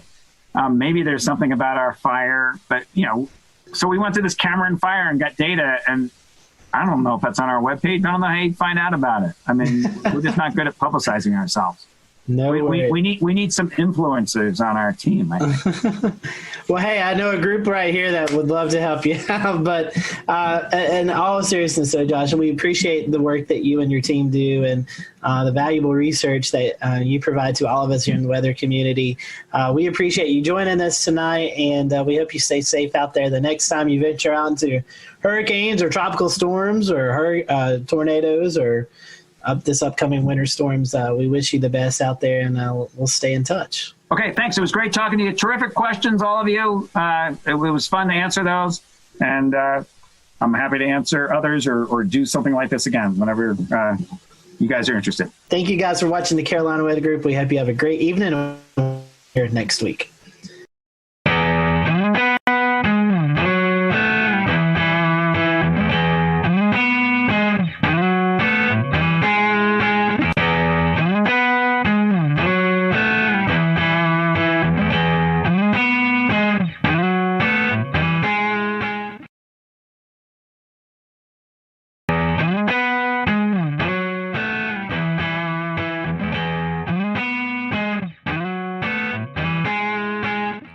It is Wednesday, August 25th, 2021. I'm James Brierton in Charlotte. Welcome to an all-new live edition of the Carolina Weather Group. We are looking back at the historic flooding and tornadoes that impacted so much of the Carolinas just a week ago as Tropical Depression Fred came on through. We welcome in your live questions and comments to tonight's conversation by using the chat functionality right now if you're joining us on Facebook, YouTube, or the Carolina Weather Net. And of course, if you are listening on our audio podcast later on, we welcome you in as well. Introducing our panel and our guests this week, we have Evan Fisher and Scotty Powell from Carolina Weather Group. Evan is in Asheville. Scotty Powell is in the foothills of Western North Carolina and Morganton. From WCNC in Charlotte, we have Chris Mulcahy, and we have Jason Boyer in Asheville at WLOS. Jason, let's start right with you. Your television station is right there in Asheville. There was no area harder hit last week with all of this rain and flooding than Western North Carolina. If you could just bring our viewers and our listeners up to date a week later on where the recovery stands from all of this. Yeah, the recovery started, of course, right after the rain started letting up. We had major flooding, catastrophic flooding on the Pigeon River, which was an area through Haywood County that was hit hardest around Canton and Crusoe. And after the floodwaters receded, which actually happened that night into the morning, the cleanup began, restoration, if you will, of some of the properties, but so much damage, obviously, to clean up. And it took, well, it's been over a week now, and essentially they're still cleaning up in a lot of areas. So what I've seen most recently is pretty much just debris on the sides of streets, certainly more mud to clean off the streets in some locations, especially more of the rural locations affected, and folks just trying to get their lives back in order. Unfortunately, many folks will forever be changed by this, obviously. You know, even personally, I was changed by it because it was the most extreme weather events that have happened on my watch, if you will, in the last 12 years I've been here. So quite an event, unfortunately a tragic event with 5 still. Of course, we lost 5 lives and 1 still missing. Yeah, that's right. And we're looking at some photos right now that were sent to us from a shot above. This is in Canton last week, as you were mentioning, along the Pigeon River. They are the epicenter, the visual reference to what this flooding really means. As we were watching stream gauges on our Carolina Weather Group live coverage crest at nearly 20 feet, these photos really show the impact of what that means. Jason, let me ask you, you mentioned a moment ago the impact that you felt as a communicator, as a lifeline for folks as they were tuning in for information. What is that like for somebody on the studio side of things when all of this is playing out? Well, we were gathering so much information and trying to get as much as we could out to our audience. We, on top of that, had to cover tornado warnings. So the flash flooding was not the initial, engagement. At first, we were talking tornado warnings because those happened very quickly in the afternoon hours. Starting around 12:30, 1 o'clock, we had our first tornado warning come out for my market, my television market. And that was in the upstate of South Carolina. And then just one after another, they kept coming. The flash flood warnings were issued prior to that in some of the counties like Transylvania County, Haywood County. I believe Jackson County had a flash flood warning out early in the day. Keep in mind, we had a couple of heavy rain events leading up to this. They weren't widespread, but they were very localized. And we already had flooding the day before that in the Rosman area on the French Broad River, where some folks locally measured 8 to 10 inches of rain in about a 7-hour period. So it was an extreme event there. That was highly localized. Then on top of that, you had Fred coming in the day after. And of course, it just led to the catastrophic flooding. You mentioned all the tornado warnings. Here's a look at the perspective from National Weather Service in Greenville, Spartanburg, which, just to give people context, does have jurisdiction of your area in western North Carolina, along with upstate South Carolina and as far east as the Charlotte metro area. 37 tornado warnings in this tweet that Brad Panovich at WCNC put out later on that evening. I think there may have been one or two more across the Carolinas that came with the remnants of that line. The governor of North Carolina back out in Haywood and Bumpkin counties today, touring with residents and small business owners to continue to look at the recovery and the impact a week after these storms. Some new photos that his office shared with us today. We do want to let people know that if you are a resident or a business and you are in need of assistance, there is a hotline in Haywood County. That's 828-356-2022. 828-356-2022 is the number to call if you are in need of assistance as a Haywood County resident or business owner. Jason, I understand your station is also doing something starting tomorrow to help people in the community. That's right. It's called Hope for Haywood, and we are teaming up with the United Way to help raise funds to help in the relief efforts for Haywood County and those affected by the devastating floods. And so we'll have a team out there in the morning for our morning shows and another team out in the afternoon in Haywood County, working with the news department and bringing live updates from that area. And we'll have all the information, of course, online and on air so that folks can donate. We will look for that on WLOS starting tomorrow. We appreciate all that you guys are doing. I mean, this is so much for your community. But as you were mentioning before, as a not only a professional in the area, but you guys live here. What is that stress like for the staff to cover this and then have to go home and maybe clean up property in your own lives? Yeah, well, I've had flooding at my house before, and it wasn't related to any major flooding event, but just heavy rain. I live closer to the Pisgah Ridge. I live in an area that is typically a very heavy rain area of southwest Buncombe County. So I've dealt with it personally, but nothing on the level that the folks obviously in Haywood County recently had to deal with. Most of the stories I've been hearing from people is just it's hard to comprehend it until you see it. And even when you see it, it's just something that they, even in their careers, haven't experienced firsthand. And so when they come back, they're just, the eyes are wide open and they're just talking to me and they're saying it is actual, like a bomb went off almost. And they have no other way to describe it. And, you see the video, you see the pictures on social media and on TV. And yeah, it's very hard to understand just how big of an impact this had and how quickly it went down, if you will. We heard about the sound bites. A wall of water came suddenly rushing down, and we have theories on that. We don't know exactly what happened. There's no dam that broke. There's no levee that was breached. That's not the situation here. The East Fork Pigeon River is the headwaters of the Pigeon River. There's a West Fork and an East Fork, and they come off the Continental Divide. And essentially, so much rain fell in a concentrated area of Transylvania and southern Haywood County that it just saturated the ground, inundated that river, and overwhelmed it quickly. So the theory is that there was debris, so much debris getting into the river that it just clogged it up. And the pressure of the water just kept building. And eventually, whenever that break or several breaks eventually gave way, it just all came downstream. Yeah, we're looking at a tweet you put out last week, Jason, showing some of those radar estimated rainfall totals. Absolutely incredible numbers, and video that our own Evan Fisher shot, not in this exact location. This is in Fairview, but I just thought of it a moment ago because you mentioned some of the debris, and you can see some of it in your video, Evan. It looks like maybe part of a tree that's going by here, and it's nature, but it's man-made things as well going down the river. Evan, what were things like the last couple of days in your neck of the woods? Yeah, so we were somewhat blessed here in Fairview to only deal with some moderate flooding. We didn't deal with anything near what Canton and Crusoe are going through. Out in Canton, Crusoe, Haywood County, there's folks picking up the remnants of trailers, RVs, and homes that washed down the river. And here in Fairview, it was mostly trees and more natural debris. But Jason, I wanted to throw a question your way. WLOS, everyone from your team did an excellent job covering this and some of the heartbreaking stories in the aftermath.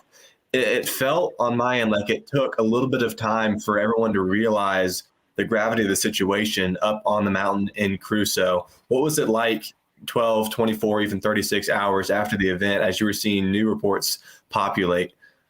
Well, it was just more and more of a grasp of how big the event really was. You know, we knew the gauge was exceptionally high. We knew that it was at a record stage, a major flood stage. We kept reiterating, look, it's a catastrophic event. This is the wording the Weather Service is using. And this is the first time that I've actually had to use that language in terms of flash flood warning here in our mountains.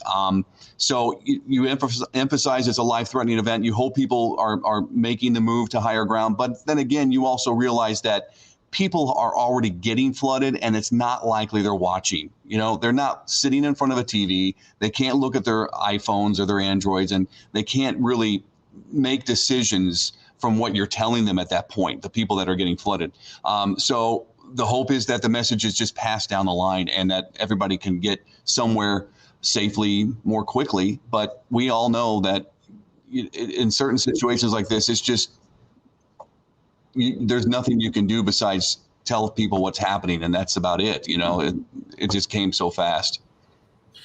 Jason, we are entering the peak of tropical season, and we know when we're seeing storms in the Gulf of Mexico, and they kind of hit anywhere between the Florida Panhandle to Mississippi, Alabama, they always seem to find themselves around the Appalachian Mountains, and we're on that dirtier side, that more active side.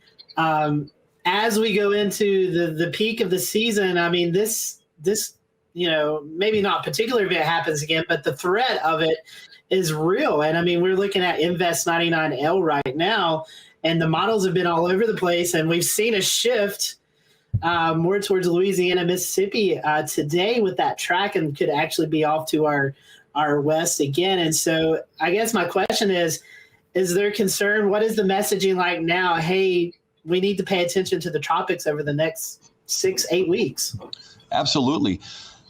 This event was so unprecedented that anything beyond this event now for the rest of the season will get us on high alert, and certainly everybody's anxiety levels will be up a little higher than normal. And I have people that'll Facebook message me on a daily basis now from those areas affected, and even from some of the areas that didn't have major flooding, but they're worried already about me talking about heavy downpours tomorrow or the day after that. What does that mean? What does that mean?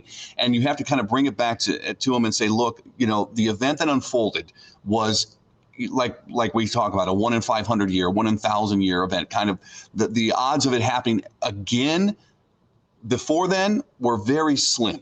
But now that we've had this event, now you've set the stage, as you mentioned, Scotty, for more flooding and the possibility of more extreme flooding because of the way the ground was so saturated. But thankfully, we've had some time to dry out a little bit, and hopefully, you know, Invest 99L, the fear is that it does come into the Gulf. The fear is that it comes right up through Alabama or Georgia, and the fear is it comes at us again. If that happens, obviously, we will have a major issue once again with flooding and possibly tornadoes. So I think that sometimes it takes events like this to wake people up in a sense, because flash flooding is always one of those things we talk about as it's the number one killer. You may not realize that. Nobody thinks about that right off the top of their head if they're not in the weather world and they don't know it off the top of their head. But the point is, flash flooding kills more people on an annual basis than any other weather disaster. We try to hammer that home. We try to hammer the fact that, you know, the safety protocols to get to higher ground, don't hesitate. It doesn't always work. You know, some people will not move. And I know it's counterintuitive, too. When you're having an event like this, it really didn't help that we had tornado warnings and we had big thunderstorms, and you're telling people to get out of their house when they feel most comfortable and safe in the house. So there's two messages going on, and that was really difficult to communicate. We're trying to tell people to stay in their house, get to the lowest level of their home in the tornado warned areas. At the same time, we're trying to tell people in flash flood areas to get out and go to higher ground. So mixed messages. I think some people just might have gotten confused, and as best as we tried to communicate it. Yeah, the advice there gets very tricky, from shelter or move or go. And Jason, it struck me before that in all of your career, you mentioned that this is the first time, if I heard you correctly, that you had a flash flood emergency with this catastrophic amount of damage associated with it. And one of the things we started thinking about last week, but it felt premature, and you can tell me if it's still too premature, but what do you think the lasting legacy of this event is in the community? Well, good question. I think that it's going to hopefully change the way people's mindset and approach will be to other events like this. If there's a flash flood warning, they'll certainly be more likely to make the move to some safety. I think that there will be different building codes possibly introduced. I think that they might find ways to move businesses further away from the water and the Pigeon River. There's always the flood mitigation that emergency management crews and county emergency managers try to start and proceed with. We talk about the Swananoa River, which often floods down here in Asheville, East Asheville. It's very costly to divert the water and to mitigate some of the flood damage. So we'll see how that all goes. And we're hopeful that the governor will certainly continue to support us, and we'll get the funding that we need to get the county back on its feet and maybe change the way things look down there and for the better in terms of building codes and where places of business are. One last question, Jason, before I bring in Chris Mulcahy. From a communication standpoint, you mentioned at a certain point you had an expectation that people were away from their TV screen. What do you think the penetration was of, say, National Weather Service radio or wireless emergency alerts, if you were to give some feedback, I guess, on what worked and what didn't work in terms of reaching people where they were? Yeah, well, this is solely based on anecdotal evidence. I don't have anything concrete from a poll or anything, but I will tell you this much. People that live here know that severe weather typically favors the upstate in terms of damaging wind, isolated tornadoes, or stronger tornadoes. That is just the way it's set up. And there's this false sense of security that I always address when I go talk to civic clubs or church groups, Boy Scouts, Girl Scouts, schools, etc., that we are not immune to severe weather, obviously, in that kind of way. But our severe weather is either going to be more likely a flash flood like we saw or a major winter storm.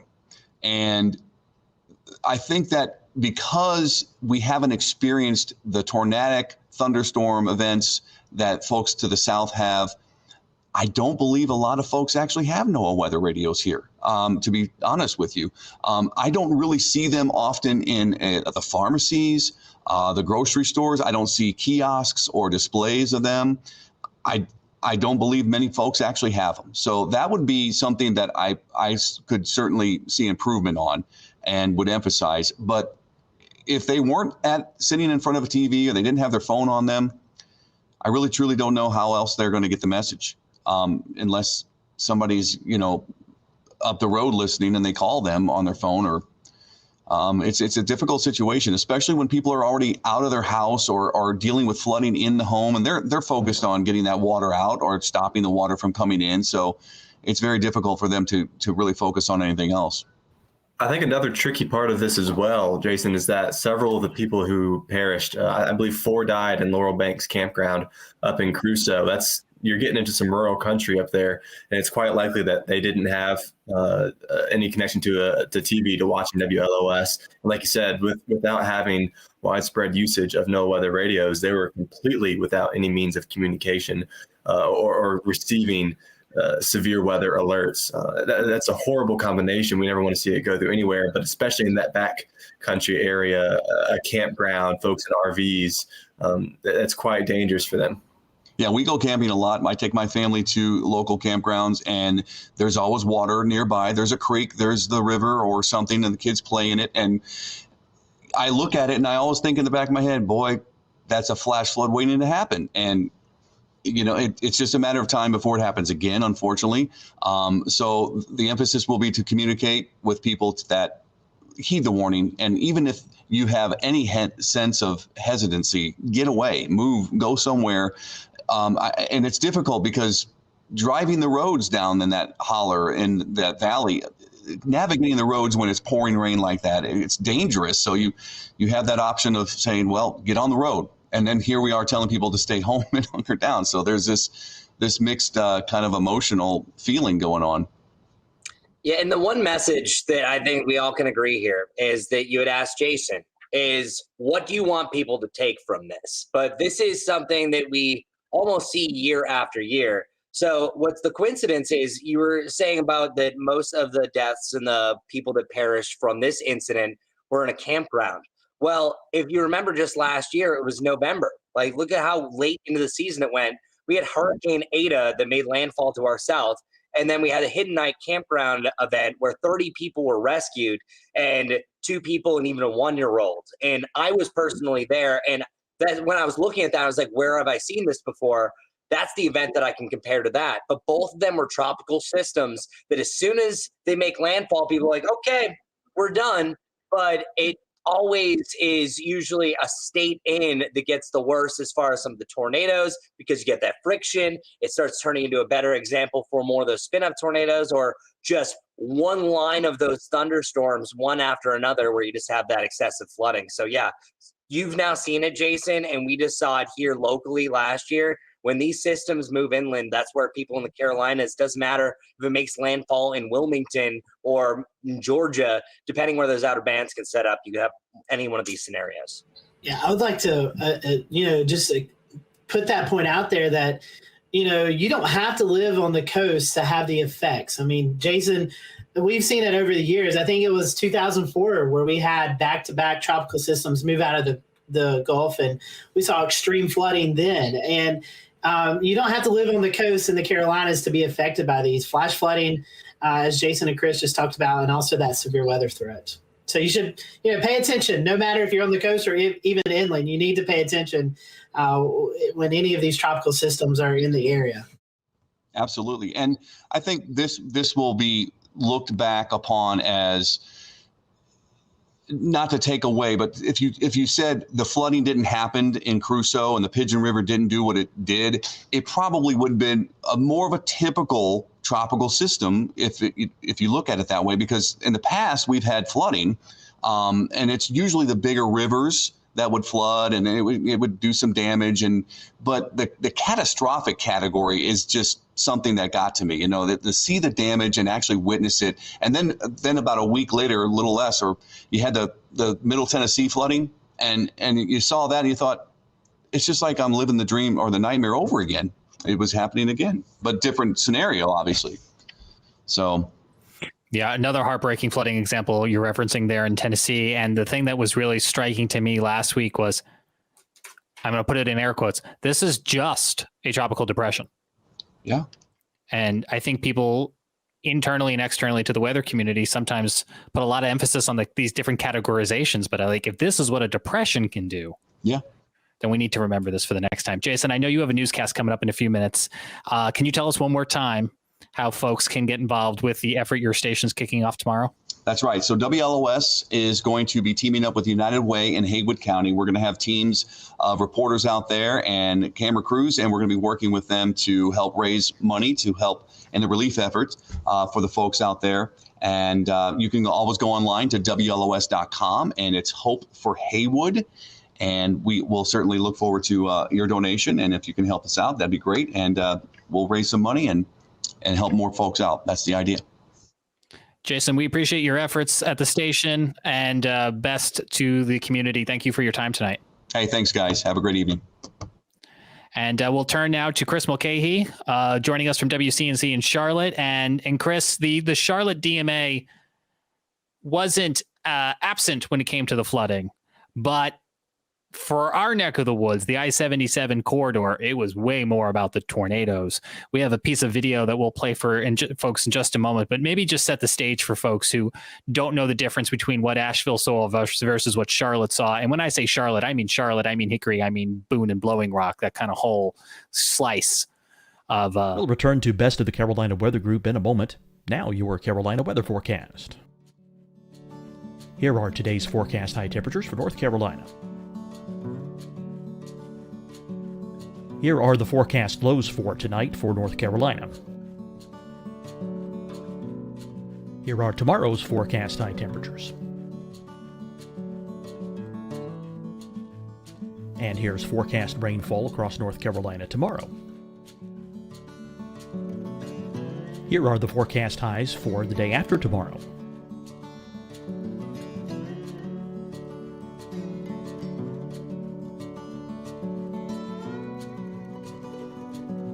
And here's the forecast rainfall across North Carolina for the day after tomorrow. This is the total rainfall forecast across North Carolina for the next 3 days. Here's the severe thunderstorm outlook for today from the Storm Prediction Center.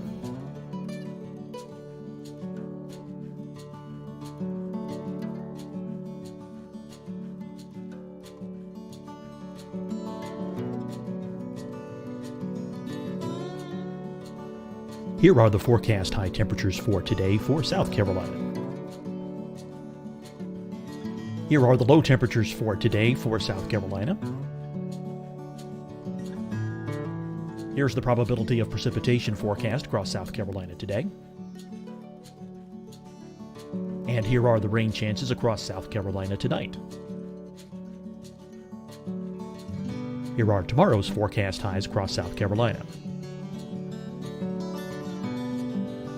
Here are the forecast low temperatures for tomorrow for South Carolina.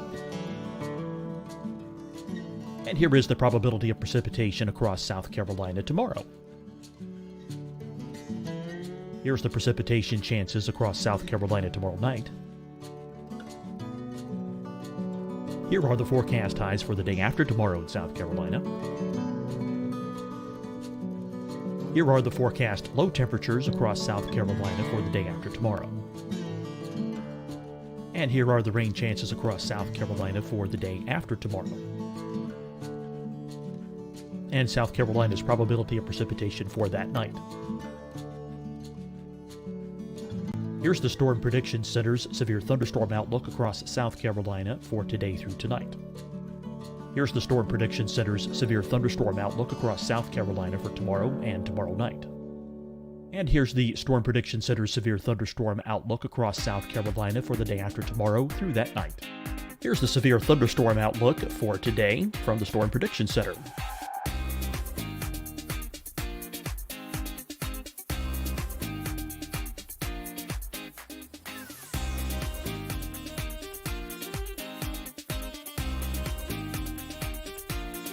And now here's a live look at weather radar across the southeast.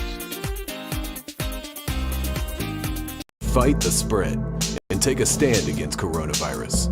Wear a mask in public. Stay at least 6 feet apart from others. And get tested. Join us and fight the spread. Visit scdhec.gov/COVID-19. Getting tested for COVID-19 helps you to take the steps needed to protect yourself, your loved ones, and your community. Find the testing location at scdhec.gov/COVID-19 testing. Hi, everyone. I'm Dr. Mandy Cohen, Secretary of the North Carolina Department of Health and Human Services. And when you follow the 3 W's, you protect your family and your neighbors from COVID-19. When you leave your home, practice your W's. Wear a cloth face covering, wait 6 feet apart, wash your hands often. Wear, wait, wash. We're in this together. Stay strong, North Carolina. Deciding when to wear a mask isn't about who you know or how well you know them. Just ask yourself, will I be with anyone I don't live with? If the answer is yes, get behind the mask. Help slow the spread of COVID-19. Get behind the mask. Learn more at covid19.ncdhhs.gov. You'll see your Carolina weather forecast at 25 and 55 past. And now back to the best of the Carolina Weather Group on the all-new Carolina Weather Net.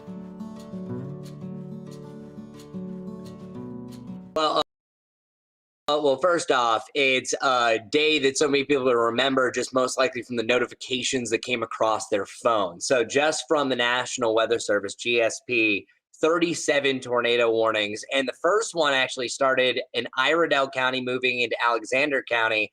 And that happened before noon. So that one was on its own. That kind of set the stage where Brad and Larry were live on air that, wow, it's already starting, because it's usually those outer bands. They'll interact just like what we have with thunderstorms any day.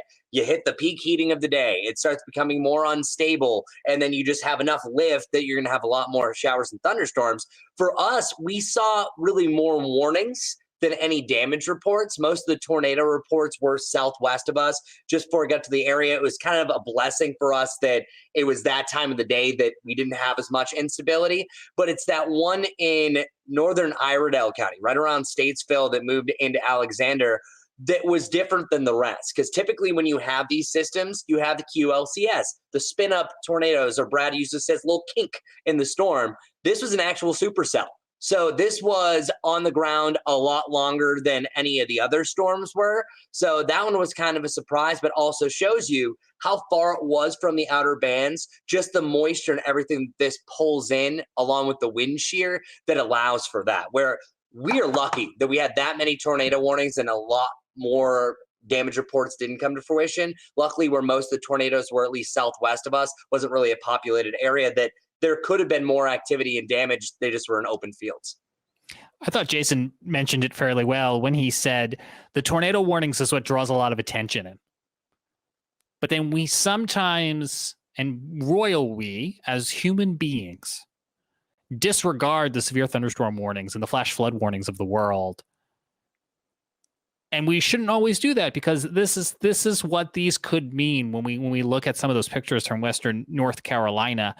And that's why I do think those photos from a shot above, those aerial photos of Canton, speak 1,000 words.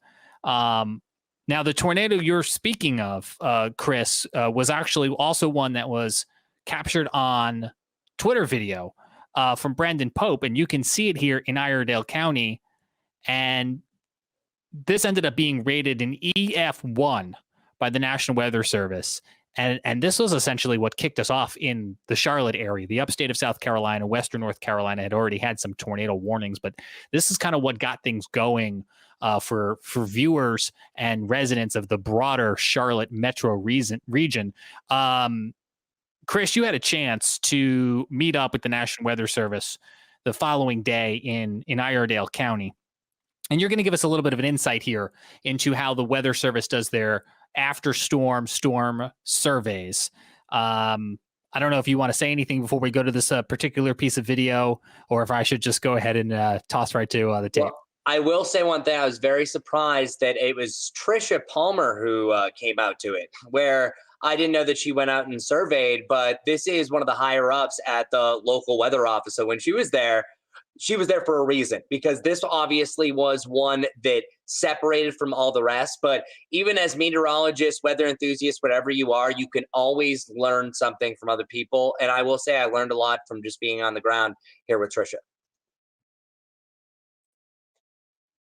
Last afternoon on Tuesday, a tornado officially touched down here in Iredell County, producing damage just like this. Multiple trees down all over the place, and that path continued into Alexander County. This is one of the first tornado warnings of many for the day. The GSB National Weather Service issued 36 tornado warnings yesterday. One of the first starting in Iredell County. We want people to take tornado warnings seriously whenever they're issued. Trisha Palmer with the National Weather Service was the surveyor for this tornado. It was induced by the tropical environment. They're hard to see. They're very difficult to warn on because they spin up so rapidly. They're very fast. One of the telltale signs that wind damage is produced by a tornado is the different direction of trees or a convergent pattern.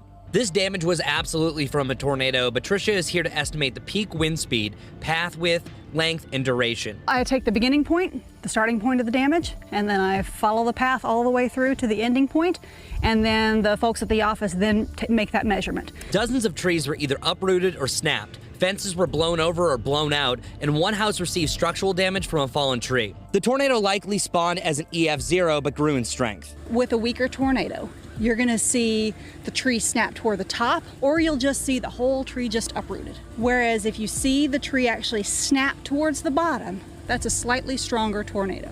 The damage could have been a lot worse, but most importantly, no one was injured. With WCNC Charlotte, I'm meteorologist Chris Mulcahy. And Chris, I'm glad that WCNC let us share that video because it really helps us understand as the public and as podcast hosts what happens on these storm surveys, what the Weather Service is doing, and what they're looking for. So thank you for that explanation. And I guess ultimately it was a lot of the tree damage, if I understand, that helped them recreate and understand what this tornado really was doing. And what was really neat is that friction is a tornado's worst enemy. It doesn't like it, and friction can come from blapping into trees. So what was happening with this survey? The first spot that we arrived at, and if you just watch that video, where the fence was blown out and there was a little bit of roof damage, it touched down in an open field. And that was the one trend that you could see. It wasn't on the ground for the entirety of 5.1 miles that was reported. It was still a one general system. It has to lift back up and not produce any damage for a certain amount of time for it to be a whole new storm. But what would happen is when it would drop down the open field, it came past that one house, it blew out a fence, and then you could see the path and the trees where it lifted back up. Well, once we drove up the road, you could see on the other side of the trees was another cornfield. That's where it touched down. And at that point, it got stronger. You could definitely see that it had a much better strength. It was dropping a lot more trees at that point. And you saw the tops of the trees, as Trisha had mentioned, and she described this perfectly. Picture it like you have a toothpick. It's very easy just to knock off the top. Just quickly with your finger, but it takes a little bit more force if you're down in the middle of it. So picture that like a tree. So once you see the middle of the trees lopped off, as we just saw at the end of that story, that's where you're getting into EF1 strength. So EF0, 65 to 85 miles per hour. Above that mark, well, we're at EF1. This is a very strong EF1 tornado. And the reason why this one was a little bit stronger is just because it was on the ground for so long. And those images that you saw were shortly after the damage that we saw in an open field. So that picked up all that dust that was circulating around. But it was really interesting that each time it truly dropped down in an open field, it was getting stronger and stronger. And then once it went through those trees, on the other side of that was the house damage. And the house was incredibly lucky just because looks like it just started to lift up just as it went over the right side of the roof. So it was interesting to follow that loop, but this is not typical. Usually anything associated with a tropical storm is not going to be on the ground for as long as this one was. This was just an isolated event because it was indeed a supercell. Supercells have a longer track record than, say, a QLCS that typically is only on the ground for about a minute or two. Yeah, I have a piggyback of what Chris was talking about with those storm surveys. I went with Trish, I think it was 2019. We had some tornadoes again in Alexander County. Funny that we were mentioning that. And so I went out and they, Chris, you can vouch for this. They cut no corners. I mean, we literally walked out into a cow pasture and up a huge hill to look at the storm damage. So this is a very hands-on walk every stretch that you can possibly walk to get the accurate path and to get the damage. So these storm surveys are very important as we try to determine. And Chris, one other thing I want to mention about that video. Normally these tropical tornadoes are kind of ragged, but that was a pretty wide tornado. I mean, it looked like something you might see in Dixie Alley there in early spring. So pretty big tornado there for the area. Yeah, and that was also pretty neat for the radar imagery. It had the classic hook. You could see the hook around it. This was a classic rain-wrapped tornado from a high precipitation supercell. So that was also really neat because all the other ones, quick reports as we're going to get to, weren't on the ground that very much. But yeah, Alexander County got pelted from the last one.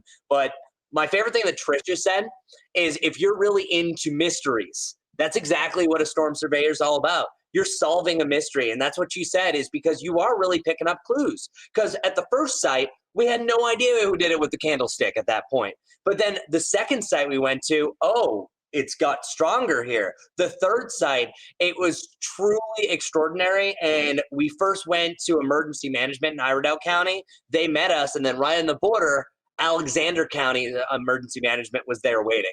So they collected all the data, all the different reports, and it's a really cool thing. So, Scotty, I'm glad that you got that opportunity. That's the first full one I got to go on, and it was awesome. Yeah, they're really, really neat. And you get to meet the people and hear their story too. You get to, they'll tell you, this is what I experienced. And thankfully, no injuries or anything like that with these tornadoes.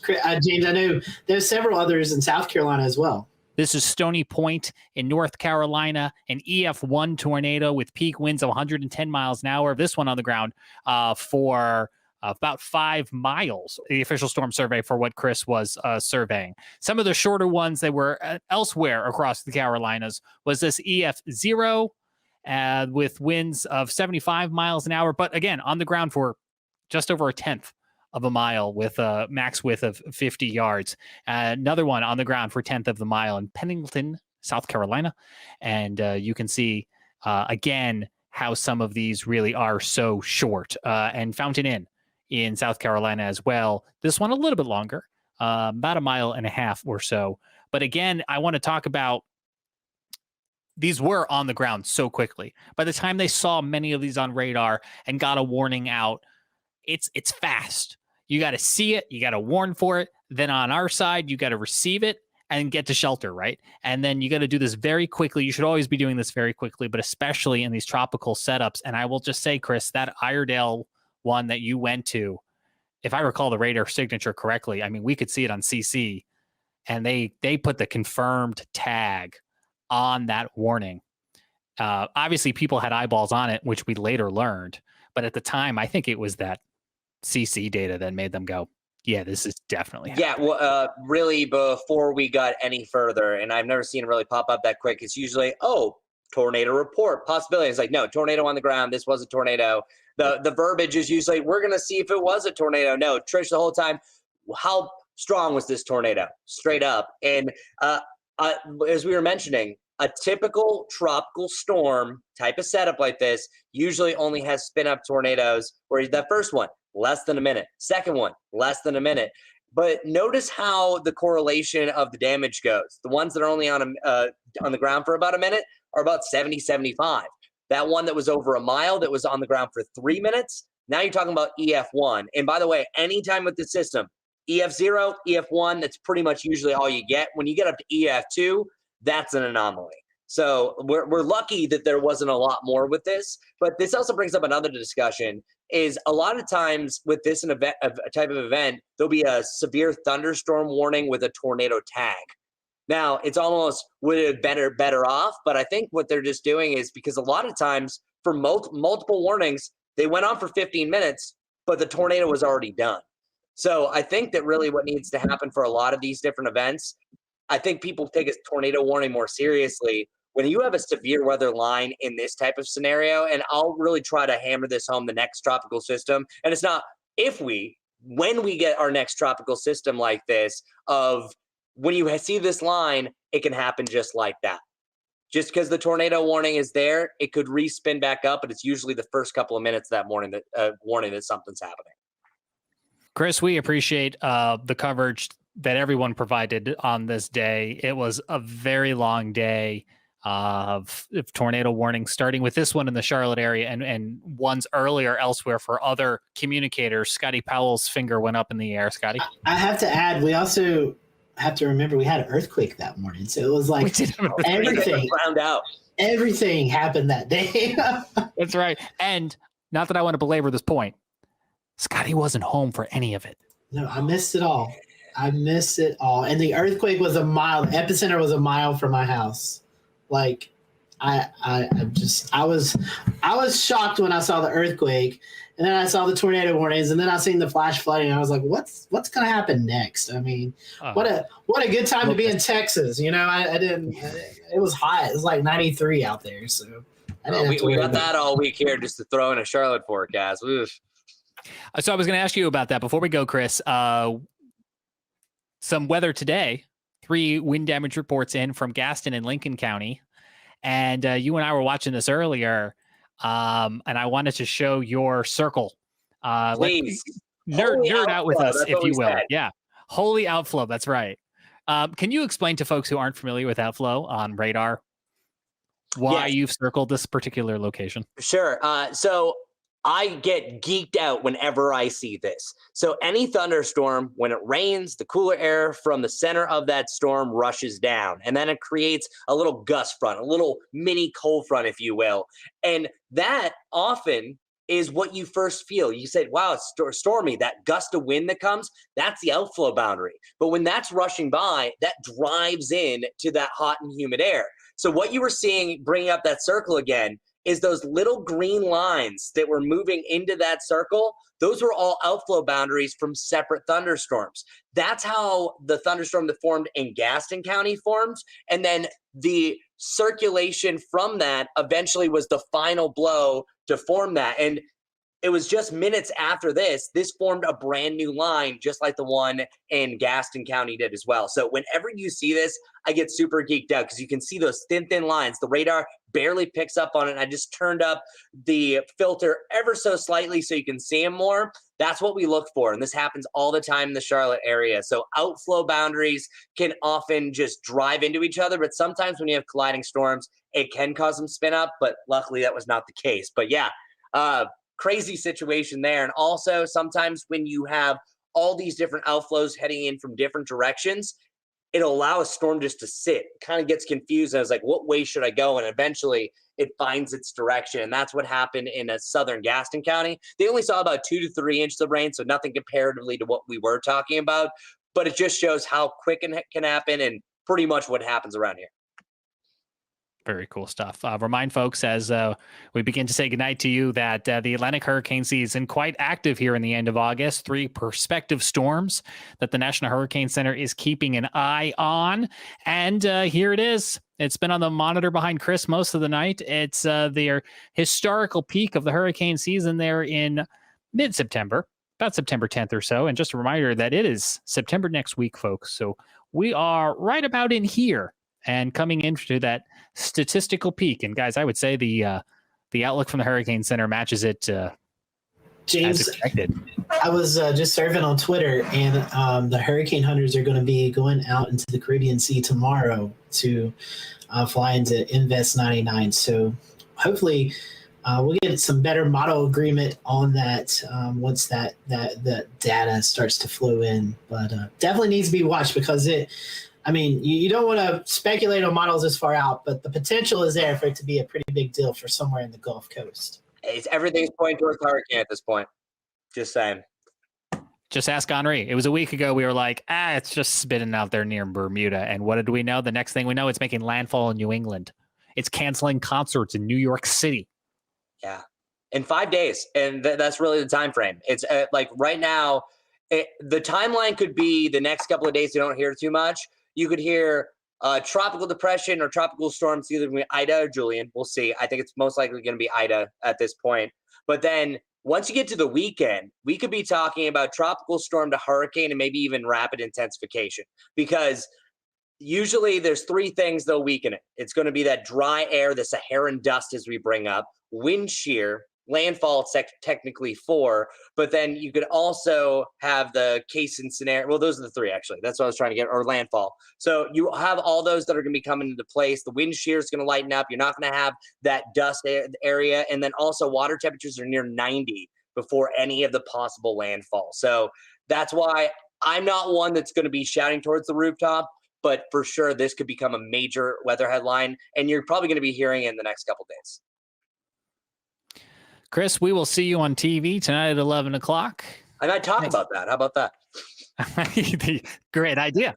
Can we promote Chris's TikTok right quick? You got to go follow the man. Go follow the man on TikTok. You're weatherman. I appreciate it. Yeah, and there will be weather content. I did do some TikTok tropics updates, so I promise it's not all shenanigans, but we also like to squeeze that in between tropical systems, right? I've got to ask a question, though. Yeah. I want to know about the Kool-Aid pickles. How bad were they? Oh, okay. So we had the Kool-Aid pickles. We've done so many. It's so far back now. It was horrible.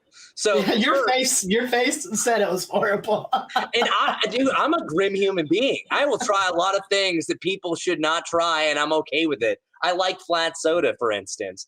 But when you bit into it, it was sweet, and then a terrible, evil pickle taste comes back in. Yeah, don't do it. This is one of them. This was pickles and maple syrup and pickles and peanut butter. I would pickle peanut butter sandwich all day long. That was great. If you watch the video of Chris doing the Kool-Aid pickles, like you can see where he's talking about the sour part, because Chris, your face just like you just like bit into a lemon or something. It's like, oh, the jaw walks up right here. So see, that's the thing. Weather's number one, but then just having a good time is number two, and that's why I love getting in this group here. This is only my second time. I can't wait for number 3, guys. We're looking forward to it, Chris. We're wanting to do a WCNC team meeting with all of you all. So yeah, we got 2 new characters. So heck yeah. Mm-hmm. That's right. Do you want to just verbally introduce us to new colleagues before we let you go? Yeah. So we have KJ Jacobs. He came here from the Norfolk market, and we have Brittany Van Voer. I'm so terrible with the name. I'm going to tell her that you said it great. Yeah, I know. I just freaked out. And we have Brittany that is coming from Fort Myers. Van Voorhees. There it is. We got it. Please, can we? This is all live too, so this is forever going to be there. There's no getting out of this. Oh no, and I'm sharing it in my Facebook page right now. Hopefully, she doesn't watch. It's James' fault, so we'll just blame him. Mm-hmm. Yeah, sorry. Should have teed that one up. Well, Chris, thank you so much again for your time. We look forward to having you back on to the Carolina Weather Group as soon as possible. And we'll watch for those tropical updates for you. And I guess we'll watch for the next edition of whatever you're going to decide to put on pickles. Yeah, I guess so. Actually, it's called Snickles. So stand by. Ooh, Snickles. Snickers and pickles. This one's going to be good. No. All right, Evan is not pleased. I'm not. I haven't been pleased with any of it, but that sounds like probably the worst one yet. I'm not an adventurous eater. I'm a little wimp. So I have to say, Chris, you like the mustard and watermelon, correct? I mean, that one was terrible. No, because it like I'm not even a big mustard person in general, and then you put it on the watermelon. Why? What are we doing? Oh my goodness. Yeah, that was me showing my true colors. Yes. Hey, I got feet that look like that too. So, team flip flops right here. I'd be wearing them if I could. We could just do a whole episode on his TikTok. I'll just keep playing them. There we go. Well, I'll be back. But also, maybe I shouldn't be here because I feel like I just derailed the end of this meeting. So I apologize. This is the fun part. This is where we get, we got the serious part out. Now we can have a little fun. So. Well, I've always had fun. Whoa, sorry about that. Always have fun with you guys. Clearly, I can only talk up to 48 minutes. But I appreciate it. As I was giving shout out to you guys before, both of you guys have helped me out some form since I've been here in the Carolinas with some sort of weather report. So keep it up, guys. It's all you that really connect this Carolina Weather Group, right? We like to think so.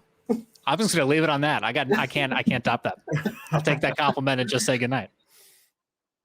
Thank you, Chris. And thank you to everyone watching and listening to this edition of the Carolina Weather Group. We will be back next week, and you can always find us on social media or streaming anytime on the Carolina Weather Net. It's made for you, the Carolina Weather fan. Find it on YouTube.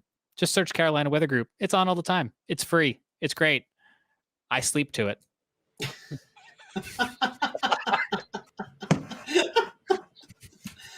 Good night.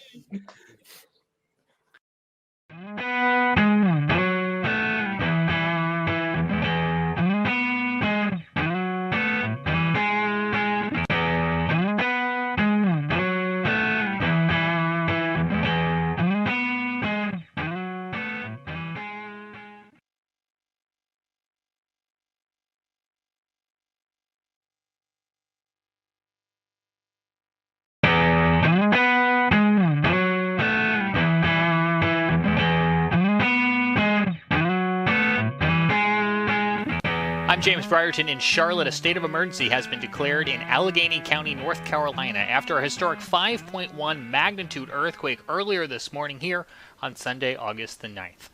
It was the 5th strongest earthquake in Carolina history and the strongest in the Carolinas since 1916. Luckily, no one was injured, but minor damage has been reported at over 100 buildings across the area and near the epicenter in Sparta. That's where our Scotty Powell was earlier today. I'm Scotty Powell here reporting. We'll return to Best of the Carolina Weather Group in a moment. Now your Carolina weather forecast. Here are today's forecast high temperatures for North Carolina. Here are the forecast lows for tonight for North Carolina. Here are tomorrow's forecast high temperatures. And here's forecast rainfall across North Carolina tomorrow. Here are the forecast highs for the day after tomorrow.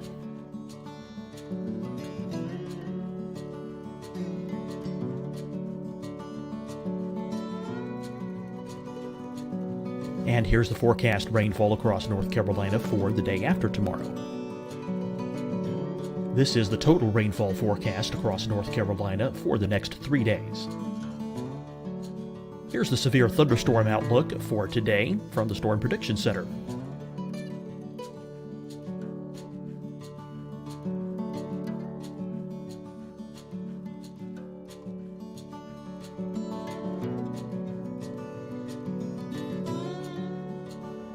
Here are the forecast high temperatures for today for South Carolina.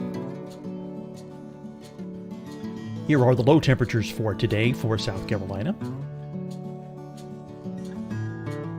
Here's the probability of precipitation forecast across South Carolina today. And here are the rain chances across South Carolina tonight. Here are tomorrow's forecast highs across South Carolina. Here are the forecast low temperatures for tomorrow for South Carolina. And here is the probability of precipitation across South Carolina tomorrow. Here's the precipitation chances across South Carolina tomorrow night. Here are the forecast highs for the day after tomorrow in South Carolina. Here are the forecast low temperatures across South Carolina for the day after tomorrow. And here are the rain chances across South Carolina for the day after tomorrow. And South Carolina's probability of precipitation for that night. Here's the Storm Prediction Center's severe thunderstorm outlook across South Carolina for today through tonight. Here's the Storm Prediction Center's severe thunderstorm outlook across South Carolina for tomorrow and tomorrow night. And here's the Storm Prediction Center's severe thunderstorm outlook across South Carolina for the day after tomorrow through that night. Here's the severe thunderstorm outlook for today from the Storm Prediction Center.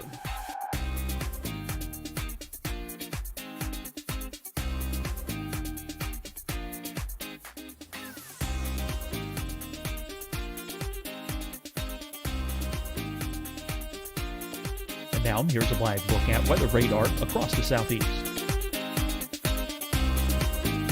Fight the spread and take a stand against coronavirus. Wear a mask in public. Stay at least 6 feet apart from others. And get tested. Join us and fight the spread. Visit scdhec.gov/COVID-19. Getting tested for COVID-19 helps you to take the steps needed to protect yourself, your loved ones, and your community. Find the testing location at scdhec.gov/COVID-19 testing. Hi, everyone. I'm Dr. Mandy Cohen, Secretary of the North Carolina Department of Health and Human Services. And when you follow the 3 W's, you protect your family and your neighbors from COVID-19. When you leave your home, practice your W's. Wear a cloth face covering, wait 6 feet apart, wash your hands often. Wear, wait, wash. We're in this together. Stay strong, North Carolina. Deciding when to wear a mask isn't about who you know or how well you know them. Just ask yourself, will I be with anyone I don't live with? If the answer is yes, get behind the mask. Help slow the spread of COVID-19. Get behind the mask. Learn more at covid19.ncdhhs.gov. You'll see your Carolina weather forecast at 25 and 55 past. And now back to the best of the Carolina Weather Group on the all-new Carolina Weather Net.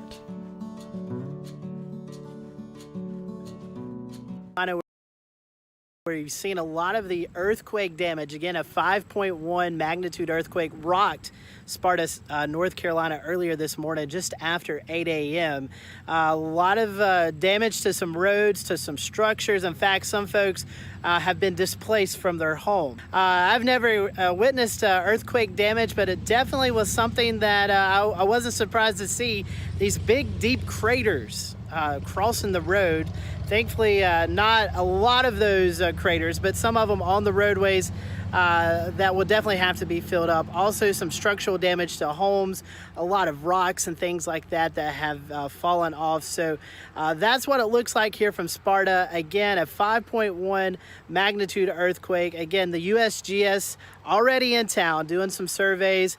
Emergency officials say that homes have been affected, but thankfully no injuries related to these earthquakes. From Sparta, North Carolina, I'm Scotty Powell for the Carolina Weather Group. The mayor of Sparta has declared a state of emergency, and Allegheny County Sheriff Brian Mills says he's spoken to White House officials about what has happened in their community. Sheriff Maines also spoke with our Scotty Powell earlier today. I actually woke up with the crashing of picture frames hitting the floor at my house. I live just over the hill here.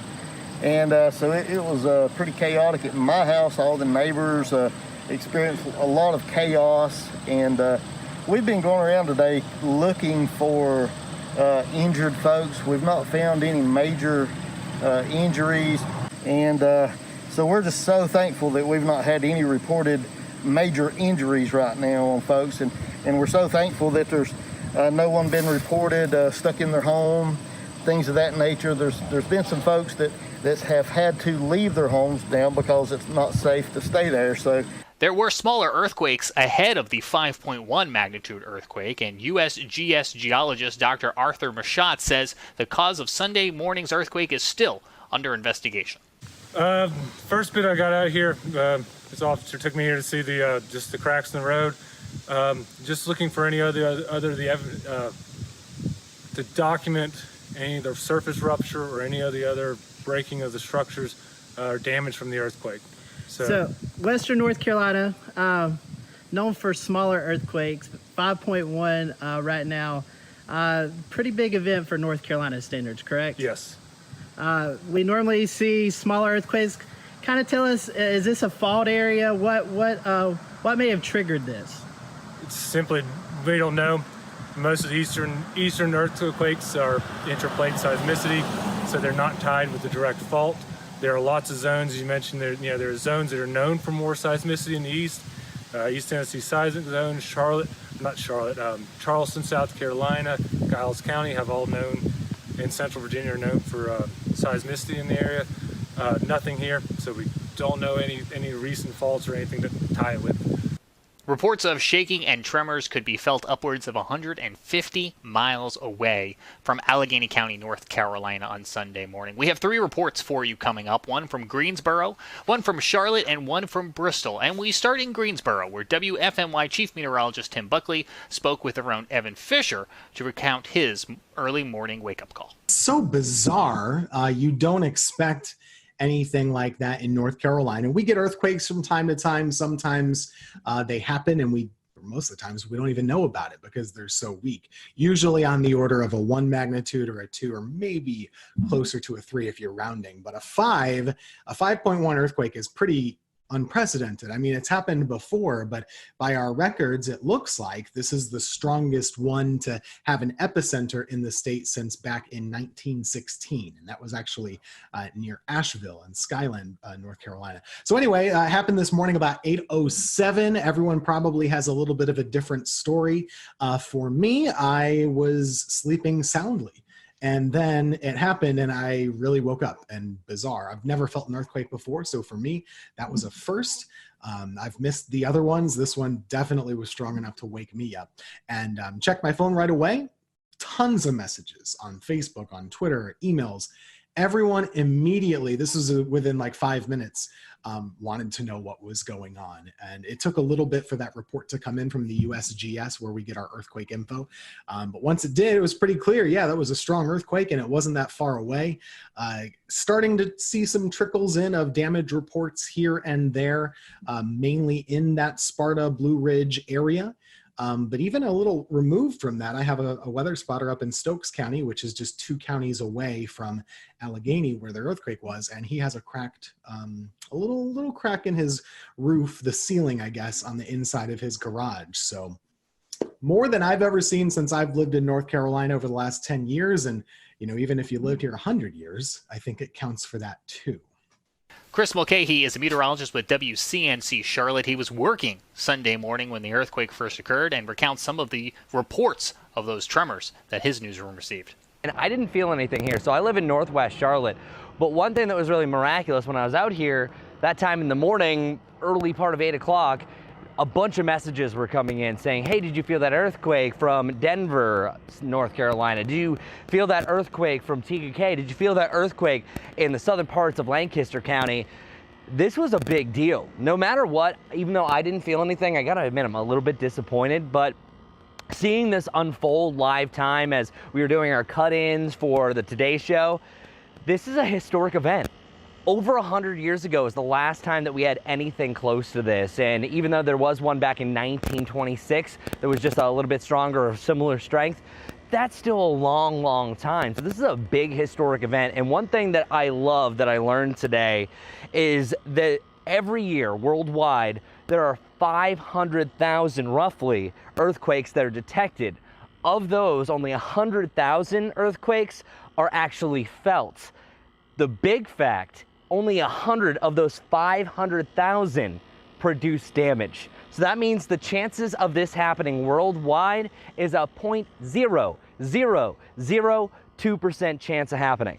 Our own Ricky Matthews works in Bristol, Tennessee, and here's what they saw in their community. Here in the Tri-Cities, where we felt the quake over the mountain chain, even though we're about 80 miles or so from where the epicenter was. If you kind of go from Kingsport, Tennessee, or kind of Johnson City, Tennessee, a lot of people in our area still reported feeling the shaking this morning. Right after 8 o'clock, I started to get reports of people saying they felt something, and my Twitter feed lit up of all the reports from people saying that we felt an earthquake, or we think we felt an earthquake, and suddenly we were in a we were kind of trying to gather information, but a lot of reports of people experiencing shaking for a few seconds in our area. No reports of any type of damage in our area, but certainly something that kind of caught a lot of people by surprise early Sunday morning when they were just trying to sit down and enjoy their coffee. And there you have it. It seems 2020 had another trick up its sleeve, but we're happy to report once again, no injuries following that 5.1 magnitude earthquake near Sparta, North Carolina, on Sunday morning. Before we go, a quick tropical update for you. There is a tropical wave located a few hundred miles off the African coast. It continues to show signs of organization. A tropical depression could form in the next few days as the wave moves west at about 15 miles an hour. The next storm, if it were to be named, would be Josephine. On behalf of everyone here at the Carolina Weather Group, including Evan Fisher and Scotty Powell, I'm James Brierton in Charlotte. Thanks for joining us for this special edition of the Carolina Weather Group, and we'll see you back here again real soon.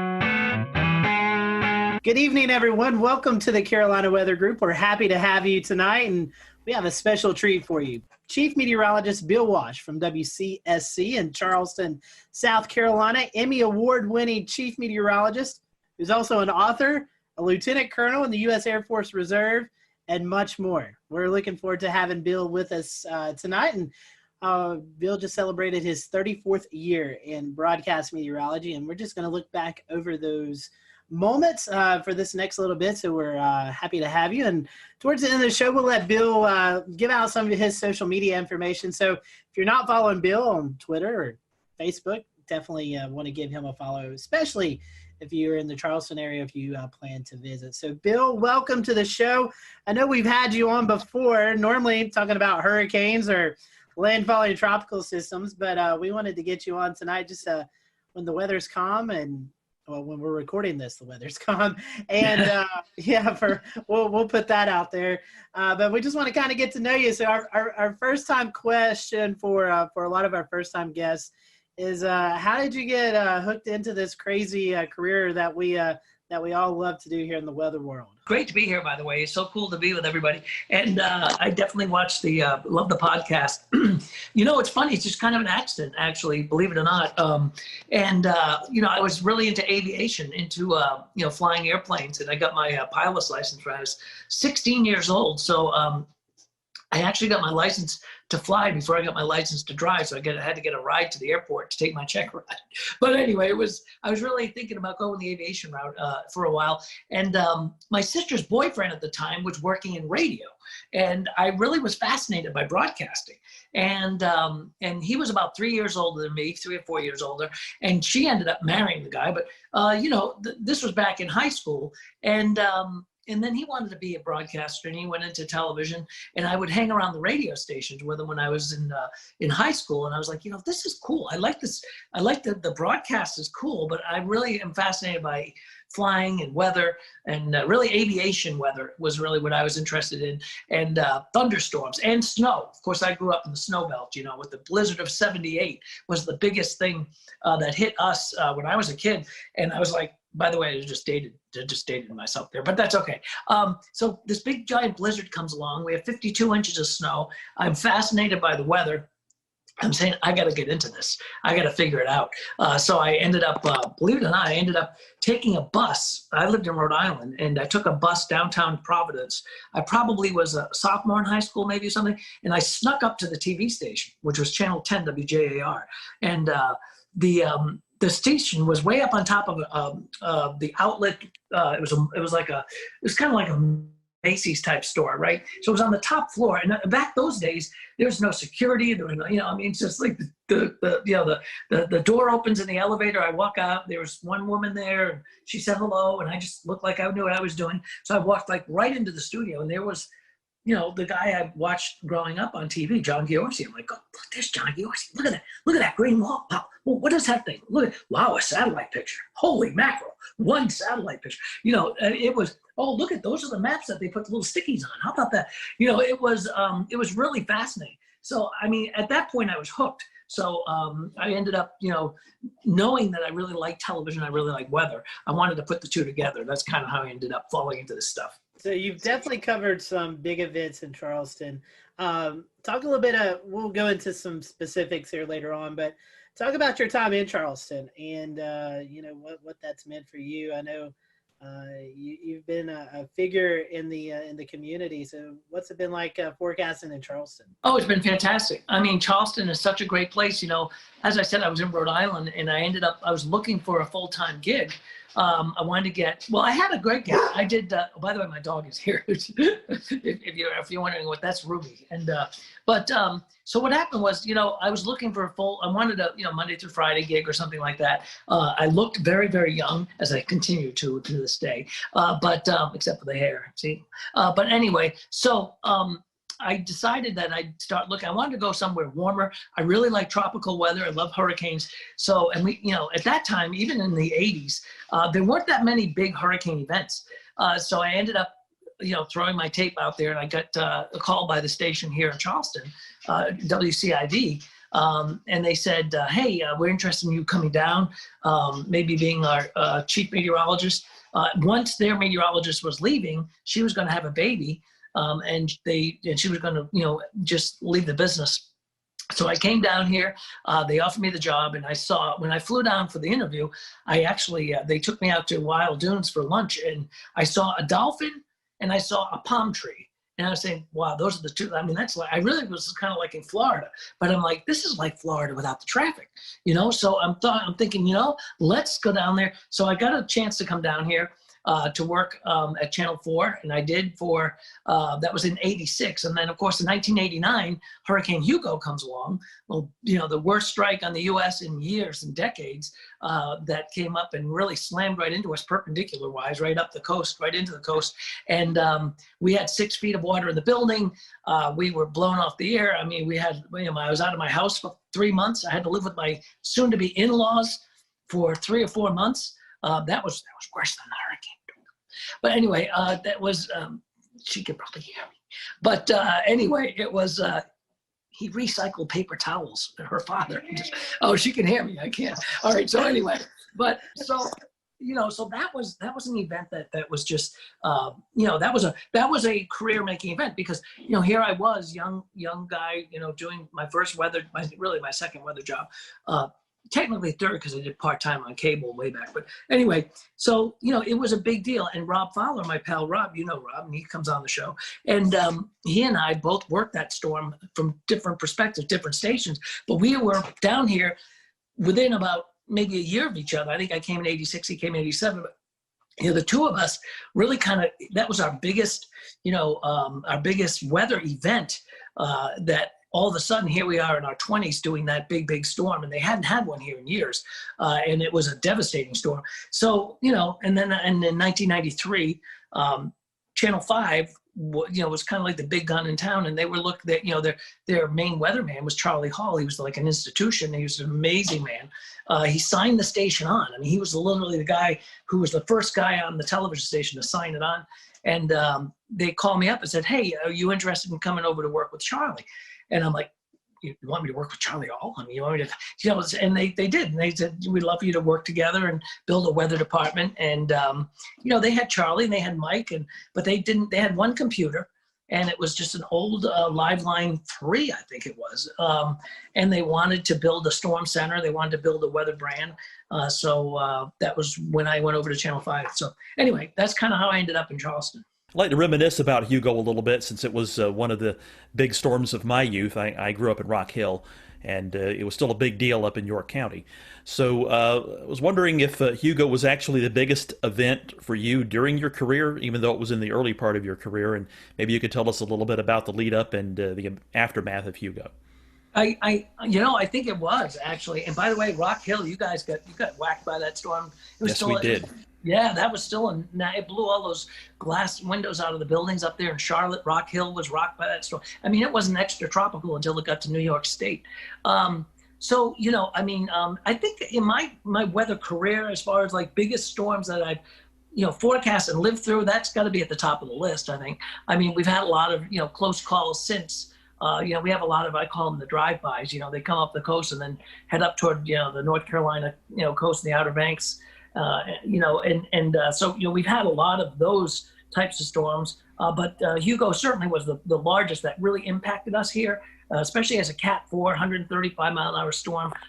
We had a 22-foot storm surge in McClellanville, and they had people being put up in the rafters at that Lincoln High School because it wasn't really, they didn't think the water could ever get that deep in a high school like that. It was a precedent-setting one for me, but also for the station, all 3 stations, it really was, and for Charleston itself. The city remembers it every year, 31 years ago now, hard to believe. But there was, I think that and a couple of the snow events, actually, if you think about it. We had, a couple of years ago, we had a snow event where we had, and I know some of you guys are going to laugh at me, we had 6 or 7 inches of snow. And, that's a big deal for Charleston. It is a big deal for Charleston. We were, and it was so cold. It was such a cold air event. The cold air was really in place for about 3 or 4 days after that. So it didn't melt off very much. It melted off a little bit during the day, but it was thick enough that it refroze at night. So it was a real mess. So some of these snow events were amazing. Certainly the hurricanes were amazing. We've had a couple of tornado outbreaks. We don't have them, obviously as much as you would back inland. But we had a couple of, we had one this year actually in April that was quite impressive. It was, in fact, I think it was the worst tornado outbreak we've had since I've been down here. And that brought a lot of damage. And that was a real strong dynamic system. And we were just, I felt like I was out west there for a few hours that night because it was, they were just, really, it was perfect ingredients. So, those, I think Hugo, the snow and, the tornadoes, always an adventure here. Going back to Hugo, there's one other thing I wanted to ask. Even today, do you still see reminders of what happened when Hugo blew through? You do, actually, which is kind of interesting. I was on the Isle of Palms not too long ago, just about a week ago. I was out there, and there's still empty lots out there. Same thing on Sullivan's Island. There's still places where things never came back.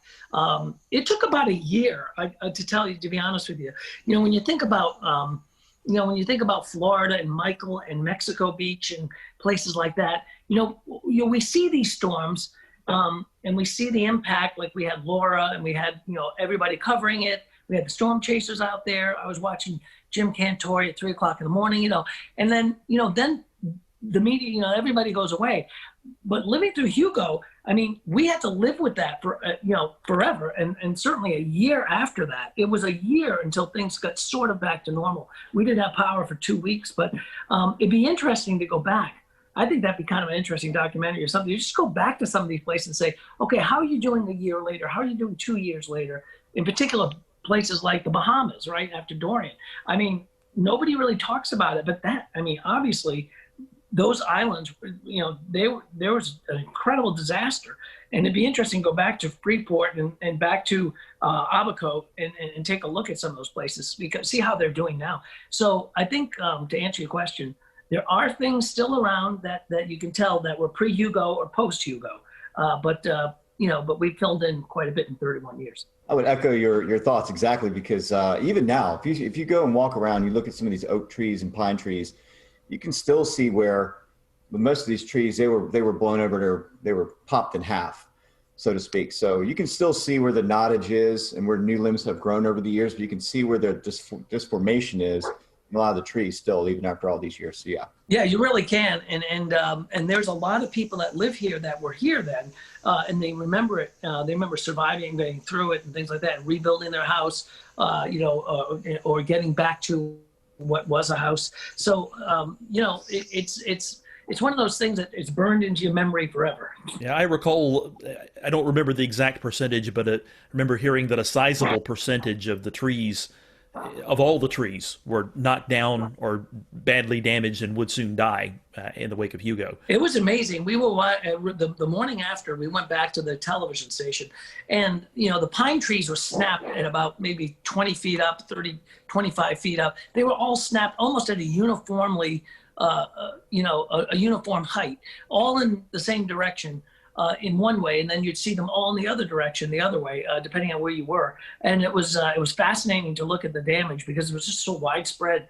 But a lot of those trees were, the Francis Marion Forest was completely devastated. And it's been a long time, and it's still being, rebuilt. A lot of those newer trees, or some of those trees that have come back, it takes a while, obviously. Bill, how was communicating the threats from Hugo, specifically the storm surge? We've made a lot of progress in the past 5 to 10 years of trying to explain what storm surge is and the areas it impacts. What was it like explaining the water that could come with a storm like that back in the late 80s? So that was interesting because, that was before slosh models, and that was before, we had the LFM. And so, we didn't have a lot of the great, tools we have today. And at the time, remember, the Hurricane Center only went out 3 days. They didn't go out 5 days. And we didn't have, the Euro. We didn't have all of these great products that push us out, so many days in advance. So it was really kind of using that technology, what we had, but letting people know about the storm surge was because it was kind of alien to these folks. They knew. Remember, they haven't had a hurricane strike since at least, I think it was David maybe that came by in it was a 79. Anyway, they hadn't had a major hurricane strike really since Hazel and Gracie way back in the 50s. They had some storms that came on up, but it was the first real major strike that could bring a major storm surge. So communicating that was interesting, and it was you had to kind of explain to people what it was, and a lot of people didn't think that they could see 20 feet of water, and I mean, there's a lot of people are saying, oh, they're overdoing it, and stuff like that. So getting that message out there was rather interesting. So Bill, I want to ask you a little bit about kind of bring your military background and career into your meteorology broadcasting career, and specifically when hurricanes like Hugo or other kind of big events like that have occurred. Is there part of your military background that helps you communicate that or be present and structured in the way you assist with letting people know the threats? Yeah, it does, Dan. I mean, what it does is it gives you, in the military. We'll return to Best of the Carolina Weather Group in a moment. Now your Carolina weather forecast. Here are today's forecast high temperatures for North Carolina. Here are the forecast lows for tonight for North Carolina. Here are tomorrow's forecast high temperatures. And here's forecast rainfall across North Carolina tomorrow. Here are the forecast highs for the day after tomorrow.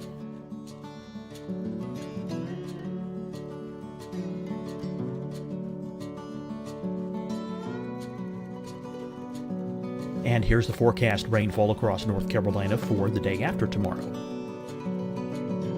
This is the total rainfall forecast across North Carolina for the next 3 days. Here's the severe thunderstorm outlook for today from the Storm Prediction Center.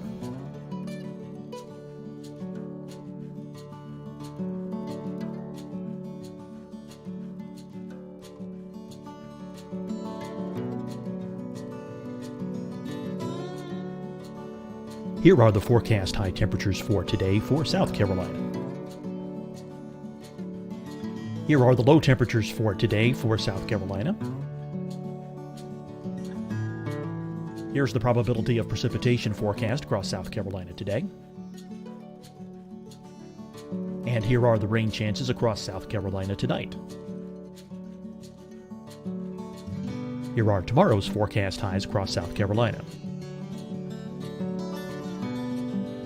Here are the forecast low temperatures for tomorrow for South Carolina. And here is the probability of precipitation across South Carolina tomorrow. Here's the precipitation chances across South Carolina tomorrow night. Here are the forecast highs for the day after tomorrow in South Carolina. Here are the forecast low temperatures across South Carolina for the day after tomorrow. And here are the rain chances across South Carolina for the day after tomorrow. And South Carolina's probability of precipitation for that night. Here's the Storm Prediction Center's severe thunderstorm outlook across South Carolina for today through tonight. Here's the Storm Prediction Center's severe thunderstorm outlook across South Carolina for tomorrow and tomorrow night. And here's the Storm Prediction Center's severe thunderstorm outlook across South Carolina for the day after tomorrow through that night.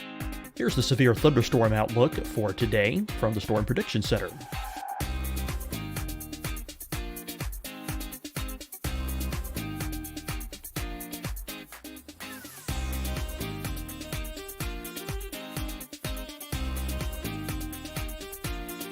And now here's a live look at weather radar across the southeast. Fight the spread and take a stand against coronavirus. Wear a mask in public. Stay at least 6 feet apart from others. And get tested. Join us and fight the spread. Visit scdhec.gov/COVID-19. Getting tested for COVID-19 helps you to take the steps needed to protect yourself, your loved ones, and your community. Find the testing location at scdhec.gov/COVID-19 testing. Hi, everyone. I'm Dr. Mandy Cohen, Secretary of the North Carolina Department of Health and Human Services. And when you follow the 3 W's, you protect your family and your neighbors from COVID-19. When you leave your home, practice your W's. Wear a cloth face covering, wait 6 feet apart, wash your hands often.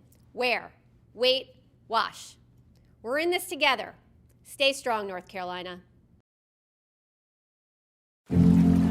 Deciding when to wear a mask isn't about who you know or how well you know them. Just ask yourself, will I be with anyone I don't live with?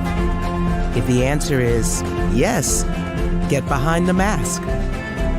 Help slow the spread of COVID-19. Get behind the mask. Learn more at covid19.ncdhhs.gov. You'll see your Carolina weather forecast at 25 and 55 past. And now back to the best of the Carolina Weather Group on the all-new Carolina Weather Net.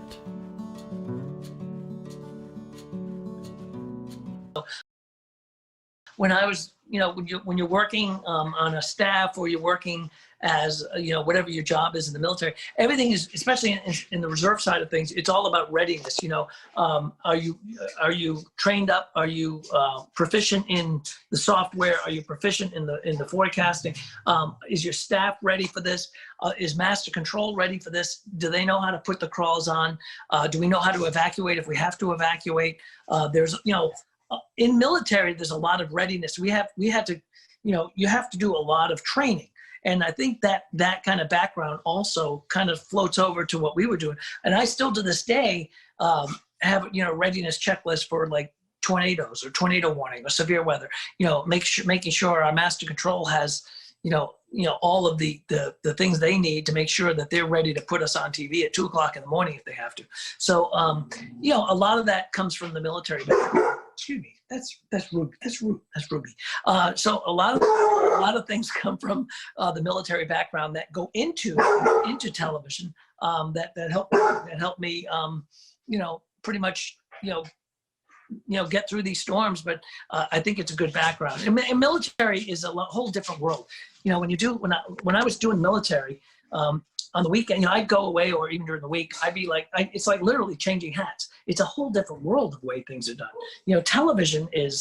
TV is, there's a bit of show business. We got the science side of it, but there's show business, and it's a whole different world where military, it's totally different. So if you're briefing a commander, for example, on an upcoming storm, or you're doing a battle group command type of, if you're doing a forecast for a battle group, you're talking about, different types of weather, but those people, it's a different audience. So yeah, so you use that training, I think, to help you be ready. Readiness is the most important thing. Well, that readiness was obviously very important in 1989 with Hugo, and it still is. Bill, we've talked about before on this show, in the unfortunate event that South Carolina and the South Carolina coast and Charleston area were to ever face another storm like Hurricane Hugo.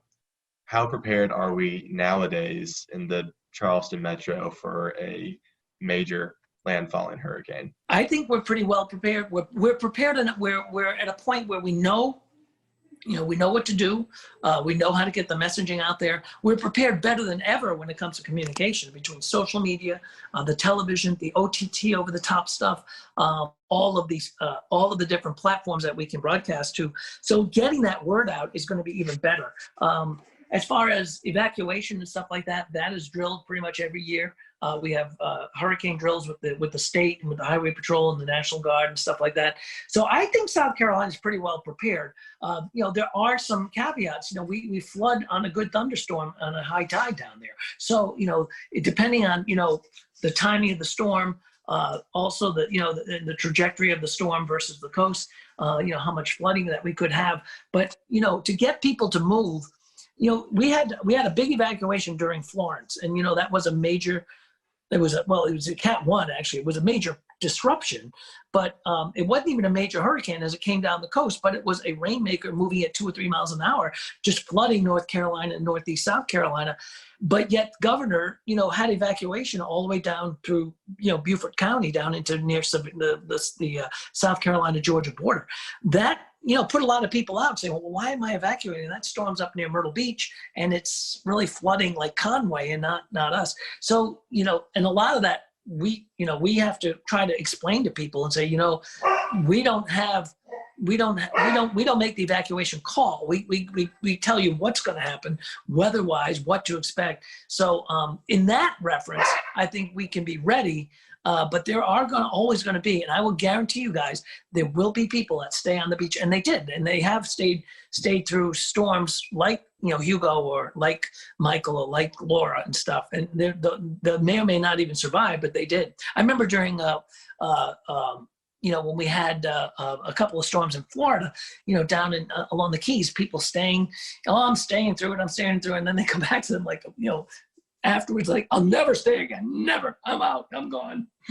Talking about some of these climate change issues that we've had, certainly the sea levels are coming up, and, what has your perspective been on how, we've had to handle sunny day flooding since you started here going into now? That's funny that you say that because, when we do have these 6.7, 6.8 tides on a beautiful sunny day, and you try to tell people we have a coastal flood advisory until 11 o'clock tonight, and they're like, it's not even raining. What are you talking about? And then all of a sudden, the pictures start showing up on Twitter of people's driveways being flooded and stuff like that, the drainage in the city. So sometimes it's hard to explain to people that, and it's people want simple answers sometimes, and sometimes it's hard to give a simple answer. And and there's not a lot of simple answers when it comes to weather. It can be complex, but even tides. When you talk about tides and talk about drainage, and you talk about some of the even the extreme low tides.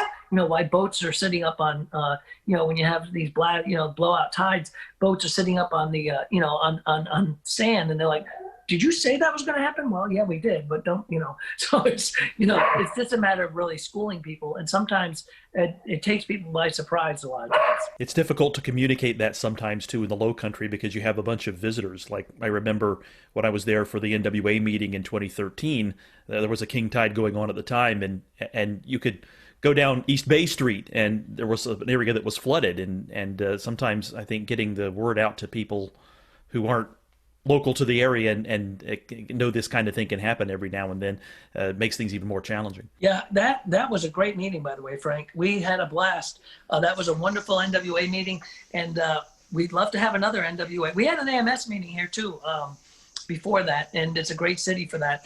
There's our shameless plug right there. We'd love to see everybody come back, but when we ever have conventions again. But yeah, I mean, it is, and it's hard to explain that to people that they say, hey, look, this is, this is not a rain event. This is not, we're not seeing a, major storm along the coast. Why are we getting flooding? And it's a beautiful blue sky day. So, a lot of it's education.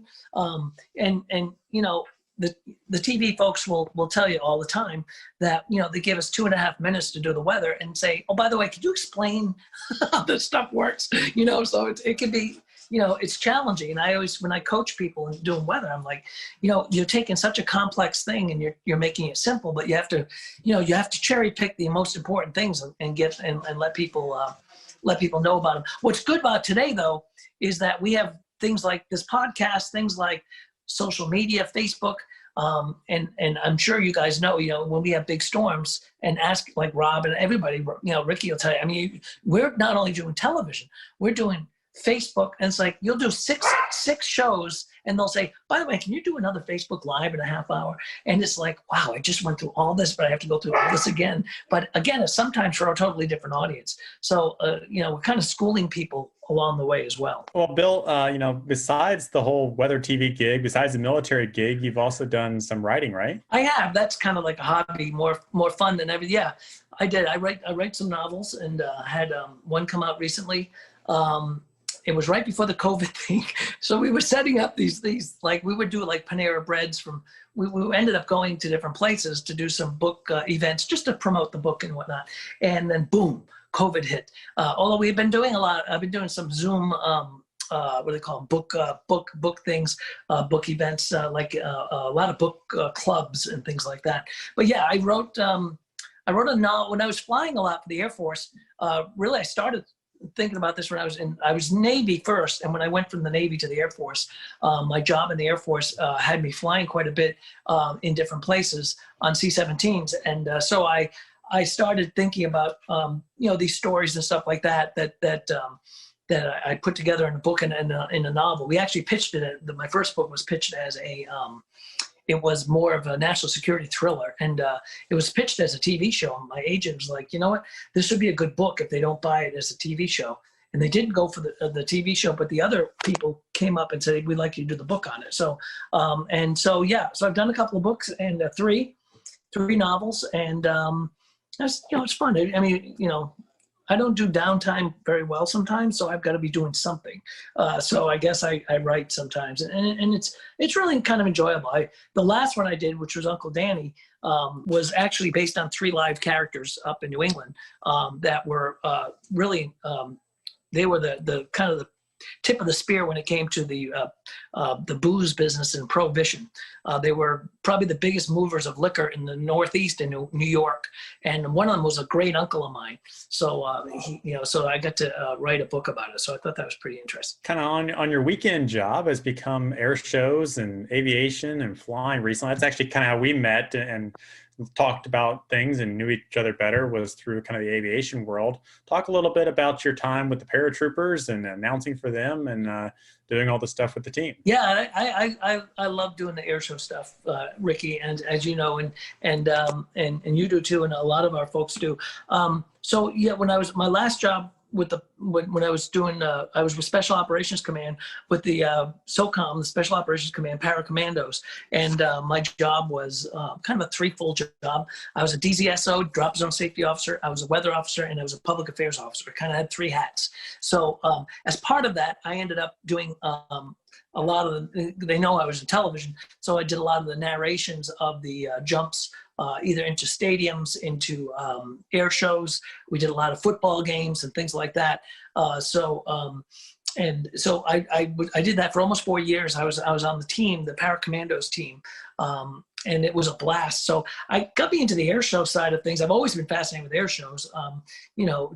Just from being a pilot, just from being, part of aviation. So I started doing some air show announcing. And again, there's some big announcers on the air show circuit. They're fabulous and great friends of mine. And I just kind of fill in when, there's a show available.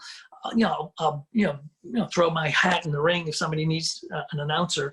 And I really like announcing air shows. It's fun. It's a lot of work, actually. It's a lot. I mean, it's a long day. You're usually up in the sun and stuff like that. But it really gets you into the aviation side of things. And it's fun. So I really like doing air shows. I've been working with Airshow 360, a team that does a lot of air show broadcasting. We're kind of trying to take that announcing thing and do like Air Show Live, which is another broadcast company that does air shows. So 360 is like that, is kind of like what we've been doing. So it's fun. It's an enjoyable side gig that I do every once in a while. It's a lot of fun. Talk about how the aviation and weather kind of came together with the Paracommandos and the jump team. You mentioned you were kind of the weather officer. What do you have to look for before you give the go or no go to jump out of an airplane? So you've got a couple of things. Ceilings, right? You got to have at least 2,000 feet. You also have to have wind. The wind at the surface has to be within a certain component. Like for a stadium, 13.5 miles per hour. And then like on an air show outside at an air show, we could go up to 18 miles an hour. We had to make sure that we were going to be clear of clouds. So they wouldn't, if we were doing a high jump, our high show, we wouldn't be coming through clouds because you can't bust a cloud. I'd be dealing with that. I'd be dealing with winds aloft a lot because of, where the exit of the airplane is going to be and, where they're going to be landing on the ground. A lot like doing Navy weather, when you're doing strike weather, weather for, where a strike's going to happen.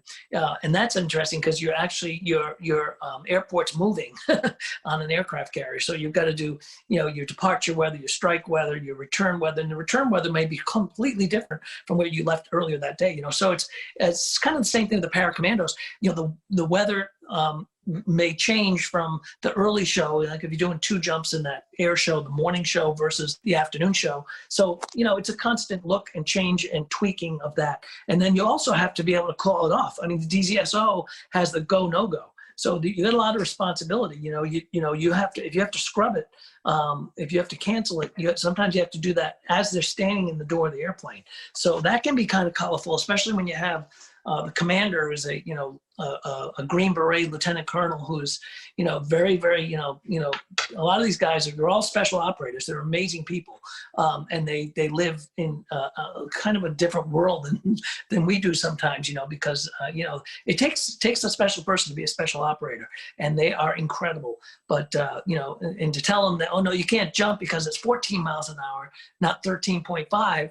It's going to be, you'll be buying the drinks at the bar that night. So it's pretty fascinating. And then I got to jump with the team as well. As a tandem, I jumping with the team. It's pretty fascinating because you end up, and if you've never done this, it's pretty, and you should try it.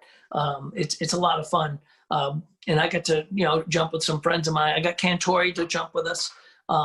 In fact, we're supposed to meet up next at the end of October for a skydive with him and some other folks down in Zephyr Hills. So, it's fast, it's fun, but you just have to be able to make that call sometimes where, it's a scrub. So that's the toughest part, is saying no to a bunch of special operators that don't usually get, the weather doesn't bother them for anything they do, but because of the legalities of what we do as a performance team, you had to sometimes say no. So it's pretty fascinating. If South Carolina were to be defined by one food, only one food, what would it be? Shrimp and grits. Shrimp and grits. Oh, I like that. I agree. You think so, Frank? Absolutely. I love me some shrimp and grits. What's your favorite shrimp and grits down there in the Low Country? Oh my goodness. There's a Fleet Landing is very good. Actually, Poogan's Porch, probably some of the best, and they have the best biscuits in the world. They're about the size of a Volkswagen. Best she crab soup too. Yeah. Oh, the sheet crab's incredible, and those biscuits are as big as a Volkswagen. They're fabulous. Bill, we've certainly appreciated your time tonight, and just the great stories. And I can speak for all of us. We appreciate you always be willing to join us when storms are about to affect the Carolinas, and we always appreciate that. If our followers who are not in Charleston but travel to Charleston, or maybe they do live in Charleston and don't follow you yet, how can they find you on social media? So yeah, anytime, my pleasure. Whenever storm's coming, feel free to reach out. All of us down here are glad to jump on. We love the podcast. Rob, myself, everybody really, and Dave Williams. So the social media, it's just Bill Walsh TV for social media on the Twitter and Instagram side, and it's Bill Walsh Live 5 News on Facebook. Bill, we certainly appreciate your time, and thank you guys for watching and listening to the Carolina Weather Group. We'll catch you next time here on the podcast and the live streaming show.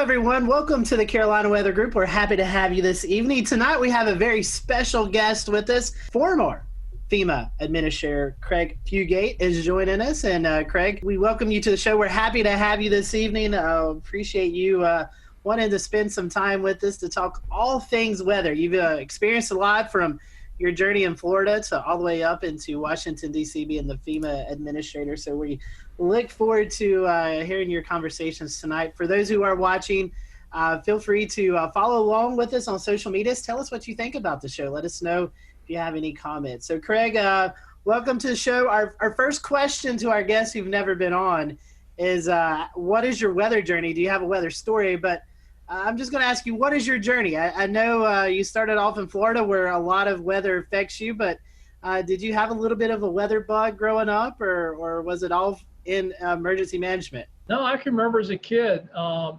you used to get the hurricane tracking maps at the grocery store, and there'd be storms out there, and you'd turn on the NOAA weather radio and wait for the tropical forecast to come through, and you'd listen and get the coordinates and chart the map where the storm was, well before the internet and a lot of other tools that we just take for granted. With that, a young age, living in Florida, always keeping your eyes on the tropics, tell us about your journey through emergency management. I know we were talking a little bit off air. You started in a county and then kind of worked your way up. So tell us a little bit about that journey. Well, my first experience with a hurricane, I was actually a paramedic here in my home county, Alachua County, Gainesville, Florida, where the University of Florida is at, when Hurricane Elena come buzzing through the Gulf of Mexico, and I was on duty for that shift.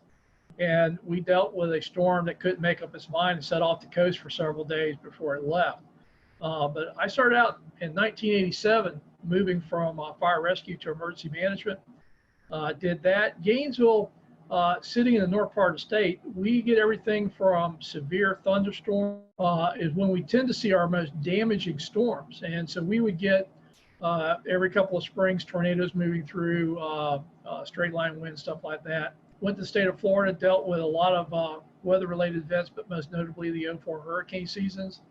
And then I went to FEMA. And again, a lot of what FEMA responds to is weather-related disasters. A lot of flooding, tornadoes, Tuscaloosa, Joplin, hurricanes. Most notably was Superstorm Sandy.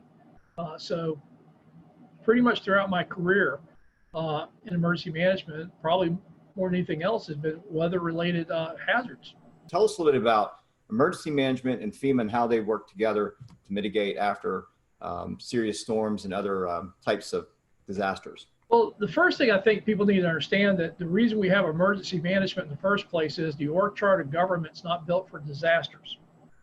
And that's true at the local, state, and federal level. So what's happened in the late 70s was the National Government Association began to realize that every one of these big events was almost reinventing wheels. It was never clear who the federal agencies were, what the roles were. It constantly changed. And that really drove the formation of FEMA under a reorganization order that President Carter issued. But the relationship is the way states are set up is they're the primary response to all disasters. Depending upon how that state's organized, generally our first line is local governments, mutual aid, state mutual aid with the federal government in case of FEMA, supporting governors. So every time I hear somebody saying, well, FEMA ought to be in charge, I remind folks, our government's actually a federal government where states have the primary role in domestic emergencies with the federal government supporting them. And I like to point out that if FEMA was in charge of everything, it would have been hard to imagine an agency that could have responded to all the disasters that we saw during my term there without the leadership role of the governors, because FEMA just couldn't have handled all that. It really is this idea that all disasters are local. It doesn't mean we're abandoning everybody, but there are key roles and responsibilities. But like I like to tell people, when the disaster hits, we all work as one team. And so, Craig, how hands-on were you with some of these departments, like the Storm Prediction Center, the National Hurricane Center? Well, I'll give you an example. Both at the state of Florida and at FEMA, our practice was when we had storm threats, we would have the National Hurricane Center, Storm Prediction Center. Sometimes, once we saw the rainfall forecast, Weather Prediction Center, relevant river forecast, and the affected National Weather Service offices all on those briefings. And I think, one of the things that I found when I got to FEMA was they were only talking to the Hurricane Center. And I'm like, you guys do realize there are other hazards, that there are forecast centers that deal with that.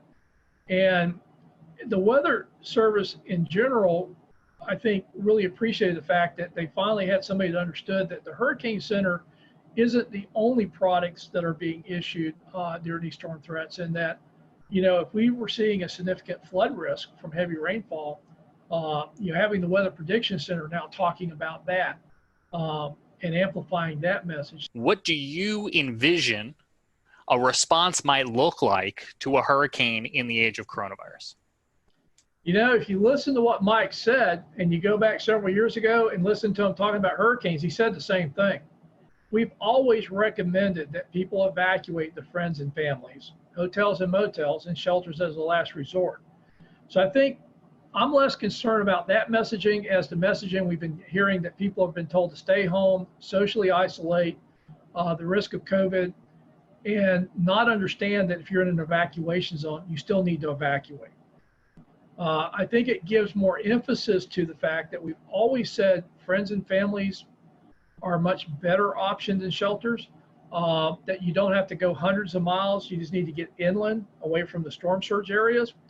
And the other message, which is kind of a tricky one, is particularly in Florida, we've seen a lot of evacuations that aren't in evacuation zones. Essentially, people are trying to run away from the storm itself versus the storm surge. And Florida's trying to do some messaging around that of know your zone, know your home. That if you're not in an evacuation zone and your home's relatively in good shape, built to current codes, to consider staying home and putting up your shelters and riding the storm out, again, reducing the number of people evacuate. But the biggest thing I'm telling people about this hurricane season is if you're in an evacuation zone, your plan is to evacuate, COVID or no COVID. And about the only real additions you need to make is add masks, hand sanitizer, disinfectants, and wipes to your go kits. If you could find the disinfecting wipes. If anybody finds them, let me know. I will trade you toilet paper. I've got plenty of it. What is your idea of what the plan is going to be for the rollout from emergency? We'll return to Best of the Carolina Weather Group in a moment. Now your Carolina weather forecast. Here are today's forecast high temperatures for North Carolina.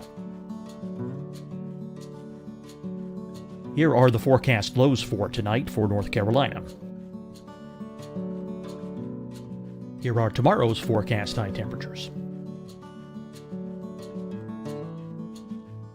And here's forecast rainfall across North Carolina tomorrow. Here are the forecast highs for the day after tomorrow.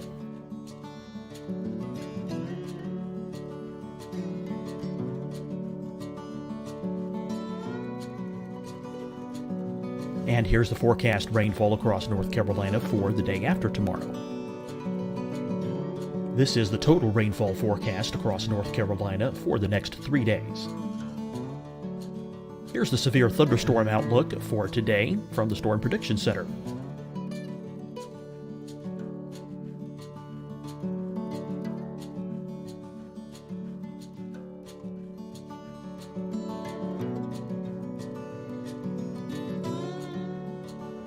Here are the forecast high temperatures for today for South Carolina. Here are the low temperatures for today for South Carolina. Here's the probability of precipitation forecast across South Carolina today. And here are the rain chances across South Carolina tonight. Here are tomorrow's forecast highs across South Carolina.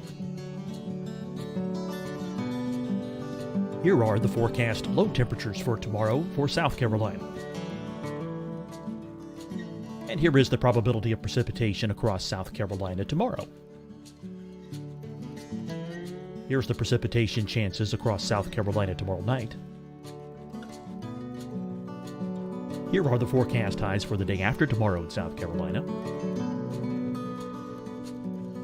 Here are the forecast low temperatures across South Carolina for the day after tomorrow. And here are the rain chances across South Carolina for the day after tomorrow. And South Carolina's probability of precipitation for that night. Here's the Storm Prediction Center's severe thunderstorm outlook across South Carolina for today through tonight. Here's the Storm Prediction Center's severe thunderstorm outlook across South Carolina for tomorrow and tomorrow night. And here's the Storm Prediction Center's severe thunderstorm outlook across South Carolina for the day after tomorrow through that night. Here's the severe thunderstorm outlook for today from the Storm Prediction Center.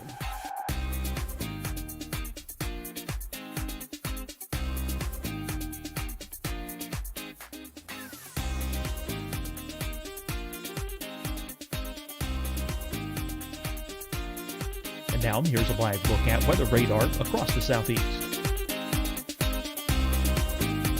Fight the spread and take a stand against coronavirus. Wear a mask in public. Stay at least 6 feet apart from others. And get tested. Join us and fight the spread. Visit scdhec.gov/COVID-19. Getting tested for COVID-19 helps you to take the steps needed to protect yourself, your loved ones, and your community. Find the testing location at scdhec.gov/COVID-19 testing. Hi, everyone. I'm Dr. Mandy Cohen, Secretary of the North Carolina Department of Health and Human Services. And when you follow the 3 W's, you protect your family and your neighbors from COVID-19. When you leave your home, practice your W's. Wear a cloth face covering, wait 6 feet apart, wash your hands often. Wear, wait, wash. We're in this together. Stay strong, North Carolina. Deciding when to wear a mask isn't about who you know or how well you know them. Just ask yourself, will I be with anyone I don't live with? If the answer is yes, get behind the mask. Help slow the spread of COVID-19. Get behind the mask. Learn more at covid19.ncdhhs.gov. You'll see your Carolina weather forecast at 25 and 55 past. And now back to the best of the Carolina Weather Group on the all-new Carolina Weather Net.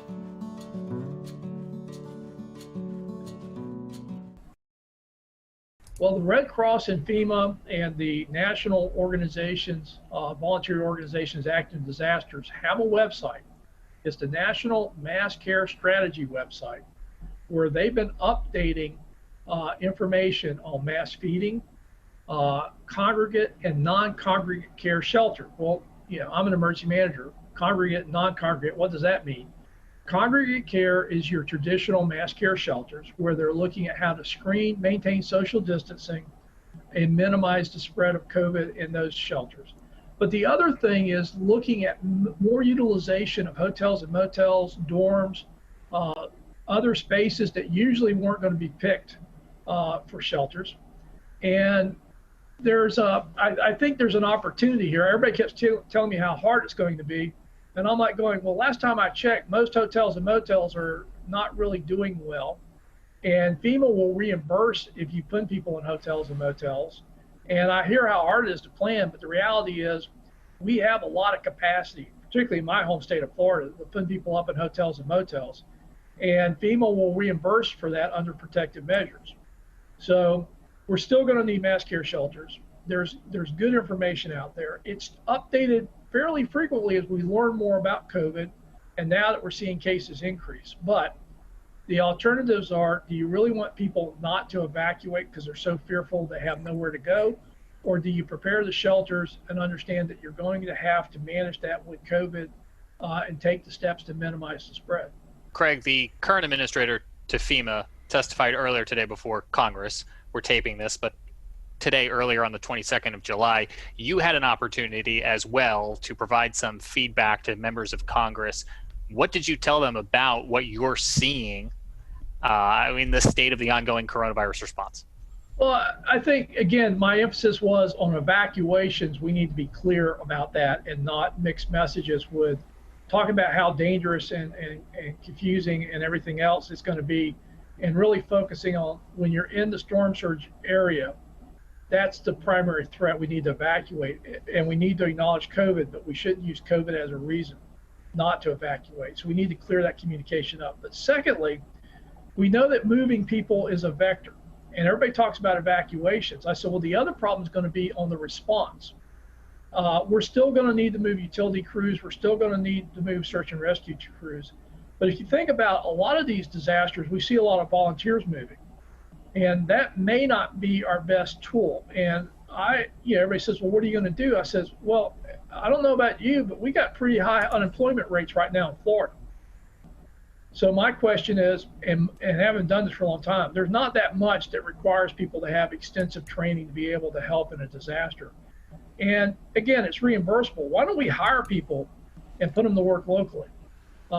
We've already seen this with COVID in states where local governments had actually hired restaurants to cook and prepare meals under contracts to feed people that were shut in or isolated or couldn't get to stuff.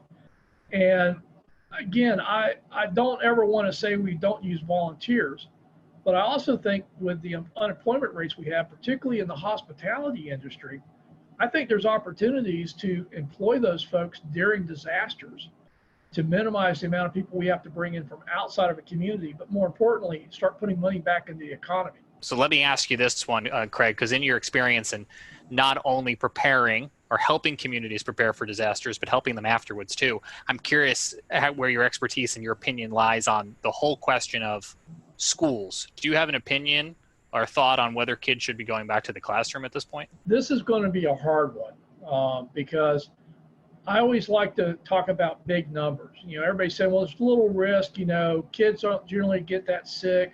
You know, we need to get the economy going. We need to get kids back in school. It's important for development.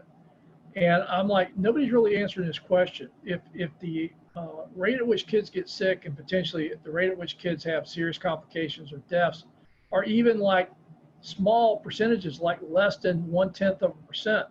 When you're talking about thousands of children going back to school, those are real people and those are real numbers. And I don't think we have a good answer for that. I also think that there is opportunities to look at how we go back to the classroom setting. You know, everything from a lot of schools don't have enough room to do social distancing. So what if we split the day in half and we split the school up where half the school goes in the morning, half the classes go in the afternoon? What if we started doing more classrooms, weather permitting, outside? You know, and again, because we're learning more about this is airborne and you know, why masks are so critical in minimizing spread. You know, how is that going to all happen? And I'm not sure we have enough answers, because in Florida, some of the schools will open up, you know, in the middle of August. So I think it would be prudent to think this through, get some consensus on ways to do this. And again, I just don't think saying you're going to open schools is the answer. But I also don't think that keeping schools closed indefinitely is going to work either. Shifting gears a little bit, you're passionate about the resilience divide. I see this here in Charleston a lot, where we have, you know, sunny day flooding, and it often affects places that are less affluent than places that are more affluent. A lot of the more affluent places are getting, you know, they're getting some of the things like check valves. They're getting a seawall at the battery. But meanwhile, at the corner of Haggard and Fishburne, where there's low-income housing, you see at 6.8 feet tides, you start to see the creek overflow and start flowing across the road there. Several, you know, we had 80-something coastal flood events last year. So let's talk a little bit about that resilience divide and how we can maybe bridge that.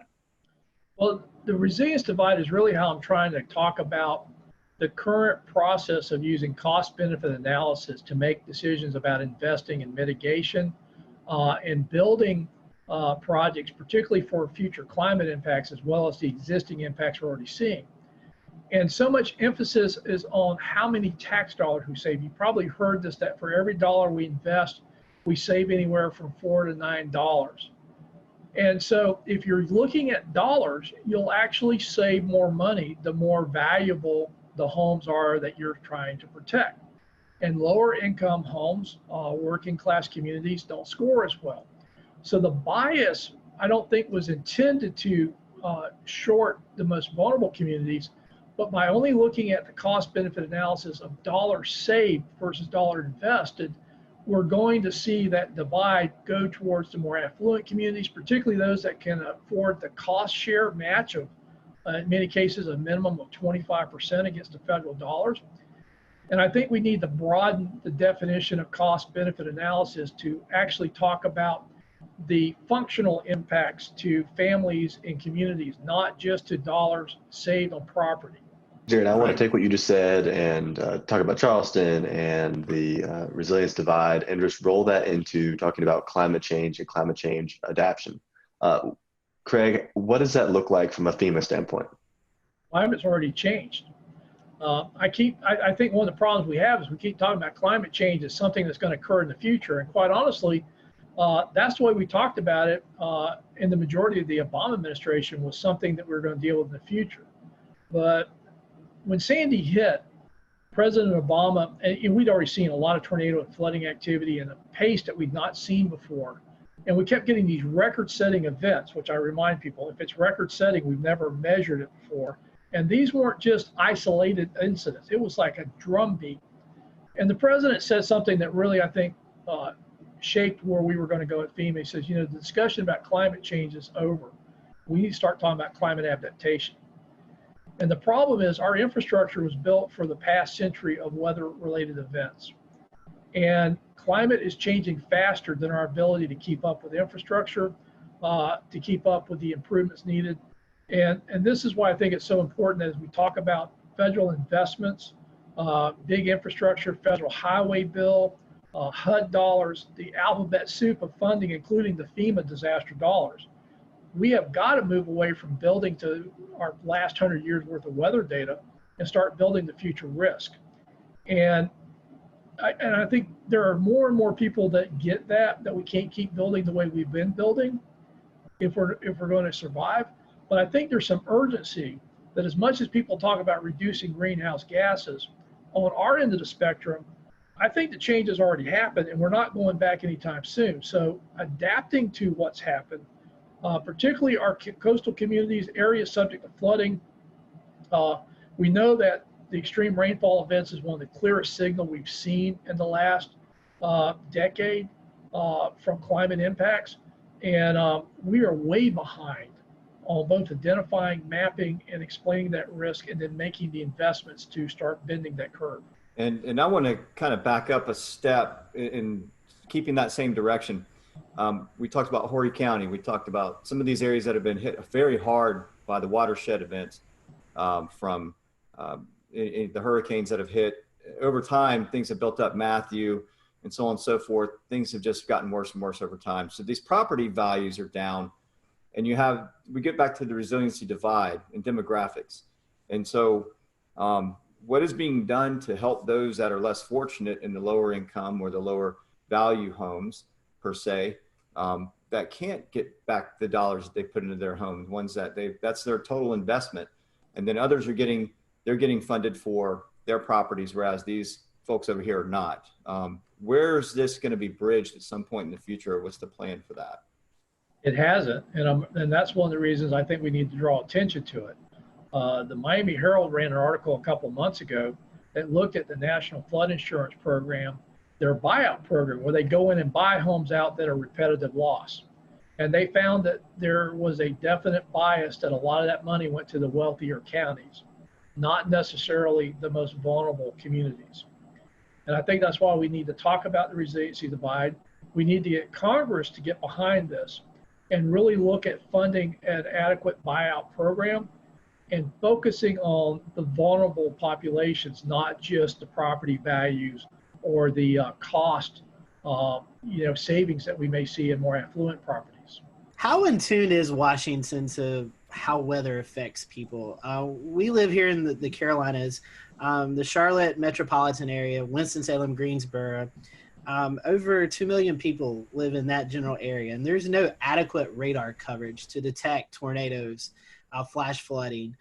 We hear these stories of folks who are continuing to have homes flooded, and they're not really getting the attention we need. Is this something that the Washington culture, the senators, the House representatives, they kind of push the weather and what it does off to the side? I know everything should be focused on, but do you think sometimes weather and their issues kind of get pushed to the side a little bit? A little bit. The only time they get serious about weather is when there's a catastrophic failure in their district. I mean, think about it. The Weather Service couldn't even get a supercomputer to run better models until after Hurricane Sandy or Superstorm Sandy showed how inadequate their computational powers were.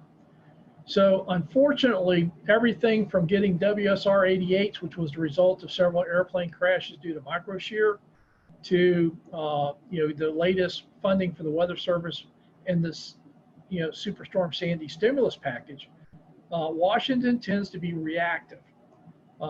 And so until a member gets hit in their district, then it becomes a big issue.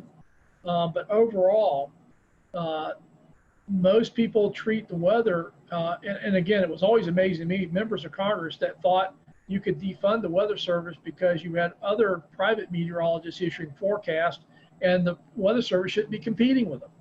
and they actually were promoting defunding the Weather Service and letting other organizations do it. Craig, do you think we have a radar crisis on the horizon?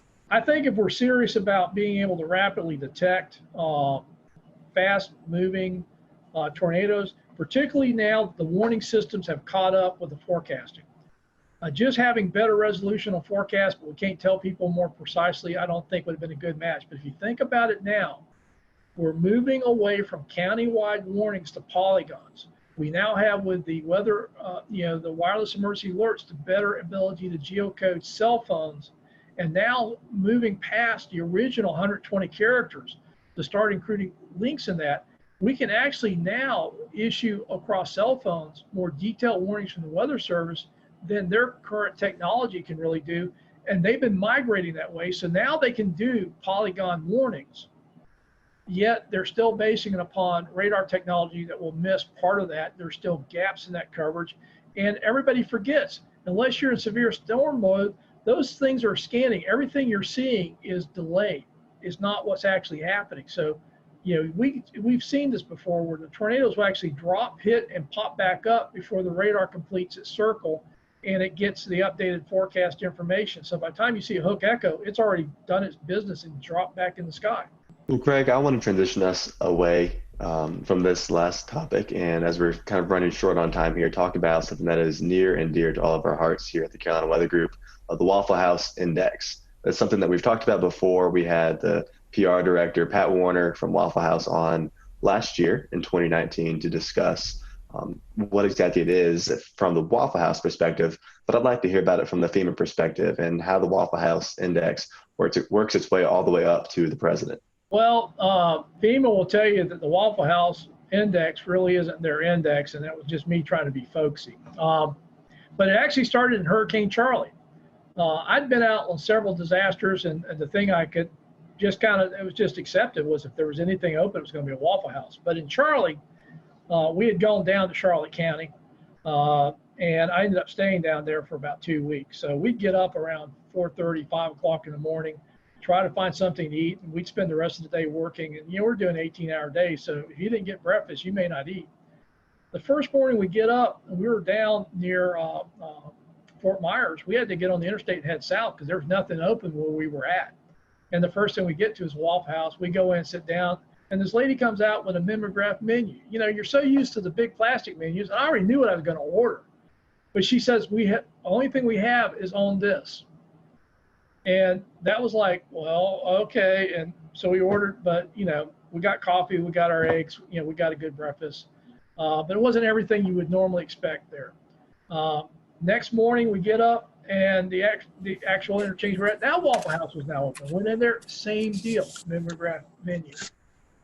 So the folks I was with, Ben Nelson, who was our state meteorologist in 2004, he's now with the Jacksonville Weather Service office as a forecaster there. And at that time, Major Tad Warfel, now Colonel Warfel with the Florida National Guard, with me. And we were color coding the counties after Charlie, red, yellow, and green, using a stoplight to show indicators, EOC activation, search and rescue, schools, stuff like that. And they put into the slide deck the Waffle House Index. And that's where it came from. Green was open with a full menu, yellow was open with a limited menu, and red was closed. And I guess it would have stopped there, except we had changed how we operated in Florida. We weren't waiting for the counties to do assessments to say they needed help after these hurricanes, because I kept asking, well, why don't we just respond like it's bad? We'll get there faster, and if they don't need us, we'll go home quicker. Well, the question was, if you're responding out on the Panhandle, like with Hurricane Ivan, and you're driving out I-10, and literally we were going right as soon as the hurricane force winds passed, I told guys, we're going to be safe, but we ain't going to stay dry. We're not waiting for blue skies. So we were going right as the storm was moving out. And the question was, where do you stop? And that was kind of how the Waffle House Index got used. If you got there and the Waffle House was open, it ain't bad. Keep going. If you get there and the Waffle House is open, but they got a mimeograph menu, well, we're dealing with power outages. We probably got a lot of mass care issues. But for the search and rescue teams, don't stop. Keep going. And if you get there and the Waffle House is closed, that's going to be pretty bad. Go to work. And it just kind of became the shorthand. In Florida, it seemed like all these hurricanes going across the interstate, the Waffle House was a pretty good indicator of what was happening. And the other thing, because we never really talked to the Waffle House, about them getting open and all the stuff they do to stay open.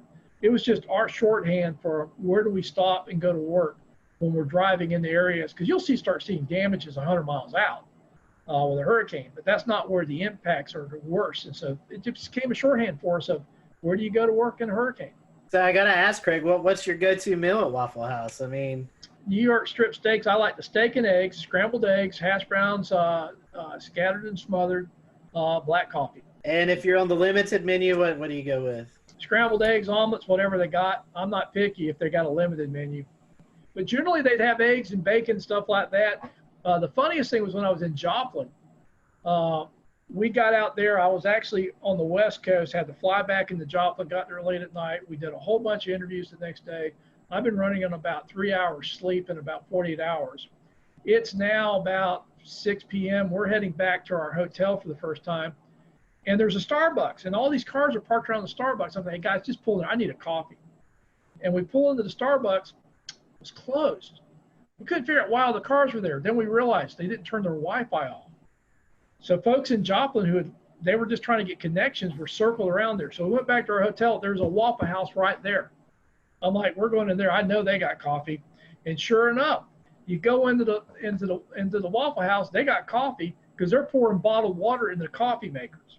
Because all of Joplin was under boiled water orders. But Starbucks was closed, Wi-Fi was on. Waffle House, they're just pouring bottled water in those coffee makers making coffee. So I got my coffee. So switching gears, Craig, I wanted to ask you, are there any memorable moments that stick out in your mind while you worked at FEMA? For example, the 2011 tornado outbreak in Alabama or Superstorm Sandy, anything like that? Yeah, it was the Tuscaloosa tornado outbreaks was pretty impressive. And again, we came into Birmingham, picked up a Black Hawk, and I was flying up to the northern part of the state. And I don't think people realize how bad the northern tier of the Alabama counties got hammered. TVA had major transmission lines ripped out. We went to one town. They were basically lost everything. They had brought a command post from the southern counties. They used to go the other way during hurricanes. They'd all go south, but that thing, everybody from the south was going north. And they literally had 911 in this mobile command post, and they were dispatching, and everything, all their equipment was lined up on the side of the road because the station was just gone. And I remember, the president was coming in. He gets on, how bad it is. I'm trying to describe it, but it really was. It was hard to describe.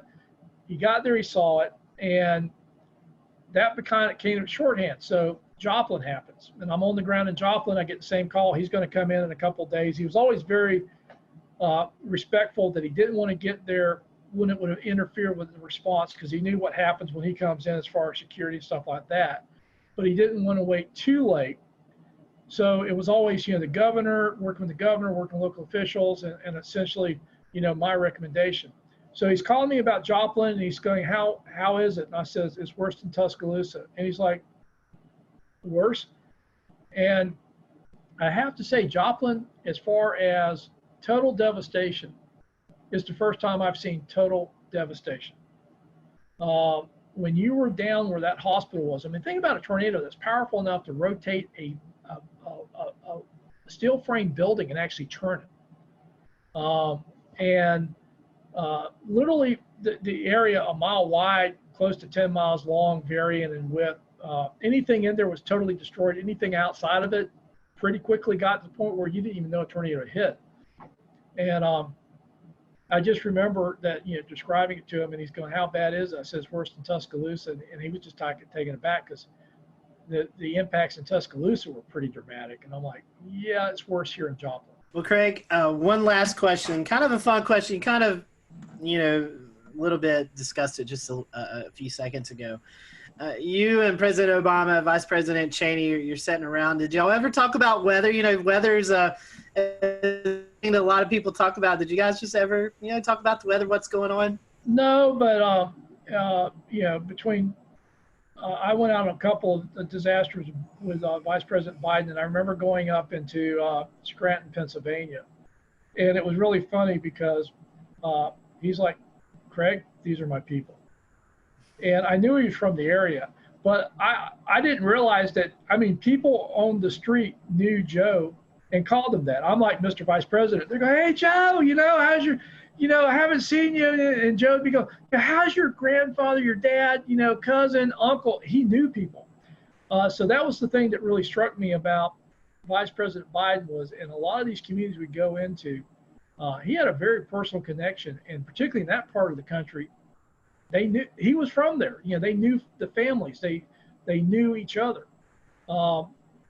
President Obama, I remember two things. One, I was meeting him down in New Orleans. It was the anniversary of Katrina, and he's asked me how it's going. I said, well, we got hurricanes in the Pacific, hurricanes in the Atlantic, and fires in between. And he just looks at me and says, you're a smart ass. I'm like, hey, I'm just reporting what's happening. But the other cool thing about the president was I was told early on that they wanted me to wear my logo wear when I was at the White House during disasters. So during Matthew, I'm giving a briefing to the president in the Oval Office, wearing khakis and my FEMA logo shirt and my FEMA windbreaker, and everybody else is in suits. And there's this great picture of the president. I'm sitting next to the We'll return to Best of the Carolina Weather Group in a moment. Now your Carolina weather forecast. Here are today's forecast high temperatures for North Carolina. Here are the forecast lows for tonight for North Carolina. Here are tomorrow's forecast high temperatures. And here's forecast rainfall across North Carolina tomorrow. Here are the forecast highs for the day after tomorrow.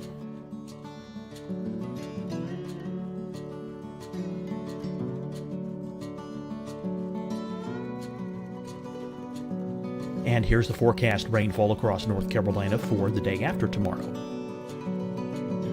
This is the total rainfall forecast across North Carolina for the next 3 days. Here's the severe thunderstorm outlook for today from the Storm Prediction Center.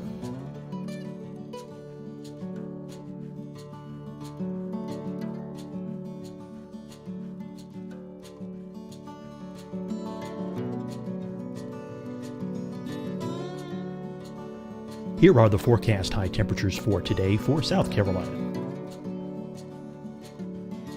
Here are the low temperatures for today for South Carolina. Here's the probability of precipitation forecast across South Carolina today. And here are the rain chances across South Carolina tonight. Here are tomorrow's forecast highs across South Carolina. Here are the forecast low temperatures for tomorrow for South Carolina. And here is the probability of precipitation across South Carolina tomorrow. Here's the precipitation chances across South Carolina tomorrow night. Here are the forecast highs for the day after tomorrow in South Carolina. Here are the forecast low temperatures across South Carolina for the day after tomorrow. And here are the rain chances across South Carolina for the day after tomorrow. And South Carolina's probability of precipitation for that night. Here's the Storm Prediction Center's severe thunderstorm outlook across South Carolina for today through tonight. Here's the Storm Prediction Center's severe thunderstorm outlook across South Carolina for tomorrow and tomorrow night. And here's the Storm Prediction Center's severe thunderstorm outlook across South Carolina for the day after tomorrow through that night. Here's the severe thunderstorm outlook for today from the Storm Prediction Center.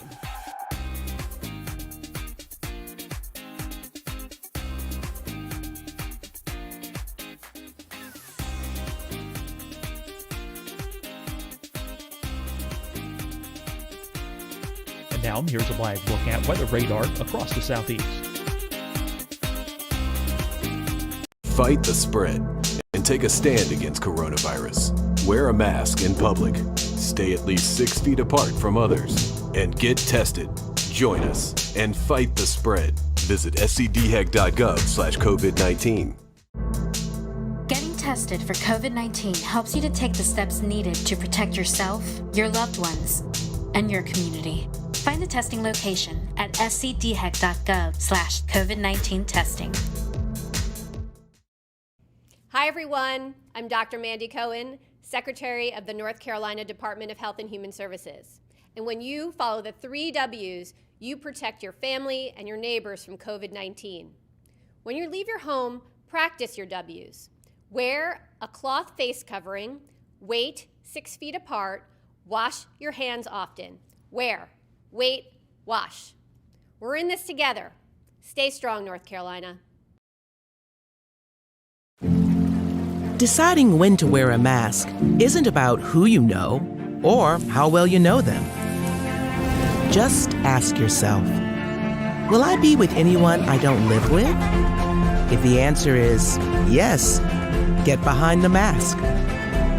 Help slow the spread of COVID-19. Get behind the mask. Learn more at covid19.ncdhhs.gov.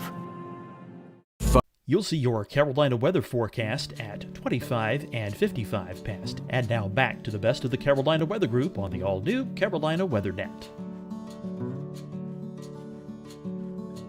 My logo where everybody else in suits for the briefing, and people said, how do you get away from that? Everybody else dressed up to go in there says, they basically told me to look like I was doing what I was supposed to be doing. So I wore what I wore when I was at FEMA headquarters when I went to the White House to brief. In fact, if I was wearing a suit, they'd always, look at me kind of excused. I said, hey, this is camouflage. When I'm wearing a suit, I just blend in with everybody else running around with a White House badge.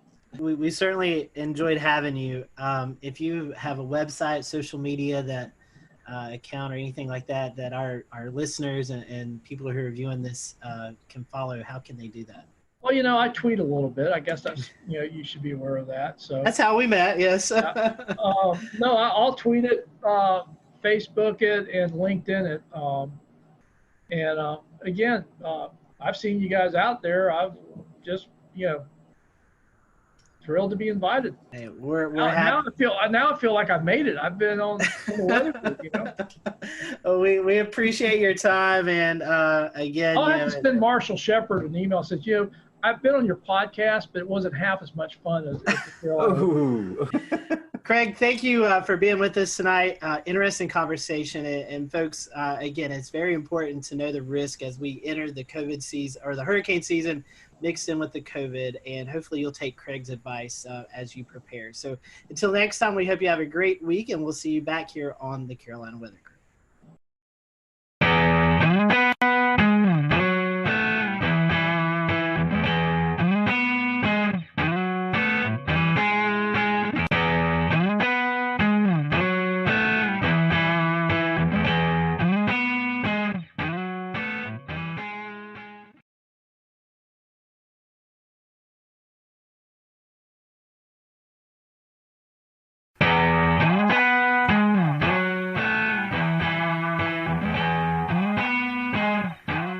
Good evening, I'm James Brierton in Charlotte. It is May the 6th, 2020. Can you believe it is May already? We had a thunderstorm roll on through here earlier and brought the temperatures way down as we are looking ahead to a cool down the next few days, and through the weekend could be pretty chilly as you wake up on Mother's Day, Sunday morning. But we're so happy you're with us tonight on this Wednesday night. The panel will be along in just a few moments for tonight's episode. It's kicking off a new series that we're calling Quarantining at Home. We're kicking it off with the weather team from WECT, the NBC affiliate in Wilmington, North Carolina. It's designed to be kind of a lighthearted experience among all of the serious news that is going on. But first, we do have to start on a more serious tone tonight. The National Weather Service has confirmed that an EF1 and an EF2 tornado struck southern portions of Chester County and Lancaster County in South Carolina about this time yesterday. It all kicked off at about 6:30 when the National Weather Service at Greenville-Spartanburg issued that tornado warning as a tornadic supercell was moving to the east just south of the city of Chester. It continued to move to the east where it produced an EF1 tornado, brought down some trees and some power lines, and much of that town was in the dark for a good portion of the evening. Now, the storm itself was moving just north of Little Rock Creek when it most likely lifted and then dropped again. What is being considered a second tornado then touching down near Interstate 77 as it began to leave Chester County, enter into Lancaster County, move towards Great Falls, where the National Weather Service out of Columbia took jurisdiction of the storm. Now, both Weather Service offices went out there today, did storm surveys, and the team out of Columbia came back with EF2 damage caused by the tornado in Great Falls, and that would have been winds of about 115 miles an hour. The other thing you're looking at here on your screen, we're going to go ahead and bring these beautiful and stunning pictures full screen for you. This is friend of the show, Chris Jackson, was out yesterday in the area with his drone. I believe it's a DJI Maverick. And take a look at these stunning pictures. You can see that supercell coming towards him, the lightning that is being produced by this storm. Now, the tornado itself is not believed to have caused any deaths or injuries. However, one man did die in Chester County yesterday from a lightning strike, and you can see some of that powerful lightning here being produced by the storm. And then it dropped hail up to 2 inches, golf ball size hail reported as associated with this storm, and you can see how it littered the ground. Almost looks like a winter morning here as Chris is showing us these aerial pictures, and you can see almost a fog rolling in, and it is actually a fog rolling in over the valley caused by the sudden cool of those temperatures and all of that cold ice particles now sitting on the ground. So the National Weather Service is still working to finalize most of their storm surveys, and we'll have updates for you on Facebook and Twitter as we learn more. But again, to recap, EF1, EF2 tornado in parts of Chester and Lancaster County on Tuesday evening, and thanks to Chris Jackson for these pictures. Now let's get over to Scotty Powell and the panel for tonight's kickoff of our Quarantining at Home series with the meteorologist from WECT in Wilmington. Scotty. Hello, everyone. Welcome to the Carolina Weather Group. Welcome. We want to welcome the WECT weather team out of Wilmington, North Carolina. They've gratefully accepted our invitation to just have our question and answer segment with the folks. So happy to have on with us Gannon Medwick, Eric Davis, and Kelly McGlynn, as they all are at either home or the weather state at the TV station doing some work. And so when this is recorded, we actually had a severe weather event move through. So Eric and Kelly are actually in the studio, it looks like. So happy to have them join us for a few minutes. Guys and gals, we just want to start off with some quick hitting questions. So I'll throw out the first question, and I'll let Dan and Evan join in. Our first question is about social media. Which do you prefer better, Twitter or Facebook? Gannon, I'll let you start. It's a good one. I'd probably say Twitter in terms of the way things just come up and they have to be succinct. So I'd probably say that. Although Facebook, I have had more traction and followers over the years. So that's a positive. All right.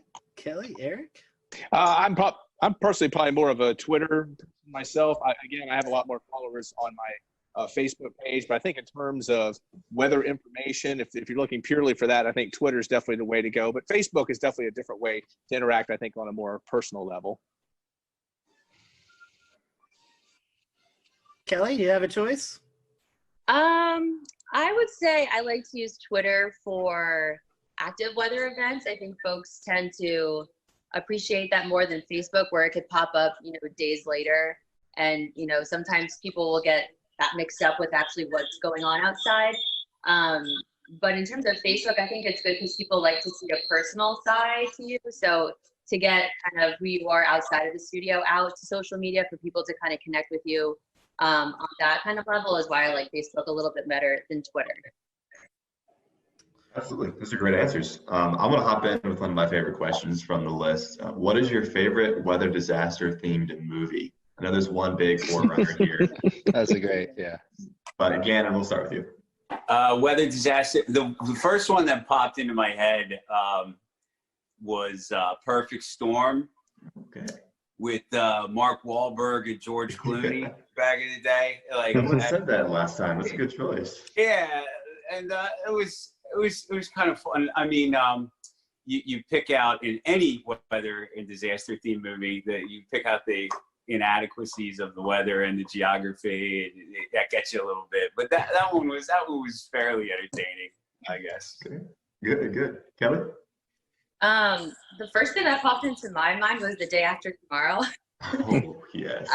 Just because my dad used to like that movie. So I kind of, grew up watching it and always kind of had some kind of appreciation for all the wild stuff that happens in that movie. Good choice.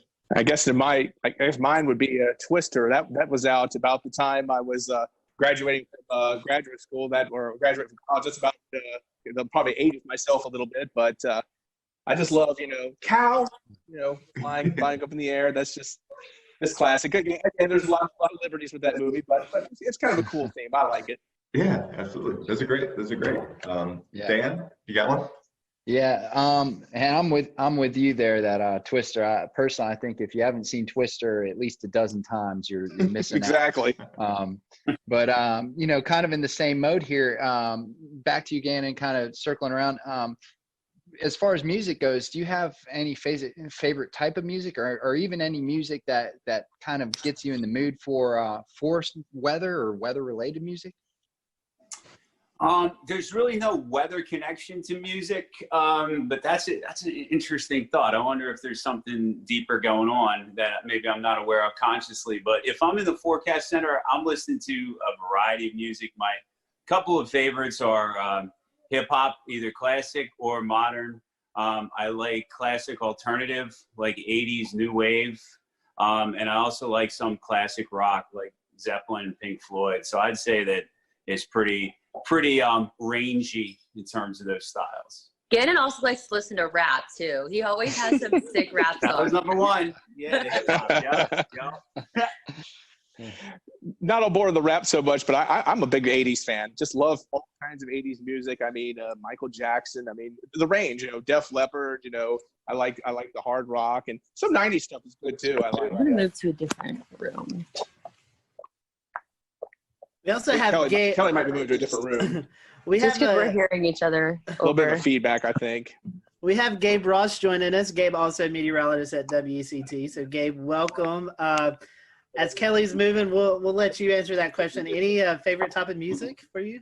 Favorite type of music? Great question. Typically, my go-to is 70s classic rock. Anything that's got a good beat to it. Typically, my Sirius XM is tuned to 70s on 7. So any of that, even like early 80s rock that kind of bleeds over. Gannon and I have a soft spot for Hall & Oates, I think. Oh, Hall & Oates. Yeah. Good stuff. 80s, I'm on board. That's like the common denominator, I think. We all had a lot more hair then, didn't we? Yes, we did. Some of us weren't born yet. I was going to say, yeah, Jess. Some of us had no hair. I think Kelly is moving around, so we'll let her chime in here in a second. Here's another Kelly's one. gonna blow your mind. Some of our quick hitting questions. A dog or cat person? Gannon, I think I already know the answer for you. Dog. Dog. Score one for dog right here. I would go primarily dog, but if the cat's tame enough, why not? Okay. All right. Great answers. So I want to transition a little bit into some weather-themed questions. This one's coming from one of our followers on Twitter who doesn't have a name, but Psych K8, I guess. And I wanted to know, what is a weather event that impacted you the most? Gannon? I'd have to say the April 16, 2011 tornado outbreak in terms of formative and impacts. Even though I was shorter than Florence. Florence is maybe an easy reach on a recent level, but just had everything. April 16th, the build up, the actual event, it's the emotions of it. We lost people, and then the aftermath, and plus everything that's going on in my life around that time as well. We were speaking about that on a recent Carolina Weather Group, and so that one's going to stick with me forever and probably hold the top spot in terms of real raw impact. Kelly? I would definitely say Hurricane Florence, just because that was the first hurricane I covered on air. And as impactful as it was, I think that's kind of just something that's always going to stick with you. I mean, we're still remembering stories of what happened, because I think at one point, like, you just start to kind of like black out from what's going on. And so we've talked about it, just with some other people in the newsroom, like, hey, do you remember this? And you're like, oh, wait a minute, that did happen. So there's always kind of just more stories, and just, just looking back on everything is kind of just something that will stay with me for probably the rest of my career. Good answer. I'd probably say recently, I'm with Kelly, probably Hurricane Florence, but Gannon makes a good point with the April 2011 tornadoes. I happen to actually be working in Texas on the May 3rd, 1999 outbreak. Remember, Texas and Oklahoma, more Oklahoma. Now, I wasn't in Oklahoma at the time, but I was in Abilene, Texas, and we had a couple of what would now be classified as EF2 tornadoes touching down, baseball-sized hail, just incredible stuff. But I was on the periphery of that event. That was pretty exciting. And just to maybe turn it in a different direction, I guess two of the big weather events that really inspired me to go into weather. I think growing up, I'd always had an interest in being a meteorologist, but two big weather events happened right about the time I was graduating from high school and kind of pushed me more into the meteorology field. The Raleigh tornado of 1988. I don't know, we're kind of going way back here, but the Raleigh tornado of 1988, I just remember the damage. And one of my friends in high school, there was only 2 deaths, surprisingly, with that tornado, but a friend of mine in high school actually had to perform CPR and unfortunately lost one of the girls who died in that tornado. So that was kind of a direct impact. And also, I think Hurricane Hugo, which was just a little bit later in 1989. So I think those 2 events really kind of pushed me into the meteorology field and really had a big impact on my life. Wow. Yeah. Heavy stuff. Gabe? For me, I mean, I'm with Kelly. Florence was certainly substantial. Prior to that, I guess within my first year of doing weather professionally, there was a massive derecho that came through Ohio, June 29th, 2012. And it ripped through the Buckeye State. A lot of folks were without power for a week. For me, memorable because I was working at a very small market TV station in Zanesville, and I was the only one working that weekend. So I basically lived at the station for 48 hours. We lost power to the TV end of things, so it was constant radio updates. I slept in the basement. Temperatures were, I would say, in excess at times of 85 degrees just in the actual studio. Outside, daytime highs were in the deep 90s, and I want to say some low hundreds, but just an incredible system to see it sweep through. I mean, straight line winds, I want to say they were close to 90 miles an hour, if not more than that. It's been so long, but it's certainly sticking in my mind. But of course, most recently, Florence, and even a little bit with Dorian too, just the tornado outbreak that Gannon and I were covering that morning. It will stick with me for a long time. Well, and so sticking with you here, you've talked about what's most memorable, but what would be your favorite? What's your favorite type of weather to forecast? Favorite type of weather? Winter weather. That's the easy one. I love snow. Eric. Don't get to see a lot of snow, so I get pretty excited with snow. Yeah, pop-up showers and storms are pretty expected during the summer. So after a while, it gets kind of tiresome. But yeah, anytime there's a threat of snow, mixed precipitation, especially down here, we get it from our viewers all the time. They're just oh, is it going to snow? Well, a degree or 2 difference, and that's what we get. So it's a lot of fun. Okay. Kelly, Gannon, you want a choice on that? I love tropical forecasting. That's my jam. I don't like winter weather forecasting at all, just because people are so mean about it. God forbid you get chilly rain instead of, snow, and it's the be all end all of the Carolinas. But I've always just loved tropical weather. That's been my thing for probably quite some time now. Yeah, I would have to agree. Tropical is my favorite. Challenging weather to forecast and impactful weather to forecast. In terms of just favorite all around, though, I love those first couple of fall air masses that come down in September, October, August. If we're lucky, we get a little taste. And I think those are fun to sort of gauge and talk about, just because you realize everybody's ready for that at that point. Even if you like summer, everybody seems to be happy when the weather just gets a little more mellowed out. So that's the kind that I like, that makes everybody happy. Hurricanes and tropical storms probably take the top spot, though, in terms of the challenge in the meteorology. It's just fascinating. So speaking of your favorite weather, kind of the reverse of that, do you take it personal when you miss a forecast? I mean, does it bother you, or do you just kind of shrug it off and say on to the next one? I'll start with you, Eric. I guess it depends on the circumstances. Sometimes, I know early in my career, I kind of got a good lesson in when I was in Rapid City. I completely I went outside and, I said, oh yeah, beautiful sunny day. And then all of a sudden some big storms develop in the Black Hills. Like, oh, and then of course, Rapid City that was my first job, was in Rapid City, South Dakota. Of course, obviously I've had many more misses since. And I guess it just depends on the experience. I guess when I go back and I look at something, I miss something, I'm a little more bothered, but sometimes, I guess Mother Nature just throws a monkey wrench in your forecast. And at that point, you just kind of have to say, oh, well, but I guess I'm a little more upset when I maybe didn't look at something and I should have, and then I missed the forecast. Kelly, Gabe, Gannon?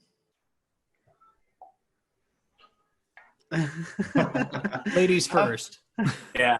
And I don't mean you, Gannon. No. He wants to answer. I mean, yeah, of course, it's something that, if we miss a forecast, or, the timing of a line of storms is off by a couple hours and it arrives earlier, and so a lot of people work outside in the summer, like landscapers, and people have businesses along the beaches, and they rely on those forecasts for their businesses. So from time to time, we know how the summer goes here. Of course, we can't predict where those pop-up storms are going to be, but I think it's a kick in the butt when we miss our own forecast, and we let some viewers down, if you really want to say let them down. Or but I think for the most part, our viewers are very appreciative of our forecasting and how accurate we can be in the summertime, and especially during hurricane season. We get a lot of emails saying how appreciative they are of how interactive we are on social media and whatnot. So there's pluses and minuses to that too.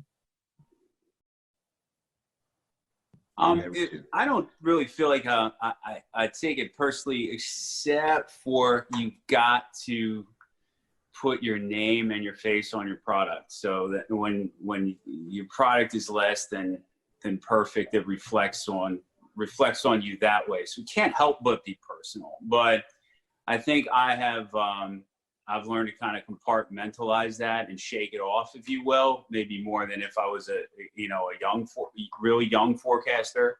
And then also you learn when you have to eat humble pie that maybe you should have messaged it different. Maybe you knew there was a possibility that the outcome could have been that. Maybe I could have articulated that better. Probabilistic approach to forecasting, as opposed to, oh, the high's going to be 75. And then if it's like 73, is that bad?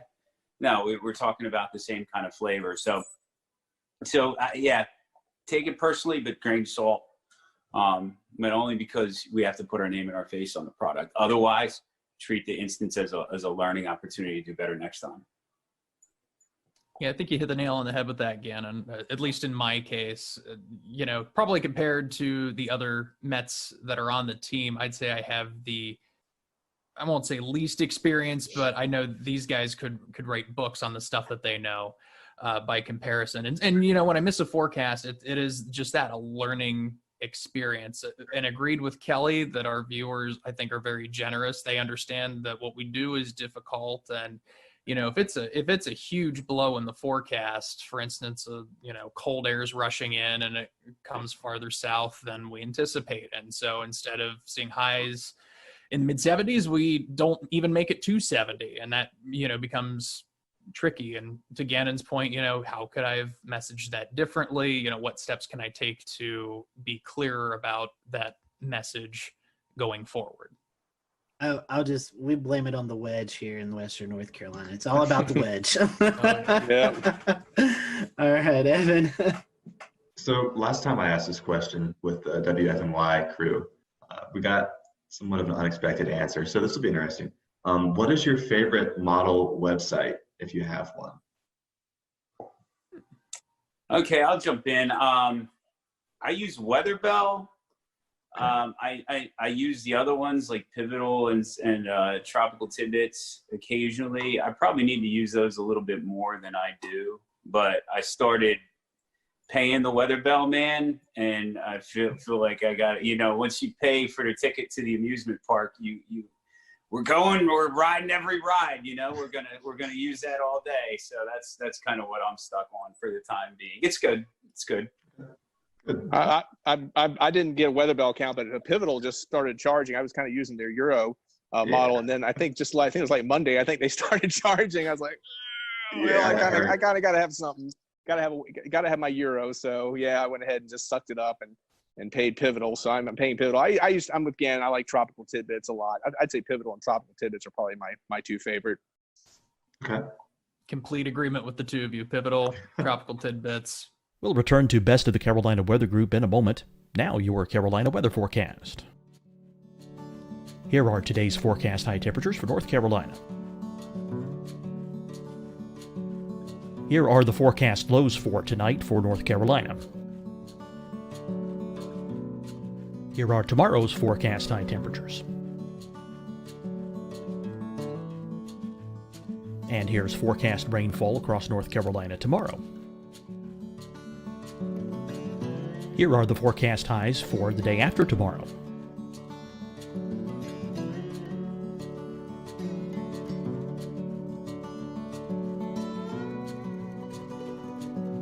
And here's the forecast rainfall across North Carolina for the day after tomorrow. This is the total rainfall forecast across North Carolina for the next 3 days. Here's the severe thunderstorm outlook for today from the Storm Prediction Center.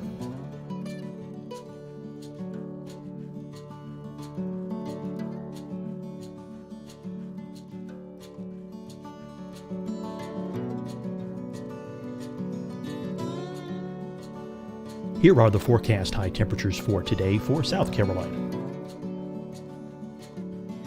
Here are the low temperatures for today for South Carolina. Here's the probability of precipitation forecast across South Carolina today. And here are the rain chances across South Carolina tonight. Here are tomorrow's forecast highs across South Carolina. Here are the forecast low temperatures for tomorrow for South Carolina. And here is the probability of precipitation across South Carolina tomorrow. Here's the precipitation chances across South Carolina tomorrow night. Here are the forecast highs for the day after tomorrow in South Carolina. Here are the forecast low temperatures across South Carolina for the day after tomorrow. And here are the rain chances across South Carolina for the day after tomorrow. And South Carolina's probability of precipitation for that night. Here's the Storm Prediction Center's severe thunderstorm outlook across South Carolina for today through tonight. Here's the Storm Prediction Center's severe thunderstorm outlook across South Carolina for tomorrow and tomorrow night. And here's the Storm Prediction Center's severe thunderstorm outlook across South Carolina for the day after tomorrow through that night. Here's the severe thunderstorm outlook for today from the Storm Prediction Center.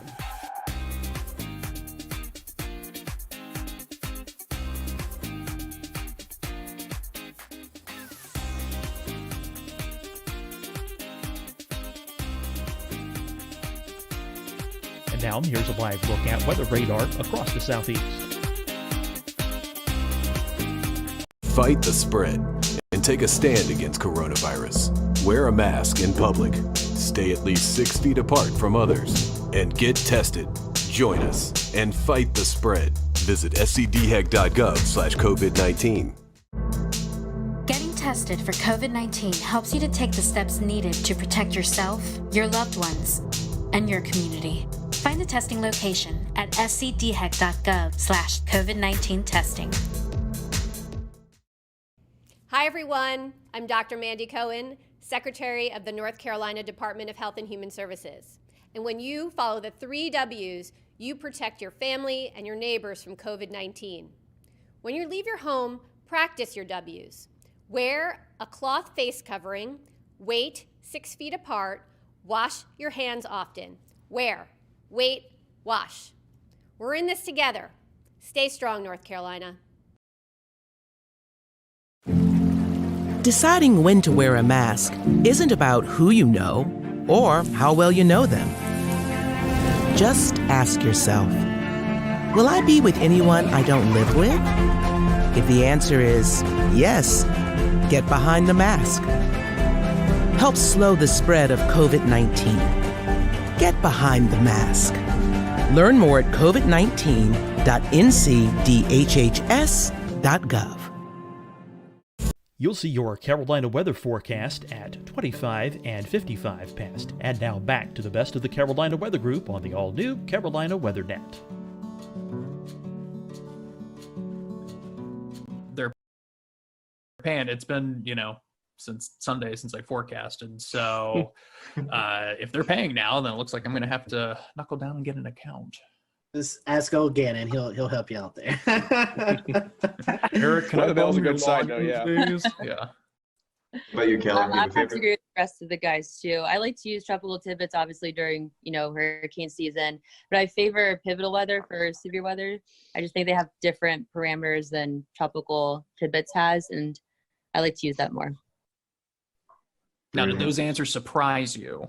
No, they did not. Okay, Those are generally what we were expecting last time. Sorry, guys. Last time we got the Penn State E-wall as the resounding answer from everyone. I've used that a little bit. Yeah. I've used it. And I It's had been a never while. heard of it before. Gannon, I mean, Even with the hat, I've been using that for years, but I haven't used the e-wall so much recently. I gotta be honest. I probably need to go back and check it out. That Yeah, used me to be my too. go-to for the HRRR mod for her. I used to go there on the e-wall, but now I use Weather Belt. So, Gannon, here while we're on you here, the this is kind of a multi-part question. Were you scared of thunder and or lightning as a kid? And also, was there kind of a period connected to that or after that you knew you wanted to be a meteorologist? My answer to the first part was not especially. Like, I don't have one specific knock your socks off thunderstorm memory that really freaked me out. And I have a couple of thunderstorm related memories. Like, we actually had a lightning strike to a tree outside of my house. And I remember the current got in the house somehow to the extent that some electronics were messed up. And I remember thinking, whoa, how would that, So it's like 3-4 years old. That kind of gets the gears turning in your head that something bigger is at play. It didn't really turn into fear. And I would say it was just a compilation of thunderstorms and other weather phenomena in aggregate that got my interest in meteorology going throughout my childhood years and in my adolescent years. Okay, great. And Kelly, do you want to speak to that? Was I scared of thunder and lightning when I was younger? Is that the question? And then did that kind of evolve into an interest for meteorology one way or another? I don't think I was ever scared of thunder and lightning. I actually would love when a summer storm would pop up in Pennsylvania in the summer and you just feel that nice rush of cool air. But I don't think that necessarily led to my love of weather. I mean, growing up in Pennsylvania, I mostly remember like huge snowstorms, even though I don't like winter weather forecasting that much. Kind of ironic there. But that's kind of, what sparked my interest in weather, is waking up to like 2-3 feet of snow, just overnight. And it kind of just snowballed, if you will, from there.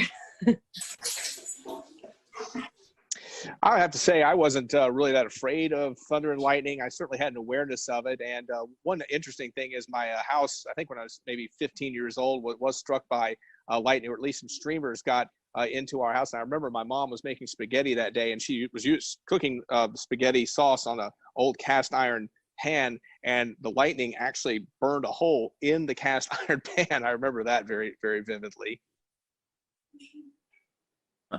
Well, see, I'm going to go the opposite of these guys.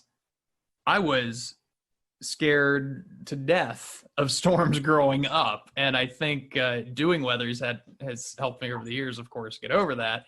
I remember, I was living in Thornville, Ohio at the time. It was the summer of 96 or 97, I think 96, and we had just a huge, string of showers and storms that came through that resulted in what was basically tornadoes, and constantly the EAS tones going off. As a kid, it's kind of scary. So it always stuck with me. From there, I was always at least keeping an eyeball on the weather forecast, no matter what it was.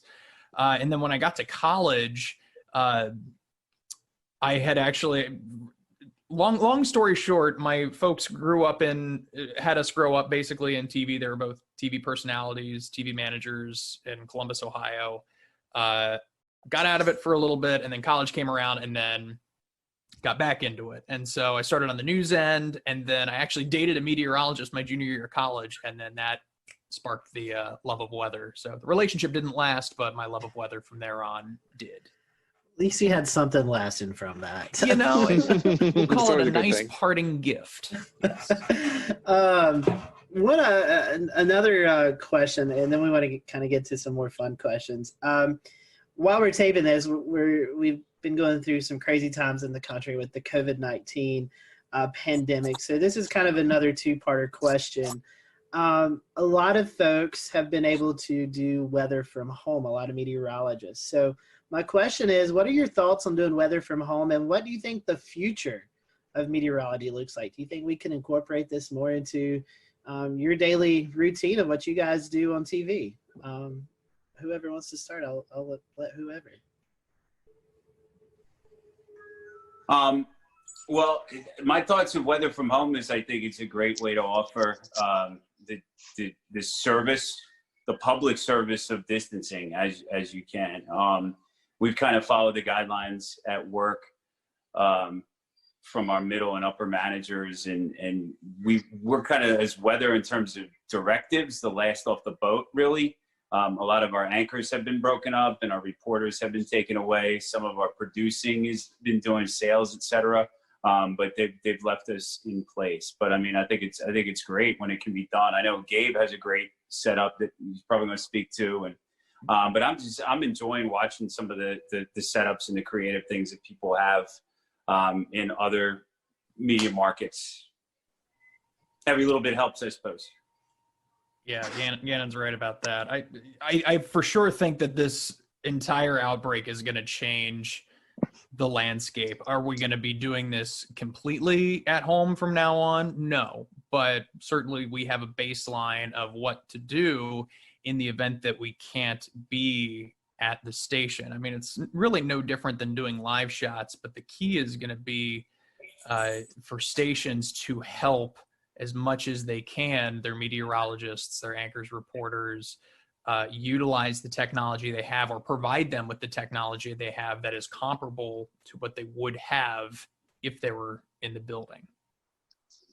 Yeah, I kind of agree with Gabe. Again, I think it is incumbent upon the stations to make sure that the meteorologists have the tools that they need, the computers, the broadcasting equipment they need to broadcast from home. I love the idea. Of course, I think you always run into the issue, of course, is probably severe weather. It's probably a little easier to probably see the broadcast from home on a quieter weather day, but when you start getting a severe weather situation, especially, it kind of feels like it's more incumbent to be at the station where you have all of the tools that you would really need to do a broadcast, especially on short notice. Yeah, just to piggyback off what they were saying, I have personally seen a lot of very impressive work from home setups. And I think, at least for me, going in, you normally think you're a broadcasting major. Everything that you do needs to be done from the studio. And now that we, kind of are taking that step forward to work from home, there's so many different, opportunities and doors open on how much can you expand this? What more can you do from home? And then you also think, how long is this going to last for? And, if it's, tech trends to be something that pops up more in the winter or in the summer or whatever it would be, would people just start to transition to working from home during that, time where people would more likely get sick than, during the off season, if you will, from that coronavirus? It's amazing how many different setups there are too. I mean, you're right. I even saw a picture of someone using augmented reality in California and their weather hits. Wow, that's impressive. So transitioning away from some of the weather talk, and Kelly, I'll put this right back to you. What are some of your favorite non-weather hobby? Well, I've recently started painting at home just to keep myself busy. And I've also realized that I'm pretty good at doing puzzles, since that's kind of one of the only things that I can do now. But I also love doing anything at the beach. Anybody who knows me knows anything coastal or nautical or ocean related. Like, my name is just all over it. I really want to start surfing. That's like the next thing on my list. Are you able to get to the beach right now? I know. Well, Ganna said there's parking in Carolina Beach, so I'm going to try and get down there like ASAP, because I usually go probably like 3 days out of the week, and I haven't been in like 2 months. So I'm starting to go a little stir crazy there. The waves are good today, so I know. It could be a good day to learn. I'm seeing that. Even just body surfing would be fine with me. Just something to get into. I love being in water and around water. Awesome.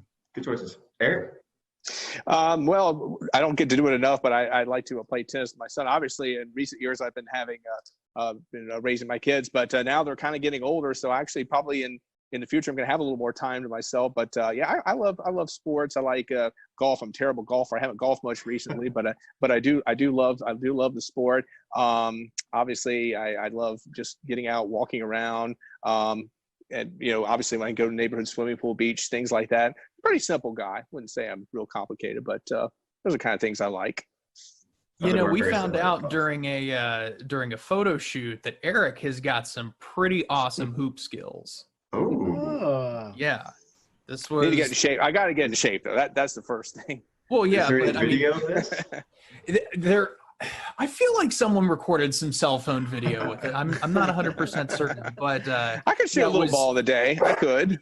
Yeah, it was October and November. I'm a perpetual band kid, so my athletic talent is slim and none unless it's pro wrestling, because it's predetermined and I know how to do it. So you would fit in well with the WFNY crew last week. Every single one of them played an instrument, and they were all in the band back in the day. So we're trying to get a band together, a weather, meteorologist band. So we'll maybe reach out. Not me. Oh well, I'm your guy. Any drums or any percussive needs, I've got you covered. Okay. Gannon, what about you? Favorite non-weather hobby? If you guys get a band together, I'll just call the bars to see if I can get you in. That'll be my role. I'm not very musically inclined. I like a lot of the things that my cohorts said they like. I like sports. Play a little sports. This past week I did tennis, but I like watching sports, keeping up with sports. Around the house, grilling and chilling, gardening. I like to exercise, so try to do that. I got a little elliptical machine that I try to hit at. Even if you're tired, it just feels good to get drenched with sweat when you can, a couple of days a week at the very least. And then just the salt water, having that, I really like it. I'm with Kelly. Made it down to the beach yesterday. They kind of have a just keep moving along directive going on right now. So there's no coolers or beach blankets, but that's real nice when you can do that, because that's just a real good way to unplug, is being near water. I've always found that to be the case. Very nice. Well, in a similar light, is there is there what makes this city that you live in so great? And do you have any favorite spots to go to? Anything you can recommend to the viewers? I'll say Wilmington is great in its variety of things to do for a city of its size. I think it's a relatively small city, and you might pick something out of Charlotte or Atlanta or Washington, D.C. that Wilmington wouldn't have had a chance of even having. So, I mean, I know there's scale to be had, but there's plenty to do. And then the variety of landscape with the different water bodies, the ocean, the intracoastal, the river, so close, that naturally lends itself to a lot of different things to do. I'd say one of my favorite spots is the part of the downtown riverfront and historic district portion of Wilmington. It's all within a few city blocks of each other, and it's extremely walkable. And there's just a variety of places to dip into and eat and drink. It's a good vibe down there. Wonderful. Do you want to jump in, Kelly? I was going to say, I love Wilmington. I'm not a city person at all. But, you know, visiting from time to time is cool, I guess. But, you know, Wilmington just has, you know, beautiful downtown features. They have the Riverwalk, numerous different kind of restaurants you can go in. They have a raid room. They have, you know, again, what did we do the one time? The knife throwing thing. Oh, you can throw axes. Axes and axes. Yeah. Multiple axe throwing opportunities in Wilmington. Yes. Axe throwing. Then you have, you know, the beaches. Any beach you go to is going to be a beautiful beach. I love how the people here really take care of the beaches. Like, I rarely ever see any trash on the beaches, and it's great. People pick up after themselves there, and we keep our beaches clean. And, you know, not too far away from here, you can go to Raleigh. You have Myrtle Beach to your south. It's just a really good location, and being in a southern coastal town, you know, for me, it's something that I've always wanted to, you know, experience living in, and I'm glad I did it. Yeah, I completely agree with what my colleagues have said. I kind of like the Fort Fisher State Park myself. I think that's kind of a hidden treasure in a way. One nice thing about Fort Fisher is, you know, you probably, of course, hear about, like, you go to Carolina Beach or Wrightsville Beach, you have to pay a lot of money to park, but obviously Fort Fisher is a state park. You can park there for free, so that's a good beach experience. And plus, it's not quite as crowded either. So that's kind of a nice place to walk around, or if you want a little quieter beach experience. Mm-hmm.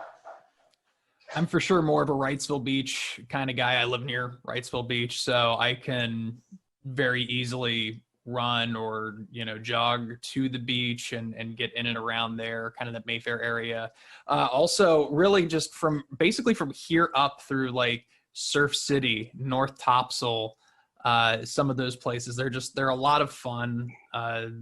I don't want to say a lot of folks my age, but, you know, 30 somethings, you're going to find some 30 somethings, you know, in that neck of the woods. So it's pretty cool to get out there. And yeah, most people keep to themselves. And the one thing that was remarkable, when I came down here 5 years ago from Ohio, I was just floored at just how nice everybody is. You don't get that kind of niceness in Columbus, Ohio, when you walk past somebody in Walmart.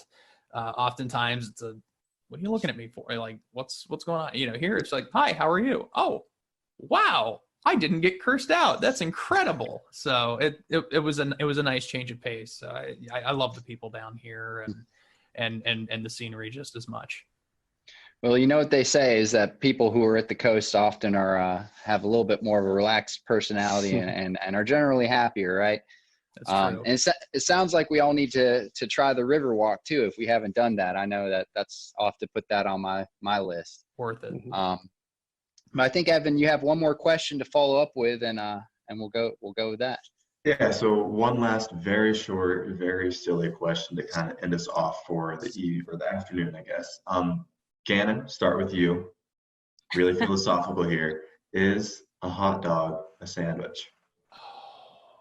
Oh, shoot. You were really going to ask that question? Yeah, we weren't joking around there. Yeah. I'm going to say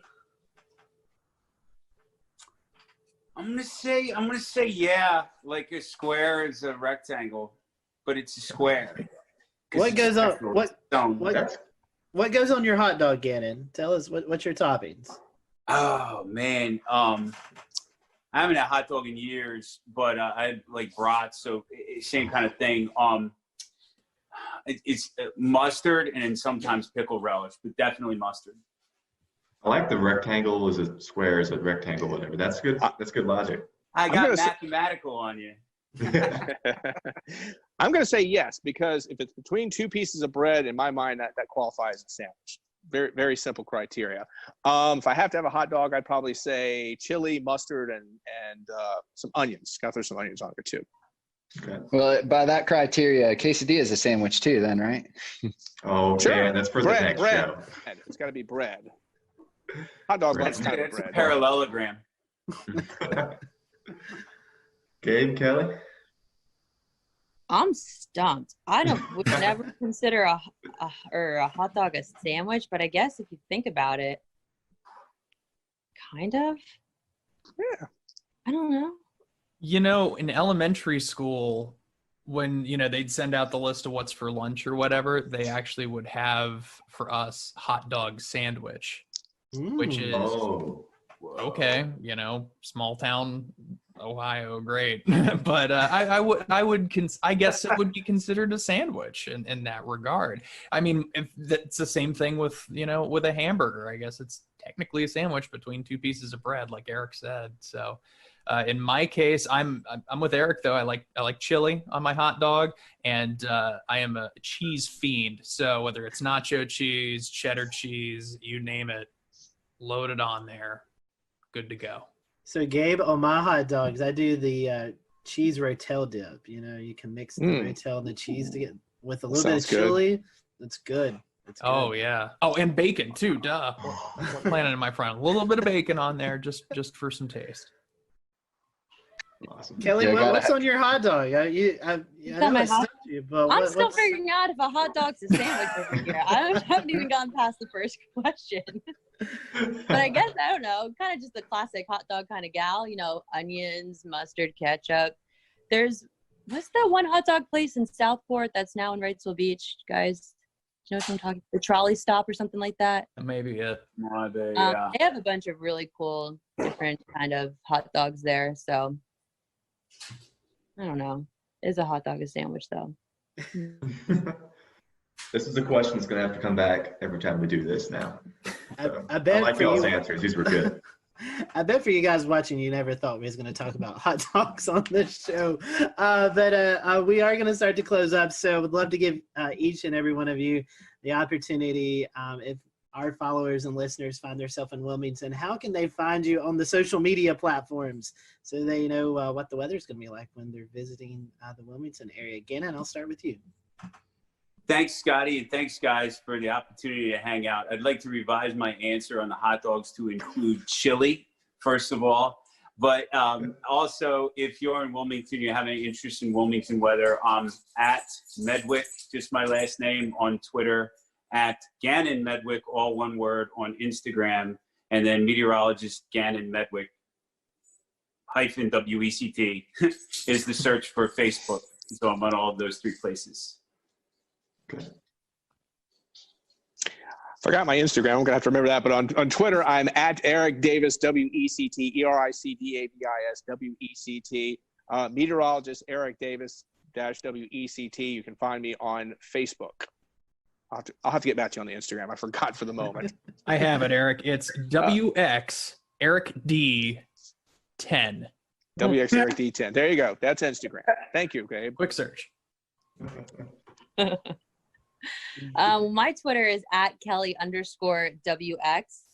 And for those that may be watching that doesn't know what WX means, it means weather. And my Facebook is just meteorologist Kelly McLinn. So if you do come to the Wilmington area, you won't be disappointed. And hopefully you won't be disappointed in what the weather is that day. But otherwise, it's a beautiful place. I try to make all my social media as consistent as possible. So you can find me on Facebook, Twitter, Instagram, at TV's Gabe Ross, TVS Gabe Ross, GABEROSS, YouTube, and all the other fun stuff you can find on that too. Well, and I just want to say too, I'm not like other Kellys who spell their name with a Y. Oh yeah. Kellie. So that may help you find me too. All right. There you go. Well, we appreciate you you all joining us this afternoon. For everyone who is watching, thank you for joining us, and catch us next time as we wrangle up another group of meteorologists and ask them these silly questions. Have a good day.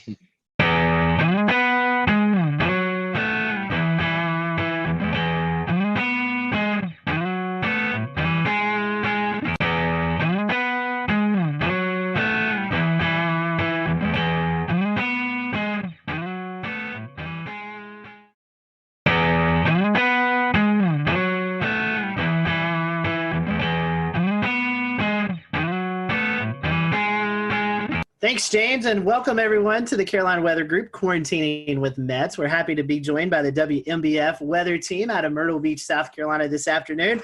We have on with us Jessica Dobson, Robert Whitehurst, Andrew Dockery, and hopefully Jamie Arnold will be joining us here in just a little bit. So over the next 40 minutes or so, we're going to be getting to know your local forecast team there in Myrtle Beach, and hopefully we'll reveal some fun things that you may have not known about those. So welcome to the show. We appreciate y'all joining us, and we always like to start off with some fun questions. So Jessica, I'm going to start with you because you kind of talked about this a little bit earlier.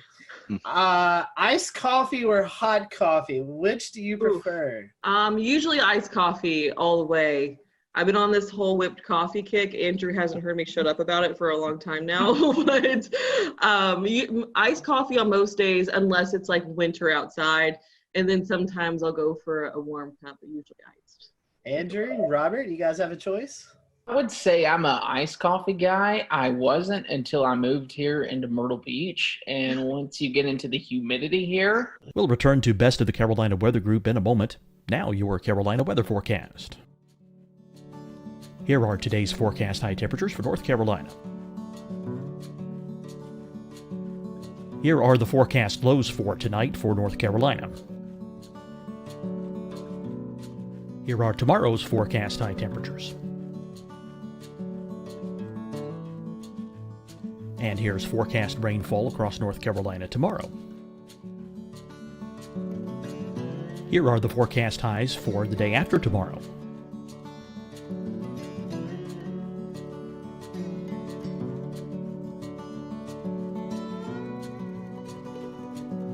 And here's the forecast rainfall across North Carolina for the day after tomorrow.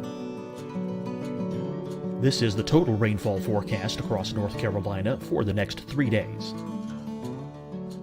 Here's the severe thunderstorm outlook for today from the Storm Prediction Center.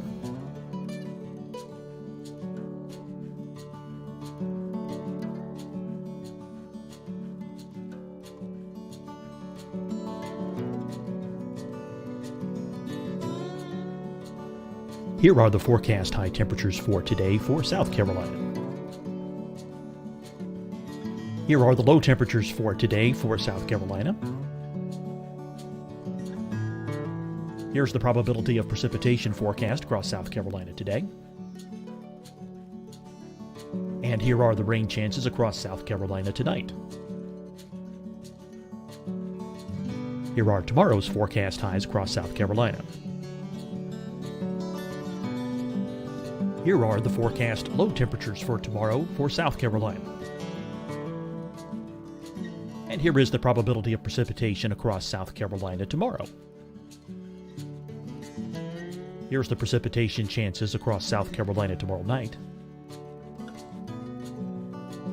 Here are the forecast highs for the day after tomorrow in South Carolina.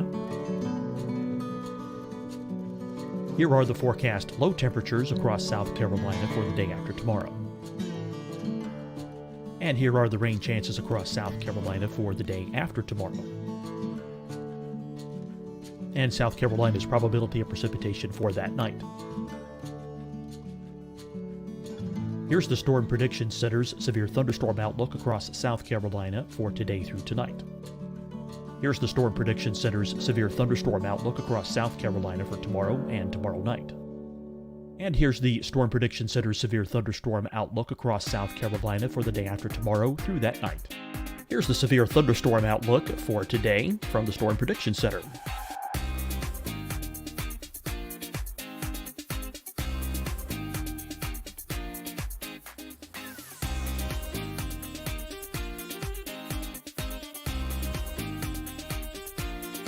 Now, here's a live look at weather radar across the southeast. Fight the spread and take a stand against coronavirus. Wear a mask in public. Stay at least 6 feet apart from others. And get tested. Join us and fight the spread. Visit scdhec.gov/COVID-19. Getting tested for COVID-19 helps you to take the steps needed to protect yourself, your loved ones, and your community. Find the testing location at scdhec.gov/COVID-19 testing.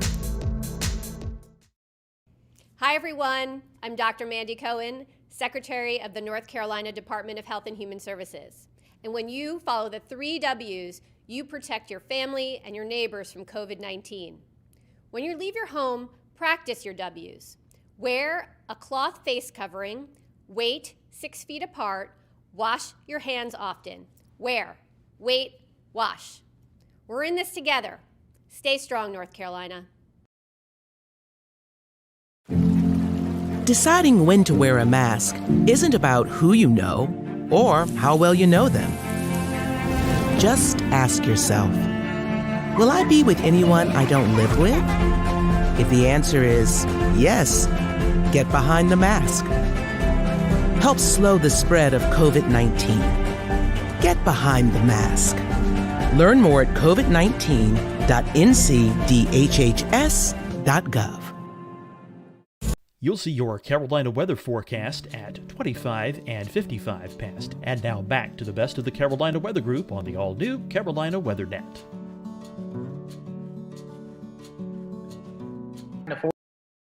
Forced to be an iced coffee guy. So I do hot coffee in the mornings, but if I have it in the afternoon, it's usually iced.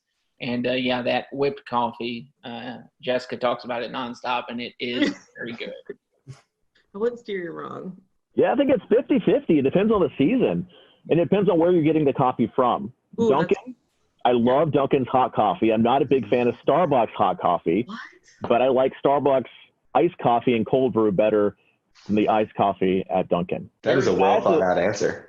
Yeah, I discovered this thing too. It's called a hyper chiller. And so what you can do is brew hot coffee at home. You pour it into the hyper chiller that's frozen, and you spin it around for 30 seconds, and you have iced coffee that's not watered down. Wow. I don't own any stock in this hyper chiller either, so I don't get any commission if I sell any product. How many sugars and creams, though? You know what? You're really, that's a hurtful comment right there. That's what gets me at Dunkin'. I'm like, load it up. Just keep squirting it. And my coffee is like white, okay? What are y'all's favorite weather or disaster themed movies? I guess we can go in the same order again. Start with Jessica. Twister is for sure. I mean, that's very typical, but that came out when I was younger. And, you know, Jessica, she had blonde hair. I have blonde hair. So it just kind of really, it stuck with me. Love that movie. And also one that I grew up watching, I feel like it was on ABC Family a lot, was Night of the Twisters. It's very corny, like 90s one, but that's another. I think for me, Twister was a big one. I'm not a big movie guy, though, if I'm being honest. Especially when it comes to weather movies, I just critique them really bad. But another one that stands out that I did watch a lot, which is even worse, is The Day After Tomorrow. That's one that immediately pops in there with Twister, but as far as if I could quote a movie, the one I've watched the most, it's definitely Twister for me. Yeah, I think Twister is kind of the go-to answer, I think, for this one. I loved it growing up. I used to watch it all the time. I get a little more frustrated watching it now. Like, maybe that's not where we want to be during a tornado. I don't know. Maybe not in a shed tied to a water pipe coming out. I think it's funny that I love Jo so much, but I didn't really understand the whole backstory that she was like kind of crazy and was refusing to divorce her ex. Like that didn't really register with me until honestly I watched it like a couple of years ago and I was like, man, this is kind of messy. So next question on our list here, and to kind of stick with the same kind of weather-related stuff, do you have like a favorite type of music just in general, or maybe it's something that helps you kind of get in the mood for doing live broadcasts or weather-related stuff when weather's happening? I'll let Andrew go first for this one because Andrew's our music buff, I feel like. Y'all have opened a can of worms. We could be here We could be here for 40 minutes on this topic, no doubt about it. Music is my passion, probably behind weather. So I'm a big music junkie. With that being said, I love every type of music. Anything kind of gets me in the mood. I usually do something that's not super upbeat in the morning since we're on the morning show, but something that'll just like, all right, this is a good feel, kind of like a acoustic indie vibe maybe. But I can listen to anything from Fleetwood Mac to George Strait to Tom Petty, Bruce Springsteen, you name it. I love it. I am a big component though of playlists, and I think I told Jessica this yesterday. I made a hurricane playlist. I might have to make it public one day, and it's all these songs about hurricanes. And I'm a big runner too, so like right before Dorian arrived, I was just like rocking out to all these songs that had hurricane references in there, from Jimmy Buffett to Luke Combs to all kinds of music, and it was fun. But yeah, music is a big passion of mine. So we might have to get your hurricane playlist there to put out when we put out the show, right? Oh, for sure. Heck yeah, I can gladly do that. I don't really, I listen to a little bit of everything, but I don't really listen to music much when I'm forecasting. I think it distracts me a little bit. Honestly, so on the weekends, I'll do mornings and evenings. And honestly, it really depends on the morning show or the evening show, which one I'm doing on my mood. Because if it's the evenings, like I'm already like mostly awake and I've probably had a lot of caffeine in my system. So I'm like ready to go. And I'll listen to, honestly, like I love throwback playlists, like whether that's like throwback R&B and hip hop from like the early 2000s or like the early 2000s hits or like late 90s hits. Like those always put me like in a really good mood. But when it comes to mornings, I kind of like, what is it? I have like a couple of different ones on Spotify. Like my Spotify is so disorganized, it's not even funny. I'll like think of a band and I'm like, oh, I want to listen to that kind of music today. But mostly like themes kind of more chill, probably like Mumford & Sons or Neon Trees or Kings of Leon too. I listen to them a lot in the mornings. It truly depends. Like my mood changes also throughout the morning. Sometimes I'm like, no, I need something a little more somber. Like, so it really depends too for me. But I like all music too. Like I'm the worst when I'm driving in a car with someone else and a song comes on and I start singing it and it's just not, it goes downhill from there. Like those Spotify playlists used to work great for me until I had a daughter, and now it'll go from Luke Combs to the Frozen 2 soundtrack. Moana. Then back to Aladdin and Moana, and then back to some sort of rock song. It really brings you all over the place. Yeah, that sounds honestly kind of great though. Like got to throw in a Disney song every once in a while just to kind of bring things back down. Yeah, I gotta humble you. All right, weather question, kind of a two-part question. When did you know you wanted to be a meteorologist? And was there someone that you looked up to when you were younger, going through high school, college, that kind of also pushed you into that direction? So for me, I don't think there was ever really a moment in time where I just knew. I honestly just kind of always knew. Like even when I was looking at colleges, I was like, okay, well, I'm going to do meteorology. But I didn't know I wanted to do broadcasting because I used to be really shy. I don't really know what happened. But something happened, so now I can't shut up. But that kind of evolved throughout college. But in terms, I watched a lot of the local meteorologists. I think someone who pushed me a lot, though, who I met in high school, didn't realize how important it was to meet him, though, was John Gordon. He really pushed me to just kind of like take on my own personality when it came to weather. He works with, I don't know if you guys are familiar with him.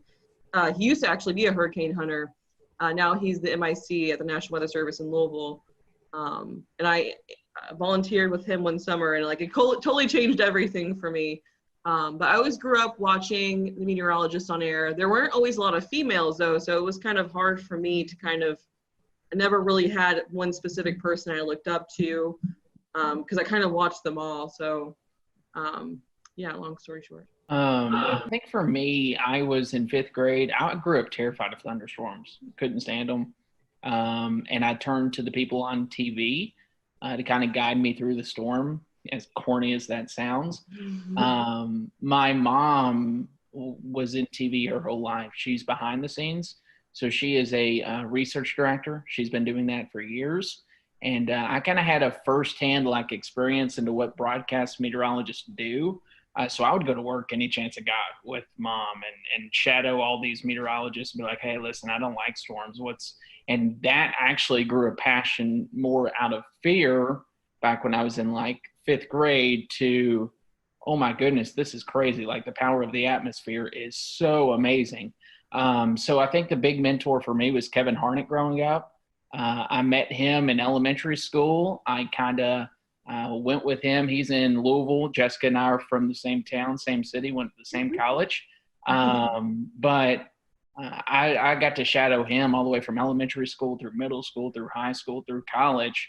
And it really paved a way for me to understand how this business works, but also to really just be amazed at, there's people that are out there that are afraid of this type of thing, but just to be amazed at the power and how the technology these days is almost like there shouldn't be a fear just because we've come so far for how we are in this industry. And I think that's a big focal point for me right now is to try to teach people, hey, if there's a warning issued, take precaution, but at the same time, there's no need to be afraid of these things. Yeah, I think my passion for weather started pretty young, and I think it was kind of a fear thing too. But my grandparents, my parents always told me that 5 or 6, I would always watch the Weather Channel instead of the Cartoon Network or something, especially when a storm would come in.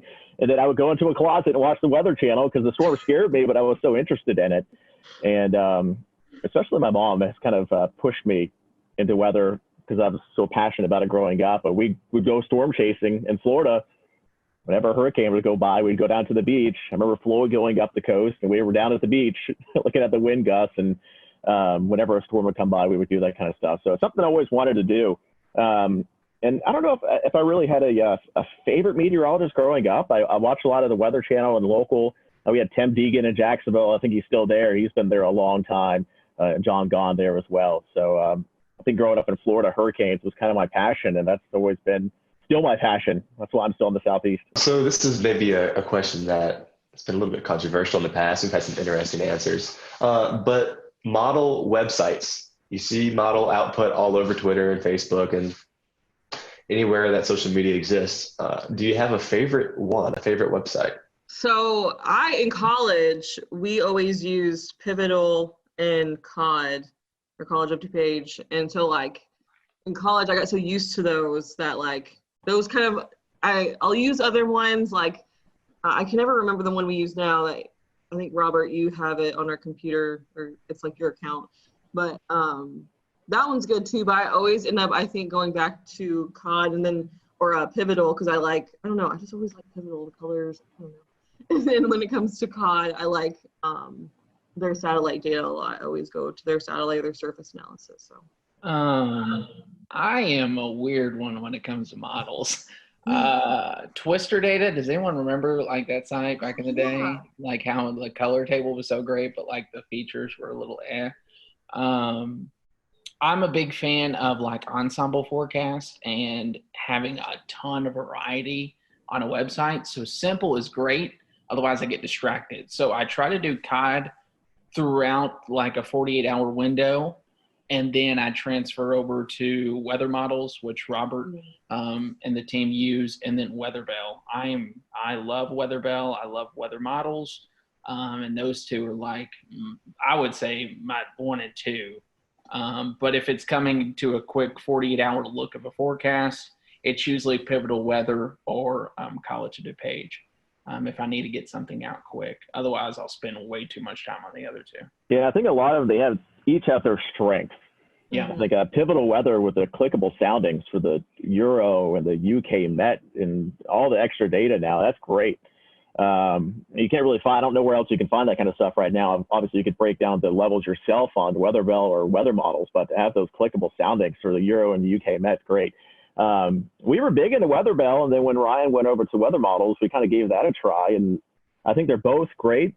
The navigation certainly gotten a lot better on both of them. I think when they first started, it was there's all this stuff, but I don't know how to get to it. You'll find it once. You're I really want to save that. You come back and you couldn't find it. But I think they've kind of improved with those. So we use all three. We're kind of lucky that we have an account for all three. Yeah. I don't know if many people know about this one, but the FSU cyclone phase, that's good. That's good stuff there. You can see kind of gives you an idea if it's going to be a shallow warm core, if it's more cold core. What would be your most embarrassing on-air moment that you can recall? I feel like I embarrass myself on a regular basis. So I don't know. I mean, I have made it before on one of those like viral YouTube like blooper things over something so stupid. I like just stumbled over my words and then I couldn't stop laughing afterwards, and it was just 20 seconds of me like doing the whole where you don't breathe or say sounds, you just like sitting there laughing without making any noises. I did that. That was probably up there with one of the most embarrassing. I don't really, in this, I mean, you can ask Jessica and Robert, they know. I don't get embarrassed often. That's true, yeah. So, like, I think back to, like, my job at Eastern Kentucky when I was the chief at WIMT.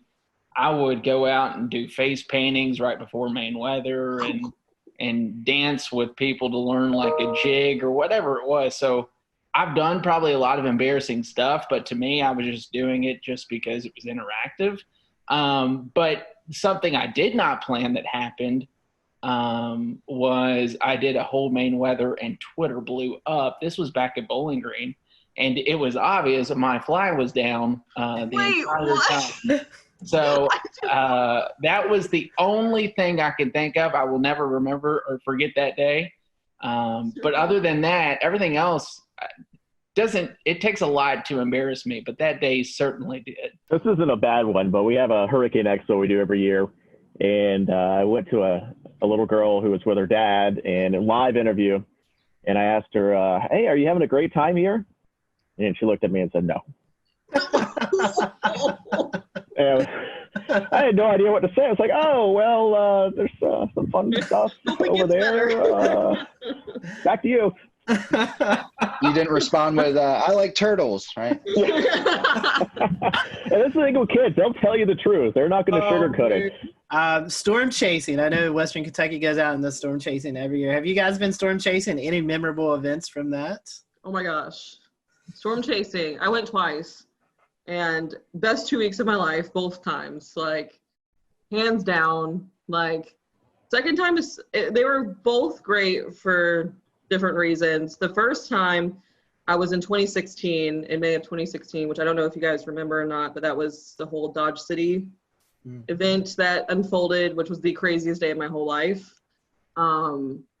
Just like a tornado on the ground for I think over an hour, and it had, you know, sister tornadoes at one point, and it was just like complete madness. Like I'd never seen chasers like that before either. And really that whole season I got to see pretty much every type of storm structure you would want to see, whether there was tornadoes or not. So that was really big for me. It was like literally, like everyone says it, but it was literally like everything you learned in your meteorology class and your textbooks, everything you see, but it was like in front of your face. And so that was really cool for me. The second time we didn't see quite as much, but WKU goes over a 2-week span, which I think a lot of schools probably do that too. And we did a lot more sightseeing. We went out to New Mexico, and we got to do a lot of cool things outside the whole storm chasing thing too. But I got to be with like my best friends when they saw their first tornado. So like lots of bonding, and like it was just the best of both worlds, like being with your friends, but also at the same time learning so much, like being able to share all those like experiences and your same passion with other people. I could go on for days about storm chasing. Very near and dear to my heart. I wish I could go back and relive those days. For me, I didn't go on the storm chase trip. I worked 2 years in college while doing school, so I did 19 hours of classes in a 40-hour work week in Bowling Green, which was crazy. The first year I couldn't because of a job. We just lost someone, so I couldn't take off. The second year, I just accepted a job in Hazard, so I was already moving out when it was going up. I've storm chased on my own. I've never seen a tornado with my eyes. I've been around storms that produced a tornado at night and knew that, hey, this had a good chance of a tornado. I've seen damage firsthand from a tornado. I think The most powerful experience, though, would have been when we signed up for something that's not even storm chasing. We remember March 2nd, 2012 was a big time event in Kentucky. It was the one time I left Kentucky to go to and paid for this big conference in Oklahoma. I never attended the conference. I just sat there and because everyone back home was so freaked out. So that was probably one of the more memorable events, is coming back and seeing the damage of what that produced up in Henryville and all that, because it's still crazy to look back at. But yeah, it's kind of a bucket list thing for me. I've never really done storm chasing much, other than with my mom going to the beach when hurricanes went by. And of course, in Jacksonville, it's always when they went by for the most part. So we could go down to the beach and have wind gusts 40, 50 miles per hour. It was kind of crazy to watch. And they would always shut down the bridges going over the waterway. So we get stuck at the beach for an hour or two until the storm went by. But I've never really done any big storm chasing. I worked in Hattiesburg, Mississippi for a couple of years, and we certainly had quite a bit of severe weather there. A lot of tornadoes, and certainly saw a lot of pretty bad damage around there, but never actually seen one in person. I foresee a WMBF storm chasing trip here in the near future. I am down 100%. So our next question is about favorite non-weather related hobbies. Robert, I don't think we've started with you yet, so I'll let you lead off if you want. I love to get outdoors. So I love to mountain bike. We love to camp, go fishing. Growing up, my dad and I would always go up into North Georgia and go camping for a weekend, do some trout fishing in the Chattahoochee, going up into the little rivers up and streams up in North Georgia and to the upstate of South Carolina. So, of course, I'm outdoors for this shot too. So I guess that I'm a big outdoors guy too. Hiking, kayaking, boating, running lately has been a big passion of mine, just because I love food too. So food's a hobby. I love to eat. And then I also, like I said, I love music. So I play guitar, play the mandolin, play a little bit of piano. Any instrument I could play, I try to get my hands on. But yeah, I think those are the big things. I just love being outdoors. I hate sitting on the couch all day. I always have to be doing something. My hobbies have kind of changed over the years. I used to dance growing up. I was on the dance team in college. But obviously now don't really do that as much. But I now that I live near the beach, I don't ever like to be sitting in my apartment. So I go to the beach literally as much as possible. Like when I get off here, I'm probably going to try to go to the beach because it's so nice outside. I love to read. I love reading books, especially recently, like autobiographies about either meteorologists or people in broadcasting, like books that I can take a lot away from. I love to cook. I don't like to clean.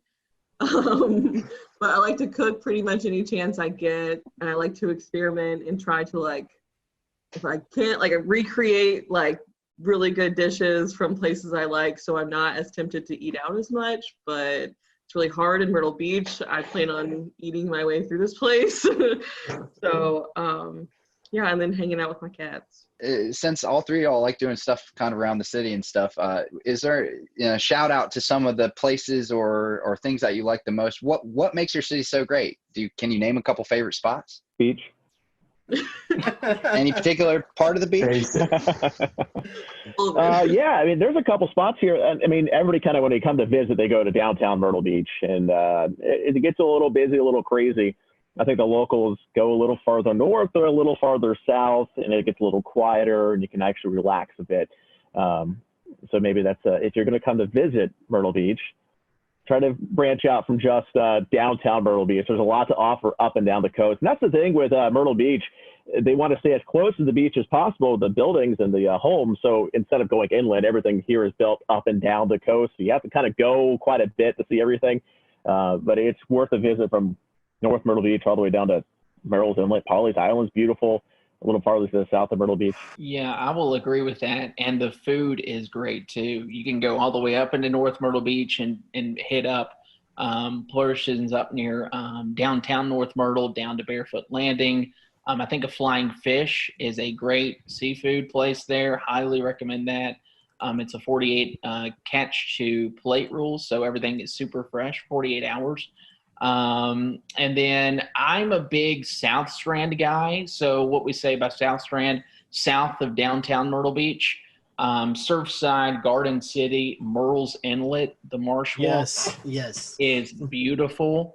And then you go even further south, Huntington Beach State Park, Brook Green Gardens, Pawleys Island. It's just a beautiful area down there that I would highly recommend anyone to come check out. Come to Myrtle Beach, check out downtown, and then go south would be my recommendation. And then if you have another day, go north, because you could eat your way through this city in the Grand Strand, no doubt about it. I have not had the chance to really explore that much. I'm just now starting to be able to with all the Corona stuff going on. But I will say I have not been to a single place that I have not like loved so far. All the beaches I've been to as far south as, you know, I recently went to Surfside the other day. And that was really nice. Like, and there, every little spot I feel like has a different feel to it. It has like different character to it. And so I really like that so far. Honestly, have not really even had the chance to eat at any local restaurants except like the Boathouse. That was really good. Andrew and I ate there after work or during work one day. And then I went to a local Mexican restaurant the other day, Soli Luna, which was freaking amazing. Where do you see the future of meteorology being? We're seeing a lot more non-traditional wise media with social media, websites, blogs. You still have your TV, your National Weather Service stuff. Where do you think the future of meteorology takes us in the next 10, 15 years? I think that's kind of the magic question that everybody's looking to the answer for. I mean, you think back 15 years ago, how different it was. And then you look 15 years or 10 years in advance and just how different it's going to be again. Obviously, a lot of focus is on digital now. Everybody's on their phones. Most stations have a weather app at this point. We'll return to Best of the Carolina Weather Group in a moment.